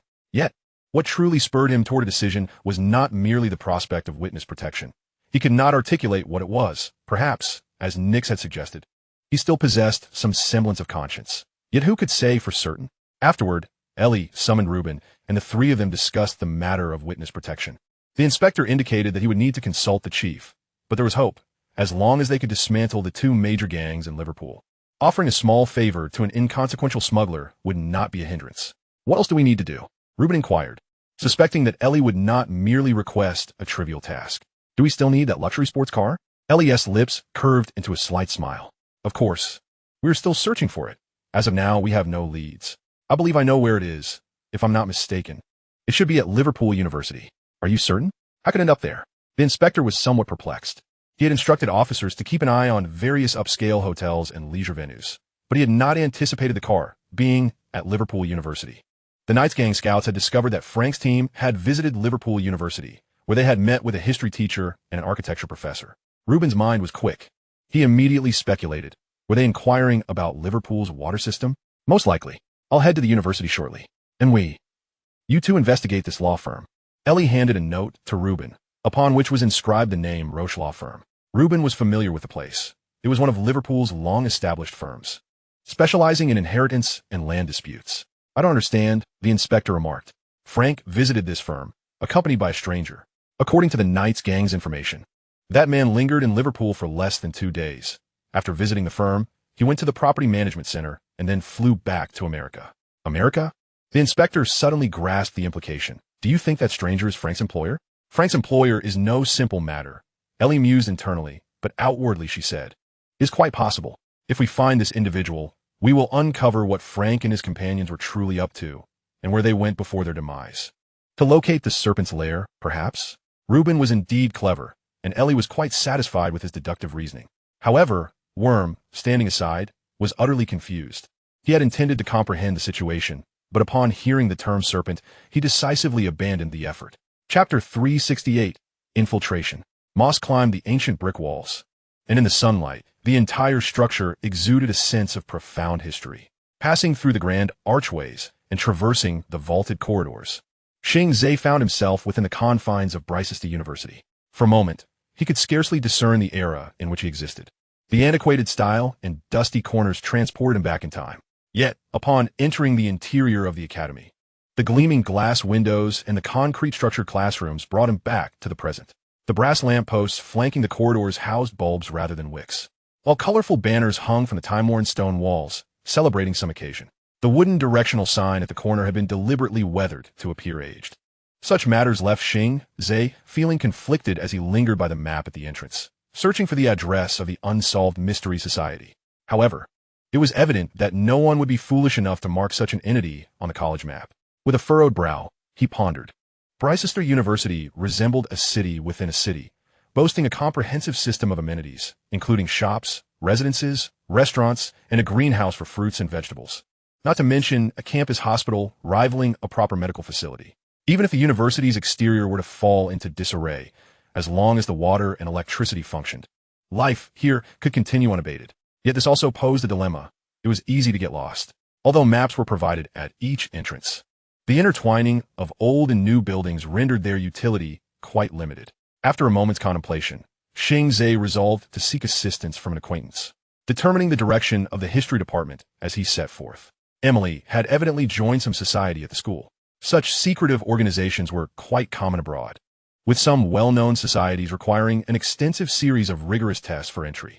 Xing Ze was unclear about the exact nature of the unsolved mystery society, but from its external designation, it appeared to belong to the realm of clandestine clubs. He considered casually inquiring with a student, but abandoned the idea upon noticing the peculiar glances from the surrounding crowd. This mundane university was unlike Hogwarts. In this era, few individuals of Eastern descent could be found here, and to them, Xing Ze was akin to a rare creature, one that everyone seemed to avoid. The unfriendly gazes accompanied him as he made his way to the history department. To locate Emily, he would have to inquire with either a teacher or a student. His gaze shifted to the nearby playground, where two teams were engaged in a match on a small soccer field. The stands were sparsely populated, with a few spectators presumably being substitutes. After a few moments, Xing Ze seated himself beside a rather portly individual who appeared to be the coach. This man was rotund, with his chin seemingly melded into his neck, resembling a large toad. He was utterly engrossed in the game, occasionally slapping his thigh and cursing, seemingly itching to join the fray himself, and thus remained oblivious to Xing Ze's presence. "Idiots! Pass the ball, damn it! You're the most foolish team I've ever coached." The coach shouted, spittle flying as his face quivered with indignation. "Are you the coach of that team?" Xing Ze interjected suddenly, causing the coach to momentarily freeze. Turning to face him, the coach's already furrowed brows tightened further upon recognizing Xing Ze. Clearly, he had no intention of responding, redirecting his focus back to the field. Xing Ze remained unperturbed, taking a moment to appreciate the game. Eventually, the coach, unable to contain his frustration, demanded, "What do you want?" "I'm merely inquiring about a few matters," Xing Ze replied, his demeanor calm, his gaze still fixed on the field. "Listen, buddy, don't go looking for trouble. This isn't the place for you." "Then where do you suggest I go?" Xing Ze turned to meet the coach's gaze. For some inexplicable reason, the rotund coach felt a chill run down his spine. He hastily averted his eyes, stammering, "Just go somewhere cooler. Anywhere but here." His voice trembled slightly, as if the brief eye contact had instilled within him a sense of being preyed upon by a beast. This humiliation was particularly irksome for someone used to being domineering, especially at the hands of an Eastern individual. "I find this place quite pleasant, and I have a match to watch," Xing Ze replied with a smile, returning his attention to the game. The coach, regaining some of his lost bravado, muttered in a low, somewhat threatening tone, "If you stick around here, I assure you, you won't enjoy the consequences." Such a threat was indeed well articulated, he thought smugly, anticipating that this outsider would take the hint and leave, as he had no desire to use his considerable bulk to intimidate a slender youth. It would only invite ridicule and diminish his standing within the soccer team. However, to his surprise, Xing Ze did not depart. Instead, he remained seated, unflinching, as if nothing had transpired. The coach's pride was met with an unprecedented challenge, and after exhaling a long breath, he spoke again. Hey, did you hear what I said? No sooner had the words left his mouth than a police badge appeared before him. He anticipated such a turn of events. Caught off guard by the sudden appearance of the badge, he reached out to take it, scrutinizing it repeatedly, each examination lasting longer than the last. Ultimately, the soccer coach, as if conceding, returned the badge to Xing Ze. Very well, officer, how may I assist you? The coach's tone was stiff and laced with reluctance. I am inquiring about a society, the Unsolved Mystery Society. Have you heard of it? You must have the wrong person, officer. As you can see, I am but a soccer coach. If you're asking about cheerleading, I could provide some insights. Xing Ze smiled faintly. Think again, sir. Don't be so hasty. The match has only just entered its second half. As for the society, you ought to consult a teacher rather than a coach. My concern lies solely with ensuring these lads can endure the entire match, rather than collapsing like weaklings shortly after stepping onto the field. Anything beyond that is of no concern to me. Where might I find a teacher responsible for those societies? You need to search. Do you see that individual to my left? Short hair, donning a light blue shirt? The coach lowered his voice, nudging his eyebrows, fearful that Xing Ze might misidentify the person. That's him. He oversees all societies within the history department, including the sports societies. You can inquire with him. I will. However, before that, I wish to inquire about an individual, Thomas Kimball. He is a professor here. Do you recall him? The coach wiped the sweat from his brow, glanced at the ongoing match, and stifled the urge to utter a curse, replying, No, I don't know him. Does he enjoy soccer? Am uncertain. Then it's unlikely. We only socialize with other coaches and physical education teachers. It's our own circle. The coach spoke earnestly. You understand what circle means, right? He gestured with his finger in a circular motion, further elucidating to Xing Ze, a small circle that welcomes only those who appreciate soccer and athletics, excluding bookworms. Xing Ze nodded, digesting the conversation thus far. Chapter 369, back to the beginning. As the coach watched Xing Ze approach the teacher, he discreetly spat behind him, muttering, Damn Easterners. No sooner had he uttered the words than he witnessed a player on the field strike the ball with great force, but instead of heading toward the goal, it veered toward the stands. In any other circumstance, the coach would have unleashed a torrent of curses, yet this time, he found the ball hurtling directly toward Xing Ze. He immediately clamped his mouth shut, even hesitant to exhale loudly, silently anticipating the Oriental to make a spectacle of himself. In the blink of an eye, the ball was nearly upon him. Suddenly, that Oriental raised his hand, fingers splayed, and deftly caught the soccer ball with ease. A hush fell over the entire match as both teams turned to gaze in his direction. The Oriental calmly threw the ball back onto the field and settled down near the short-haired teacher. Good heavens, that fellow caught the ball with one hand. Someone exclaimed from the crowd. One of the goalkeepers gazed incredulously at his gloved hands, unable to believe that he had caught a swiftly moving soccer ball with one hand, and without the protection of gloves. Even more astonishing was the precision and steadiness with which he had made the catch, as effortless as grasping a feather. The goalkeeper shook his head in mild frustration, reassuring himself that it was merely a stroke of luck. The coach in the stands shared his astonishment, releasing a breath he had been holding, as an inexplicable anger began to bubble within him.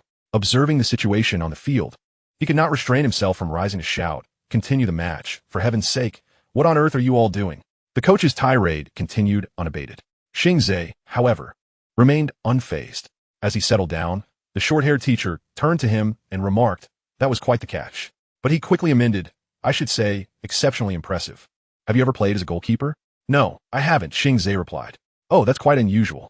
Even professional goalkeepers find it challenging to catch a fast-moving ball with one hand. Xing Ze shrugged. Perhaps it was just a stroke of beginner's luck. I heard you manage the club here? The teacher appeared perplexed, evidently contemplating Xing Ze's identity. It was only when Xing Ze produced his police badge that the teacher's doubts dissipated. I never expected the Scottish field to recruit someone from the East, he said amiably. Yes, I manage the club here, but only for the history department. I wanted to inquire about the Unsolved Mystery Society. Upon hearing those words, the short-haired teacher's expression noticeably changed. After a moment's hesitation, he replied, I'm afraid that society is not under my jurisdiction. It is an organization open to the public, not school-affiliated. You must know something about it, right? Xing Ze. Of course, they do accept some students, but not many. I've heard that a few teachers are also members of that society. Like Thomas Kimball? Yes, Thomas. Do you know him? The teacher inquired. Not really, Xing Ze replied. Where can I find that society, Or how might I locate Thomas? Ah, Thomas teaches astronomy. You'll need to walk a bit further. Are you familiar with him? The teacher shook his head. Not really, just like you. He occasionally audits my history class, so I'm aware of him. Xing Ze nodded and continued. Tell me more about him. Officer, please forgive me, but I cannot discuss my colleagues without a valid reason. Has something happened to him? Or, do you know if he's been coming to school lately? The teacher pondered for a moment before responding. I haven't seen him in some time, but that's quite normal. We belong to different faculties. Although we attend the same university, the connections between the faculties are not as close as one might assume. Perhaps you could inquire over there. If he hasn't been attending classes recently, they should have some information. I truly cannot provide you with anything useful. Then let's talk about the Unsolved Mystery Society. To be honest, I'm not a member there. I only know some things, whether true or not. For instance, some members are delving into alchemy, magic, and such. Of course, I don't believe in those things. Are there students involved? The teacher stroked his chin in thought. I believe there is one from our history department, named Emily. I have a strong impression of her. She is also in charge of the Old Sailor Society.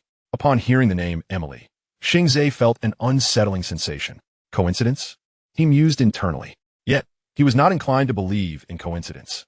Based on his recent experiences at the old bookstore and now, it seemed as though some unseen force was guiding him toward the heart of the events. He had indeed intended to seek Emily's assistance.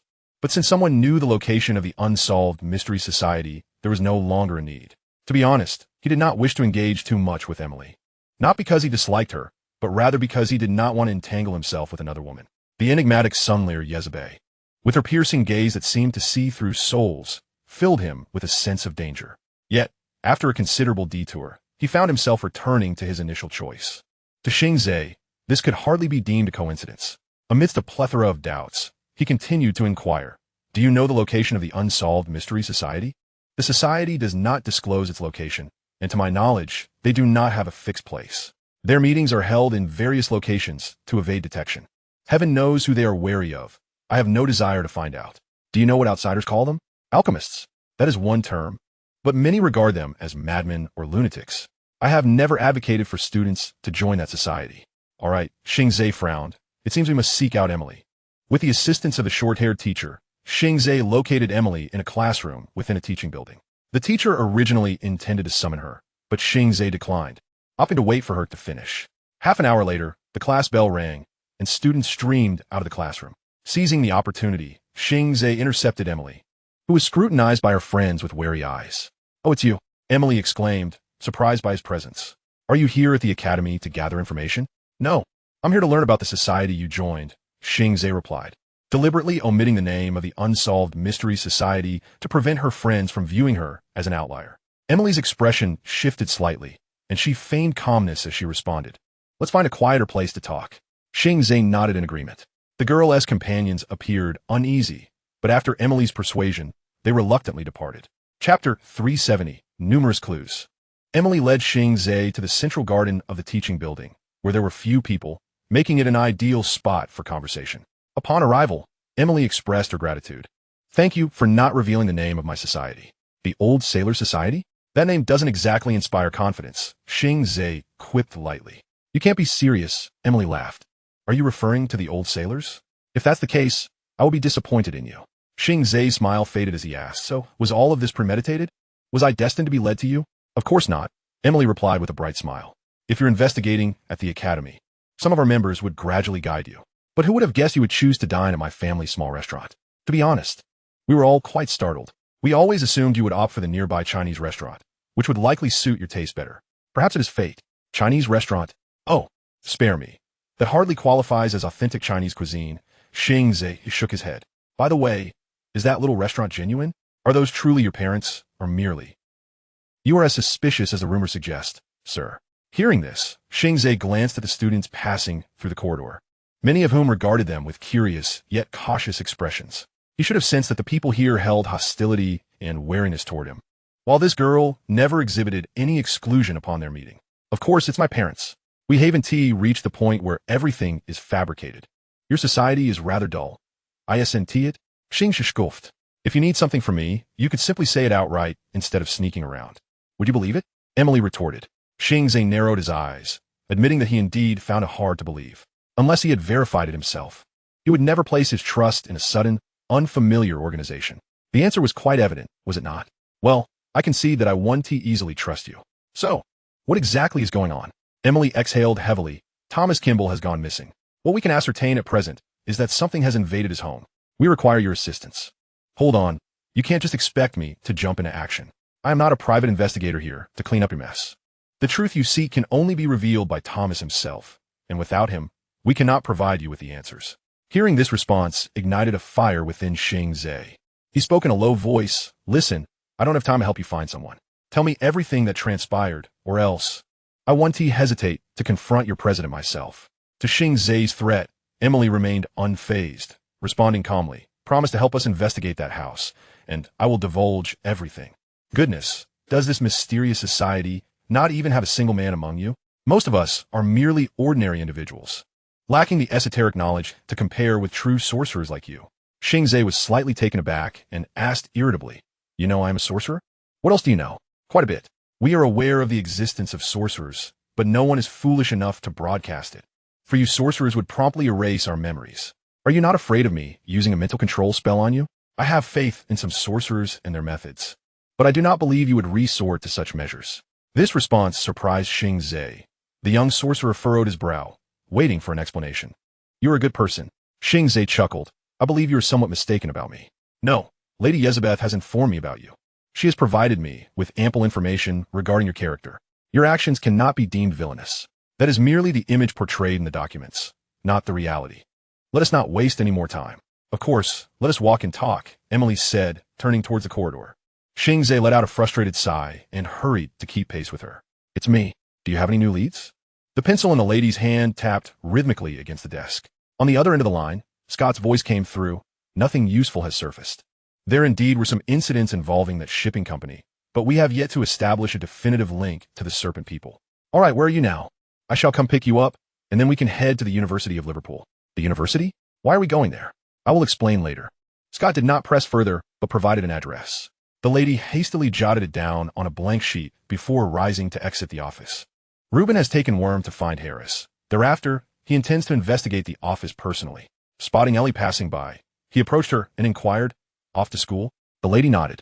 Did Xing Ze call? What did he say? The lady's eyes widened. Did he reach Bryce's still? He didn't leave any information. Just ask the front desk if we had time. He hasn't provided a contact number, but will likely call back.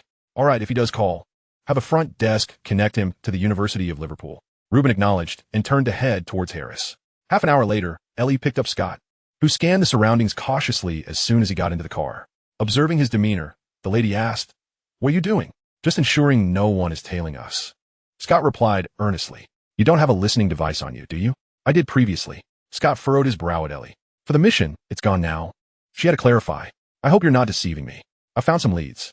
Didn't you say you hadn't found anything? I need to ensure the phone isn't being monitored. It's safest to discuss things face to face.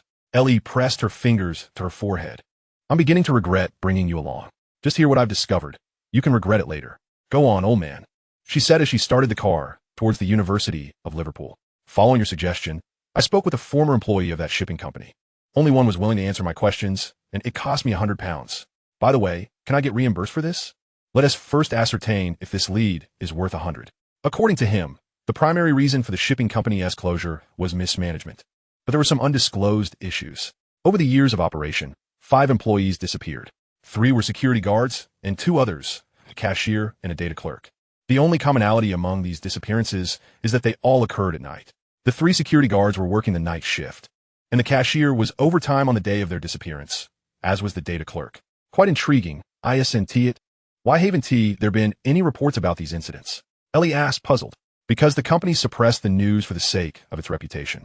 Regardless, there is no such thing as a completely sealed wall. The employees are on edge, and the investors are equally anxious. Hence, the shipping company fell into decline. Chapter 371, Arrogance and Ignorance. This doesn't provide any substantial assistance, Ellie remarked. It can only serve as evidence of the Serpent People's existence, and not even that. The clues are not in how they are used, Scott replied, pulling out a map from his backpack. He unfolded it and took out a ballpoint pen from his pocket, making annotations. He then explained, This information can aid us in determining the Serpent People's operational range, and from their movements, we can locate their lair. The Serpent People are closely linked to the old Record Gang. These matters could very well have been orchestrated by them. You're quite the sorcerer, aren't you, miss? Scott teased. When these events transpired, the Liverpool underworld was in chaos, with various small gangs clashing. There was no old record gang then. Even its precursor, the Tin King Gang, had yet to form. Of course, one cannot say it definitively. Those creatures, having grown to such forms, might have controlled a small gang to do their bidding. What do you think? Is this lead worth £100?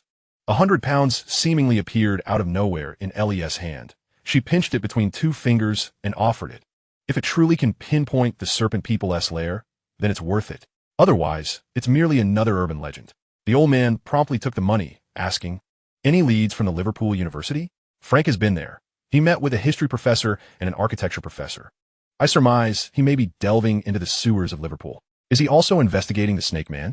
Perhaps, replied Ellie. Scott fell silent for a moment before saying, I have visited the University of Liverpool several times, likewise seeking to investigate the sewer system here. However, those blueprints are only available for loan to individuals possessing credentials, and they cannot be taken off-site. Perhaps when we go later, we might seize the opportunity to take a look. I'm pleased to hear you say that. It is precisely why I brought you along. I have no desire to waste time poring over those intricate blueprints myself. Are you certain you can comprehend those blueprints? Do not underestimate me, wizard, Scott replied. Though my profession is in marketing, I have conducted research on the subject, so rest assured. 20 minutes later, the two arrived at the University of Liverpool, and Ellie's police credentials allowed them to pass through the college gates with ease. Xing Ze and Emily exited through a secluded exit of the university, with Emily animatedly explaining the rich history of this ancient university town, while Xing Ze appeared rather disinterested. Where are we headed? He asked in a low voice. To meet the president. He will share everything he knows. You just mentioned Yezebeth. Is she also a member of the society? Xing Ze halted, mentally organizing the information he had gathered. Of course, Ms. Yezebeth is a senior member of the Unsolved Mystery Society and one of its managers. We're almost there. Let us hurry. However, Xing Ze showed no intention of proceeding. With a light laugh, he said, Convey to your president that he should come to meet me. He can find me wherever he wishes. With that, he turned to leave. Emily called out, Wait, don't you want to understand what happened to Thomas? Of course I do, Xing Ze replied, walking in the opposite direction. That is precisely why I asked you to convey my message. You're clever. You should grasp my meaning. Emily frowned, not pursuing him or attempting to stop Xing Ze. It would be futile for an ordinary person to confront a wizard. With a sigh, she could only watch as he gradually faded into the distance. After exiting Brichester University, Xing Ze entered his car, staring blankly at the towering, ancient stone walls of the school. It was too coincidental. This botched meeting left him with an unsettling feeling akin to a banquet of treachery, and amidst the myriad of doubts, he resolved to remain discreet. In this unfamiliar town, he felt profoundly alone, as if everything around him were conspiring to repel this outsider. He lingered no longer, starting the engine and departing the campus, contemplating a return to Lance Avenue to continue surveilling that house. He was uncertain whether his identity had been compromised, but he suspected it would not remain hidden for long. Even if the owner of the old bookstore kept silent, the elderly gentleman at the convenience store would surely mention him to others. Rumors spread swiftly, and soon he would become a figure of notoriety on that street, fodder for others' amusement. Upon his return to Lance Avenue, the old bookstore was already shuttered, which was to be expected. Upon reflection, it was clear that Riley must also be a member of the society. Not long after Xing Ze returned to Lance Avenue, a familiar figure entered the passenger seat. The captivating and beautiful Yezebeth exuded an air of danger beneath her alluring exterior. You've disrupted all our plans, Xing Ze. It is a pleasure to see you, Ms. Yezebeth. I did not expect you to be in Brichester. Had I known, I would have visited you at once. I appreciate your sardonic wit. Yezebeth's sensuous red lips curled into a slight smile, her face adorned with satisfaction. Come, step out. Let's go somewhere cooler. It's sweltering in here. I'm genuinely curious how you managed to endure it for so long. A tranquil mind brings natural coolness. That is quite zen, but evidently ineffective for me. Come now, my friend. You shouldn't leave a lady sitting in such stifling heat until I obtain what I desire. I shall not go anywhere, Xing Ze replied firmly, regarding the dangerous woman. Either we speak here, or I leave. Yezebeth furrowed her brow, though her expression bore no anger. Instead, she smiled and said, Where has your sense of humor gone? You were far more personable at the ball. Is that so? Perhaps had you approached me first, I might have been inclined to share a jest. But now, Xing Ze's demeanor grew increasingly somber, leaving his words unspoken, for his intent was unmistakable. Very well. It appears necessary measures must be taken. The society must. Are you suggesting that toying with people is a necessary measure? Xing Ze interjected bluntly. How intriguing. Your society is far more self-aggrandizing than I had imagined. Indeed, the clever often believe their plans to be foolproof, while the elite frequently forget that not all beneath them are fools.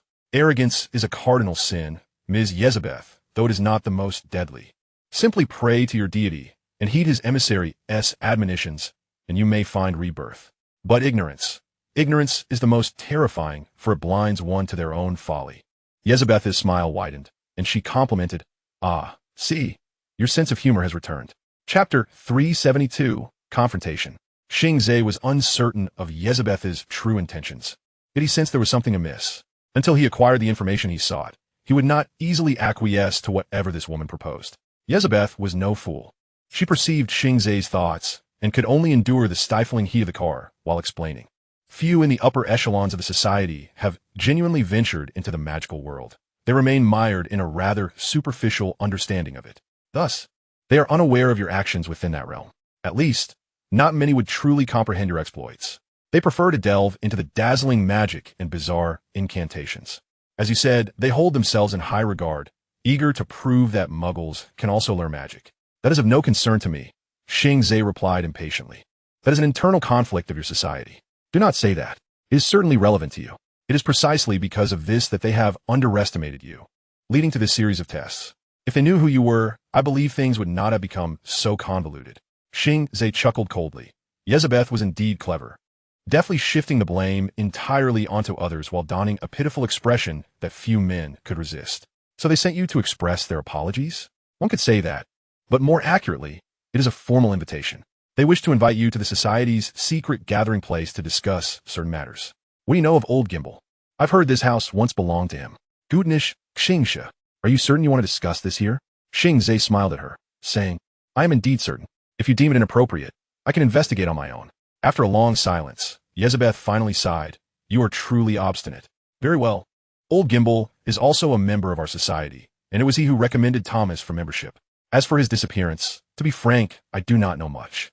You are aware, as a woman, that despite my position within the upper echelons of the association, I serve as a messenger between the magical realm and the real world. However, these roles are merely superficial. The higher-ups require an individual capable of traversing the magical world to acquire knowledge, and I am the unfortunate soul selected for this task.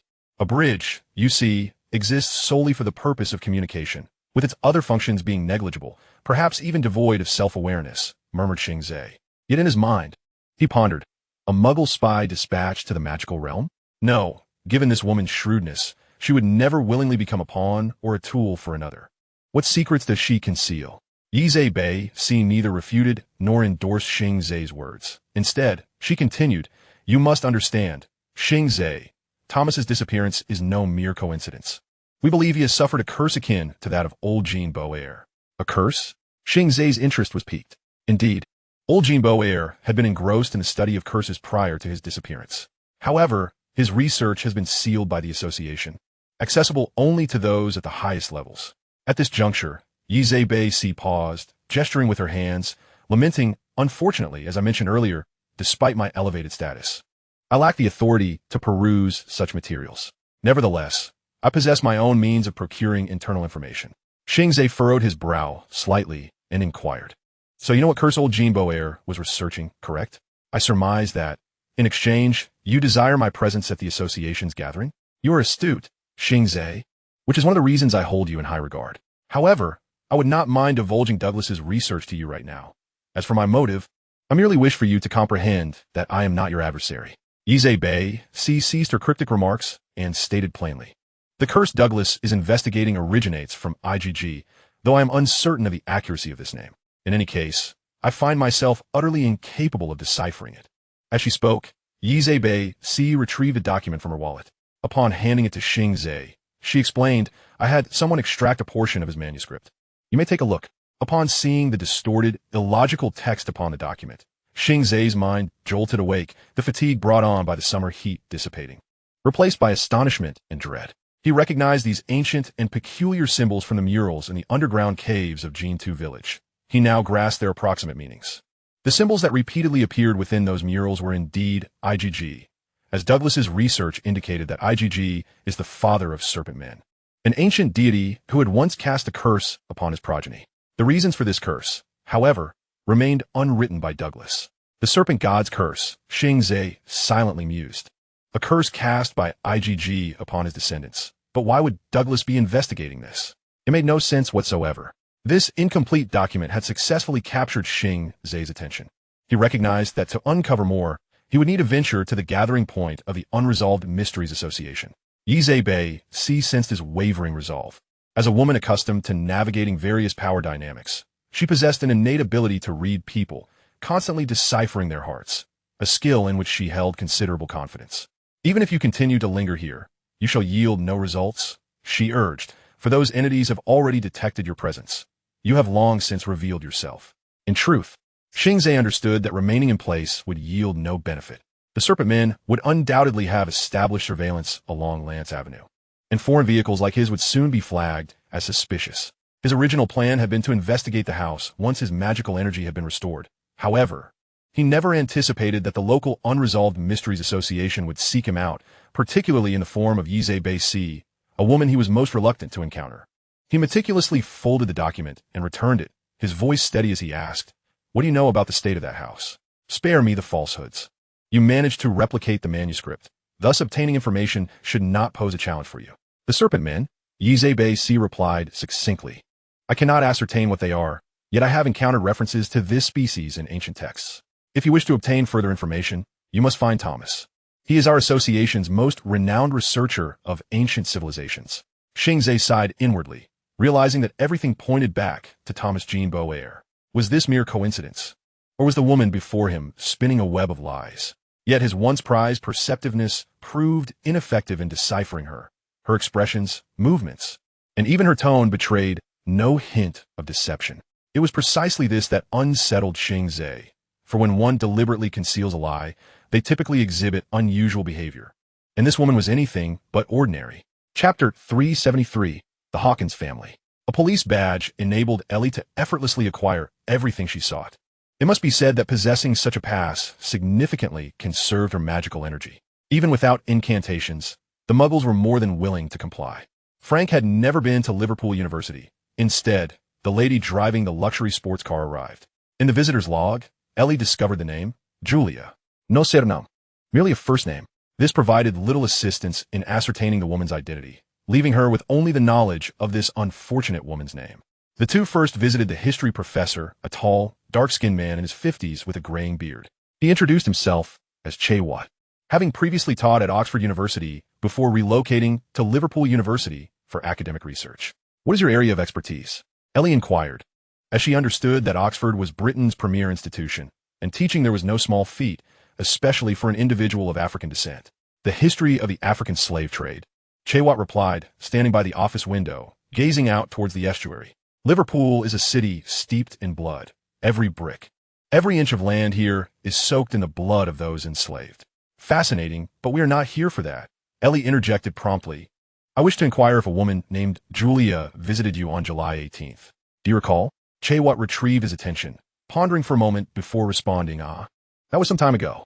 I'm afraid, well, if you could describe the lady, I might be able to recall." Ellie reflected on the corpse she had examined at St. Mungo's, striving to remember Julia's appearance. After a moment of contemplation, she spoke. She was of medium height, dressed elegantly, and likely adorned with precious jewelry. Upon hearing the mention of elegant attire, Chewat's eyes lit up, and he replied, "Oh, I remember her. What did she inquire about?" Scott, sitting impatiently nearby, interjected, "Let me think, I recall her asking about Liverpool's underground waterways. Yes, that was it," the professor stated, noting that few would seek knowledge in that area. Yet the lady had evidently conducted her own research. "Research?" Chewat glanced at Ellie, affirming, indeed, her inquiries were quite detailed. "Please enlighten me about the historical transport of slaves along the passageways of Europe." Observing the perplexed expressions of the two visitors, Chewat continued to elucidate.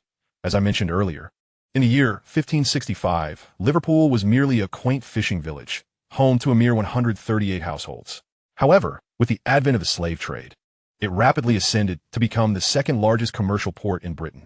At the zenith of this trade, Liverpool accounted for 58 of all enslaved individuals transported from Britain and 27 from Europe. Do you grasp the significance of these figures? They suggest that even after Britain prohibited the slave trade in 1807, the allure of high profits led many merchants to clandestinely engage in this nefarious business. These traders exploited Liverpool's intricate sewer system, hiring architects and laborers to connect various waterways, extending numerous passageways for the transport of slaves to the docks. The very passage that the lady inquired about is one such conduit. At this juncture, Chavat paused, allowing his visitors ample time to digest the weight of his revelations. When she asked whether this passage was located at 78 Hurst Street in Merseyside, within that opulent Gothic mansion, Chavat did not respond immediately. He perused his notebook for a moment before confirming. Indeed, that is the place. That venerable estate belongs to the Hawkins family, the largest and earliest slave traders in Liverpool. Upon hearing this, Ellie remained bewildered, sensing that some crucial details were still lacking. Frank's search was for a person with the surname Kimball, seemingly unrelated to the Hawkins family. Yet, the world often presents such peculiar coincidences. Are you familiar with the Hawkins family? Chavat chuckled at Ellie's inquiry, curiously retorting. I presumed you were here to investigate that lady. I require a comprehensive understanding of her journey, Ellie stated. The more detailed, the better. If she sought you out to learn about the Hawkins family, she may very well return for a visit. Thus, I wish to inquire. Where in Liverpool is this family located? Chavat, without questioning her explanation, sighed and replied, I fear you may not have the opportunity. What do you mean? Scott's pen halted, his brow furrowing in confusion, but he soon grasped the implication. Ah, you mean to say that the family no longer exists, correct? No, it still exists, the professor interjected. Ellie, tinged with exasperation, retorted, We have no time for riddles. Please be more explicit. Those souls who perished here had little time as well. Chavat, equally perturbed, countered. The Hawkins family has long ceased to exist in Britain, but their collateral relatives remain in America. If you wish to pursue this lineage, I suggest you journey to America. The pivotal clue had been secured. Ellie mused that this American individual must indeed be a distant relative of the Hawkins family. However, what could be their purpose for being here? The professor continued, The Hawkins family's enterprises in Britain have all collapsed, and their records ceased in 1945, the year the last member, Mary, passed away. Yet, to my knowledge, Mary Hawkins married in her youth and moved to America, her husband bearing the surname Winscott, the very collateral family I just mentioned. Moreover, countless rumors have surrounded this family, since their ancestor, Elijah, amassed considerable wealth and status through the slave trade. The family became prominent in Liverpool. Alas, their fortune was short-lived, as the prohibition of the slave trade precipitated their rapid decline. Although the family managed to experience a brief resurgence through diversification in the early 19th century, they soon fell into obscurity once more. There are whispers that they committed numerous atrocities, incurring the wrath of the spirits of the deceased slaves. Others assert that the Hawkins family continued to clandestinely engage in the smuggling of slaves, only to be betrayed by their competitors. Some even claim that while excavating smuggling tunnels, the Hawkins family awakened slumbering demons who cast upon them a most dreadful curse, one that lingered until their ultimate demise. Upon hearing the third rumor, Ellie began to comprehend the entirety of the situation, casting a meaningful glance at Scott, who reciprocated with an understanding look. They likely had unearthed the reasons for the Hawkins family's downfall. Chapter 374, The Sewers. After delving deeper into the affairs of the Hawkins family with Chavat, Ellie and Scott emerged from the office, each lost in their thoughts. They made their way to a beverage shop within the university, the sweltering heat urging them to refresh themselves while discussing the information they had just acquired. As for the architecture professor, the young lady was in no rush to engage him, given that they were already aware of Frank and his associates investigating the Hawkins estate. Julia's inquiry into the professor was likely to confirm the sewer system of the estate. Regarding these matters, she could leverage police authority to obtain sewer blueprints from the municipal office, and for the older records, she could request access from the library or university. What truly concerned her now was the fate of the Hawkins family, a family steeped in such myriad rumors, once a formidable force in Liverpool, had seemingly vanished without a trace, leaving behind only a distant branch across the ocean. To her, this was exceedingly unusual, as she was well aware that prominent families would go to great lengths to ensure the continuity of their lineage. Even in the face of annihilation, the bloodline would typically endure, making such a total severance of roots quite rare. Upon sitting, Scott eagerly voiced his opinion, stating in hushed tones, The Hawkins family must have encountered the Serpent Man. Ellie found this possibility compelling, yet the true nature of events would require further investigation. She took a sip of her iced coffee, the icy bitterness jolting her foggy mind into clarity. The Hawkins family, unable to continue their slave trading due to the prohibition, likely sought to utilize the underground sewers for smuggling. The young lady began to formulate a hypothesis during the construction of the passage to the docks.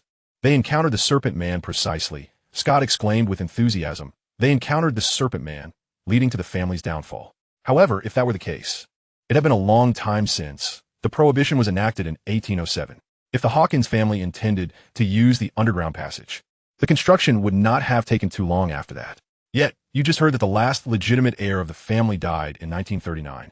If they truly encountered the Serpent Man, the family would not have persisted for so long. There must be another reason behind it.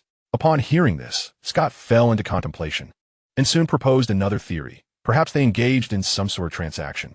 You know, many people make deals with demons. Didn't you say that the Serpent Man has always collaborated with the old records gang? The young lady nodded, acknowledging Scott's keen intellect, as she had entertained a similar notion. However, it still did not add up.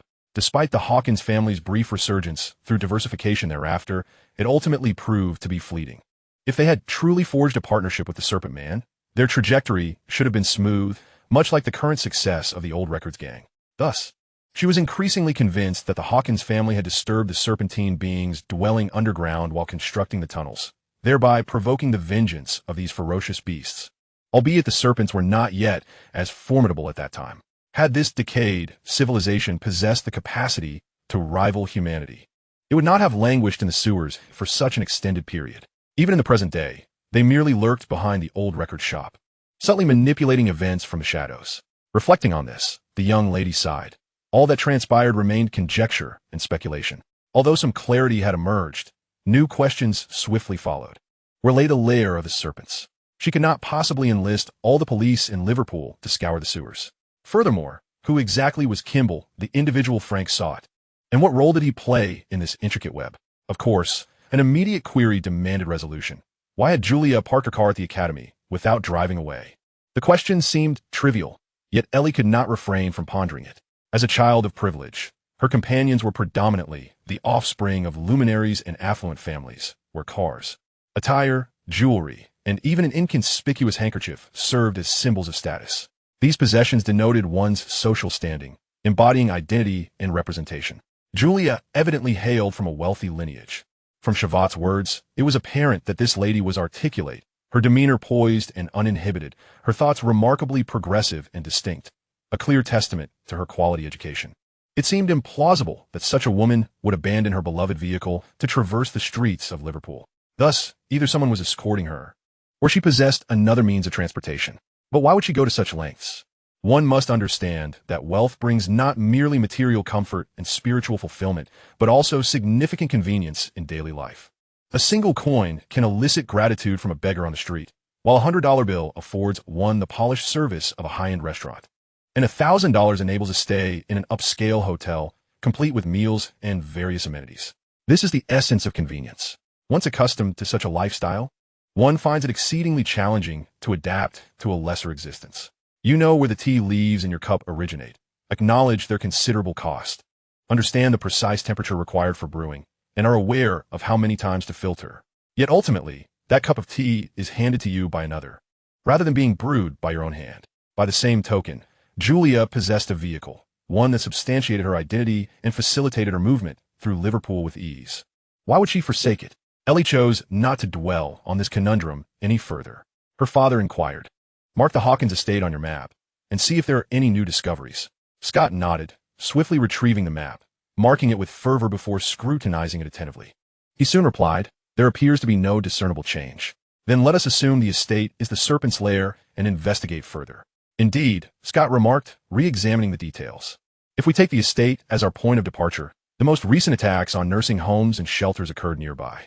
However, as time progressed, incidents in more distant locations also transpired. I cannot ascertain whether this bears any relation to the serpents." Upon hearing this, Ellie pondered. "If we could obtain a map of the sewers, combined with your annotations, we might discern the serpent's movements." "That was my thought as well. But we require the institution as permission. I seek not merely the current sewer map, but also those from the 18th and 19th centuries, which are only available in the library of Liverpool University. We shall see if that architecture professor is amenable to providing assistance." Scott took a sip of tea, smiling. "With you involved, I doubt there will be any issues." Chapter 375, The Gathering Place. The meeting place of the Unsolved Mystery Society was located in the kitchen of a French restaurant, arguably the most upscale establishment in the entire town. After sufficient persuasion from Sun Liar Yi Zhe by sea, Xing Ze accepted the invitation. After all, to glean more information, one must consult the president of the local society. Indeed, the Unsolved Mystery Society has branches worldwide, with its headquarters situated in Belfast, Northern Ireland. Established in the 15th century by local church monks, the society gradually expanded and officially established itself at the Belfast Cathedral, which serves as its headquarters. Another compelling aspect that intrigued Xing Ze was the society's intervention to thwart a cult ritual in Diggle Village 70 years prior, as well as its acceptance of the investigative organization formed by the leaders who dismantled the ceremony. Of course, the society boasts numerous other heroic deeds, yet none held significant allure for Xing Ze, save for this particular incident, which piqued his interest. According to Mendez's words in his dream, the cult ritual 70 years ago was dismantled by a messenger like himself, who led a group of investigators through time. Furthermore, following the incident, this messenger established an organization of investigators, which unexpectedly became part of the society. For Sun Liar Yizha by Sea. These tales served merely as bargaining chips to convince Xing Ze of the society's benign intentions. However, for Xing Ze, understanding the past of his predecessors could illuminate the nature of the situation. Perhaps, within the society's headquarters, there exists documentation and clues left by that messenger that could assist him in finding a way back to his own Earth. As for Sun Liar Yizha by Sea's true intentions, Xing Ze remained uncertain. He could not fully trust this woman, regardless of the enticing offer she presented, which appeared to him as perilous temptations. On their way, Yizha by Sea conversed with Xing Ze about the investigators, as she was tasked with addressing the aftermath left by them. Kent remained unaccounted for, while the injured Lanny and Mike were transported to the hospital. Once their conditions stabilized, they planned to withdraw from the mission, with Selena voluntarily staying behind to care for them. Yuri showed neither intent to abandon the task nor to continue. He followed the police in investigating the village of Jean 2, where they discovered Kelly's body in the woods nearby. The unfortunate girl seemed to have fallen victim to a beast attack, her remains shredded to pieces. The death of investigators was a frequent occurrence. Yizha by Sea spoke of these events with remarkable composure, as if those individuals were merely tools. Upon entering the kitchen, they encountered only one chef. Yizha by Sea introduced him as the head chef. Since the restaurant had yet to open, it was relatively empty. The chef merely offered a brief greeting before resuming his focus on preparing steak. Xing Ze followed Yizha by Sea to the head chef's office. Inside, a small table had been set up, and 3 individuals were gathered around it, enjoying red wine and appetizers. Xing Ze quickly assessed the trio. The eldest among them, appearing to be in his 50s, maintained a meticulously groomed appearance, with a clean-shaven chin. He too scrutinized Xing Ze, and upon their eyes meeting, neither averted their gaze. The youngest, seated on the left, appeared to be around 30. If he were to shave his lip hair, he would seem even younger. He regarded Xing Ze with interest, though his attention soon shifted back to Yizha by Sea. The last individual was a rather corpulent man, robust in stature, seemingly disinterested in the affairs of the outside world, wholly engrossed in devouring his appetizers, even too lazy to extend a greeting. "Please take a seat, guest." The elder gestured for Xing Ze to sit, casting a nod towards Yazibis, who, understanding the cue, discreetly exited the room. Xing Ze, not one to stand on ceremony, pulled out a chair and seated himself with an air of nonchalance, fixing his gaze upon the gluttonous figure before him. "Marco, can you not pause for a moment?" The elder lamented, annoyance creeping into his tone. Only then did the rotund man, with evident reluctance, set down his chopsticks and wiped his sauce-smeared mouth with a napkin, retorting, "It is not often one has the opportunity to dine here, Todd. Besides, with the chef himself at the helm, I hardly excel at conversation. You take the lead, and should the dialogue falter, I will step in." "Goodness, you fool, we are not here to brawl." Todd exhaled heavily, turning to Xing Ze with a smile. "We're most pleased to meet you, Mr. Xing Ze. Yazibis has spoken highly of you." Such commonplace pleasantries, Xing Ze mused. Who knows how much they truly understand of him? At the very least, it cannot be too substantial. Otherwise, the corpulent man would not have uttered such remarks. "Let us forego the trivialities and address the matter at hand," Xing Ze interjected. "You wish for me to locate Thomas?" At that moment, a knock echoed from the entrance as Yazibis re-entered with a tray of tea. She placed a cup of fragrant green tea before Xing Ze. "Tea leaves from the east," she introduced, served without sugar or milk. Xing Ze nodded in acknowledgement. Yazibis offered no further words and promptly exited the room. Once she had left, the young man who had remained silent until then quipped, "You certainly have an impressive rapport, sir. To have Yazibis personally serve you tea is quite the privilege. I have been with the association for nearly 8 years. and she has merely bestowed upon me a few smiles. I hardly consider it a stroke of fortune. Xing Ze replied, lifting the cup to disperse the tea leaves floating atop. Such undue flattery often conceals ulterior motives. The young man merely chuckled coldly, seemingly interpreting Xing Ze's words as bravado. He raised his glass for a sip, lapsing into silence. Todd, grasping the underlying meaning of Xing Ze's remarks directed not solely at Yazibis, but at them all, cleared his throat gently, seeking to ease the atmosphere. The cuisine here is quite commendable, Mr. Xing Ze, do indulge. Regrettably, I have just dined, Xing Ze declined, shaking his head.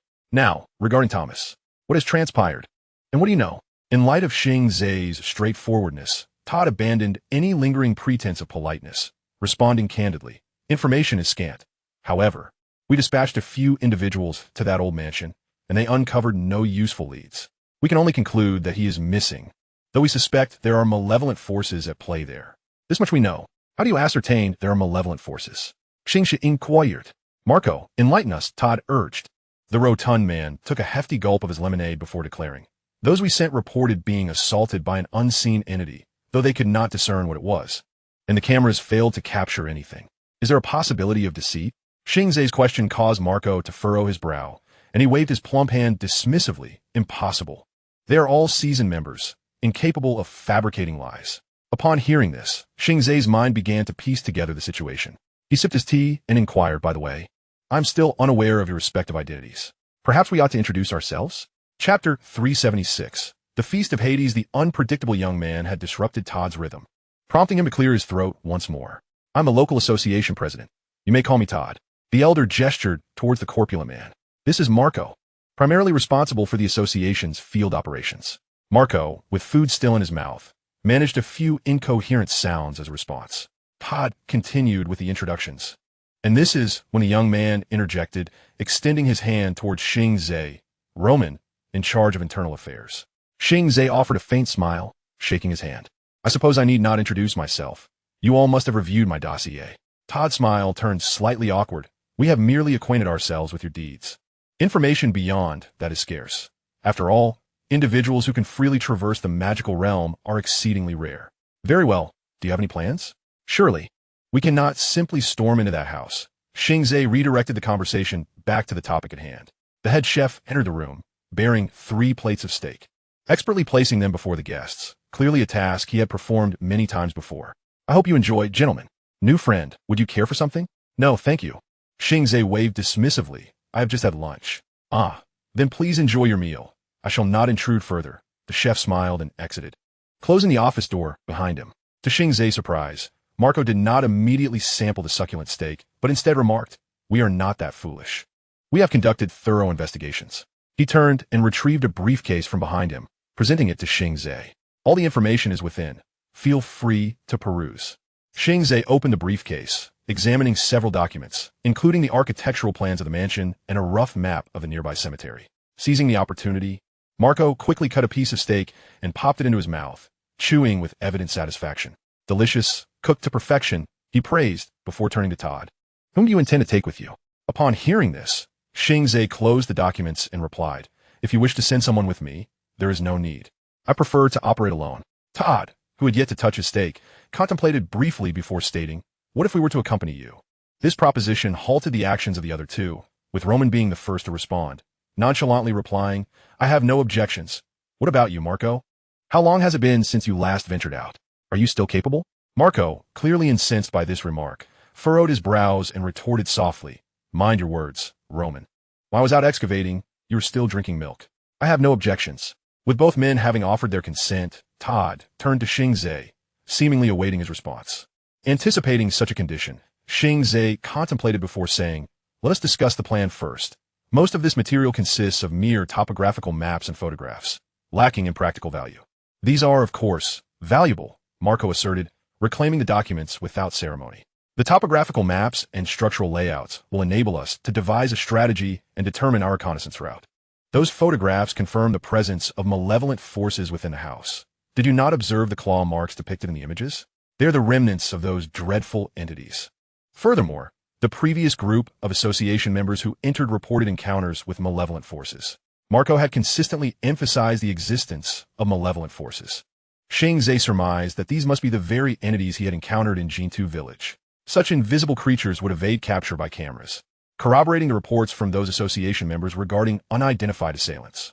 More than this, Xing Ze found himself intrigued by how those members managed to escape.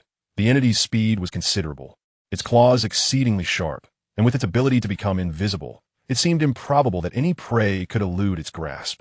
One merely needs to glance at Kelly's fate to comprehend the gravity of the situation. That unfortunate girl ventured alone into the woods near Jintu village, believing she could escape, only to be torn to shreds by those monstrous beings. Very well, you may say what you will. Yet, this heap of evidence merely affirms that entities of the dream realm are indeed active within the house. Do you possess any means to confront them? Upon the mention of dream entities, the expressions of the three administrators from the association darkened. Todd nodded towards Roman, who then spoke. We certainly have a plan, and we are prepared with a method to deal with that dream entity. However, you mentioned your preference for solitary action. I'm uncertain whether our plan will affect you. The internal affairs chief's tongue was indeed sharp, compelling Xing Ze to make a choice. Either collaborate to obtain the plan, or persist in solitary efforts and gain nothing. Xing Ze let out a long, impatient sigh and retorted, You are well aware of my identity. Continuing to provoke me would be of no advantage to you. The atmosphere grew tense. Marco and Roman discreetly reached for their waists, their movements not escaping Xing Ze's notice. Aside from Todd's increasingly icy demeanor, he displayed little panic. He raised his hand to glance at his watch, and then, as if relieved, remarked, We are of course aware of who you are, Xing Ze. Thus, necessary precautions must be taken. Xing Ze frowned, his fingers twitching beneath the table, eliciting a response from the blue beak. He then attempted to channel the magic surrounding him. But to no avail, he could not even manipulate the meager magic he had begun to recover within himself. His gaze fell upon the cup of green tea, and the realization dawned upon him. Since his arrival, the only substance he had ingested was that cup of tea, which must have been laced with a concoction to suppress his magical abilities. Poisoning someone hardly exemplifies gentlemanly conduct, Xing Ze murmured, his tone laden with discomfort. Roman nearly drew his sidearm, but he managed to quell his inner trepidation, reassuring himself that this wizard was now a fish in a barrel. His bullets were imbued with exorcism properties, capable of easily breaching the wizard's defensive spells, even if he had prepared thoroughly before entering this room. Those bullets would surely claim his life. The gentleman is long dead, Todd replied with a chuckle. Please forgive us, Xing Ze, given your past. We must exercise caution in dealing with you. It seemed these individuals had indeed conducted thorough research on him. Xuanlayer had deceived him. These administrators were not the arrogant fools he had been led to believe. Oh, they were indeed arrogant, but certainly not foolish. While the three reveled in their perceived superiority, Xing Ze shifted his gaze downward, noticing a corner of a magical circle drawn beneath the carpet, evidently influencing his ability to investigate the external magical energies. Chapter 377, The Theory of the Lion Pack. The young wizard did not panic. As long as the blue beak remained, he still had a chance to escape. Moreover, this group likely sought his cooperation rather than his demise. Thus, Xing Ze decided to play along and continued, What is it that you truly desire? If you seek my assistance in locating Thomas, such theatrics seem unnecessary. A smile finally broke through Todd's frigid facade as he picked up his cutlery, elegantly slicing a piece of steak and savoring it before speaking. Do you consume meat, Xing Ze? Of course. Precisely. Only carnivores can stand atop the hierarchy. Herbivores are destined to become prey, much like this steak. No matter how magnificent the cow, it ultimately becomes sustenance for others. I fail to grasp your meaning.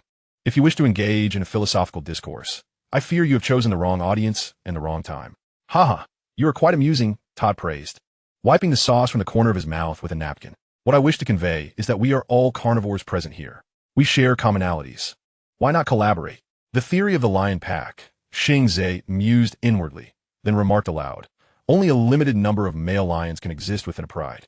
Indeed, that is precisely why we have gathered here. Todd shrugged.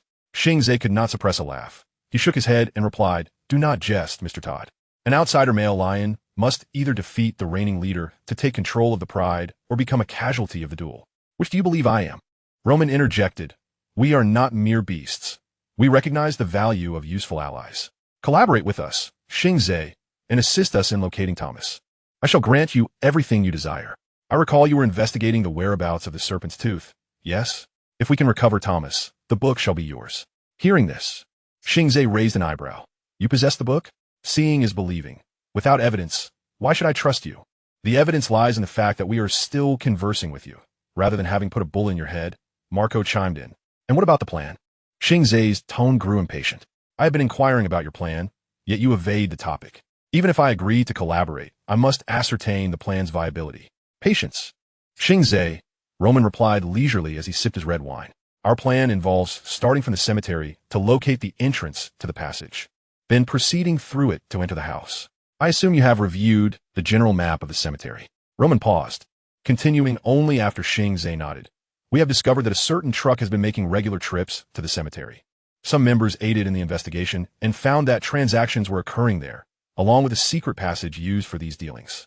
We dispatched individuals for further investigation and discovered a hidden door in the study of the house, leading to a warehouse. However, they were attacked before they could discern the contents inside, but managed to escape through the passage by sheer luck. Perhaps divine providence spared them, Marco mused. They should have perished within, yet miraculously emerged unscathed. God bless them, Todd added. This is why I propose that we accompany you on this investigation. While hunting tasks are typically completed by lionesses, the male lion must step in when danger looms. Xing Ze was uninterested in the trite lion pack theory and asked, Have you investigated that truck? Some inquiries have been made, Roman replied. We know the license plate, but have yet to identify the driver. However, that is of little consequence. What truly matters is that there remains a warehouse beneath that house. Regardless of who orchestrates this, their intentions are far from benevolent. The immediate focus is to gain control of that house and uncover what they're truly up to. And what of Thomas?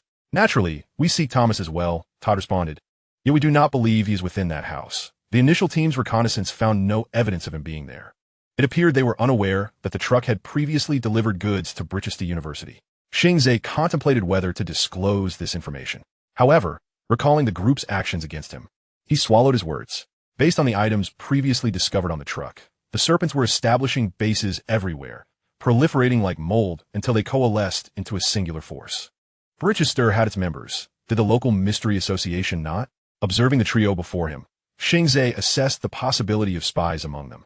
Thus, we intend to first eliminate the dream creature guarding the house, investigate the house thoroughly once more, and see if we can uncover any clues regarding Thomas's disappearance. Xing Ze narrowed his eyes and inquired of Todd, Is Thomas truly that significant? Why must we find him? He has made exceedingly important contributions to our association. His uncle as well, Old Gimble. I believe you know whom I am referring to. Douglas Gimble. Indeed, that very individual. Both he and his nephew have significantly benefited our organization, yet Old Gimble has vanished, and we have let him down. We cannot allow his nephew to suffer the same fate. At Todd's eloquent words, Xing Ze merely sighed inwardly. It appeared these individuals had no intention of being forthright with him. Are you familiar with the Serpent Men? Todd hesitated, swallowing hard before responding. Do you suspect Thomas's disappearance is connected to the Serpent Men? It is a possibility. That does make some sense. Roman stroked his chin thoughtfully. I recall Thomas had been engrossed in the study of ancient civilizations, particularly focusing on the Serpent Man culture. Marco countered. Studying the Serpent Man civilization does not necessarily imply that his disappearance is related to them. Such a notion is utterly absurd and devoid of any evidence. I also study ancient human civilizations. Would you suggest that if I were to go missing, you would seek me out based on ancient humanity? Marco, Roman's argument holds merit. Do you not recall what Old Gimble was researching? Something about curses, I think. It is the curse of the Serpent Men, Roman interjected. Both of them were delving into serpent-related subjects, and now both have gone missing. I suspect they have vanished in pursuit of serpent civilization or related matters. Yet, everyone knows that the Serpent Men belong to ancient lore. Even if some remnants still exist, most are likely concealed in the shadowy depths of the earth. Finding them would indeed be quite a challenge. Not at all difficult, Xing Ze mused himself. In recent years, there have been numerous reports concerning Serpent Men. Todd interjected once more. Most of them have been centered around Liverpool. There is a scholar in Liverpool, essentially an associate of ours, who has written to us multiple times, claiming that several nursing homes in Liverpool have been attacked by bipedal creatures. Of course, mere words carry no weight. Aside from these rumors, there exists no substantial evidence to suggest that the Serpent Men have returned to the surface. Ah, then you truly must visit Jintu village, Xing Ze muttered softly to himself. Chapter 378, Unveiling the Fangs. Meanwhile, at the University of Liverpool Library, Officer Ellie's credentials prompted considerable cooperation from the architecture professor.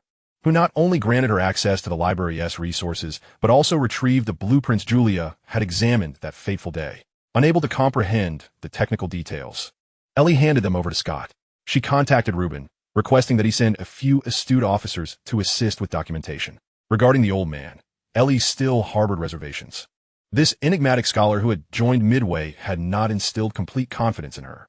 After arranging these matters, she made her way to the parking lot, where she discovered Julia's sports car. With a simple incantation, she unlocked the door and began to search within.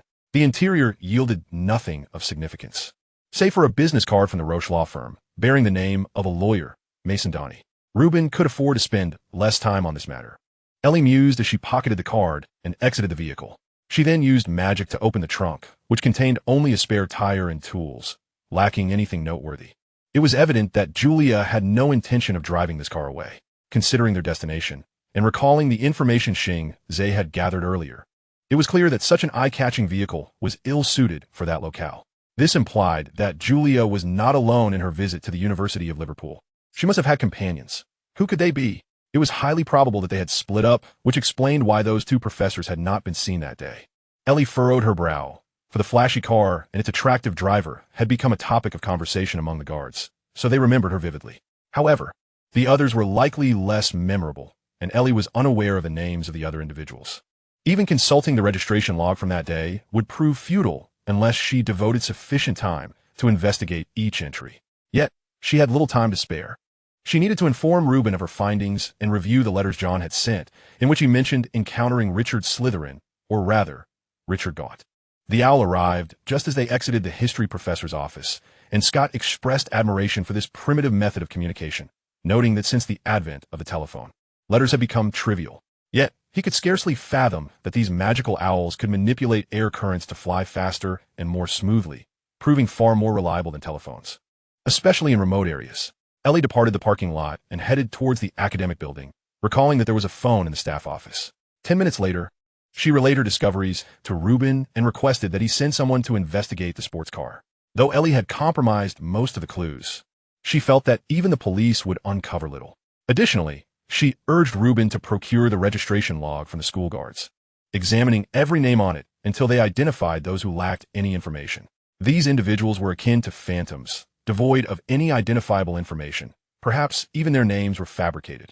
After concluding the call, Ellie retrieved the letters and began to read, her furrowed brow gradually relaxing and her tightly pressed lips curving into a slight smile. "Well done, John." Ellie tucked the letters away. More and more mysteries were unraveling, and the entire affair began to surface. She took a piece of fruit candy from her pocket and placed it in her mouth. As it began to dissolve, she inhaled deeply, the aroma and sweetness of the fruit enveloping her nostrils, as though she had stepped into a candy shop adjacent to an orchard. She cleared her mind, connecting the dots of her current discoveries one by one. "How intriguing, truly fascinating," she murmured. The secret passage was fraught with peril. After listening to the self-assured plans of these three deluded individuals, Xing Ze immediately began to strategize in his mind. Whether it be the basement or the hidden passage, both could harbor malevolent spirits and serpent men. Yet these overconfident fools believed that possessing a modicum of magic would suffice to easily dispel those monsters. "How do you intend to deal with that invisible dream creature?" Xing Ze inquired. "It is not solely the domain of you wizards to wield magic," Todd replied, his tone brimming with arrogance and excitement. "We can banish the dream entities through the study of ancient spells and formations. This is also why the outside world harbors such misconceptions about us. Do you have any successful cases to reference?" Marco immediately retorted, "Of course. We have thwarted several cult rituals. Do you recall the plague that broke out last year? The potion we developed aided many, allowing them to avoid the plague." "Now, that is intriguing," Xing Ze said, his brow slightly furrowing. "Who provided you with the potion?" "Of course, it was our own research," Roman replied, "based on ancient magical texts and alchemical knowledge." "You must be jesting with me, correct?" Xing Ze's lips twitched slightly. Could this half-baked individual truly believe that perusing a few tomes on magic and delving into some peculiar alchemical studies would suffice to devise a method to counter the curse of dreams? Did they truly regard him as a fool? Xing Ze mused internally. Had they forgotten that he was a wizard? Yet, observing their earnest demeanor, it appeared they were not fabricating their claims. "Very well, let us assume this is indeed the truth. But how can you guarantee the expulsion of that dream creature? Thus, we require your assistance." Todd finally articulated the reality, We cannot promise absolute success, and you, as a genuine wizard, serve as our safeguard. Furthermore, we speak only the truth. The concoctions we have developed have indeed aided numerous individuals. Just inquire with the head chef here, and you shall understand. I'm a wizard, no doubt, but I have not yet attained the prowess to confront a dream monster single-handedly, let alone one that is invisible. Moreover, are you quite certain there's only one such entity in that place? What'd I say? Marco interjected. He is merely a figurehead. The reports regarding him are likely fabricated. Yzbasi has a keen eye for people, a fact you are most aware of, Marco. Todd retorted. Marco shrugged indifferently. So what? There will always be errors. I suggest we seek additional assistance, perhaps enlist some elite investigators and bounty hunters to handle the situation at that house. Those individuals command a hefty fee, and the association is already short on funds. Roman cautioned in a lowered voice, casting a wary glance at Xing Ze. Todd raised his hand to check the time again, turning to Xing Ze. If you cannot cooperate with us, I shall not compel you. But I must ask you to relinquish your wand. What did you say? Xing Ze thought he must have misheard. Surrender your wand. As Todd repeated this, he drew a handgun. The potion's effects were nearing their end, and we would prefer to avoid your retaliation. And if I refuse? Click. Xing Ze heard the sound of a bullet being chambered, and he noticed Marco and Roman simultaneously brandishing their firearms. Then we shall require a new carpet, Todd replied coldly. Chapter 379. The Reversal of Hierarchy. The lion bared its fangs. As Xing Ze had previously stated, outsiders must either conquer the natives to become the new leaders or become the victims of strife. Do not play games, wizard, Marco menaced. All three of our guns are loaded with exorcism bullets, capable of effortlessly piercing any curse. Just as the atmosphere thickened with tension, Marco suddenly spewed a mouthful of blood, splattering Roman across the way. In a flash, Xing Ze ducked beneath the table. Roman did not recover from the onslaught of blood, and although Todd was the eldest, his reactions were sluggish. He immediately fired his weapon. However, Xing Ze moved with the swiftness of lightning, reaching Roman's side by the time the gunfire erupted. The young man only realized something was amiss when it was already too late. Xing Ze deftly twisted Roman's gun-wielding hand, positioning himself behind him to use him as a shield against Todd's shots. Yet he soon discovered this was unnecessary. Todd, like Marco, emitted blood, both clutching their mouths, crumpling to the floor in agony. What? Roman exclaimed, but as soon as he spoke, he was seized by a violent cough, blood gushing forth from his mouth. Xing Ze hurriedly released him, pushing him away to create distance. Roman collapsed onto the ground, convulsing a few times before falling still. The other two were no different. Xing Ze cautiously approached, seized the gun from Todd's side, then crouched to check his pulse. Todd was dead. It was reasonable to assume the others shared the same fate. He rose and inhaled deeply, the room reeking of blood, yet amidst it lingered a faint, familiar scent, snake venom. Realizing this, Xing Ze swiftly made his way to the door. The effects of the potion had yet to wear off, leaving him unable to wield magic, but his physical prowess remained intact. Should he encounter a serpent man, he could still hold his own. Footsteps echoed from outside, and someone paused at the door. Xing Ze exhaled, bracing himself for the arrival of the visitor. Are you still alive, Xing Ze? Yzbasi's voice called from the doorway. Xing Ze frowned and remained silent. Noticing the lack of response, Yzbasi continued. I know you're alive, Xing Ze. You would not so easily succumb to death. Tell me, are they all dead? Still silence. When did you become so shy, Xing Ze? I saved your life. Do you not even have a word of thanks? Or perhaps you find it inconvenient to speak. If that is the case, I shall enter. Why did you kill them? Xing Ze finally queried. Did he mention it to you? I mean, Todd, that old theory of a lion's pride? Naturally, carnivorous beasts, I have grown rather weary of this theory over the years, which is why I poisoned the steak. I believe I should come in and have a chat with you. No, I think it best we speak from behind the door. Oh, Xingsha, you do not suppose I intend to harm you, do you? That is uncertain. You have already poisoned my tea. Huh, if I truly wished for your demise, I would not merely have brewed a potion to suppress your powers. Then explain, what is the meaning of all this? Xing Ze heard Yzbasi's sigh. I understand it is difficult for you to cooperate with them. Should negotiations falter, they will force you to relinquish your wand. But I know how vital a wand is to a wizard. So you anticipated all of this? Then orchestrated a murder, all in the name of saving me? I believe there is a misunderstanding between us. I merely wish to assist you while simultaneously eliminating some self-important superiors. Open the door, Xing Ze. I harbor no ill intentions. On the contrary, I intend to collaborate with you regarding the matter of locating Thomas. Xing Ze contemplated stalling for a moment longer. Once the effects of the suppression potion had worn off, he would be able to summon his magic and utilize disillusionment to escape this wretched place. Time is running short. My friend, I know what you're thinking. You wish to rely on disillusionment to flee, correct? To be honest, I have no means to prevent that. But after all the effort you have invested in tracking this down, after all the trouble you have taken, are you truly willing to abandon it so easily? At the very least, you could preserve your life. It is not worth sacrificing your life over this matter. What are the fangs of the serpent? Do you not desire it? Do not make empty promises, madam. I cannot discern whether you are genuine or merely deceiving me. The effects of the potion were nearly dissipated. Xing Ze drew forth his wand, and in the next moment, he appeared in the kitchen outside, the individuals beyond the door caught entirely off guard. Upon witnessing Xing Ze raise his wand, both the head chef and the bookstore owner, Riley, as well as Emily, obediently raised their hands halfway. Basie leisurely turned around, a smile gracing her face, seemingly unfazed by Xing Ze's actions. As I mentioned, we harbor no ill will. We merely wish to collaborate with you. Look at these individuals. Xing Ze felt a throbbing headache. Step by step, he resembled a dog in pursuit of a bone, foolishly following others into a pit they had dug.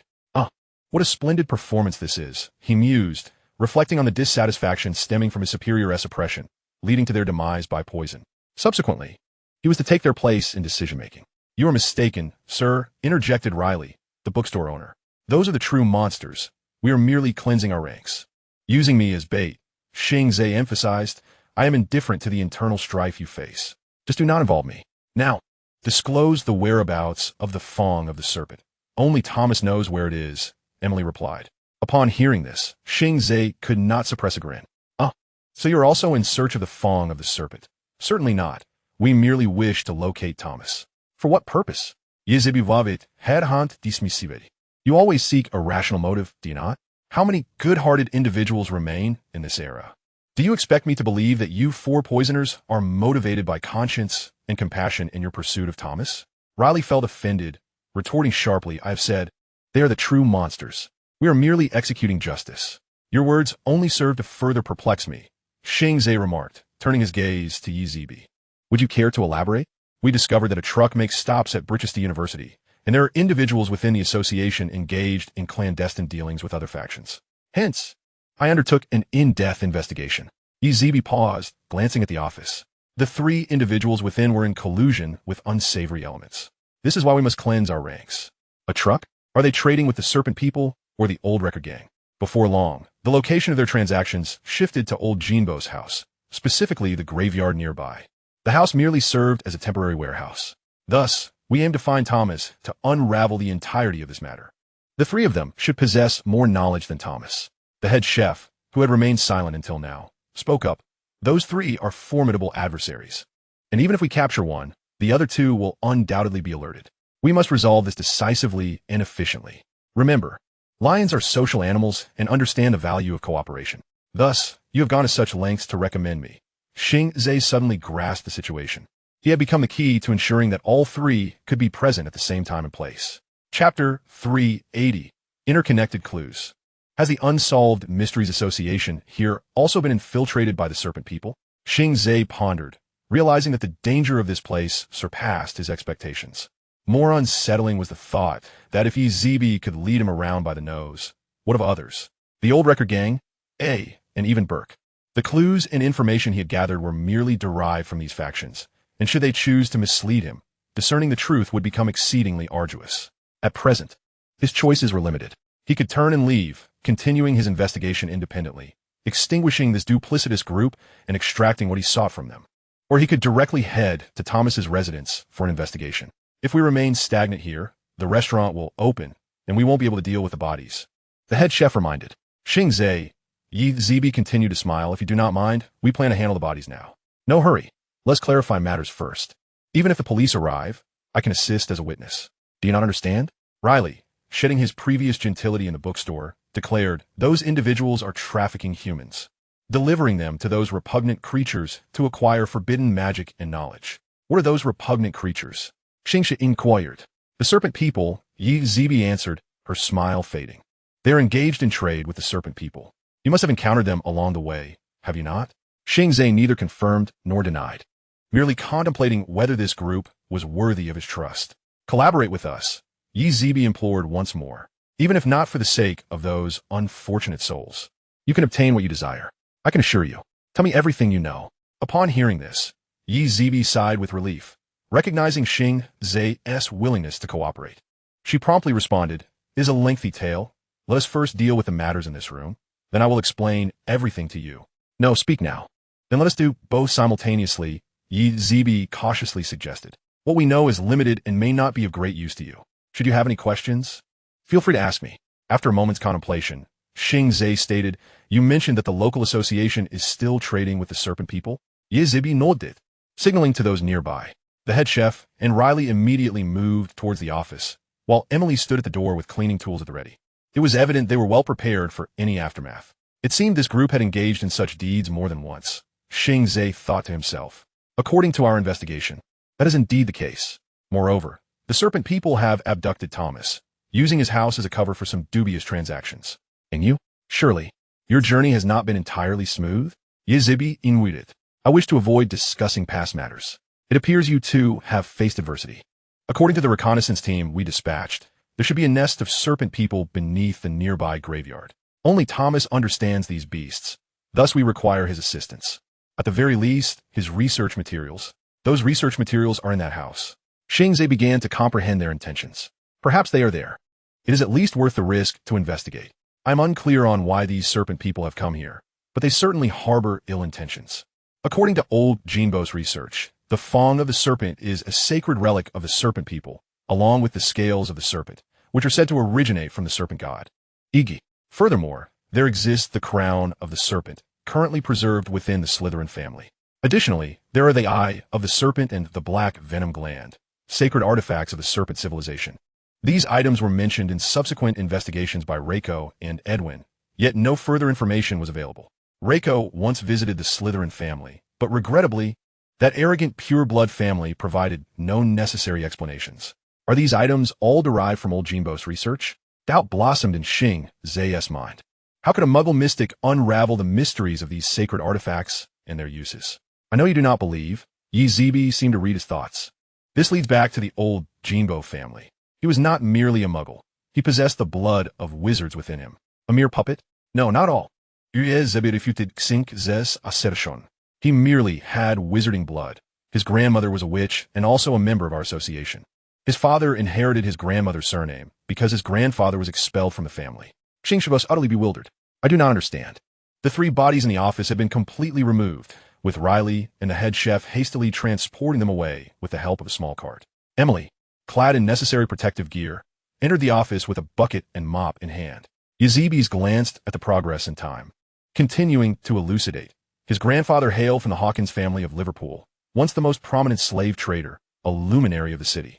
Now, all that remained was an old house located at 78 Hurst Street in Merseyside. They once aspired to connect the underground waterways of the How for the transportation of slaves. However, you can surely surmise what they awakened, right? Xing Ze instantly comprehended, responding, the serpent man lying dormant beneath the earth. By Jove, that unfortunate family was cursed by the serpent man, with generations striving to lift the curse, including old Kimball. He relentlessly researched the records of his grandmother, Katie Kimball, ultimately discovering methods to eradicate the curse. If Kimball could find it, then why could no one else? Ze exhaled, saying, "This brings us to the fangs of the serpent." This tome, a magical grimoire of the serpent man, details the means to dispel the curse. Back then, due to the interference of another force, Katie scarcely had the time to study this grimoire sold by the Gunner family. The fangs of the serpent originates from the Gunner family? Xing Ze inquired, though it felt more like an introspection, as it elucidated many mysteries. So, you're finally intrigued, aren't you? Xing Ze regarded the cunning woman before him, constantly admonishing himself not to place too much trust in her. Yet his quest for truth and innate curiosity temporarily set aside his wand. Observing this, Yazebes advised, "Let us find a more suitable place for discussion. This area is designated for the professional cleaning crew. How will you explain this matter to the higher-ups? Their families. Won't the sudden disappearance of 3 individuals raise any issues? Relax. Xingsha, we have our own protocols. As long as you do not interfere, a few more deaths will not matter. For the association, a significant number of those lost to magic must be cleared annually." Chapter 381, Customs and Culture. Can you guess why Frank and the others are meeting Mason? Reuben said to Ellie, who had arrived at the law firm, a smile illuminating the constable's face as if he had stumbled upon something extraordinary. To reclaim ownership of 78 Her Street in Merseyside for the distant Vince Scott family in America, Ellie replied. The constable, who had previously been in high spirits, halted in disbelief, gazing at Ellie with hands outstretched. Good grief, URO, I should have realized that sooner. Realized what? Xing Ze retained you because you are as exceptional as he is, and in certain aspects, even superior. Are you flattering me, constable? The young lady slowed her pace, feeling somewhat unaccustomed to Reuben's sudden praise. Certainly not, Reuben replied with a hint of exasperation. You possess keen observational skills and formidable deductive abilities akin to Xing Ze's. Even when presented with fragmented clues, you can gradually piece them together. Now, tell me, how did you know Frank was here? As Ellie and Reuben entered the law firm, she quietly responded, I happened to discuss matters with a history professor in Liverpool. Besides being well-versed in history, he is also a radical racial dissenter. Thus, I gleaned some insights about the Hawkins family. Hawkins? The Hawkins who amassed wealth through the slave trade? Ellie looked at the constable, unsure whether to divulge the rest. No need to hesitate, continue. I'm not so fragile. So, what connection does the Hawkins family have with the Vince Scott family? The young lady relayed all the information she had obtained from the professor, which she had not mentioned during their earlier phone call. After listening, Reuben pondered thoughtfully. Why do they need the Vince Scott family members to come here? According to Mason, that house has not been used since Marion Hawkins' death. To whom did Marion leave the house? Reuben produced a notepad and glanced at it, stating, Victor Vince Scott, Marion's son. Oh, Marion married into an American family, but retained her maiden name. I overlooked that detail. Thus, the house, as the property of a Hawkins family member, belongs to Nelson, Marion's brother. He passed away in 1939, and all three of his sons died in the war. Therefore, with no heirs, the house automatically reverted to Marion. So, we have clarified who was with Frank that day, Victor Vince Scott. Perhaps we can inquire of him why Frank is so interested in that old house. No. The person who came with Frank that day was a young man, the constable countered. Even if Victor Vince Scott were alive, he would be over 70. It cannot be him. The visitor was named Josh Vince Scott, Victor's grandson. Then let us see if we can reach him and ask what Frank is up to. Or this might help us uncover the cause of Frank's team's demise. The constable nodded. I will arrange it, but do not hold out too much hope. No. Let us check with the real estate company, the young lady suggested. Do you remember that Frank and Josh visited the local real estate office that day? We should see if they left a contact number. Clever. I will do that right away. Do you wish to accompany me? Ellie shook her head. I think I will return to school for now. Xing Ze may call back, and I do not entirely trust the people over there.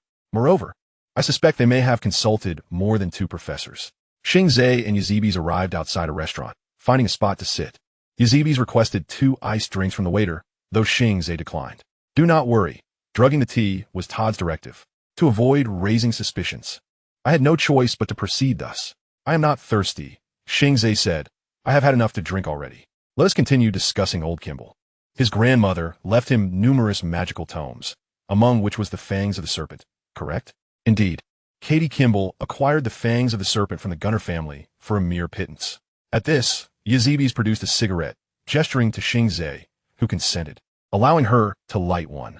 At that time, was the Gunner family already in decline? Precisely, yet they still possess some assets to trade. However, it is well known that most pure-blood families engage in close-kin marriages, resulting in offspring often lacking intelligence. It is likely that by then, few within the Gunner family truly understood what the Fangs of the Serpent entailed. Thus, selling it off as an old book was entirely reasonable. Xing Ze pondered for a moment, gradually clarifying his thoughts. In other words, old Kimball's grandfather was expelled from his own family, the Hawkins family. His witch wife sought to assist him in dispelling the curse of the Serpent Man by purchasing the Fangs of the Serpent from the Gunner family. However, due to the interference of a third party, Katie could not attend to the curse. It was not until his grandson, Douglas Kimball, discovered a method to eradicate the curse that Frank sought to come to Brichester, having uncovered the connection between the Kimballs and the Hawkins family. I assume the Frank you mentioned refers to that illustrious detective from Liverpool, the mute detective, correct? He holds quite a reputation in the magical realm. Indeed, alas, his fate remains unknown. Do you have any insight into the origins of the third-party force you mentioned? Yezabetha's lips curled upward ever so slightly. It must be said, her smile possessed an undeniable allure, rendering one utterly powerless against its charm. Naturally, I conducted a thorough investigation, scouring every archive from those bygone years. You must understand, Xing Ze, why I would take such drastic measures against Todd and his ilk. Brichester is far from a benevolent locale. It has long been a haven for cults. with dark forces proliferating unchecked. The records indicate the presence of 3 malevolent entities residing in the lake beyond the town. While they currently slumber, each year, a number of deranged individuals attempt to awaken them. Thus, as vigilant observers and guardians, we are compelled to exercise utmost caution. Heaven knows the intentions of those serpent folk in coming year. Should they seek the horrors that lie beneath the lake, we would all be doomed. Answer my question. Lady Yezebet interrupted Xing Ze. Understanding the local customs and traditions would serve you well, Xing Ze. The third party is the cult of the feast, the very ones you encountered in Ravinska village. Upon hearing this term, Xing Ze felt a wave of frustration. He had witnessed the methods of the cult of the feast and could surmise their motivation for being here, those dormant creatures in the lake. Chapter 382, The Secret Chamber. If the cult of the feast aims to awaken the monsters beneath the lake, what is the purpose of the serpent folk's arrival? Are they seeking territorial expansion? Searching for sacred artifacts? Or perhaps they too covet the beasts that slumber below? Should we ascertain their objectives, we might adequately prepare ourselves. Xing Ze held a hope that Yezebeth would divulge more information. She took a sip of her chilled beverage and continued. Thus, we must eliminate those 3 individuals. Even so, they still possess numerous minions. Prolonging the situation could raise unnecessary suspicions, alerting the serpent folk. Therefore, Xing Ze, our time is limited. Then speak quickly, replied Xing Ze. What else do you know? Tell me everything, including your plans. To put it simply, old Jinbo is of unknown origin due to his journey to Liverpool to aid in lifting a family curse. Of course, this is merely speculation, as he left behind only a farewell note, offering no clarity on his intentions. As for Thomas, he left no note at all. He had sought Todd regarding matters with the serpent folk and subsequently vanished. We visited his home, but found nothing. Regardless, now that we can confirm the serpent folk are causing trouble, we must locate the fong of the serpent. Can you explain why finding the fong of the serpent is imperative? Yezebeth exhaled. Do you recall the serpent relics I previously mentioned? One of them is a black venom sac. While it may not be the exact name, according to Thomas's research, this object is the keystone of serpent biological technology. However, to activate it, we require other relics and the fong of the serpent. So that serpent tome serves as a sort of manual? It's far more significant than a mere manual, Yezebeth shrugged. Now, do you intend to assist us? Or will you depart after hearing all this? If it's the latter, I won't stop you. These leads are hardly secrets, and you would uncover them in due time. However, if you wish to collaborate with me, I must discuss our plans moving forward. Otherwise, our conversation ends here, Xing Ze. You need not press me further. I have revealed all that I know. Do you have any idea how many relics the serpent folk have acquired? Xing Ze's inquiry caused Yezebeth to furrow her brow slightly. She replied softly, What makes you think I would possess knowledge of such clandestine matters? Just a hunch. Xing Ze replied, I have a penchant for unearthing the truth. Moreover, you've only shared Thomas's findings with me, having navigated the magical world for so long. Surely you've gleaned some information on this front? Yezebeth chuckled softly. Indeed, she was privy to additional knowledge, but such information was a bargaining chip, not to be freely given away. Yet, after witnessing Xing Ze's impressive exploits from the previous year, her resolve began to waver. In comparison to her former partner, Sheikh Mendez, Xing Ze was evidently more remarkable and capable. She sought to forge an alliance with him, especially after having utilized his talents. Cultivating an enemy pales in comparison to gaining a formidable ally, such as Xing Ze. The remaining information comes at a cost, Yezebeth stated, and is not a trifling sum. I do not seek money. You should be aware that I am not in want of it. Xing Ze nodded, contemplating for a moment before responding, What if I agree to collaborate with you? If that is the case, Yezebeth's eyes sparkled with delight. Then I shall reveal the remainder of the clues to you. Let's finalize this arrangement. Now, share what remains, as well as your plans. I previously mentioned the eye of the serpent, correct? Before Xing Ze could respond, Yezebeth continued. These are 2 extraordinary gemstones, their material unknown, yet imbued with potent magic. One resides within the secret chamber of Hogwarts. Upon hearing this, Xing Ze's heart raced. He thought to himself how the conversation had circled back to the secret chamber. Though the academic year had yet to commence, he recalled that, according to the original narrative, the chamber would be opened during the 2nd semester, allowing the basilisk to escape. If memory served, that serpent and the chamber were bequeathed by Salazar Slytherin, while Gryffindor left behind a sword, Ravenclaw a diadem, and Hufflepuff a cup, yet Slytherin left nothing. The other gemstone resided within Salazar Slytherin's locket, bestowed upon the Gaunt family. According to the Slytherin family records, the 2 gemstones could only reach their full potential when united. What that potential entailed remained shrouded in mystery. Furthermore, you must have heard of Azkaban. It houses numerous high-ranking Death Eaters. I employed certain methods to extract some information from one of them. Does it pertain to Voldemort? Yezebeth's expression remained unchanged, merely affirming, yes, it concerns Voldemort. During the height of the Death Eater's power, they had an internal research organization known as the Unseen Church. Another familiar face, Xing Ze mused inwardly. The Unseen Church and the Cult of the Feast. These two persistent organizations seemed entangled in every nefarious endeavor. The Unseen Church focused on studies related to dreams. Centered in the ancient far north, where a tribe of serpent folk, known as the Yusi, resided. Voldemort was always wary of the serpent folk, as one Death Eater recounted. During Voldemort's youth, he had been mentored by a serpent. This serpent sought to exploit Voldemort to acquire the eye of the serpent from a secret chamber. Now it makes sense. Xing Ze recalled that the secret chamber had indeed been opened once before, orchestrated by Tom Riddle. However, he had not anticipated that the true reason would be so convoluted. And what was the outcome? Regrettably, Tom Riddle was not one to be easily controlled. He had schemed against that serpent, aiming to seize the gemstone. Yet the serpent awakened the guardian of the gem. Neither achieved their goal. And the eye of the serpent remains ensconced within the secret chamber to this day. As for what transpired afterward, it is likely that you are already aware that Tom has become Voldemort, yet he has never had the opportunity to enter Hogwarts. As for the serpent-like creatures, their entry into the magical realm is no trivial matter. Otherwise, that serpent would not have resorted to utilizing Voldemort. Hearing this, Xing Ze could not help but feel intrigued. He inquired, "What is the name of the Death Eater who informed you of these matters? You still refuse to believe, do you?" Yezebe saw through Xing Ze's thoughts. Lowering her voice as she replied, "Bellatrix Lestrange." Xing Ze raised an eyebrow, confirming, "Are you certain it was Bellatrix Lestrange? Of course, if you still doubt. There is little I can do. Bella is Voldemort's most trusted subordinate. Only she would possess such extensive knowledge." Indeed, Xing Ze nodded, finding it quite plausible. Chapter 383, Communication. It had seemed quite reasonable. Xing Ze silently reiterated this in his mind as he continued to feign seriousness while listening to Yezebe's plan.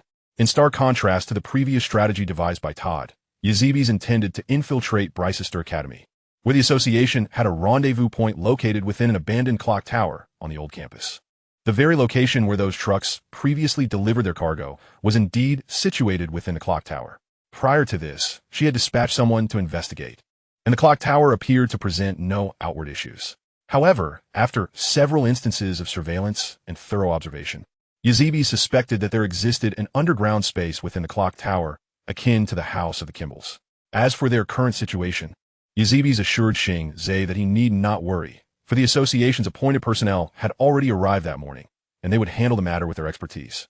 Xing Ze raised no objections, merely inquiring about the timing of the operation. Yezebe informed him that due to the urgency, they would depart in an hour.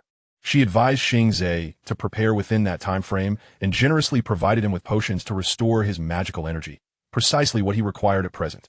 He did possess potions for magical restoration within his ring, but the exhaustion incurred from prior battles had left him unable to summon even the magic necessary to activate the undetectable extension charm. Though some of his magical energy had returned over time, it had already been expended during the recent apparition. With the availability of free potions, he certainly would not refuse. However, due to the previous incident involving toxic tea, he remained cautious and refrained from immediately consuming the potion for magical restoration. As for preparation, it felt more like idleness for Xing Ze. Most of his possessions were contained within his ring, requiring no deliberate arrangements. Nevertheless, considering his dwindling magical energy, he resolved to acquire some firearms. While these weapons lacked the potency of magic, they boasted considerable advantages in speed and continuity. With this thought in mind, he sought out the head chef to inquire whether the firearms belonging to Todd and his companions were still available. Fortuitously, the chef had indeed secured the 3 guns, hiding them within his office. "Follow me. I shall take you to retrieve them," he stated with a newfound firmness, shedding the previous sycophantic demeanor. The office had been tidied, with Emily and the others displaying remarkable efficiency.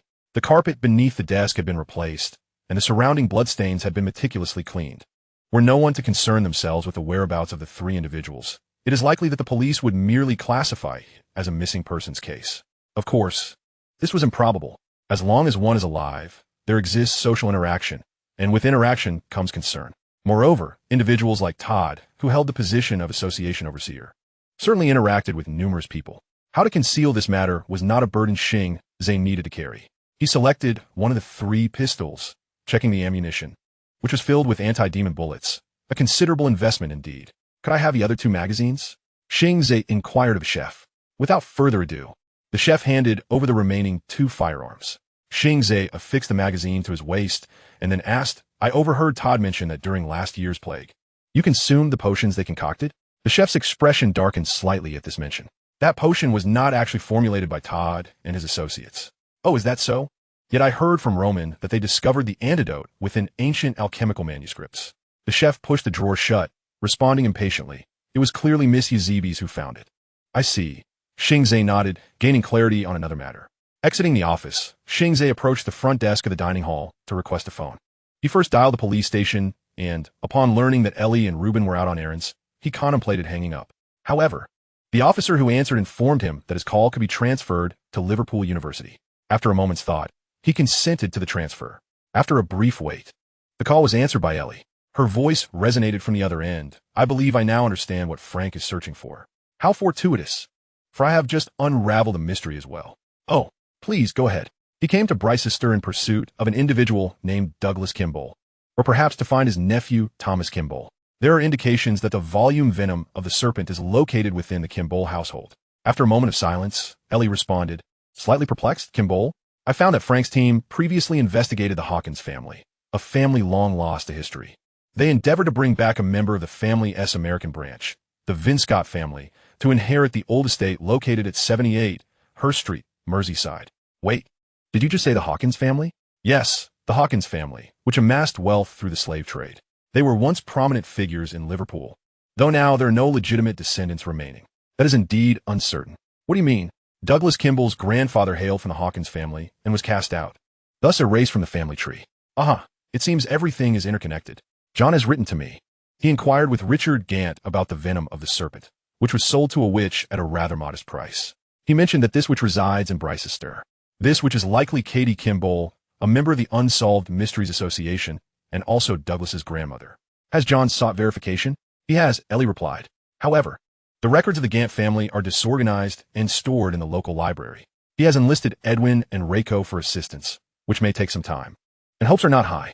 Have you located any of the Kimball family members? None. Douglas disappeared decades ago, and recently, Thomas has also gone missing. Serpent-like creatures? Ellie speculated. Quite likely. The Hawkins family seems to have fallen victim to a serpent's curse, she continued. They attempted to connect the underground waterways for the purpose of smuggling slaves, but inadvertently encountered the serpents. Xing Ze was taken aback. He had not anticipated that Ellie could uncover so much information in such a short span. It appears you have made significant progress on your end. This is merely a preliminary hypothesis. I've already dispatched individuals to conduct further investigations to see if more clues can be uncovered. Additionally, I will have Ruben trace the name Douglas Kimball to ascertain his last known whereabouts. Very well, Xing Ze acknowledged. I have some matters to attend to here, and I will return once they are resolved. Oh, have you heard about the incident in Jintu village? Not at all. What transpired? The village served as a lair for the serpent folk, now reduced to ruins. I, like the surviving devotees of the serpent, fled to other locales. For specifics, you might inquire with Ruben at the Telford police station. I shall do so. Is that all? Indeed. After a brief pause, Xing Ze added, stay safe. You as well. Chapter 384, The Other Side of the Operation. Shortly after ending the call with Xing Ze, Ruben dialed the young lady. He had visited the real estate company and located the phone number left by Josh Vinscott. After their conversation, he discerned the true nature of Frank and his associates' activities. Treasures hidden beneath Hawkins Manor? Countless gold coins? Ellie confirmed from the other end of the line. Indeed, a woman identifying herself as Julia sought him out in America, revealing this secret. Huh, can such matters be trusted? Ruben chuckled dryly over the phone. The Vinscott family has faced considerable misfortune in recent years, with several businesses teetering on the brink of bankruptcy, thus the need for funds to keep afloat. I see.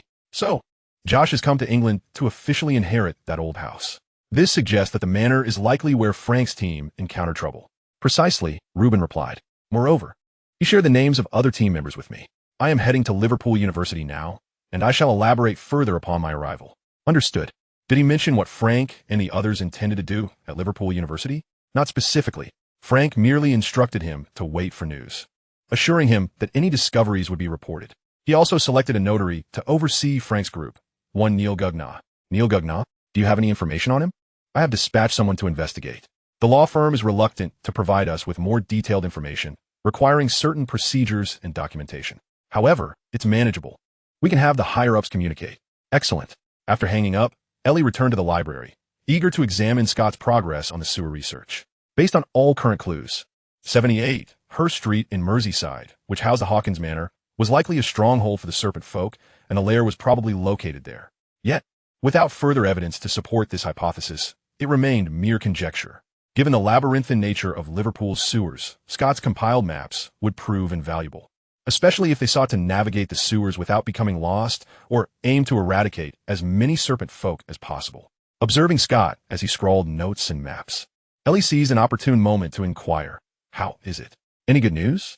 Scott adjusted his reading glasses and gestured to the map before him with his pen. It is becoming increasingly clear that if we consider 78 Hurst Street in Merseyside as the focal point, many matters will fall into place. The elderly gentleman opened his notebook to show Ellie the maps, which essentially depicted a significant portion of Liverpool. "You mentioned that these entities are connected to the old record gang. Considering the boundaries of the events, it aligns well with their operational territory." Ellie scrutinized the notes before asking, "So, you believe their lair is at 78 Hurst Street in Merseyside?" "That is my belief." "Do you recall that shipping company?" "Indeed." I compared the details, and it seems the missing employees were likely abducted by the Serpent Folk.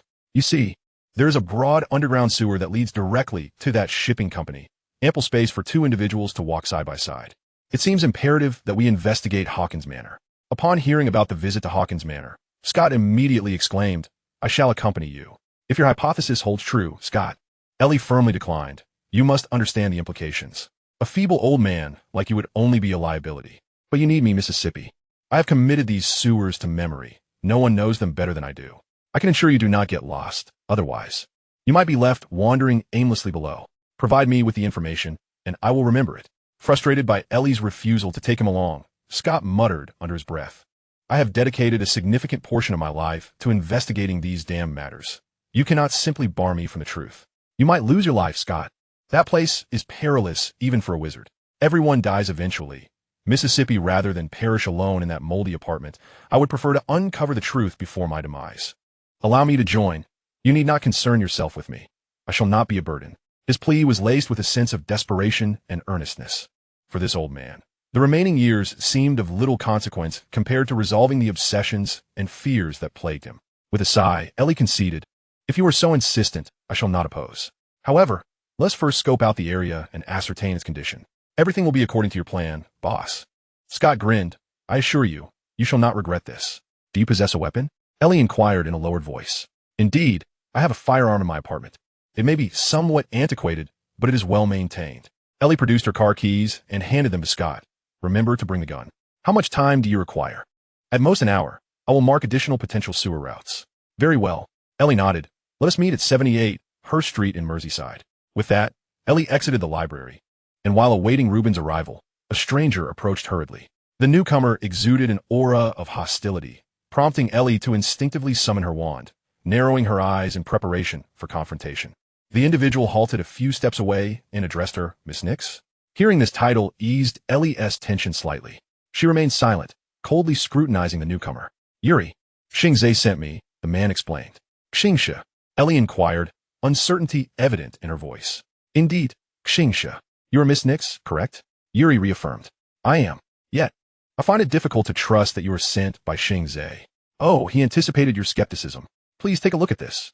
Yuri produced a letter from his pocket, which immediately levitated upon reaching Ellie's presence. Fortunately, the corridor was devoid of passers-by at that moment. The letter was held aloft by Ellie's wand as she reached for it, examining the handwriting. It was unmistakably Xing Ze's and bore the emblem of the Round Table. This insignia, designed by Reiko, was exclusive to members of the Round Table, suggesting that the individual before her was indeed trustworthy. The young lady stowed the letter and inquired, "What brings you here?" "I have news from Emberhead Village. We should find a more suitable place to converse." Ellie nodded in agreement. "Follow me." Chapter 385, Stepping In. The news Yuri brought enlightened the young lady about the Serpent Folk's intentions. Based on the discoveries in Emberhead Village, It appeared that the serpent folk were engaged in the development of a potent biotechnological advancement aimed at transforming humans into serpent folk. These abominations, cursed by IgG, could not sustain their existence in the natural order. Yuri emphasized that the serpent men, hatched from eggs, are incapable of retaining their original intellect, devolving instead into monstrous beings driven solely by a thirst for flesh and blood. You mentioned they are cursed by their own deity? Indeed, that aligns with my understanding. Do not inquire about the source of my information. Suffice it to say, these monstrosities have taken up residence underground, clandestinely conducting their research. Xing Ze intercepted a truck at a gas station near Jintu village. According to local police confirmation, the 3 transporters are affiliated with the old record gang. The vehicle was laden with peculiar potions. Furthermore, Jintu village is ostensibly a nest for serpent men. However, after our intervention, we merely apprehended a handful of cult devotees, with no sign of the serpent men or any other creatures. The entrance to the underground lair has collapsed, rendering our entry impossible. We did, however, discover some dismembered remains in the local elementary school's gymnasium, which have since been sent to Liverpool, along with the potions found in the truck. Xing Ze informed me that you would require these items. The young lady nodded, retrieved paper and pen, and composed a letter, then awaited her owl's arrival. She needed Bert's assistance to expedite the delivery of the findings to St. Mungo's for Herbert West's examination. You suspect the serpent men of Jintu village have fled? That seems to be the case, indeed. As for their destination, it remains unknown. I returned to Liverpool to continue tracking Frank S. whereabouts. Xing Ze mentioned I could seek your help. At this juncture, Ellie finally inquired with curiosity, "What is your relationship with Xing Ze?" Yuri chuckled softly, an expression of resignation crossing his face. "One could consider us temporary collaborators. He is in search of his possessions, and I am pursuing mine. Though our objectives diverge, our paths converge. I do possess some leads regarding Frank. Since you and Xing Ze are collaborators, I presume you would not elaborate on your reason for seeking Frank?" "Naturally." Yuri exhaled deeply. "He is my friend." A straightforward answer, yet the tightly sealed lips of the man before Ellie conveyed that he would not elaborate further. While her lingering doubts diminished somewhat, she was far from feeling entirely reassured. The young lady pondered aloud. 78, Hurst Street, Moxaside County. We shall be heading there shortly. If you wish, you may accompany us. However, I must forewarn you, that locale is rather perilous. The curt and decisive response from the stern-faced girl made it clear to Yuri that if he could not provide further information, he would have no choice but to follow her lead. "I have no objections," Yuri readily agreed. He currently possessed few cards to play in exchange and could only navigate one step at a time. After a brief wait, Reuben arrived, and Yuri, sensing the moment, found an excuse to depart. Like Scott, Ellie instructed him to meet at the old mansion in 40 minutes. The inspector regarded Yuri with curiosity, asking, "Is he one of yours?" Ellie shook her head and diverted the topic. "Do you have any good news?" "Ah, indeed. According to Josh, Frank's team comprises 6 individuals, 2 women and 4 men.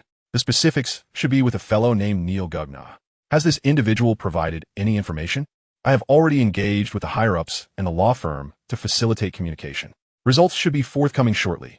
Shall we proceed to the old mansion?" "That is indeed the plan. However, my team is still making preparations." "Do you require police support?" The inspector inquired. "No, I shall scout the area first. Then I shall accompany you. I have a radio in my vehicle. Should any new developments arise, the precinct will contact me, enabling me to inform you promptly." Ellie nodded. "That would be most beneficial. Additionally, there are some matters I require your assistance with." Preparations are nearly complete. Xing Ze followed Yazibis onto the vehicle, and soon they arrived at the old campus of Brichester University. The group disembarked and entered the dilapidated clock tower. Yazibis led the way, with Riley following second. And behind Xing Ze were the head chef Raymond and several unfamiliar individuals. These individuals were armed with various weapons, some even carrying hefty tomes. The titles varied widely, predominantly concerning magic and spells. The clock tower itself was in a state of disrepair, accumulating a thick layer of dust from neglect. Yazibis instructed Emily and the head chef to remain on the ground floor to set up necessary defensive magical arrays. Observing these amateurs at work, Xing Ze found it rather amusing. Those with books quickly began their preparations, laying out an array of bizarre materials. Some of these were so unusual that even Xing Ze, a graduate of Ravenclaw, was taken aback.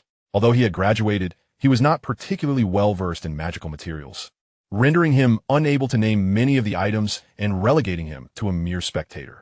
As he observed, Yazibis approached and inquired, "Shall we proceed downstairs?" "The entrance is in that room." Following her gesture, Xing Ze noted 3 rooms on the ground floor of the clock tower, the one she indicated being the farthest to the side.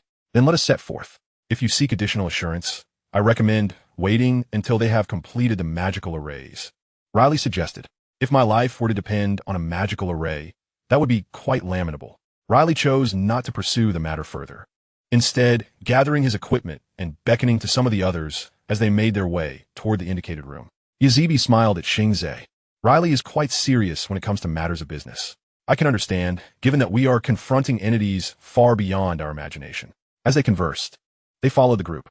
Before long, they discovered the entrance to the lower levels beneath a tattered cloth in the room. This time, Yazibis took the initiative to lead the group. Riley and the others seemed disinclined to follow, instead casting their gazes toward Xing Ze. Understanding their intent, he hastened into the entrance. He could hear chanting from outside, emanating from the individuals setting up the magical arrays. The path leading downwards was devoid of light. Xing Ze followed Yazibi's flashlight, his night vision capabilities allowing him to discern everything around him. The downward passage was constructed from concrete, with clear signs of manual excavation. Yet amid it all, Xing Ze detected a familiar scent, alongside black viscous fluid seeping from the seams of the walls. He steeled himself, the aroma growing more pronounced as he descended, recalling where he had encountered it before, a chill creeping up his spine. Chapter 386, Matryoshka. Ahead lay a fork in the path. Yazibis halted, awaiting Riley's approach. The latter, armed with a rough map, approached, and they began conversing in hushed tones. Xing Ze did not eavesdrop on their discussion. The increasingly pungent odor unsettled him, compelling him to remain vigilant, gripping both his pistol and wand. Those who had descended with them appeared to be formidable mercenaries, each tall and menacing. There were 5 in total, their roles distinctly defined. While Yazibis and Riley conversed, they, like Xing Ze, remained cautiously alert to their surroundings. The leader of these individuals ambled over to Xing Ze, a toothpick dangling from his mouth. Compared to the other team members, he appeared considerably more relaxed. I've heard you're a wizard, the genuine kind that wields magic? He inquired of Xing Ze with a hint of disbelief. You seem rather skeptical, Xing Ze replied, prompting a soft chuckle from the leader. I've encountered many who claim to be wizards, yet nearly all were charlatans. He glanced toward Riley, ensuring the discussion was still ongoing before lowering his voice. I've witnessed those lunatics above, babbling incoherently as they sketched magical circles on the ground with bizarre pigments. For heaven's sake, they assert such things can protect us. Yet nearly every time, it results in casualties. I know those things are utterly useless, mere placebos. Believing in that nonsense is less sensible than donating to my church. If you don't believe in this, what brings you here? Surely you know what you are about to face? Xing Ze asked, a trace of confusion in his tone. Of course, I am well aware of what lies ahead.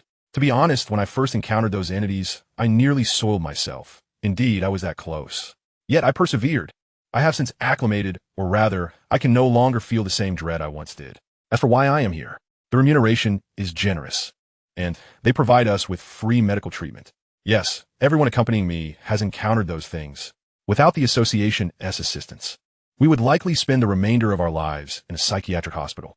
The mercenary leader paused, leaning closer to Xing Ze. Moreover, the most crucial tasks do not require our intervention. These madmen handle them. Thus, most of the casualties are their own, and our losses are minimal, often without significant danger. Comparatively, this is far preferable to going to Rock. If that is the case, sir, call me Jackman. Very well, Mr. Jackman. I advise you to remain cautious. Is that so? You perceive something haven to you? I can tell. Jackman's tone shifted to one of tension. Xing Ze, unwilling to squander words, reiterated. Keep your subordinates vigilant. As for the rest, I cannot say for certain. With that, Xing Ze approached Yezebis, who alongside Riley, had evidently decided on a particular path. Before Xing Ze could inquire, she gestured for the others to take the far left fork. Her choice proved astute, as upon entering this passage, Xing Ze observed an increase in the black liquid seeping from the cement walls, as if something had once crawled through. He knew precisely what it was, but refrained from voicing a warning. Simultaneously, he sensed another force, an invisible energy wrapping around him like a gentle bubble, likely the result of a successful magical circle above. The surroundings were finally illuminated, the darkness dissipating under scattered lights. The mercenaries behind Xing Ze could finally discern the walls beside them. God, what on earth is this? Taller, Jackman muttered quietly. Up ahead, Riley turned to hush the others. But a sudden anomaly occurred as a mass of black liquid on the wall writhed violently, lunging toward the nearest mercenary with lightning speed. Damn! Jackman, quick to respond, disregarded his own exposure and trained his weapon on the amorphous creature. Invisible Child. Xing Ze recognized the entity with clarity, understanding that more would emerge from the cement walls. The mercenaries fell into a brief state of chaos, but under Jackman and Riley's command, they unhesitatingly opened fire on the member ensnared by the sludge creature.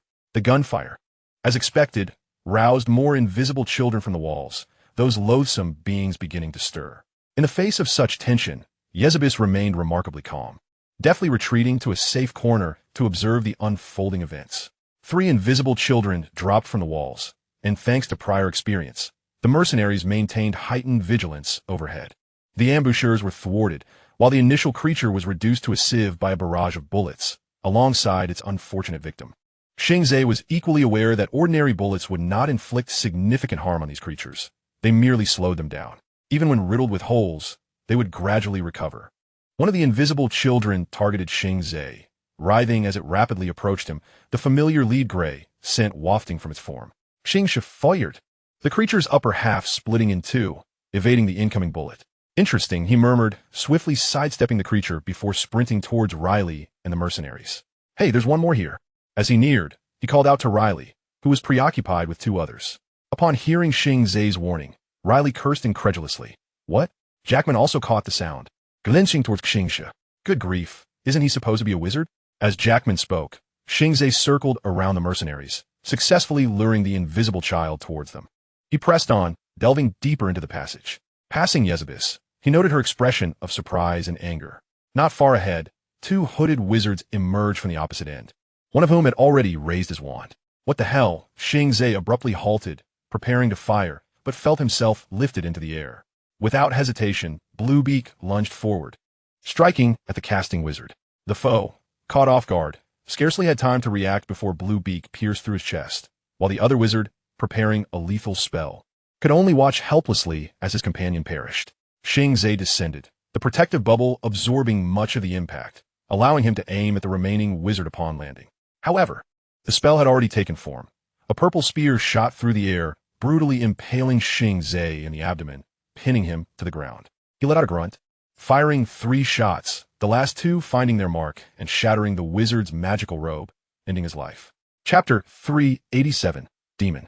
The energy from the magical spear would take a moment to dissipate. Xing Ze pressed forward despite the pain. He could not afford to waste time in such a place. As he extricated himself from the spear, the wound in his abdomen began to heal gradually. He retrieved a vial of magical potion from his pocket, downing it without a second thought. The surge of magic within him was quickly directed toward healing his wound. With the scant remaining magic, he opened the space within his ring, extracting healing potions and essential supplies. He continued onward unhurriedly, pouring the potion over his wound before consuming another vial of mana restoration elixir. The rapid influx of magic transformed his once blue veins into a deep blue-black hue. Symptoms of dizziness began to manifest, and his breathing grew labored. Xing Ze sensed the peculiarities within his body. He comprehended the enhancements to his own physique, fully aware that 2 vials of magical potions could not possibly engender such an effect. Thus, there remained but one possibility. The magical potion bestowed by Yezebis must be flawed. His suspicions were indeed validated. The potion contained the blood of a saint, a potent weapon employed by the church to combat entities of the dream realm, which had adversely affected Xing Ze's body, culminating in symptoms of excessive magical use. As his vision began to blur, Xing Ze reached out to steady himself against the wall, retrieving a small brown vial from his ring. He uncorked it and downed the pungent liquid in one swift motion. The symptoms began to dissipate, and he felt a surge of relief that he had accepted Herbert West's experimental concoction. Otherwise, he would have found himself in dire straits today. Through the extraction of his blood, West had developed a remedy to alleviate the negative effects of overusing magical potions, albeit these potions had yet to undergo further validation, rendering their efficacy uncertain. However, at least for now, it appeared to be working. His body had regained approximately 70 to 80% of its strength, and the symptoms had nearly abated. With a long exhale, Xing Ze approached the 2 deceased wizards. He crouched beside them, his expression darkening further. This was certainly not a serpent man's lair, unless these serpent men had formed an alliance with the invisible church. The leisurely footsteps behind him elicited a soft chuckle from Xing Ze as he slowly stood and turned around, illuminated by the dim light to behold a delicately alluring visage. How did you see through my ruse? Yazibis inquired, puzzled. What do you mean? He replied. If you're referring to your identity, I remain utterly in the dark. Yazibi smiled with a hint of regret. What a pity, Xing Ze. I initially believed we could collaborate fruitfully, yet here we are. Collaborate? He retorted. Poison in the tea and treachery in the potion hardly qualifies as collaboration. I was merely contemplating when you would choose to utilize the potion, Yazibis remarked, glancing at the two corpses on the ground. I suppose I owe my gratitude to these gentlemen, since you've examined them. You must have noticed the dark magical marks upon them. Indeed, I suspect they were affiliated with the Invisible Church, Serpent Men and Voldemort, correct? If that is the case, then you must be aligned with the Serpent Men. Let me ponder this further. The Serpent Men maintain a favorable relationship with the Old Record Society. Therefore, I have always admired your perceptive abilities. Quite so, she conceded. I yearn to divulge everything to you, but I fear time is not on our side. Perhaps it is you who is pressed for time. Those three monsters seem to have detained your subordinates. Do you possess the strength to reach the end of the corridor on your own? I suspect a number of watchful wizards await you ahead. You intended to leverage my strength to clear out those wizards, yet it has not unfolded as you had hoped. Xing Ze chuckled, but Yazibis' expression turned icily cold. You overestimate yourself, Xing Ze. Had I intended to rely on your capabilities from the outset, I would not have given you that vial. You are aware of what I imply. Your abilities extend far beyond mere magic. Do not be so surprised. We possess quite a bit of information on you. It is precisely because of your exceptional nature that I refrained from eliminating you. As long as you do not obstruct my path, I will allow you to linger a while longer. However, you must obediently enter the cage. Only a lion in its cage poses no threat. What if I refuse? Oh, come now, young man. The powers you pride yourself on have been suppressed by the blood of the saint, and with those grievous injuries. I imagine your abdominal wound is quite painful. Even if you still possess some magic, do you truly wish to oppose me? No sooner had Yazibis spoken than flames erupted from her hand, tendrils of fire curling up her arms until they enveloped her entirely. The scorching heat compelled Xing Ze to retreat a few steps, yet Yazibis emerged from the flames transformed, with crimson wings unfurling from her back, twisted horns crowning her head, and skin as charred as glowing coals. Even from a distance, Xing Ze could feel the waves of heat emanating from her, far exceeding any temperature a human could endure. The being before him, should be referred to as a creature, not a human. Did trading with the Serpent Men grant you such power? I imagine you must have sacrificed much in return. You are mistaken again, Xing Ze. The Serpent Men indeed bestowed upon me considerable abilities, but this particular power is entirely mine. Have you not yet discerned? These powers do not belong to this world. Xing Ze furrowed his brow. If it had not belonged to this world, then they could only be. I had hoped you would be a touch more astute, especially after encountering those players. Yet it seems you have failed to grasp the entirety of the matter. It is indeed challenging to enlighten a native such as yourself. Enough talk now. Will you voluntarily remain in the cage, or shall I force you inside? As Yazibi spoke, she began to trace intricate shapes in the air with her hand. Her palm resembled solidified lava, with only her nails emanating an orange glow. As she cast her spell, a complex red magic circle materialized beneath Xing Ze's feet, an invisible force tugging at him. The young wizard did not yield easily. He leaped away from the magic circle, seizing his wand to unleash a beam of energy that struck Yazibis, though it inflicted no damage. Yesibis hufed, I detest disobedientmen. With that, flames erupted from her other hand, and a long, spiny whip manifested within her grasp. Consider this your final warning, Xing Ze. Cease your resistance. Your body cannot withstand a single lash from me at present. Alas, the Serpent Men desire a complete version of you. Otherwise, I would relish the opportunity to teach you a lesson. Though she spoke thus, the whip in her hand showed no signs of hesitation, slicing through the air with a scorching heat, accompanied by Yazibis' maniacal laughter. Chapter 388, Thomas. The rising heat waves, the shower of debris, and that raucous laughter. Xing Ze evaded the lethal whip time and again. Despite having purged the toxins from his body, Yazibis' whip was no trifling matter. Enduring a strike will be no trivial ordeal. He dodged while making his way deeper into the corridor, yet Yazibis, relentless in her pursuit, sensed a change in the atmosphere. Her laughter gradually diminished, and the speed of her whip's swings intensified. Stop pretending, Xing Ze. Surrender willingly. Xing Ze did not respond, instead quickening his pace. His gradually recovering body granted him increased agility. He heard incantations resonating from not far off and witnessed the luminosity of gathered magical energy. The fiery whip detonated beside him, this time accompanied by curling flames that engulfed half of his body in a scorching embrace. Enduring the searing pain, Xing Ze leapt with all his might. Landing on the ceiling, his singed flesh rapidly began to regenerate, and it would not be long before he was restored to full health.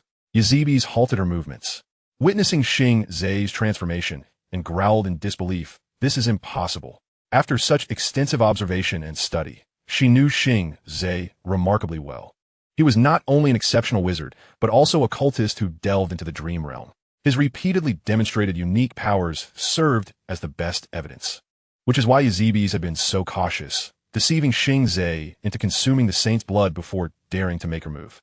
However, it appears that events have not unfolded in the manner she had anticipated. Xing Ze seems impervious to the influence of the blood of the saints.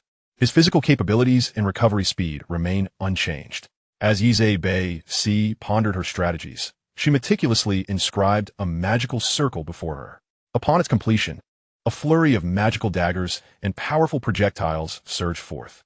All of these spells were successfully repelled by the protective circle. Seizing this fleeting moment, Xing Ze leapt down from above, dashing forward at great speed. Several wizards were preparing for their next barrage of spells, and upon spotting the approaching Xing Ze, the two foremost wizards immediately activated their defensive incantations. Xing Ze, however, had no intention of engaging them further. Instead, he soared above the two leading wizards. Naturally, they would not allow him to escape so easily, and they swiftly cast two rapid spells. Xing Ze's body momentarily faltered in midair before he plummeted heavily to the ground. Just as the next spell was about to strike, Yizhe magic arrived.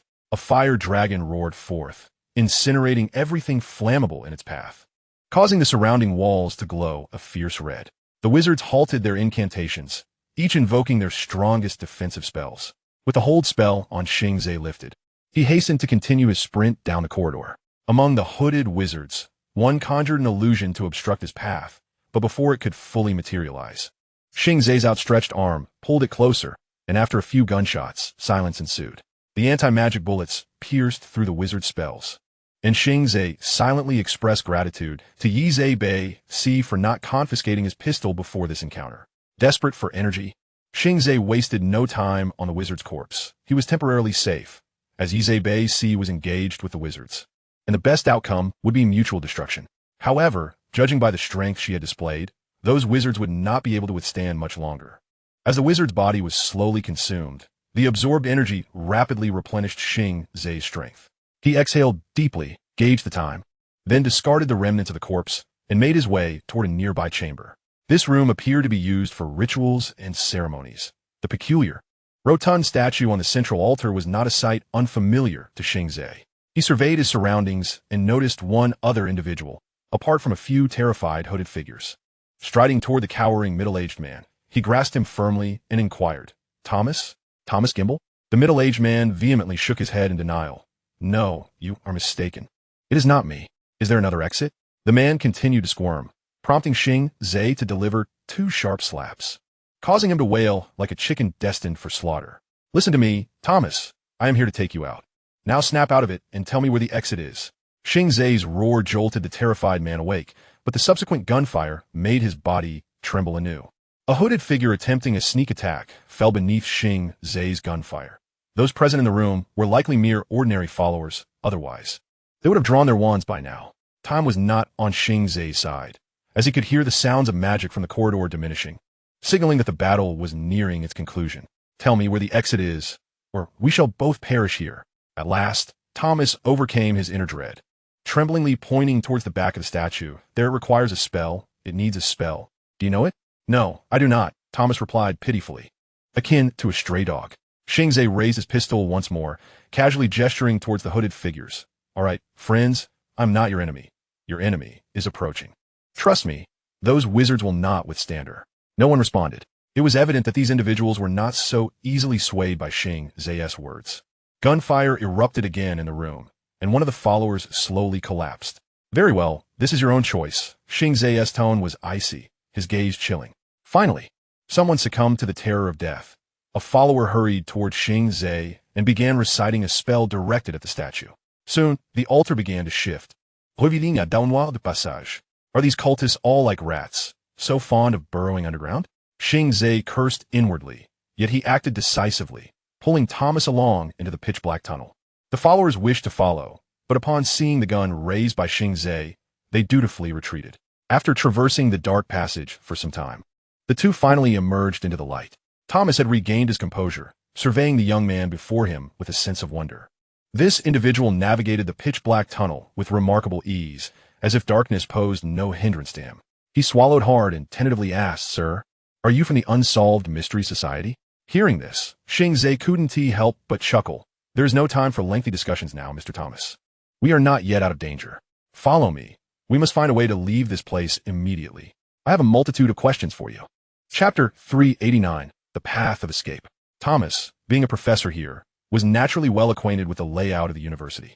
He guided Xing Ze through various secluded pathways, gliding like a fish in water. "You seem quite knowledgeable about the structure of the academy," Xing Ze remarked after crossing a moss-covered stone bridge.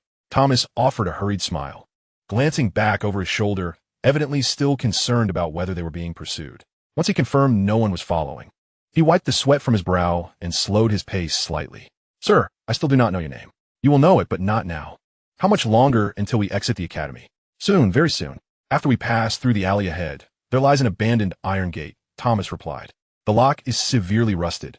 We might be able to force it open." Such an uncertain reply did not sit well with Xing Ze, who furrowed his brow and asked, "Perhaps? I'm not sure if the school has recently changed the lock. If they have, we could climb over. The wall there isn't too high." You truly are familiar with this, Mr. Thomas." "Just call me Thomas. My uncle used to be a professor here, so I often accompanied him to the academy." Douglas Fimble, Xing nodded. Thomas paused momentarily, but soon resumed his forward motion, thereafter remaining silent. Before long, they arrived at the iron gate. Fortunately, the academy had not replaced the rusted lock. Xing Ze stepped forward and kicked the door, causing the iron gates to clang loudly. When the door did not yield, he delivered another kick. With a more forceful sound, the iron gates swung open, and the two exchanged glances before hastening out of the academy. After traversing a stretch of gravel path, Xing Ze discovered they were by the banks of the Severn River, where the tranquil waters flowed gently. Willow catkins drifting in the breeze, while a few anglers leisurely enjoyed their beers and conversations along the shore. Indeed, time seems to stand still. Xing Ze, lost in contemplation, approached the anglers and inquired, "Greetings, my friends. Do you possess a vehicle?" The group turned in confusion, bemused by the sudden appearance of this stranger. One of them, chuckling, replied, "Are you mad or inebriated, lad?" 5 minutes later, Xing Ze was on the road in the borrowed Jaguar SS-100. Thomas, seated in the passenger seat, returned his gaze to the front, straightening up as the irate owner-esque curses were drowned out by the roar of the engine. "We just stole a car. Heavens. If he reports this, we shall find ourselves in a police station," he lamented. Xing Ze responded with calm assurance, "No, that will not occur. Besides, we merely borrowed it. Using a gun to compel someone to relinquish their keys hardly qualifies as borrowing," Thomas retorted. "Well then, Mr. Thomas, let's not dwell on such trivialities.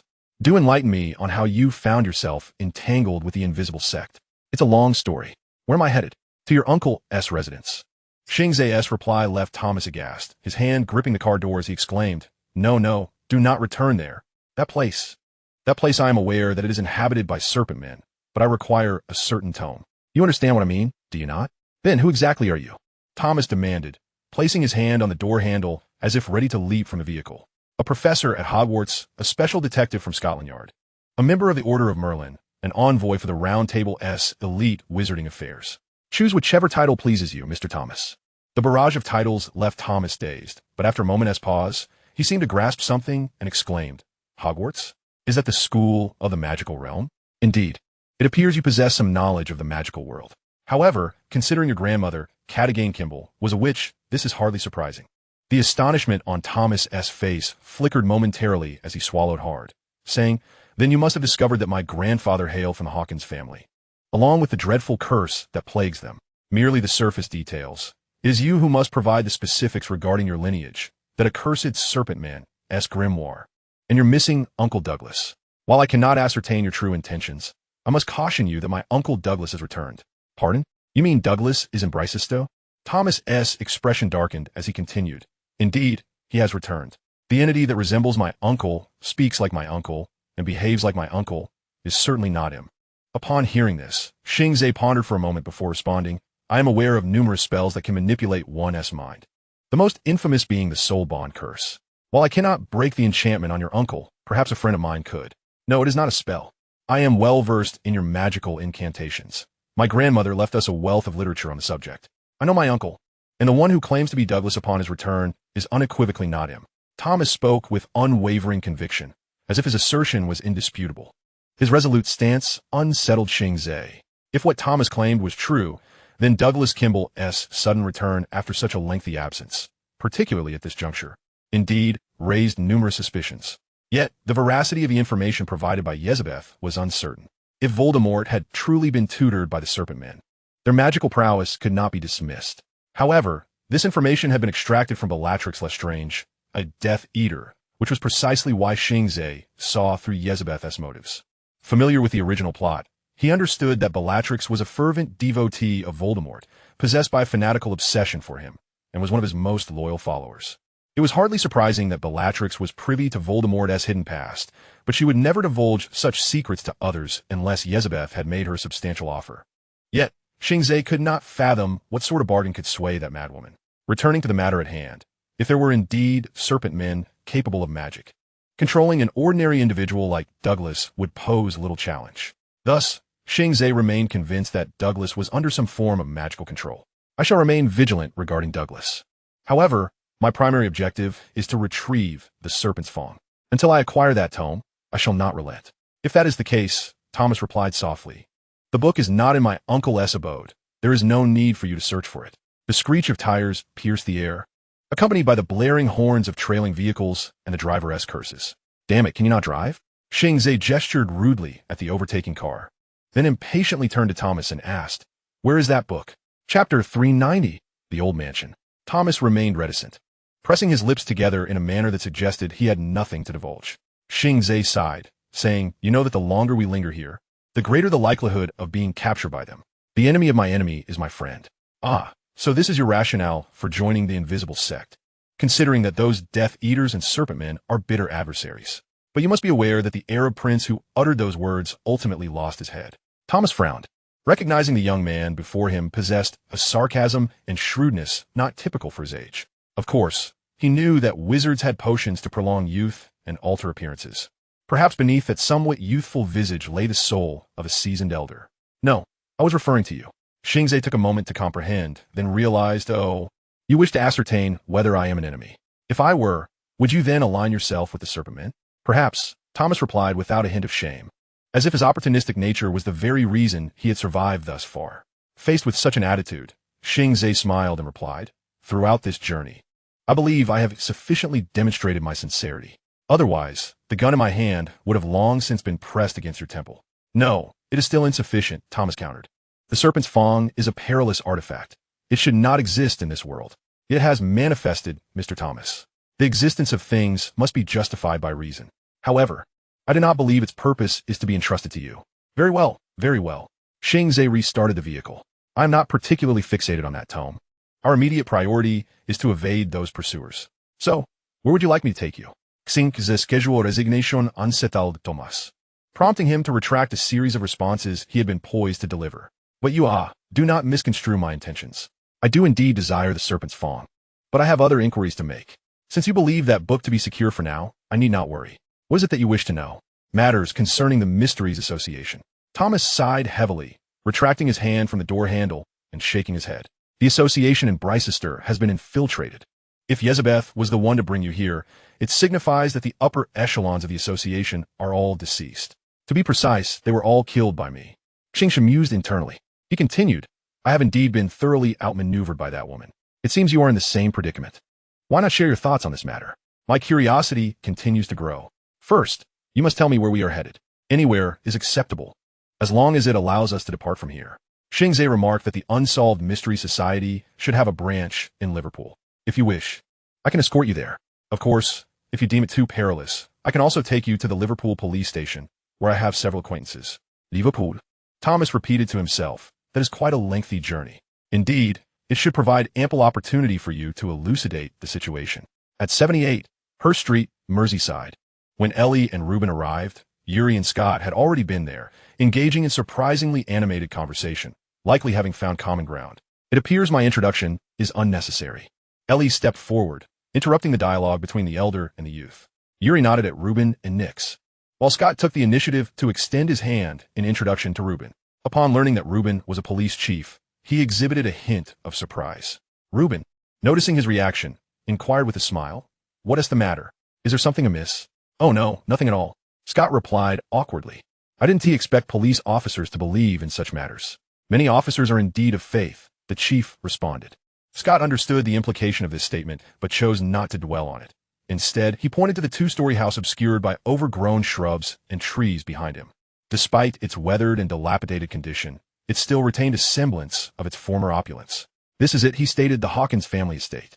He then produced a set of blueprints from his backpack. "I have studied it. A two-story house with a basement, a quintessential structure of the 18th century. I wager the basement harbors some secrets." Ruben interjected, "Let us proceed inside and investigate." The four of them approached the old residence, and upon reaching the front door, Yuri suggested checking the surroundings of the house, to which the chief agreed, and they set off together. As Ellie neared the house, an unpleasant sensation washed over her, and she caught a faint whiff of an indistinguishable odor. It was an unsettling scent, reminiscent of lead dust, yet akin to the damp earth of a graveyard. Vague and inexplicable, yet undeniably present. She even suspected that she did not need to inhale to perceive this strange aroma. It seemed to manifest directly within her mind. The young witch discreetly glanced at the others, noting the gravity etched on their faces, signaling that they had indeed arrived at the right place. "All clear behind us." Yuri's voice emerged from the back of the house, accompanied by the rustling of bushes, as the stern young man approached the front door alongside the chief. "Then let us enter," Scott declared, reaching for the doorknob. The front door was unlocked and swung open effortlessly, releasing the characteristic musty odor of the old house, mingled with a hint of foulness. Ellie frowned slightly, her wand already clutched in her hand. For reasons unknown, she felt a flicker of fear, though this sentiment dissipated almost immediately. After her experience at Raven Escabal, she had secretly vowed never to be shackled by her past again. Yet her wand-holding hand trembled uncontrollably, reminiscent of her encounter with the Serpent Men at St. Mungo S. To feel fear is not shameful. It is a fundamental human instinct. And to combat such instincts, one must first acknowledge and accept them. Ellie recognized that she was indeed afraid, fearful of reliving the helplessness and despair she experienced at Raven Escabal. Once everyone had entered, she silently inhaled and exhaled, her mood gradually calming. She recalled that madman, that reckless fool who swam against the tide. He would not cower in fear without having faced his enemies. Suddenly, Ellie felt a pang of shame for her fear. Before stepping into the eerie old house, the young witch cast a glance over her shoulder, as if searching for something or confirming her resolve. Chapter 391, The Pursuers. The four conducted a thorough investigation of the entire house, only to be surprised by their failure to uncover anything. Even the previously suspicious basement yielded no clues. "This is impossible." In the living room on the first floor, a perspiring Scott exclaimed in disbelief as he plopped down onto the dusty old sofa, indifferent to the thick layer of grime covering it. "I'll fetch a flashlight from the car. We must revisit the basement. We must have overlooked something," the chief stated as he moved toward the door. "Wait, no need for that," Ellie called out to the hurried chief, raising her wand and conjuring a luminous orb that shone as brightly as an incandescent bulb. The other three regarded this phenomenon with indifference, as if they had all agreed to head towards the basement. With the light, the basement became significantly clearer. Perhaps feeling that the illumination was insufficient to penetrate every nook and cranny, Ellie waved her wand again, summoning two more glowing orbs. Compared to their previous search, the four of them scoured the area meticulously, yet still found nothing. Scott muttered in frustration, "Could it be that we were mistaken?" However, based on the layout of the water pipes, this old house should serve as a hub. No one responded to the elder's words. Ruben gazed thoughtfully at the brick wall in the basement, while Yuri continued to sniff around the basement like a hunting dog, despite having already searched it thrice. Before long, Yuri appeared to have made a discovery. He halted on the wooden stairs in the basement, bent down to pick something up, and after examining it for a moment, said, "Old man, you may not have been wrong after all." His words drew the attention of the other three, as Yuri revealed what he held, a cigarette butt. Upon seeing the cigarette butt, Ruben immediately inquired, "What brand is it?" "It should be Winston," Yuri replied. "That's it," Ruben exclaimed excitedly. "Seen? No. Richard once mentioned that someone in Frank's team smoked American cigarettes, specifically Winston. Regardless of whether they are part of Frank's crew, it indicates that someone has been here recently." Yuri inspected the cigarette, and noted that it appeared quite new. At that moment, the chief stepped back a few paces, scrutinizing the wall once more, and concluded, "It appears someone has cleaned this area. Look, this wall seems to have been recently constructed." Saying this, the chief tapped the brick wall and scraped away some of the cement. It's unmistakable. While most of the bricks are old, several are new, and the mortar has yet to fully cure. So, let us ponder who might wish to conceal what lies behind this wall. This confirms that my conclusion is correct. Scott regained his confidence, declaring, "Then what are we waiting for? Let us break down this wall and go inside." However, as soon as he spoke, Scott realized he was not the one entitled to make decisions. He and the other two turned their gaze toward the silent Ellie, who, after a moment's contemplation, spoke, "No need to hurry. Let us head outside first." Each of them felt a tinge of disappointment. The truth was within their grasp, merely a hammer away from breaching the wall, yet they all understood that only Ellie could truly confront whatever lay beyond. Since the young, which had suggested leaving, they had no grounds for disagreement. "Should I request additional personnel from the station?" Chief Reuben inquired as he ascended the stairs. "Do you believe an ordinary person could contend with a multitude of serpent folk?" Ellie retorted. Reuben fell silent, realizing his suggestion was rather foolish.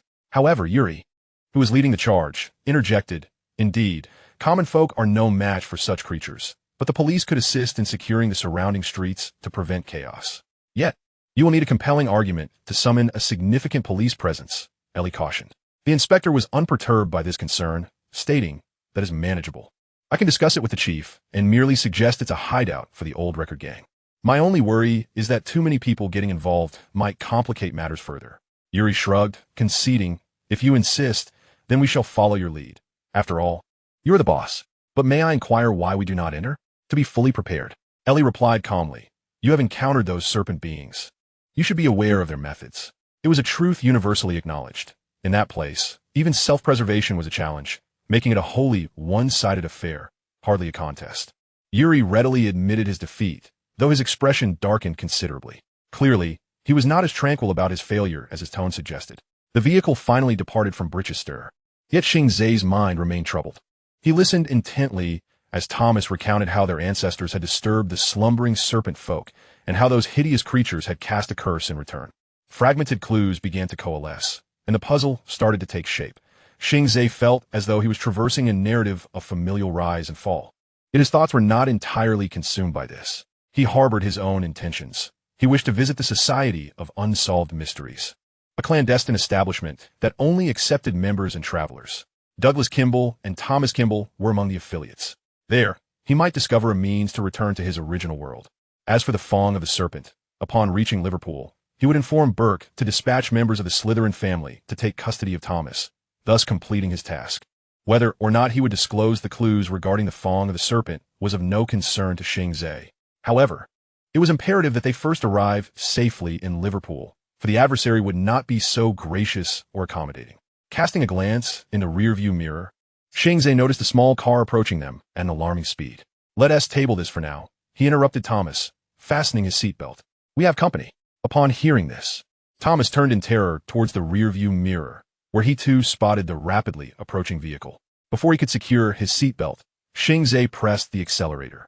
Poor Professor Thomas nearly catapulted from his seat. The convertible's windshield could not shield him from the oncoming gale, and his shouts were swallowed by the wind. After accelerating, Xing Ze glanced back again, realizing they had not managed to distance themselves from the pursuing car. The performance of the vintage vehicle was adequate for leisurely drives, but woefully inadequate for a race. "They're closing in," he noted. At last, the professor managed to fasten his seatbelt. "Unbuckle your seatbelt," Xing Ze commanded, leaving Thomas incredulous. "Unbuckle it. Take the wheel. We need to switch places unless you can deal with our pursuers." No sooner had he spoken than Xing Ze released his hands to unfasten his own seatbelt. A reckless move that sent Thomas into a panic, though the professor retained enough composure to grip the steering wheel. "You're insane. A damned lunatic." Chapter 392, a series of unfortunate events. While unfastening his seatbelt, Thomas awkwardly maneuvered his body toward the driver's seat, grateful for the convertible's absence of a roof, which allowed him to rise partially. In contrast to Thomas's clumsy antics, Xing Ze's movements were precise and agile. He braced himself against the door and used the seat for leverage, springing from his seat with a sudden leap. The young wizard did not move to the passenger side, but instead leapt into the open space of the convertible, positioning himself like a coiled bow, ready to spring forth. With no one to press the accelerator, the vintage car's speed began to wane. A lunatic? Perhaps he indeed had lost his mind, Xing Ze mused. Since arriving in this world and witnessing so many bizarre occurrences, he had begun to question his own sanity. Yet, regardless, the pursuing vehicle drew ever closer. A fact he could perceive clearly, as could Thomas, affirming that he was not, in fact, mad. His myriad thoughts did not disrupt Xing Ze's plan. As the rear vehicle approached, his heart grew increasingly calm. A low incantation escaped his lips. The magic he had regained was sufficient to cast 1 or 2 simple spells. And that would suffice. You need not wait for me. Continue onwards to Liverpool. I shall catch up, Xing Ze declared, then leapt upward. Empowered by his charm, his body became as weightless as a feather. What? This is outrageous. Thomas's voice was swept away by the wind. Upon landing atop the rear vehicle, Xing Ze quickly executed another spell. The reversal charm transformed his previously feather-like form into one of immense weight, and he plummeted downward like a boulder from the heavens, crashing onto the car's hood. With a thunderous boom, the small car's rear end lifted, akin to a teetering seesaw. Thomas, fully engrossed in driving, heard the resounding crash from behind and could not resist glancing in the rearview mirror. The once persistent vehicle had flipped onto its roof. He could not see Xing Ze, nor was he aware of his fate. Terrified, the professor pulled over despite Xing Ze's instructions to keep driving. As a rational individual, he found it impossible to abandon someone who had once saved his life.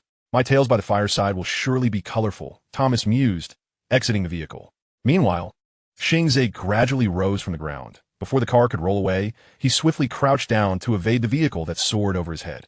He extracted a shard of glass from his right cheek, the crimson wound beginning to heal gradually. His condition was better than he had anticipated. Originally, he had feared he might lose an arm or a leg, but aside from the glass embedded in his face, the rest of him remained unscathed. Is this my lucky day? He murmured, quickly regretting the words. The roar of an engine erupted behind him. Xing Ze's keen hearing discerned the approaching sound. It was a motorcycle. He made a swift judgment, which proved correct. As he turned, a fiery red projectile sped towards him. Damn it! Xing Ze exclaimed, rolling aside just in time as the fireball detonated near the vehicle, the shockwave and residual flames igniting the gas tank. Boom! The explosion hurled Thomas backward, lifting him off his feet before he landed heavily on the ground, pain radiating from his coccyx after a few seconds. Get back in the car, go! Xing Ze shouted at him, but his voice was muffled, drowned in a cacophony of buzzing sounds that filled his ears. The professor, still in a haze of half-consciousness, stumbled toward the vintage car. Although the meaning of Xing Ze's words eluded him, he instinctively understood their import. What an absurdity it was for him to disembark. He ought to have driven straight ahead. That madman must surely have a backup plan. The roar of the engine grew ever nearer, and with little time to ponder, Xing Ze sprang to his feet, witnessing the motorcycle, with EZBC astride, burst through flames and smoke like a knight piercing the veil of night. A whip lashed out at him, and Xing Ze raised his hand instinctively. The whip, alive as if it had a will of its own, coiled around his wrist, searing his flesh. He refrained from crying out, gritting his teeth as he grasped the whip with his other hand. EZBC laughed boisterously, agileratin, intent on dragging Xing Ze along. The vintage car ahead strained to escape. The motorcycle pursued relentlessly, and in this game of cat and mouse, another unfortunate soul hung on at the rear. As Xing Ze's body scraped against the ground, he exhibited no intention of relinquishing his grip. EZBC seemed to realize this could not continue. She cursed, and flames surged along the whip. Faced with the encroaching fire, Xing Ze had no choice but to let go, rolling several times before tumbling into the grassy slope beside him. EZBC glanced back, cursing like a cockroach. Truly tenacious. As the motorcycle receded into the distance, Xing Ze sighed heavily, feeling the various wounds on his body begin to heal. The burns on his hands sprouting new skin. Such injuries were not fatal for him, yet they drained a considerable amount of his energy and magical power. He surveyed his surroundings. This secluded road bore few vehicles, except for the red and blue lights flickered within his line of sight, prompting a chuckle from him as he murmured, in critical moments, one must seek the assistance of the police. Thomas was now filled with regret, paying a heavy price for his meddling and conscience. It had become evident that the vintage convertible was indeed better suited for wooing women and picnicking.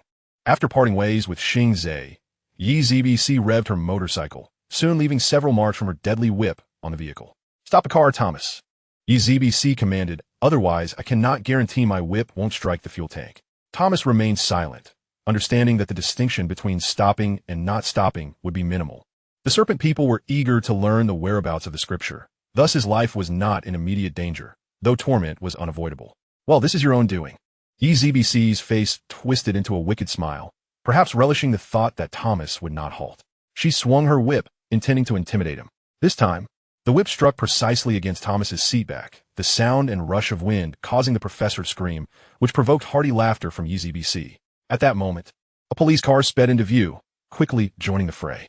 EZBC turned to see that familiar face once more. Xing Ze waved at her from within the car, simultaneously activating the siren. Chapter 393, The Magic Box.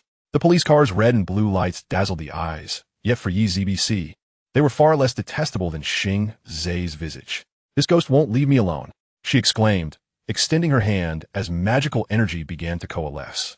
Xing Ze was not about to grant her wish. He sharply turned the steering wheel, colliding with EZBC. The motorcycle, of course, could not withstand such an impact. EZBC seemed to anticipate this outcome. She leapt up, allowing her vehicle to be flung aside before gracefully landing atop the police car, poised like a cat. Xing Ze quickly gauged her landing position, pulling out his handgun and firing off the remaining exorcism bullets, not expecting them to significantly affect EZBC, but at least hoping to disrupt her spellcasting. He slammed on the brakes, the car's roof being pierced by a claw, yet the sudden inertia prevented any further descent. Seizing the opportunity, Xing Ze exited the vehicle, only to have the lethal whip whistle toward him. This time, the young wizard did not evade. His eyes tracked the whip's trajectory. Although it burned with an intense heat, he knew he could endure the pain. Thus, the young wizard caught the whip, and, with a powerful tug, pulled EZBC toward him with brute force. Yet she was clearly a seasoned warrior, quickly regaining her balance and gripping the whip with all her strength. "Do you not know when to let go, Xing Ze? A man who clings on like this has no fortune with women." Xing Ze offered no response, increasing his grip. In matters of strength, he harbored confidence. After a brief struggle, EZBC conceded, realizing she faced two choices, either be pulled along with the whip or relinquish it and lose her weapon. Neither option was favorable, and ultimately, she made a bold choice. Xing Ze was somewhat taken aback. He had not anticipated EZBC would come along with the whip. And at the instant they drew near, a peculiar light flared. In the wake of the illumination, both vanished from their previous positions. Neil Gugnaw was a gaunt middle-aged man, possessing sharp eyes that belied his otherwise listless demeanor. He was also a man of few words, since Reuben and Ellie had visited him. He had only uttered a handful of sentences, each laden with significance and utility. This designated overseer, appointed by Josh Vin Scott, kept a vigilant eye on Frank's team to prevent any misappropriation of the discovered gold coins. "I must say, Mr. Frank is an unconventional individual," he remarked, slightly emphasizing his tone, perhaps expressing some dissatisfaction. "He has not submitted the reports and detailed plans I requested. I have attempted to confront him, but he always finds some excuse to dismiss me." "It is not that you have such thoughts," the inspector chuckled. "That fellow is a rogue, even when collaborating with the police, utterly insufferable. He is not adept at report writing." Neil Gugnaw's face revealed no trace of amusement, nor did it betray much emotion. Reuben even questioned whether the man before him was genuine. After leaving the old mansion, Ellie instructed Yuri and Scott to investigate the nearby sewers and inquire about any peculiar occurrences in the neighborhood, such as disappearances or strange sounds. Meanwhile, they had come to visit this overseer, as Ellie sought information regarding Frank's team, the witch seemed particularly cautious and meticulous in handling this matter. Reuben did not mind this. Pursuing details and truth was essential for a good detective, a role he once embodied. The truth often lay hidden within the most unexpected details. However, in his view, the existing evidence was already quite clear, pointing toward the Hawkins family's old mansion. They merely needed to break through that brick wall. "I require information about those individuals, as well as the report Frank provided you," Ellie said to Neil Gugnaw. Neil offered no further comments or inquiries. He rose from the sofa, approached his desk, and retrieved several sheets of paper from the last drawer. He returned and handed the papers to Ellie, then spoke. "These documents are utterly useless." As Ellie perused the information contained within, she replied, "Of course, they hold no value in your possession. Is the same for you?" Neil, rarely one to engage in mockery, remarked that the information was clearly fabricated. "I dare say, aside from Frank, none of those individuals are using their real names." The inspector furrowed his brow and inquired, "Yet, even so, you consented to their actions." Neil leaned back on the sofa, showing no intention of answering Reuben's question.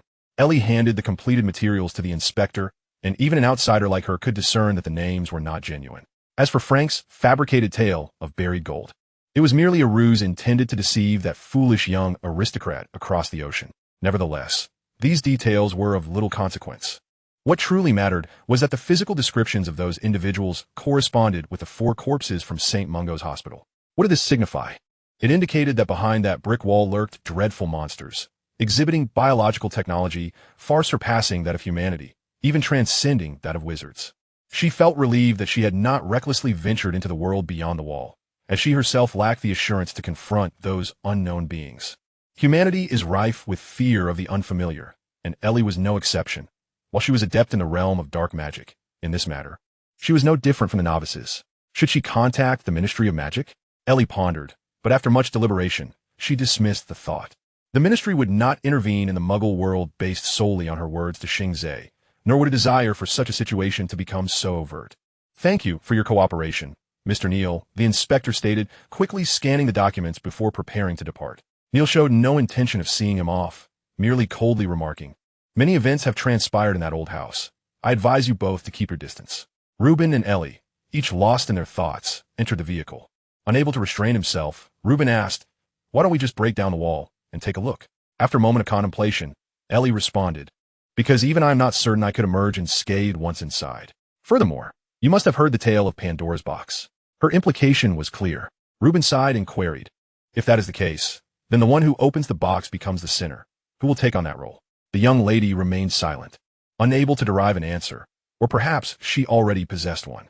Chapter 394, The Serpent's Lair. So who will become the sinner who opens Pandora's box? Ellie pondered before that brick wall. After returning to the precinct to arrange some matters, she made her way back to the Hawkins estate alone. What would Xing Ze do? The young lady questioned. This time she had an answer. That madman would undoubtedly delight in believing he had found the solution, and without hesitation, would dismantle that wall. Very well, let us proceed.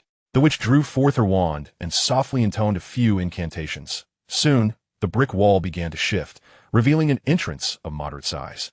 She had no desire to involve anyone else. Whether it be Scott or Yuri, those muggles would only become a burden. This may seem an arrogant assertion, but at least it would ensure their survival. The letters she left behind and the organized materials would later assist the Round Table in fulfilling this commission. Now, she needed to venture beyond the wall to glean as much useful information as possible, as a pioneer, as a scout. Upon entering the passage, the bricks resumed their positions, and Ellie turned to cast a powerful sealing charm upon the wall. Thus, should the serpents wish to exit, it would take them some time. Next, she waved her wand to cast an owl's eye charm upon herself, allowing her to perceive the darkness even without a light source. Before her lay a long tunnel, and after cautiously traversing a distance she estimated to be over 100 steps, she stumbled upon 6 remains, 3 of which bore iron shackles on their limbs. The remnants of clothing appeared to date back to the colonial era. Most of the skeletons were fragmented, likely due to violent means or insect damage. Her dark vision allowed Ellie to miss no detail. She observed rips and bloodstains on the garments. Beside the 3 unshackled skeletons lay discarded pistols and a whip. Considering the information previously acquired, these weathered human remains likely belonged to enslaved Africans and overseers from years past. The young lady did not squander time.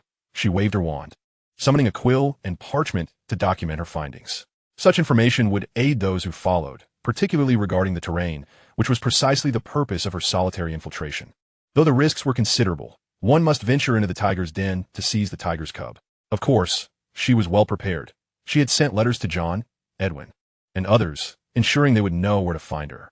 Additionally, her choice to come alone was for the sake of a swift escape. The more individuals present, the greater the safety, yet it also heightened the risk of exposure. She possessed many tricks for self-preservation, disillusionment charms, chameleon charms, fog charms, and so forth. The Muggles had none. She could simply choose to let them perish, for those brave enough to enter had prepared for sacrifice. However, Ellie could not guarantee her own cold-heartedness in witnessing the demise of her companions. Ah, how she wished her heart was as icy as her exterior. Then, she could accomplish much more. The witch continued forward, and soon, she discerned a change in the wall.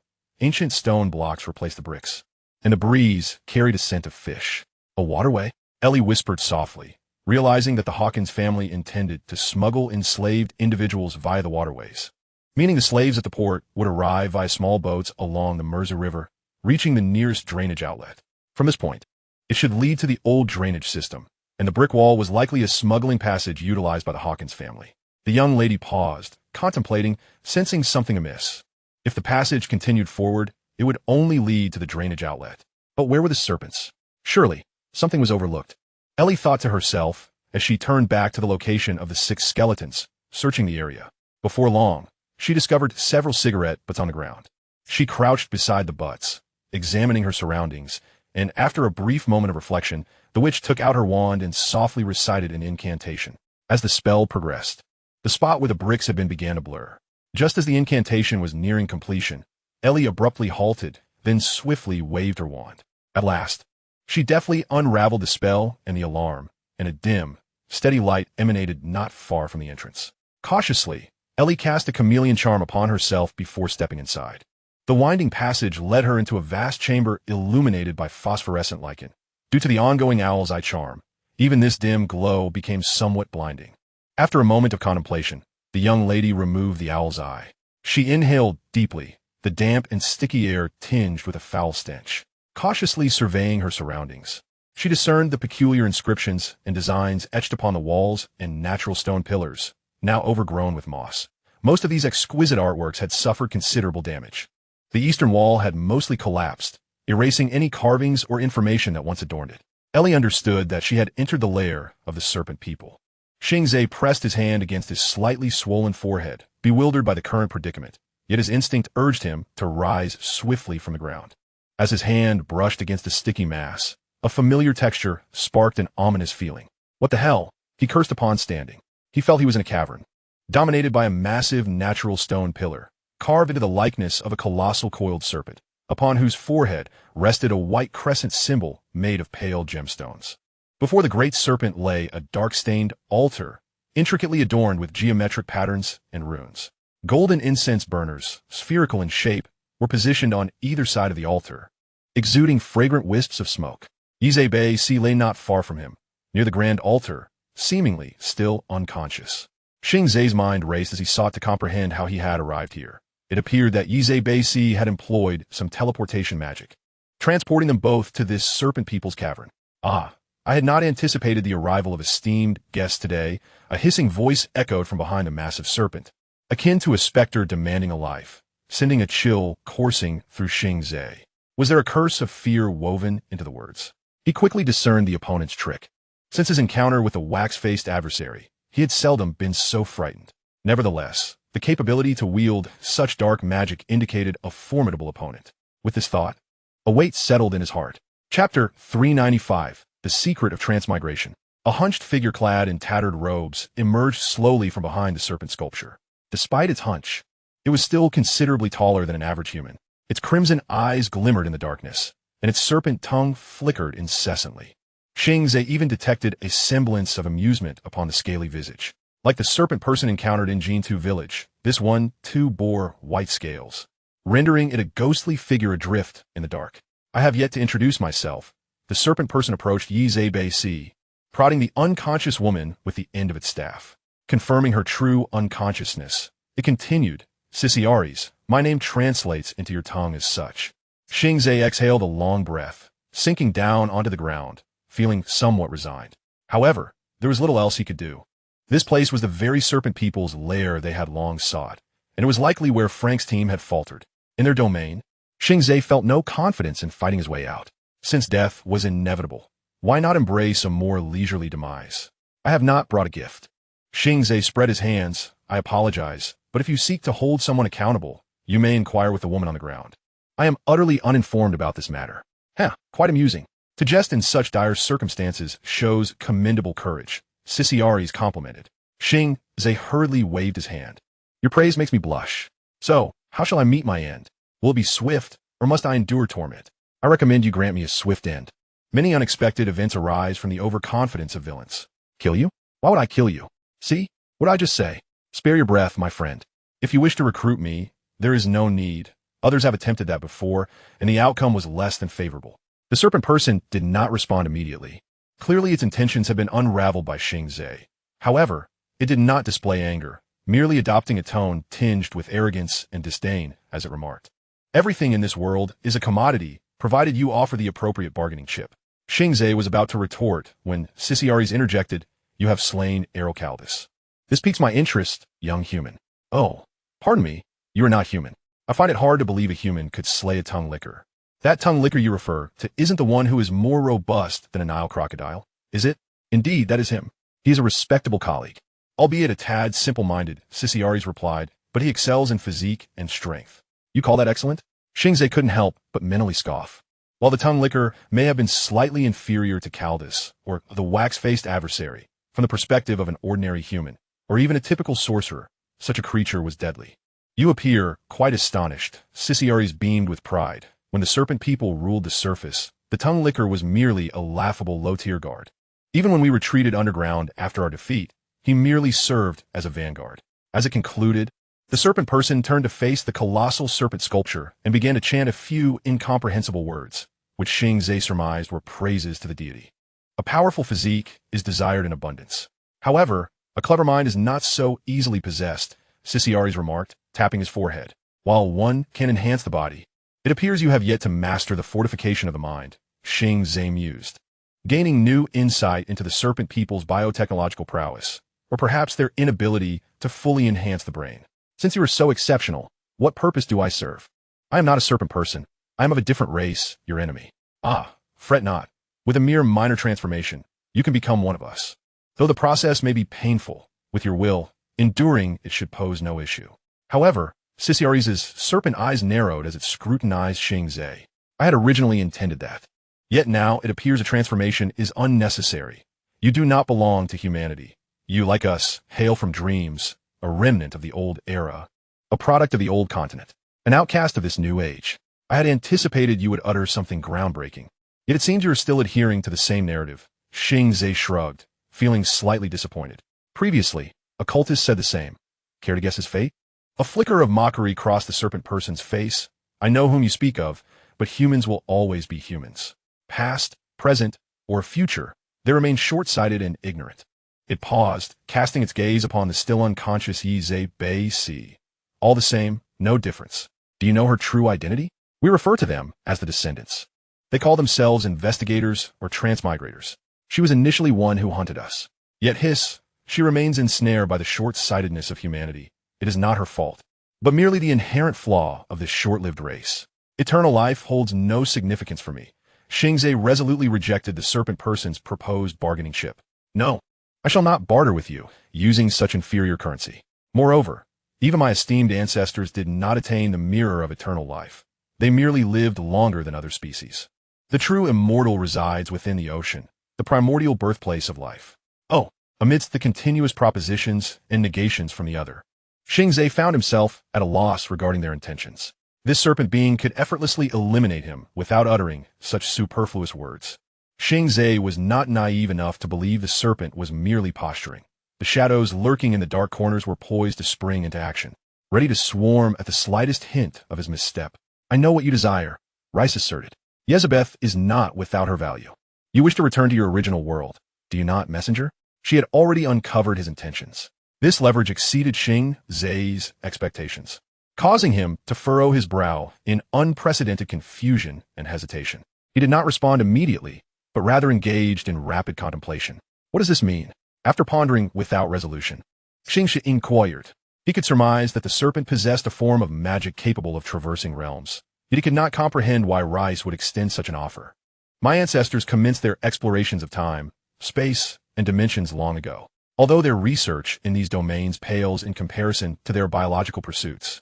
It remains beyond the grasp of contemporary humanity. Ah, those sorcerers indeed possess knowledge, as the majority of their teachings stem from the ancient lost civilizations. Simply put, Xing Ze, I can assist you in returning back to your original world. Is this not precisely what you have been seeking? Is it? Then what is the price?" Rice's smile deepened. "Assist me in acquiring the serpent's eye from the Chamber of Secrets," she whispered. Chapter 396, An Unavoidable Bargain. This demand struck Xing Ze as ludicrous, even absurd. He could not help but question, "Why choose me? You clearly have better options. Yezebeth is a celebrated socialite in the magical realm. It will be far too simple for her to infiltrate Hogwarts." Rice interrupted Xing Ze, stating, "She can indeed enter Hogwarts, but she cannot access the chamber. There are two magical barriers, one left by Salazar Slytherin, the incantation known only to myself, and one other. The second is my own, with the unlocking spell known solely to me. Xing Ze pondered for a moment, suddenly grasping the underlying truth. How intriguing. You are afraid. You fear suffering another loss. Do you not? The sting of betrayal from your beloved apprentice, Tom Riddle, must have been quite unbearable. It seemed he had struck a nerve with the serpent. Hiss! Sisha Rice emitted a feral growl, waving her staff, causing the flames in the incense burner upon the altar to flare up. The turquoise flames cast an eerie glow across the altar, allowing Xing Ze to glimpse the desiccated right hand concealed beneath the robes. This was clearly a mark left by dark magic, irreversible and incurable. Tom, Rice whispered, Tom Marvolo Riddle, I must concede, he is a rare genius among humans. As she spoke, the serpent raised her right hand, revealing not merely her palm, but an entire arm that was mummified and shriveled. He was quite clever, attempting to defeat me with traps. Alas, I never placed my trust in him. Had that killing curse been but a fraction more precise, it could have pierced my heart. At this revelation, Xing Ze felt a jolt of shock. The killing curse was Voldemort's signature spell, a lethal dark magic renowned for its devastating power. He had never heard of anyone surviving its wrath. Yet now, there existed a creature, a monster, that had endured the curse and lived. It appeared, aside from its withered hand, to be none the worse for wear. A universally acknowledged killing curse had rendered a single hand useless? Or was it Voldemort's incantation? Although Tom had not yet reached his peak power at that time, Xing Ze lacked the confidence to withstand even a single of his killing curses. He had merely managed to pilfer one of the serpent's eyes, while the other remained hidden within the chamber. The serpent's tone gradually regained its calmness. I require someone to assist in retrieving it, yet I harbor no trust in humans, nor in wizards. They are perpetually driven by insatiable greed. Just like Riddle, he was exceptionally intelligent, but could not escape the inherent flaws of humanity. That fool sought to steal the secrets of immortality from me. I granted him a glimpse, secretly, H's success. Rice chuckled softly, as if reveling in the thrill of the hunt. A Horcrux? You taught him how to create Horcruxes. No. Messenger, you misunderstand. I did not teach him. The method I provided was incomplete. Each act of soul-splitting increasingly warped one's nature, ultimately leading to madness. No wonder the resurrected Voldemort was so paranoid, so brutal, even foolish. His impatience and lack of logic sealed his fate. Xing Ze mused to himself. Sisha Rice had clarified the doubts that had plagued him, yet this was of little consequence.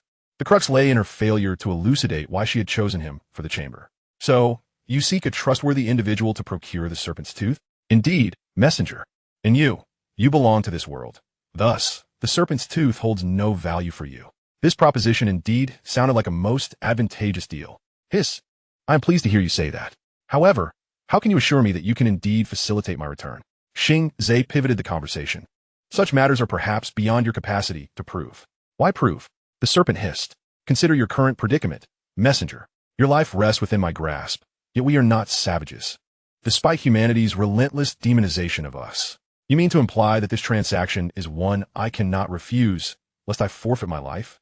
You exaggerate. The serpent shook her head. We are civilized beings. However, I personally find your anatomy quite fascinating, so do grace me with your presence in my laboratory for a time. Raising both hands in surrender, Xing Ze replied, very well, I consent.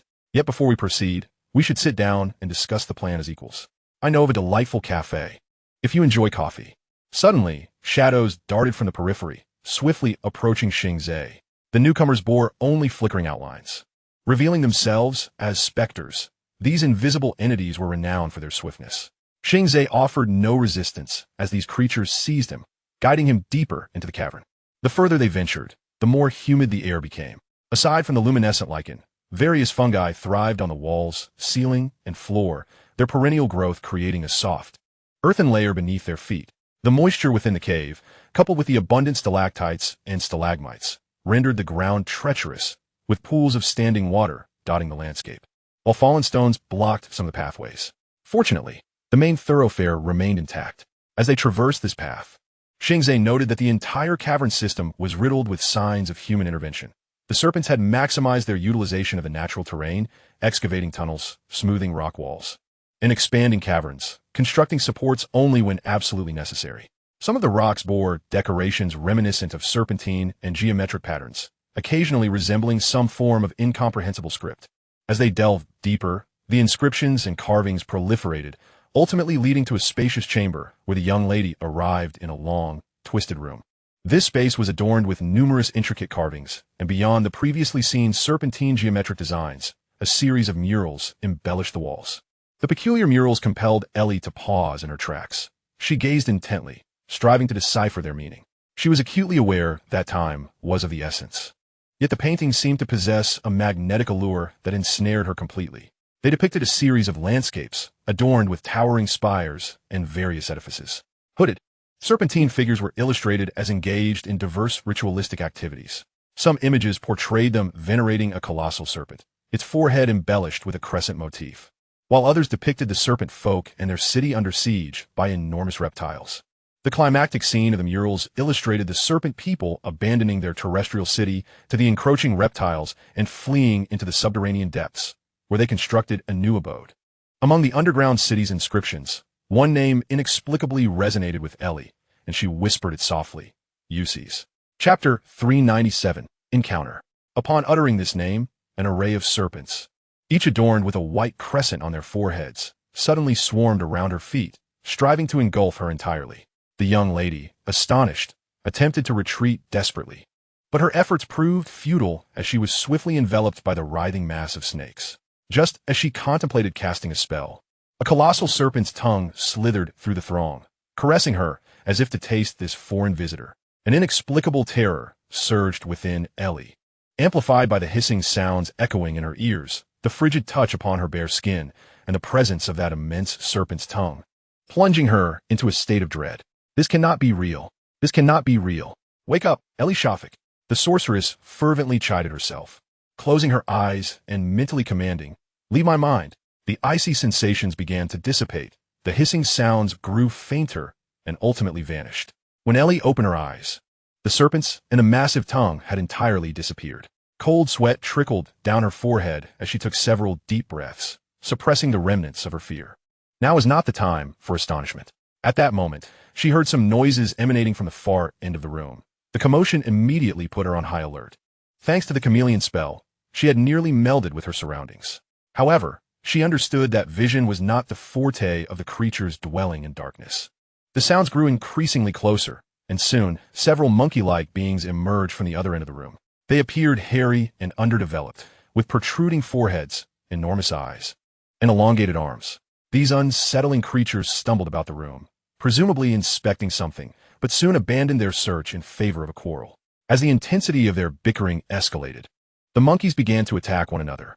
The internal strife was swift, and the victor unceremoniously devoured the vanquished. While these beings feasted upon their kin, the young lady stealthily maneuvered towards the opposite side. The scent of blood pervaded the room, mingling with the damp air, creating a nauseating blend. Upon escaping the room, Ellie pressed onward. The murals of the serpent folk must have cast some sort of enchantment, for even in their damaged state, prolonged observation still induced hallucinations. As for the monkey-like creatures, she had yet to glean any insight, but their exhibited violence and cannibalism indicated that they were certainly not to be trifled with. Ellie meticulously recorded her discoveries in her notes, ensuring she would be thoroughly prepared for her next visit. After checking the pathway ahead for dangers and finding none, she continued her journey.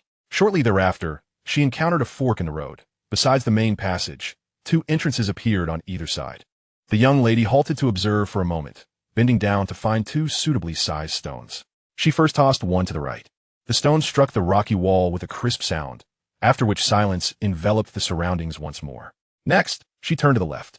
Upon the sound of the stone hitting, a faint, delicate sound of footsteps followed. If one did not listen closely, the footsteps could easily be overlooked. Utilizing the light from the lichen, Ellie discerned no sign of the approaching individual, yet she refused to believe she was experiencing auditory hallucinations. Contemplating whether to cast an owl-si spell for clearer vision, she hesitated, fearing the incantation might alert the newcomer. Weighing her options, the young lady ultimately dismissed the idea. Gripping her wand tightly, she cautiously approached the right entrance.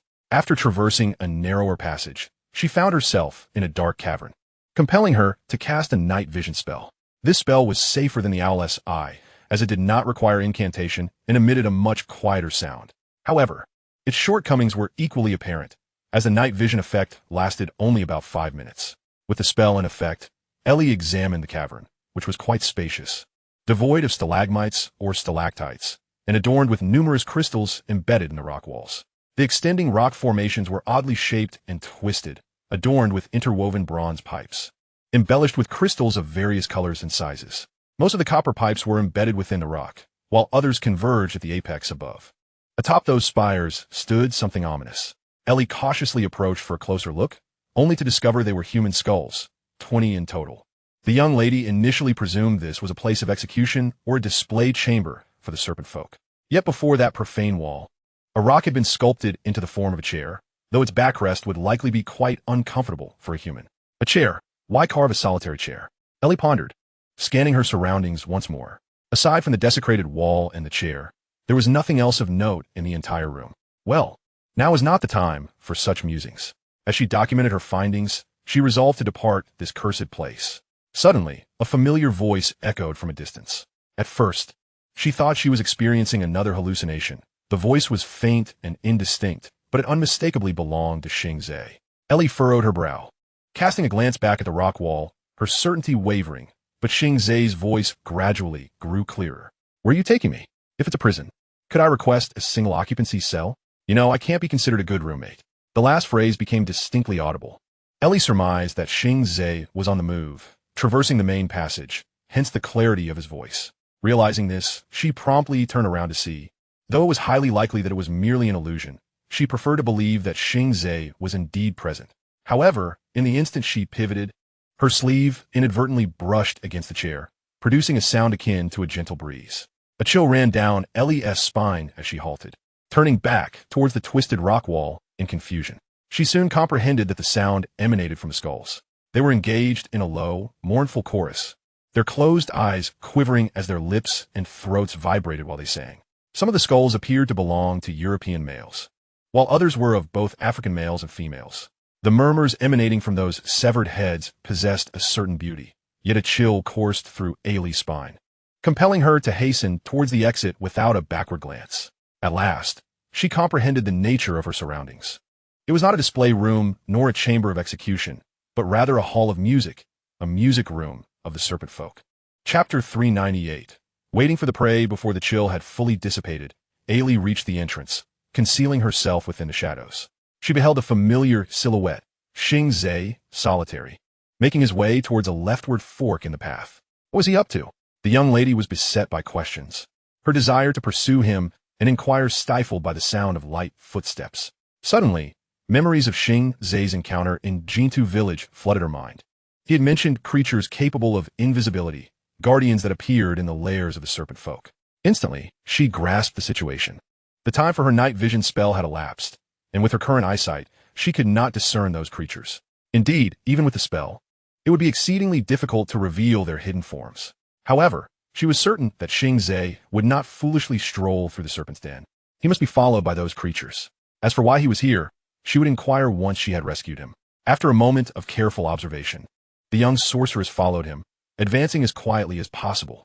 When she felt she was close enough, she waved her wand. A simple magical light sphere shot towards Xing Ze's location, the blinding radiance eliciting a pained shriek from the invisible creature. Now, without the need for any enhanced vision spells, Ailey could clearly see the distorted air forming a vague, elongated silhouette. Xing Ze never failed to meet her expectations before she could cast her next spell. He had already lunged at the nearest creature, his right hand transforming into a blade that pierced through the creature's form with ferocity. Another beast was struck by a bolt of lightning, the powerful current instantly reducing it to a charred husk. Ailey regarded the charred heap on the ground that emitted a foul stench, her brow furrowing as she turned her gaze to Xing Ze. You always manage to surprise me. Xing Ze rose from the ground, responding, It is a pleasure to see you, Miss Nix. Spadama, Xingsha. It's just you and me. There are no outsiders here. No sooner had the young lady's words left her lips than a cacophony of chaos erupted from the distance. Xing Ze shrugged, stating, It seems your assertion may not hold true. What a pity, you've disrupted my plans. Do you possess the magical prowess to escape? Not in the slightest. Well then, I shall use a phantasm to lead you out. To Ailey's surprise, Xing Ze made no move. He stood rooted in place, muttering, I wish to. Merlin's beard. Spit out already. Do you have to dither, like a schoolgirl? I have other intentions. You should leave, Xing Ze declared before turning towards the depths of the cave. Damn it, has he completely lost his mind? The young lady was utterly baffled by Xing Ze's behavior. The tumultuous sounds grew ever closer. She recognized them as the same monkey-like creatures they had encountered previously. Hey, wait. Without further contemplation, she followed him, realizing that if she could not bring Xing Ze back, she at least needed to understand what was unfolding. If you're in such a hurry to meet your demise, you ought to inform me of the reason. At least I could deliver a eulogy at your funeral. I've already thought of a fitting title, To the Most Foolish of Fools. Xing Ze continued his pace, explaining. The serpent folk that govern this place possess knowledge I wish to uncover.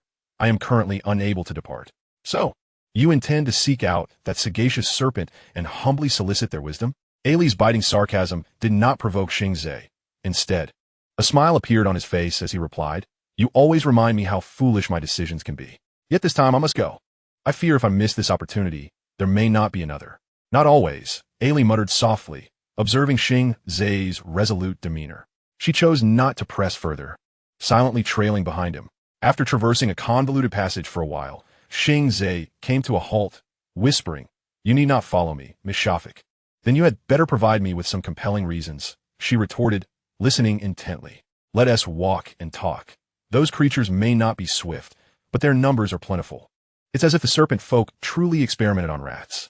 You are the sole shareholder of the Round Table Society. Should you meet an untimely end, the society would be irrevocably ruined. That is a valid point, but you overlook one issue. My assets are not personally managed by me, so even in my demise, the Round Table Society's finances would remain largely unaffected. That reason does not stand. Think of another. With a heavy sigh, Xing Ze recognized that once this stubborn noble lady resolved to pursue something, it was nearly impossible to dissuade her. This is a personal matter, esteemed lady. Upon hearing this, Ailey paused momentarily, a flicker of disappointment crossing her face before she quickly countered, You are still within working hours, thus you are my employee. Until you have repaid the investment I made in you, I cannot allow you to simply throw your life away. Damn it, I cannot persuade you, can I? Fine. Let's not waste further words. Perhaps we should focus on what lies ahead. Ailey's words drew Xing Ze's attention forward, where, not far down the passage, a pile of bones and refuse lay, with several monkey-like creatures huddled in a corner, feeding. They had yet to notice the intruders, engrossed in their rummaging. Il softly recited a spell, casting a chameleon charm on Xing Ze. The sound of the incantation attracted the creatures, which turned their puzzled gazes in their direction. But the dim light and their already mediocre vision prevented them from spotting Xing Ze. Do you know the way? Ailey asked quietly as she approached Xing Ze, for they were now delving deeper into another fork in the path, and the increasingly intricate routes strewn with bones seemed to indicate they were entering the lair of those creatures. Xing Ze shook his head. He had no understanding of the layout here. He had ventured deeper merely to temporarily evade the serpent folk, whose disturbances might very well draw the attention of their kind. Good grief, Xing Ze. Why didn't you say so earlier? Ailey complained. Are we to wander aimlessly like headless chickens? It is the truth. I was not killed by the serpent folk, but rather by the stench here. You had better devise a plan quickly. Do not rush. We require a guide. Xing Ze replied, hoping that the chaos they had stirred would attract some patrolling guards. Ailey had grown accustomed to not dwelling on Xing Ze's words. As long as he had a plan, she was satisfied. As for how reckless that plan might be, it was to be expected from Xing Ze. So what should we prepare now? Nothing is required. We merely need to wait for our opportunity, Xing Ze responded, his form blending seamlessly with the surrounding environment under the influence of the chameleon spell. Chapter 399. Invaders from the Dream Realm as anticipated by Xing Ze. The cries of the two apparitions drew the attention of other creatures within the lair. The first to arrive was a horde of monkey-like monstrosities. Xing Ze originally believed that the creatures would regard the corpse as sustenance, yet they appeared to be engulfed in a profound terror of the demons, merely circling the body for a brief moment before scurrying deeper into the shadows. After the departure of these diminutive monsters, a series of furtive footsteps echoed, causing the air surrounding the corpse to ripple ever so slightly. Xing Ze discerned that another demon had arrived, but he awaited something else that would follow in its wake. It was a serpent man, or more accurately, an intelligent serpent man. During his conversation with Scylla, he utilized his exceptional dark vision to spot several serpent men lurking in the shadows.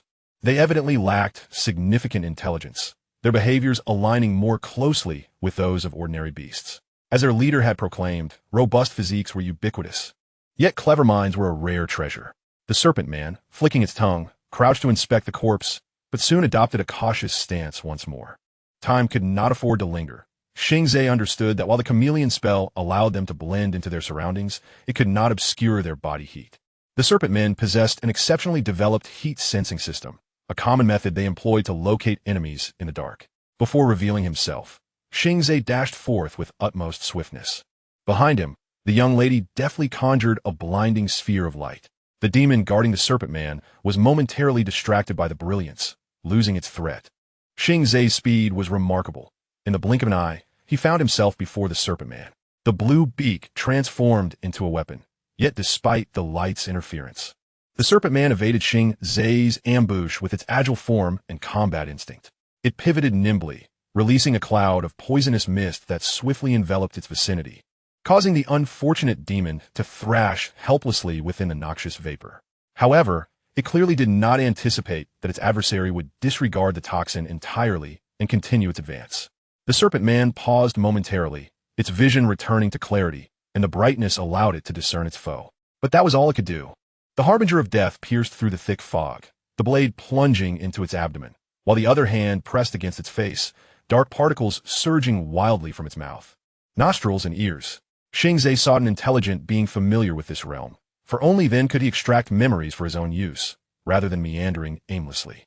The serpent man struggled fiercely, its consciousness vehemently resisting the blue beak. This was Xing Ze's inaugural incursion into the brain of a dream-tainted entity, compared to humans and wizards. The dream pollution inevitably retaliated against Xing Ze's own mind. Fragments of memories flashed before his eyes, his parents, childhood recollections, painful pasts, and even the warmth of lying in his mother's embrace as an infant. This was a contest of wills, and Xing Ze gradually became ensnared and lost within the tapestry of his past, until that voice rang in his ears. Xingsha, whatever you are doing, hurry. We have no time. Ellie's voice struck like a heavy hammer, instantly jolting Xing Ze from his ethereal reverie, restoring his clarity as he relinquished the serpent man's lifeless form. The unfortunate creature's brain had been entirely incinerated, leaving no hope of survival. Taking a deep breath, Xing Ze turned swiftly to Ellie and said, "Follow me. I know the way." The young lady did not inquire further, merely waving her wand to cast a spell, causing the passageway before them to tremble. With several resounding crashes, falling stalactites and toppled stone pillars sealed off their path. This should hold them off for a while, Ellie remarked, hastening to keep pace with Xing Ze. The unintelligent serpent men were rushing toward their location. Xing Ze could hear them crawling along the ground, walls, and ceiling, the commotion they stirred having alerted the entire nest to their presence. "We must reach Scylla's laboratory. There is something I need to find," Xing Ze explained. The young lady quickened her pace, saying, "Let us go then. Hopefully, we won't encounter too many surprises along the way." "Wait," Xing Ze halted Ellie. "If something unexpected happens, use the shadow apparition to escape without concern for me." A flicker of something passed through Ellie's eyes as she shook off Xing Ze's grasp, retorting, "You should worry more about yourself. I can take care of myself. Just be careful not to hold me back." Xing Ze nodded apologetically. Allowing the blue beak to invade the serpent man's mind was a perilous gamble. Despite nearly resulting in mutual destruction, the information gained proved invaluable. He was fortunate that the serpent man was not entirely a serpent. It had been transformed from human. The revelation astonished him. He finally comprehended why the serpent men possessed such advanced biological technology, yet remained ensconced in the sewers of Liverpool. It was because they had forfeited their most crucial asset, intelligence. Indeed, the key to this species' survival had always been their intellect and technology. While the serpent men's technology was indeed formidable, many of their advancements had devolved into mere remnants in the absence of the necessary conditions and operators. From the information gathered, it appeared that Scylla was the only one within the entire nest capable of manipulating and utilizing the existing technology. Yet even she required the assembly of essential serpent relics to restore the lost technologies. Technology was the sole means by which the serpent men could combat the curse of their deities. These serpent men from the Abyssal Keep had betrayed their original deity, the serpent god Ig, and thus fell victim to his curse. This curse would gradually lead them to degeneration, ultimately rendering them akin to ordinary beasts. For creatures that placed such immense value on intelligence, this was nothing short of a cataclysm. Although the serpent men of the abyss had received methods from their new deity to resist the curse, the costs were steep. indirectly contributing to their gradual decline amidst subsequent calamities and wars. As Xing Ze advanced, he relayed the information he had acquired to the young lady. They successfully evaded numerous simian creatures using the chameleon spell. These grotesque and savage beings were, in truth, degenerated humans, their ancestors being the enslaved Africans and overseers. Prolonged inbreeding and the serpent men's deliberate alterations had transformed these beings into their current state. It could be said that Scylla had relied on experiments conducted on these humans to create the human assimilation serum, a peculiar elixir capable of transforming humans into serpent men. Or more accurately, half-serpent men. The serpent man you just killed was Frank? That mute Detective Frank? Indeed, Xing Ze confirmed. Scylla intends to utilize the serum to assimilate humans to address the issue of the serpent men's deteriorating intellect. She requires assistants and managers, not a horde of her own kind who only understand slaughter. Seeing Xing Ze's pace gradually slacken, Ellie swallowed the question that had risen to her lips and gazed ahead, where a vast expanse opened up before them. Observing the yellow, semi-transparent cocoons suspended from above, the young lady speculated, "Let me guess. This is the hibernation chamber of those serpent men." Chapter 400, Return to Hogwarts. Survivors of the Abyss. Xing Ze whispered, "Only those possessing extraordinary skills and nobility can enter hibernation to evade the serpent men's curse." Ellie pondered for a moment before inquiring, "Can these creatures live that long?" Aside from the hibernating serpent men, there are also many who have lost their intelligence. "No, it is not quite so." Xing Ze shook his head, pausing to organize the information he had gathered. Before long, he spoke again. "Though they possess longevity, they have yet to attain immortality. Most of the serpents that have lost their wisdom are merely failures from prior assimilation experiments." "Most?" She echoed. "Yes. Do you recall the serpent we encountered at St. Mungo's? Aside from assimilation, Cytheris also seeks to use animals and humans as breeding grounds for the propagation and hatching of the serpents. However, this plan is likely still in the refinement stage." Ollie's expression shifted, as a witch specializing in the defense against the dark arts. She had witnessed numerous brutal methods of dark magic, many involving human sacrifices. Yet, upon hearing Xing Ze's description, she was still drenched in cold sweat. "So, what are we doing here? You're not intending to enlighten me, are you?" Xing Ze's lips curled into a slight smile, even amidst peril. He felt a sense of calm in Ollie's presence. "My esteemed lady, what is your most proficient spell?" He gestured towards the dormant capsules above. The young lady immediately grasped Xing Ze's implication and chuckled. "It seems you find our commotion insufficiently grand. We need to lure the primary inhabitants here." With a thunderous roar, flames erupted, swiftly engulfing the entire hibernation chamber as waves of heat ravaged the surroundings. Xing Ze had not anticipated that this adept witch in dark magic defense would exhibit such remarkable prowess in destructive spells. Just before the flames surged, they slipped into a narrow passage to evade the explosion. "Well, that noise should be enough to attract the guardians of the lair. Let us proceed to the laboratory," Xing Ze urged as he ventured deeper into the passage. This route led to Rice's laboratory, albeit requiring a detour, while Rice and the other serpent guards would head towards the hibernation chamber, allowing them to reach the laboratory more safely. After traversing a stretch within the narrow corridor, the duo arrived at the very heart of the lair, Rice's laboratory. The air here was notably hotter and more humid than outside, reminiscent of a tropical rainforest. An exotic fragrance wafted through the air, making it hard to believe they were within a serpent's lair. The cavern featured a space constructed from leather cushions and furs, alongside a hot spring serving as a bathing area, presumably for the serpent Rice's leisure. Adjacent to it was a niche enclosed by iron bars, the gate firmly shut. Within lay 3 emaciated, deformed infants writhing in filth, wailing in despair. The experimental area was situated on the opposite side of the cave, where a stone table displayed bubbling distillers, curved flasks, and an array of unidentifiable chemical apparatus. Hanging on the rocky wall beside the table were 3 leather scrolls, inscribed with text resembling that of the serpent language previously seen in murals. Additionally, the surrounding walls were adorned with myriad carved characters. As Allie meticulously examined her surroundings, Xing Ze approached the experimental platform, seeking to uncover the traversing magic mentioned by Rice, though he understood that such haphazard searching was likely futile. An inner obsession compelled him to this location. Just as he contemplated giving up, the young lady seemed captivated by something, slowly approaching one of the walls and reaching out to touch a symbol etched upon it. "A door?" she murmured uncertainly. Xing Ze, drawn in by her curiosity, joined her as the blue beak transformed into a black cat, scaring off the three deformed infants to avoid interference. "What door?" he inquired. "This symbol." Ali pointed at the wall. The carvings in the area she indicated were indeed distinct from the others, clustered tightly together, with spirals as the predominant design, devoid of interweaving with other wall carvings. "This is an alchemical symbol representing a door, which can also be interpreted as a teleportation array," the young lady elucidated. "Like the flow network?" he asked. "The principle is similar, but it is far more primitive. The advantage is that it requires no flue powder, only a surge of magical energy." Upon hearing this, Xing Ze felt a pang of disappointment. He had expected the traversing magic rice mentioned to be something grander, only to find it was merely a teleportation portal. Yet, he was not overly disheartened. Such a portal would not be inscribed here without reason. He extended his hand to press against the carved array, intending to infuse it with magical energy to see where it might lead. "What are you doing?" Ali grasped his hand softly, speaking in a hushed tone. "We do not yet know where this teleportation array will take us. What if it is a one-way door? Then it would merely indicate that my luck is dreadfully poor." No sooner had Xing Ze spoken than he was drawn into the wall. Ali felt a mix of anger and confusion at his reckless action. She too infused some magical energy into the array. With a disorienting sensation, she found herself amidst a forest. Behind her, a massive rock, cloaked in moss and vines, bore another teleportation carving.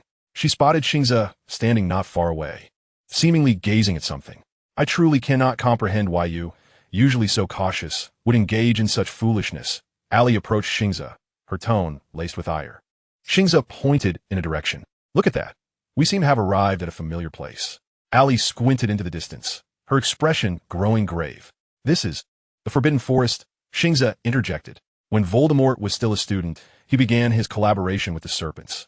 More accurately, they were mutually exploiting one another. I suspect that the carving on the rock was inscribed by Voldemort in those days. It was evident that there were signs of previous human destruction on it. After the fallout of Voldemort's partnership with the serpents, he likely feared their retaliation, thus damaging the teleportation array. However, now the array had been restored. Rice must have found another ally. The young lady accepted this explanation. The Ministry of Magic's vigilance against dreamlike entities was notoriously stringent. In this regard, both half-blood and pure-blood wizards shared an unusually consistent attitude. This was perhaps one of the few matters in the magical world where both sides stood united.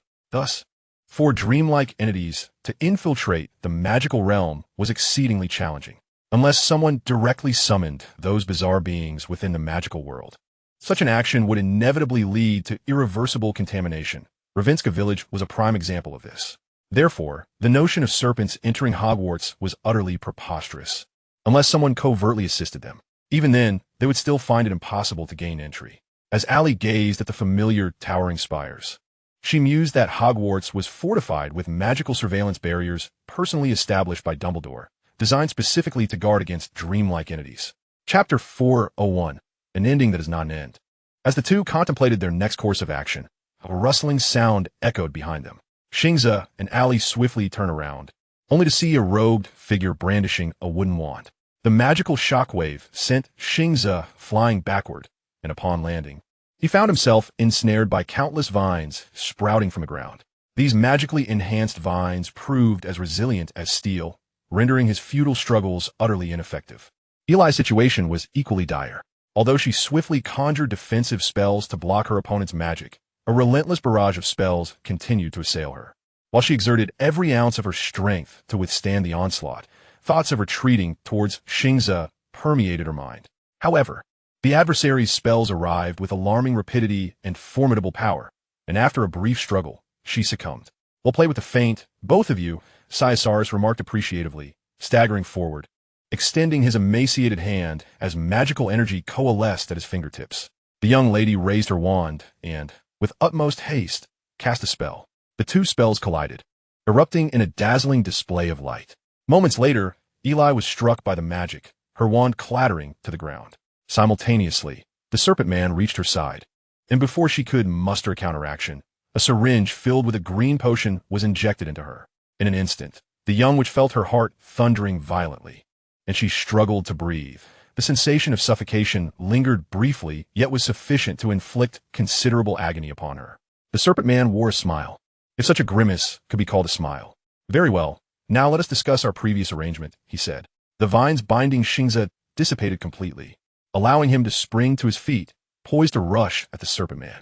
However, upon witnessing Eli's suffering at the Serpent Man's feet, he halted. "What have you done to her?" "Do not be overly anxious, Xing Ze," Reese explained languidly. "It's merely a neurotoxin. The toxin erupts every 20 minutes. If her will is sufficiently strong, she may endure. I will retrieve the eye of the serpent for you, but I require the antidote. Of course. Furthermore, our prior agreement remains in effect. As long as you assist me in acquiring the eye, I can aid you in returning to your original world. I have stated, Xing Ze, we are a civilized race."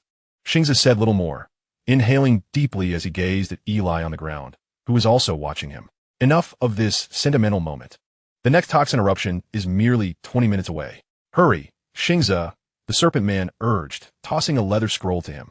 It quickly elucidated. It contains the methods for opening the first and second secret doors. Moreover, I must caution you. There are other entities within the chamber. Keep your voice down to avoid disturbing them. Xing Ze understood that Reese was referring to the basilisk. He stowed the scroll in his ring and turned towards Hogwarts. Since the incident on the train, he had not run with such swiftness. Then he had sought to lure the ice mage to rescue the students, but now he aimed to save Eli. Whether he could return his world was no longer of paramount importance. All that mattered was preserving Eli's life. As he journeyed, countless thoughts and ideas flashed through his mind, seeking aid from Dumbledore, adhering to Reese's instructions. In this whirlwind of contemplation, he arrived at the main entrance of Hogwarts. With 13 minutes remaining until Eli's next toxin outbreak, Xing Ze took a deep breath and hastened into the academy. He retrieved the usable enhancement potions from his ring, downing one vial after another. The school was not yet in session, and along the way, he merely encountered the caretaker, Filch. They exchanged brief greetings, and Xing Ze feigned calmness, tugging at the collar of his robe to conceal the darkened veins resulting from the excessive potion consumption. Shortly thereafter, he arrived at the girls' lavatory, as indicated by the scroll. Though he did not speak Parcel tongue, Reese had devised alternative means for Xing Ze to access the secret chamber. Upon casting a spell, a peculiar hissing sound echoed within the lavatory, and the central basin began to stir, gradually vanishing from view to reveal an enormous pipe large enough for a person to crawl through. "I hope the serpent is asleep," Xing Ze murmured as he entered the pipe. The passage twisted and turned, steeply descending, and was rather slimy. Upon landing, Xing Ze found himself coated in black muck, resembling a drenched dog that had rolled in the mud. "I truly do not comprehend Slytherin's obsession with the sewers," he muttered, rising to ascertain his direction and continuing onward. After navigating several bends, he finally reached the end, where he beheld a solid wall, reminiscent of a scene from a film, adorned with two intertwining serpents, their eyes set with large, glimmering emeralds. This was the true entrance to the chamber. Unlike in the movies, this door required not only a spell spoken in Parcel tongue, but also contact with the invisible barrier set by the Serpent Man Reese. Following Voldemort's betrayal and the loss of one eye of the serpent, Caesaurus had left an invisible barrier here to ensure that the second eye would not fall into Voldemort's hands. According to the incantation provided on the scroll, Xing Ze waved his wand, and as the spell took effect, the invisible barrier began to reveal itself, a glass-like shield slowly dissipating. Completing the incantation, Xing Ze exhaled deeply, realizing he would rely on his old methods to breach the final secret door. Behind that door, he understood what awaited him. The various potions within him churned violently, and he needed to act swiftly. As the hissing of Parcel tongue resonated, the two serpents on the wall parted, and the stone wall cracked open, sliding slowly apart. Xing Ze cautiously stepped inside, witnessing the serpentine stone columns winding and intertwining, towering to support the ceiling that melted into the darkness above, casting long, eerie shadows throughout the room, suffused with a mysterious green glow. The entire scene resembled that of the film, albeit dimmer. At the location of the final pair of columns stood a statue, as tall as the chamber itself. The sculpture appeared ancient, with sparse whiskers nearly dragging upon the hem of its stone wizard's robe. Salazar Slytherin. Xing Ze silently repeated the name in his mind. He approached the statue quickly, gazing upward. The left eye of the statue radiated a deep, greenish light. The eye of the serpent must be there. He cast a levitation spell upon himself, ascending to the statue's left eye. The peculiar green gem emitted a dark green glow, not overly bright, but exceptionally alluring. Xing Ze reached out and grasped the gem, removing it with little effort.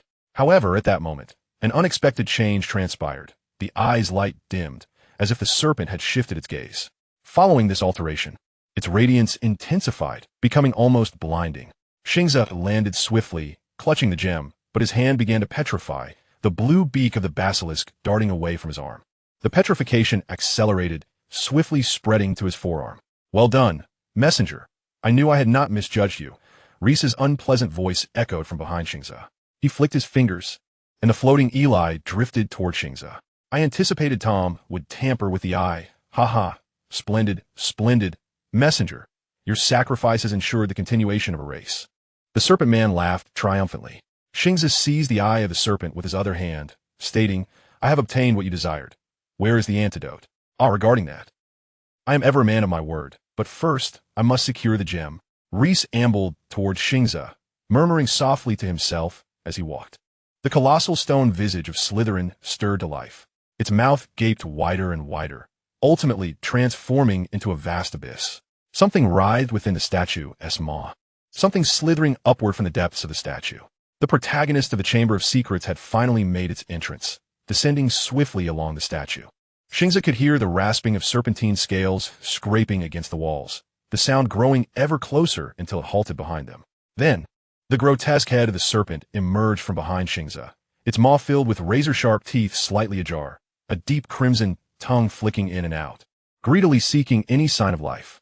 Good child, Reese intoned, extending a hand to gently caress the face of the serpent creature. Go watch the entrance. Do not allow anyone to enter." The serpent emitted a hissing sound, writhing its body towards the doorway of the chamber. "You must be perplexed as to how I managed to enter.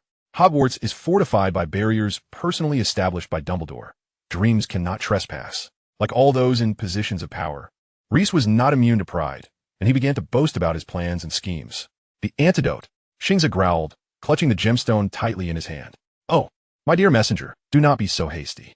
The second bout of poisoning has already commenced. Let us see if this young lady can endure." Ellie's face contorted in agony as she gasped for breath, striving to draw in more oxygen to fuel her rapidly pounding heart. The serpent man observed all of this with a sense of detachment. He was in no rush and harbored no fear of a sneak attack from Xing Ze.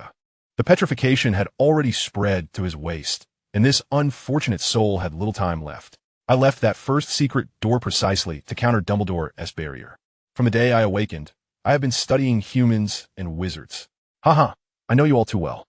I am aware of how wizards will respond once the chamber is open for the first time." With that, Reese triumphantly reached out to seize the gemstone from Xing Ze's grasp, intoxicated by the allure of his ancestor's relic, his eyes gleaming with fervor. "Nevertheless, I must commend you, messenger. Your ability to resist petrification for so long was beyond my expectations. Let's see who succumbs first, this young lady or you, who will transform into stone."